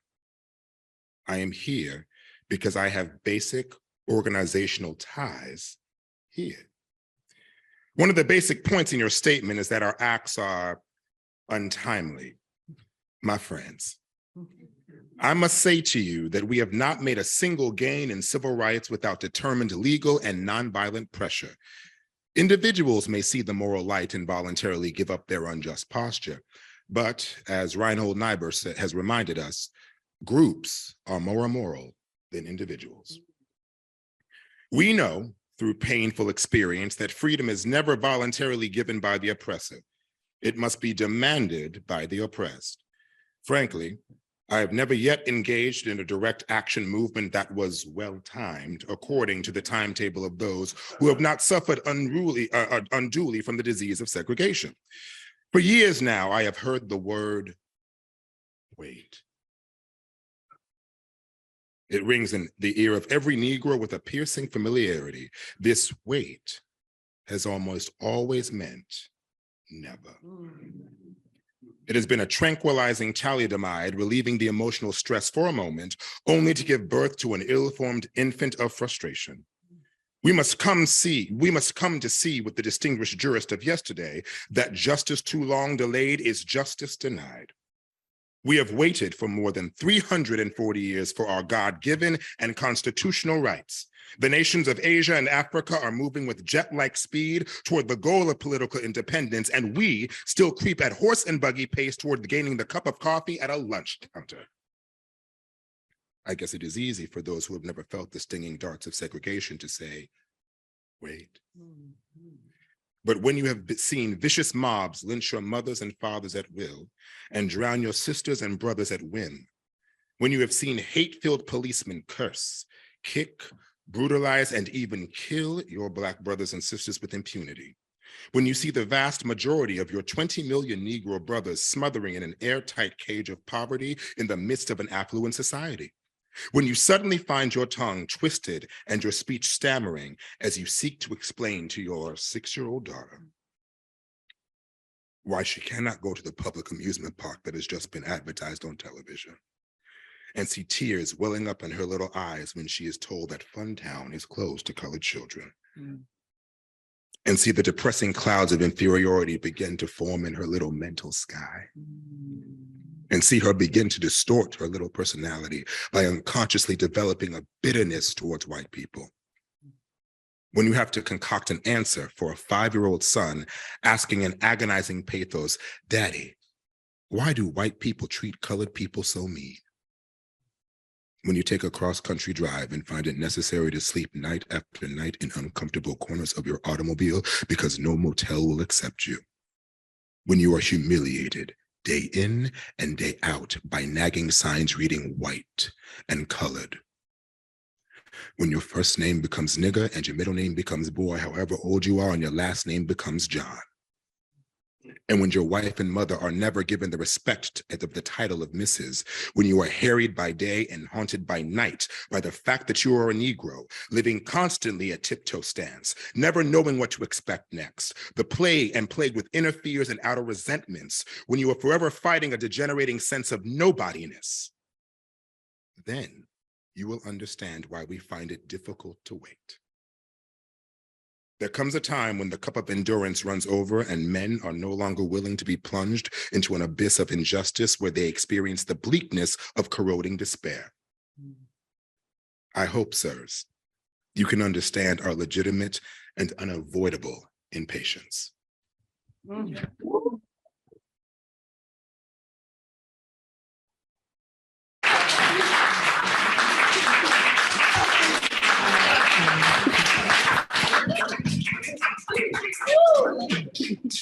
I just need that to sit for a second. Yeah. How's everybody doing? Powerful words, right? Yeah. So, next up. In 2020, the 45th president of the United States gave an executive order banning diversity training for federal employees. While the order was eventually revoked, it became the blueprint for dozens of similar legislations. More than 20 states introduced bills restricting how educators discuss race, gender, and social justice. In 8 states, the bills passed into law. In 2021, the Stop Woke Act in the Florida State Legislature sought to prevent scholars from teaching historical framing that would cause anyone to, quote, guilt, anguish, or any form of psychological distress, end quote, due to their race, sex, or national origin. When similar laws were enacted across the country, educators in Texas, Tennessee, and Missouri were consequently fired for acknowledging systemic racism in their curriculum. In 2022, conservative parent complaints at school board meetings in over 40 states led to book banning, which impacted 2 million students in numerous school districts across the country. This year, the College Board removed topics of intersectionality, Black feminist queer theory, and structural oppression from the course. Our next piece speaks to these realities and the drumbeat of 3 years of right-wing censorship and anti-woke erasure in the American educational landscape. Please welcome APF Artist in Residence, Gina Loring.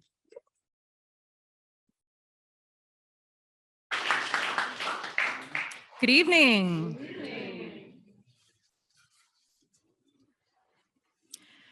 Pretending something doesn't exist does not make it so. Your desperation to preserve your privilege has blinded you into believing you can rewrite history, that by your own hands, you can erase entire chapters of time. Tearing out pages from a book does not change the story, does not delete decades of disenfranchisement, dynasties built on broken backs and stolen breath. You are at war with your own fragility. Denial and deflection are a delusion, as if the past does not become the present, does not become the future, does not become the past, does not become the present, does not become the future, and repeats and repeats and repeats until it is called to a reckoning. This is modern day McCarthyism. Manufactured momentum of misinformation, manipulating masses, making accuracy an imaginary enemy, fictional fear-based fabrication. You vilify the most vulnerable, most marginalized, when it was you who committed fraud and thievery beyond measure, you who created the social structures you blame on those to whom you are most in debt. Maybe it's repressed regret from which your fears flow. Grievances grown from centuries of unethical existence. Listen, fish do not know they are in water, for it has always just been so. You are swimming in the certainty of a safety we have never known, crusading against consciousness, the very thing that will liberate you from your colossal karmic dues. You made literacy illegal for 400 years, one of many tactics of injustice, and we still thrived intellectually. Ask Frederick Douglass. Now you want to make it illegal to read and write about when it was illegal for us to read and write? What kind of oxymoronic merry-go-round of moral bankruptcy is this reality? No accountability, an entire planet poisoned.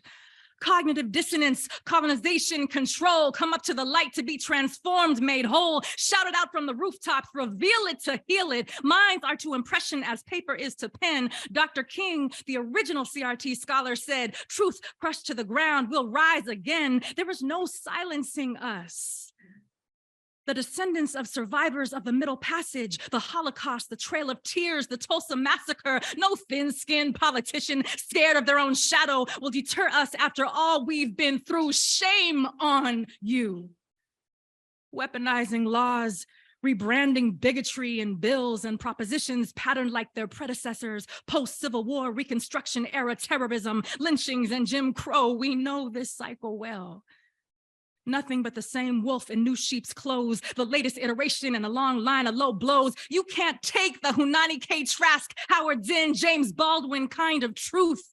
Those who unapologetically pull back the curtain of propaganda, legal jargon, malarkey, patriotism that looks a lot like its root, patriarchy. 1,000 laws would not be enough to erase the universe's memory. Her records cannot be dissolved. You are shouting at thunder, fists shaking at the sky. You can try and try, but your efforts will wash away with the wind, fall to the ground with the weight of your sins. What arrogance to think you are somehow more powerful than all that there is or ever was. Better to face the facts. There's no way around them, no loophole, no hack, no hiding from freedom. The pendulum always swings back.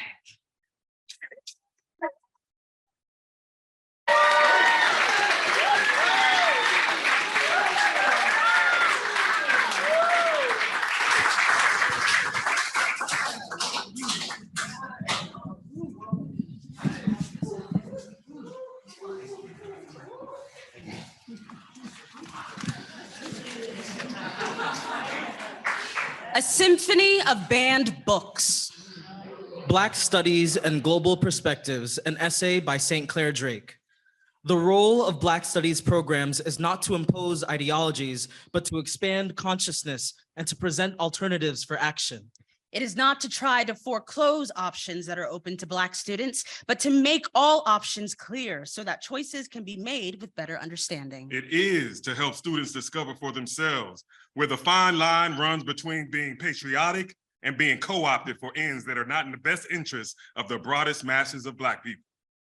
The Black Campus Movement and the Institutionalization of Black Studies, 1965 to 1970, by Ibram H. Rogers. Inequality is never a coincidence.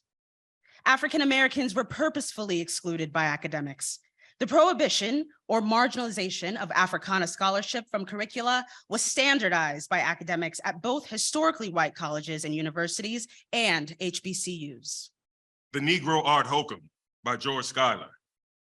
If we can foresee what kind of white citizens will inhabit this neck of the woods in the next generation by studying the sort of education and environment the children are exposed to now, it should not be difficult to reason that the adults of today are what they are because of the education and environment they were exposed to a generation ago. Deviance as Resistance, a new research agenda for the study of Black politics by Cathy Cohen. We must pay attention to power within our communities, something Black feminists have demanded for some time. For me, this is the process of the queering of Black studies, making visible all those who in the past have been silenced and excluded as full members of Black communities, the poor, women, lesbians, and gays. Those people on the margins of society and excluded from the middle class march toward respectability. The Narrative of the Life of Frederick Douglass by Frederick Douglass. Our reason for taking the water route was that they were less liable to be suspected as runaways. We hope to be regarded as fishermen, whereas if we should take the land route, we should be subjected to interruptions of almost every kind. The New Jim Crow, Mass Incarceration in the Age of Colorblindness by Michelle Alexander. At the same time that many civil rights advocates have been pursuing lawyer-driven trickle-down strategies for racial justice, a growing number of formerly incarcerated men and women have been organizing in major cities across the United States, providing assistance to those newly released from prison and engaging in grassroots political activism in pursuit of basic civil rights. One such organization based in Oakland, California, is named All of Us or None. The name explicitly challenges a politics that affords inclusion and acceptance for a few, but guarantees exclusion for many.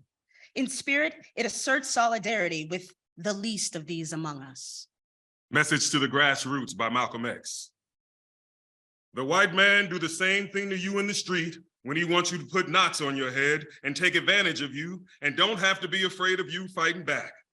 To keep you from fighting back, he gets these old religious Uncle Toms to teach you and me, just like Novocaine, suffer peacefully.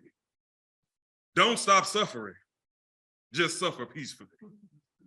On how we mistook the map for the territory and re-imprisoned ourselves in our unbearable wrongness of being, of desire. Black Studies Towards the Human Project by Sylvia Winter. Discourse on Colonialism by Aimé Césaire. The Damned of the Earth by Frantz Fanon. Leslie K. Jones, Bringing the Receipts. Mapping the Margins, Intersectionality, Identity Politics, and Violence Against Women of Color by Kimberlé Williams Crenshaw. I have also used intersectionality to describe the location of women of color, both within overlapping systems of subordination and at the margins of feminism and anti-racism. The effort to politicize violence against women will do little to address the experience of non-white women until the ramification of racial stratification among women are acknowledged. Between the World and Me by Ta-Nehisi Coates. But all our phrasing, race relations, racial chasm, racial justice, racial profiling, white privilege, even white supremacy, serves to obscure that racism is a visceral experience, that it dislodges brains, blocks airways, rips muscles, extracts organs, cracks bones, breaks teeth. You must never look away from this. You must always remember that the sociology, the history, the economics, the graphs, the charts, the regressions all land with great violence upon the body. Roderick Ferguson, The Reorder of Things. For many student militants throughout the United States, the question of minority difference and representation was never simply about increasing the numbers of minoritized bodies. Instead, the question of minority difference was an attempt to make sure that the demographic growth would contract with epistemological and institutional transformations. The creation of Black space can serve as a strategy to build community and protect against assault and objectification. It is a deliberate investment in creating a context conducive to loving Blackness. Robin D.G. Kelley, Black Study, Black Struggle. Resistance is our heritage, and resistance is our healing. Through collective struggle, we alter our circumstances, contain, escape, or possibly eviscerate the source of trauma, recover our bodies, reclaim and redeem our dead, and make ourselves whole. James Baldwin, The Fire Next Time. It is not permissible that the authors of devastation should be innocent. It is the innocence which constitutes the crime. Bell Hooks, Feminism is for Everybody. Imagine living in a world where we can all be who we are, a world of peace and possibility. Feminist revolution alone will not create such a world. We need to end racism, class elitism, imperialism. But it will make it possible for us to be fully self-actualized females and males, able to create beloved community, to live together, realizing our dreams of freedom and justice, living the truth that we are all created equal. Come closer.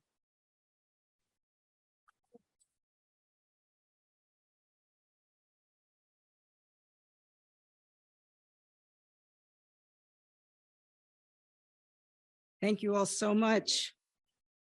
So finally, we would like to close tonight's performance with the galvanizing words of Audre Lorde in her essay, Transformation of Silence into Action, first published in 1977 as a part of her essay collection, Sister Outsider, compiled to galvanize solidarity among and with Black women.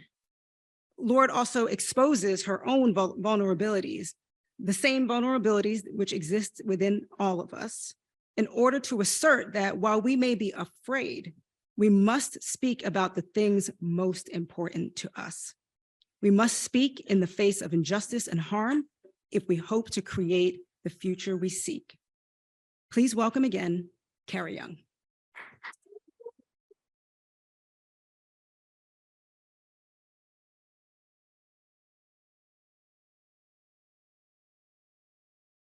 And of course, I am afraid, because the transformation of silence into language and action is an act of self-revelation, and that always seems fraught with danger.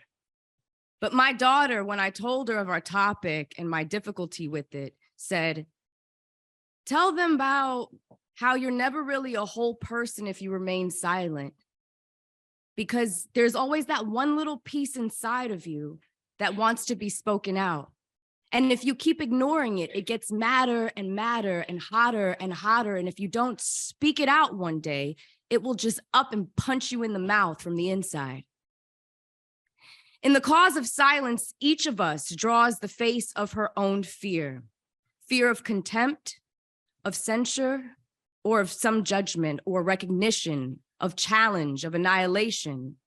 But most of all, I think we fear the visibility without which we cannot truly live. Within this country where racial difference creates a constant, if unspoken, distortion of vision, Black women have on one hand always been highly visible, and so on the other hand have been rendered invisible through the depersonalization of racism. Even within the women's movement, we have had to fight and still do for that very visibility, which also renders more us mass vulnerable, our Blackness. For to survive in the mouth of this dragon, we, all America, we have had to learn this first and most vital lesson, that we were never meant to survive. Not as human beings. And neither were most of you here today, Black or not. And that visibility which makes us most vulnerable is that which also is the source of our greatest strength. Because the machine will try to grind you into dust anyway, whether or not we speak. We can sit in our corners mute forever while our sisters and ourselves are wasted, while our children are distorted and destroyed, while our earth is poisoned. We can sit in our safe corners mute as bottles, and we will still be no less afraid. In my house this year, we are celebrating the Feast of Kwanzaa, the African American Festival of Harvest, which begins the day after Christmas and lasts for 7 days. There are 7 principles of Kwanzaa, 1 for each day. The first principle is Umoja, which means unity, the decision to strive for and maintain unity in self and community. The principle for yesterday, the second day, was Kuji Chakalia, thank you. Self-determination, the decision to define ourselves, name ourselves, and speak for ourselves, instead of being defined and spoken for by others. Today is the 3rd day of Kwanzaa, and the principle for today is Ujima. And our communities together. Ujima, collective work and responsibility, the decision to build and maintain ourselves and our communities together and to recognize and solve our problems together. Each of us is here now because in one way or another, we share a commitment to language and to the power of language and to the reclaiming of that language, which has been made to work against us. In the transformation of silence into language and action, it is vitally necessary for each one of us to establish or examine her function in that transformation and to recognize her role as vital within that transformation. For those of us who write, it is necessary to scrutinize not only the truth of what we speak, but the truth of that language by which we speak it. For others, it is to share and spread also those words that are meaningful to us, but primarily for us all. It is necessary to teach by living and speaking those truths which we believe and know beyond understanding.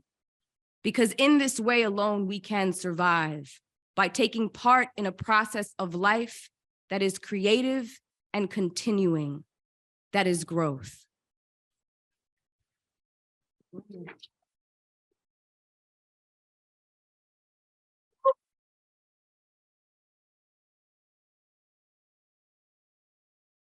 Please welcome our incredible Chief of Staff of APF, Sharmina Nelson, and our Director of Programs and Advocacy, Glenda Smiley.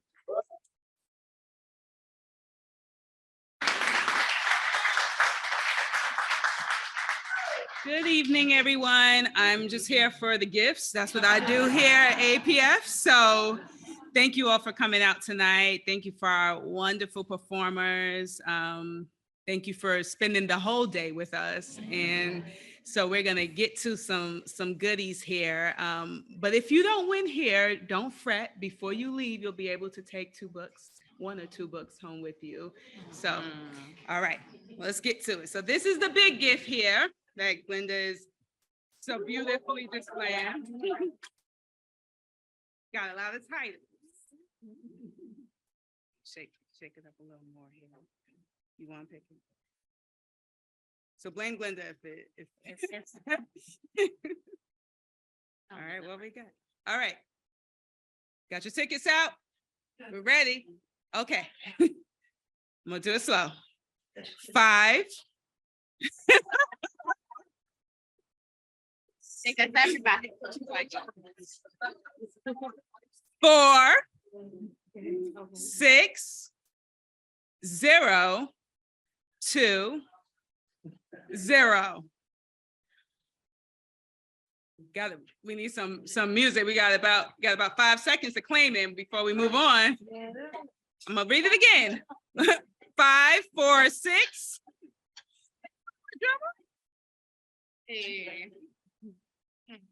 5, 4, 6, 0, 2, 0. 5, 4, 6, 0, 2, 0. All right. Next. All right. Right, y'all. All right. This number is 5, 4, 6, 0, 0, 6. Here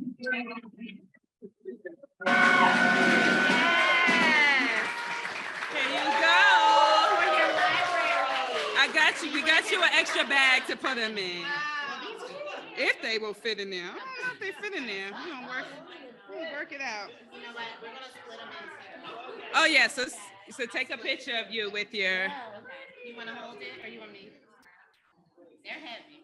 I'm gonna tell you now. You didn't know you also want to work out. Okay? You got it? Mhm.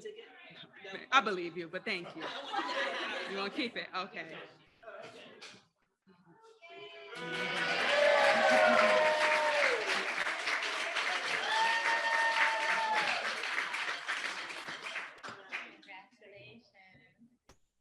All right. We have some consolation prizes here, but really good ones. So we have our Freedom to Learn shirts that many of us have on, but we also have this shirt that some have asked about. It is in the installation. So I have a few of them here. So Glenda's gonna pull a couple. I have them in sizes extra large and large. So if it doesn't fit, give it to a cousin. All right. Are we ready? All right. 546022. 546022.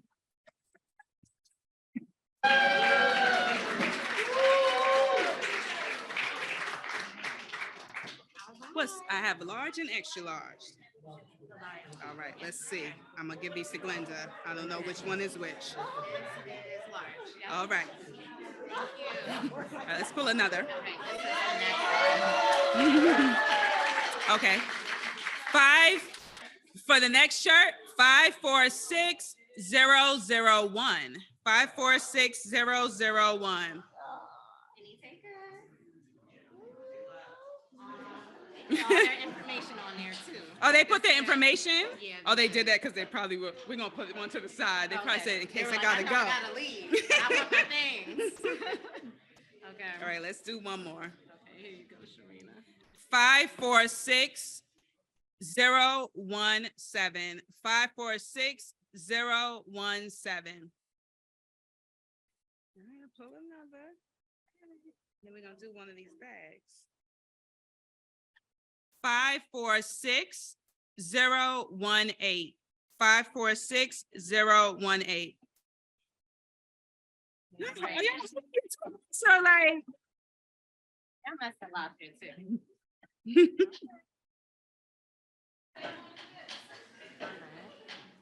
546003. Hey! Woo!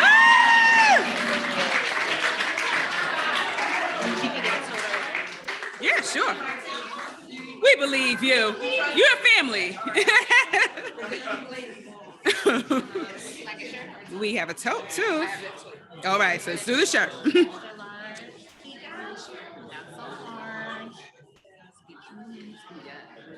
I read banned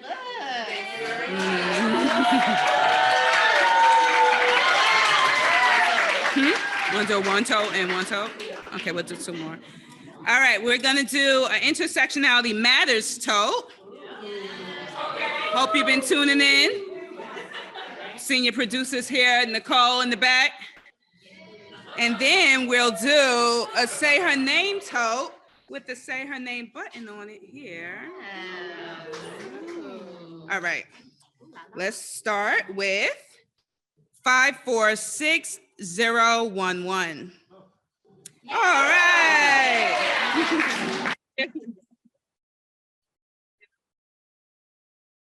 All right, and last one of the evening. This is it. 546016. 546016.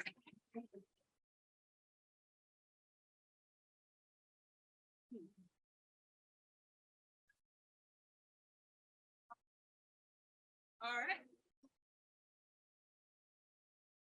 Thank you all. Ready? Okay. We go.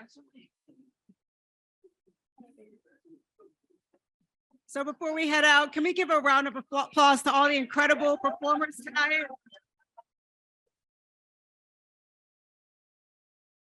And also to the incredible staff, coworkers at APF.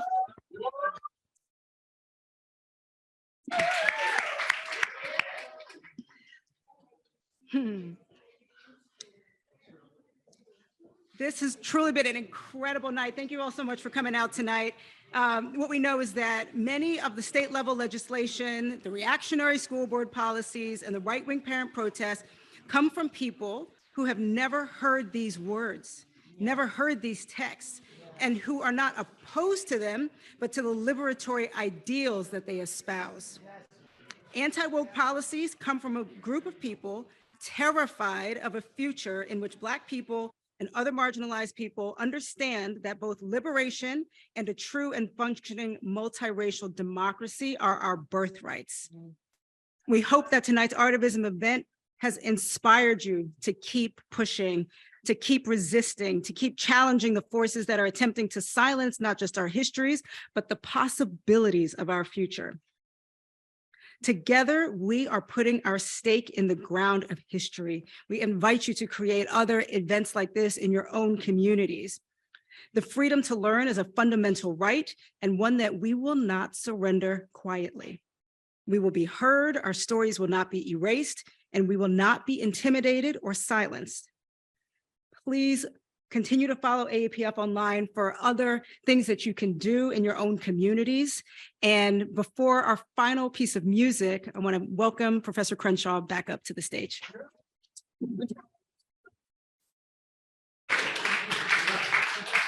Ooh, how y'all feeling now? I am full. I am energized. I'm ready to roll. I hope you all are ready to roll too.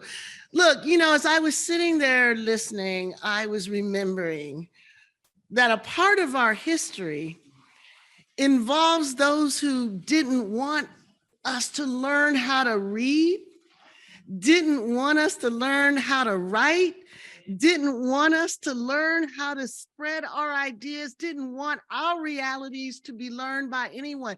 They used the law back then to do the same thing they're using the law to do tonight.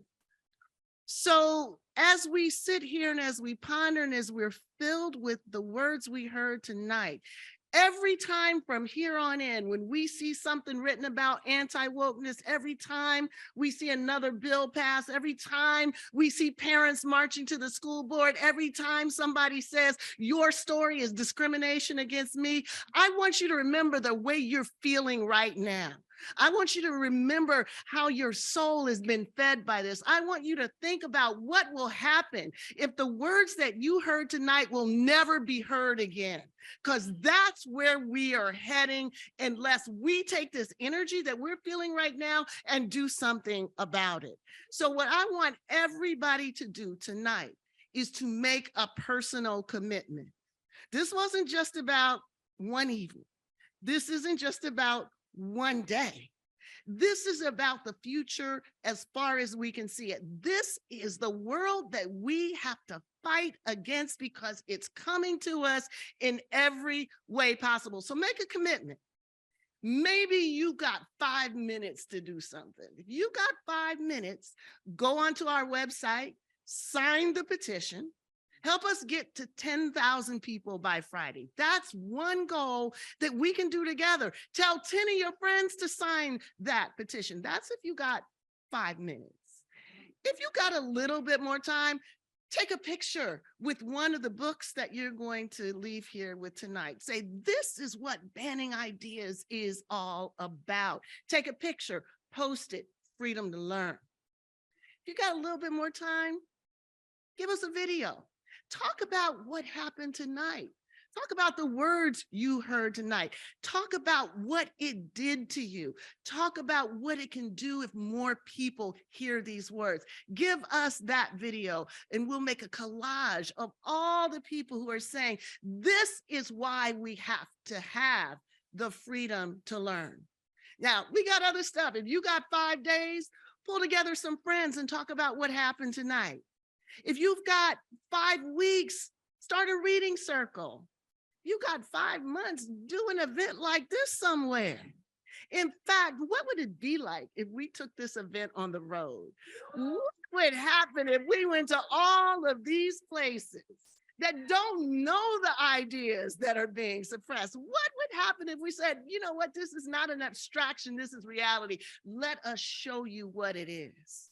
So let's think, let's create, let's come together and figure out how we can push back against this war. Because here's the one thing that's for sure. The only way that we can win is if we fight. The only guarantee that we lose is if we don't fight. There's only two ways to go about this. Either we fight or we don't.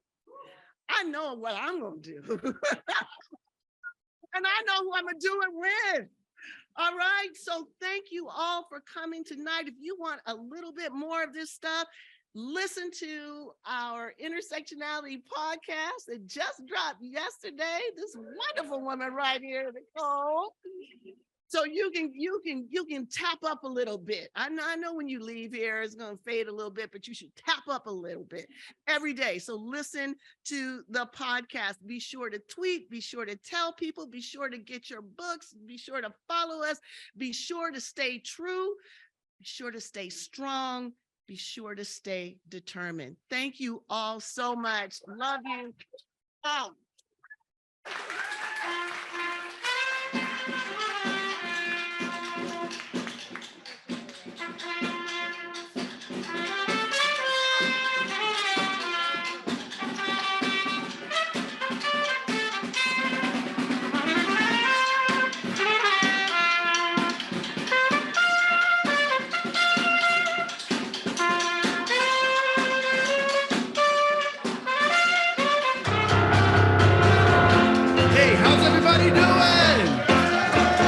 Dr. Crenshaw. One more time, Dr. Crenshaw. My name is Alfonso Horn. We have Khan and Pupas on the keys. We have the Energizer Bunny himself, Norman Edwards on the drums. And I literally just pulled her in rehearsal today. I was like, come on, sing with us. Give it up for Kayla Ross, everybody. And give it up for yourselves being here in this space, fighting this fight.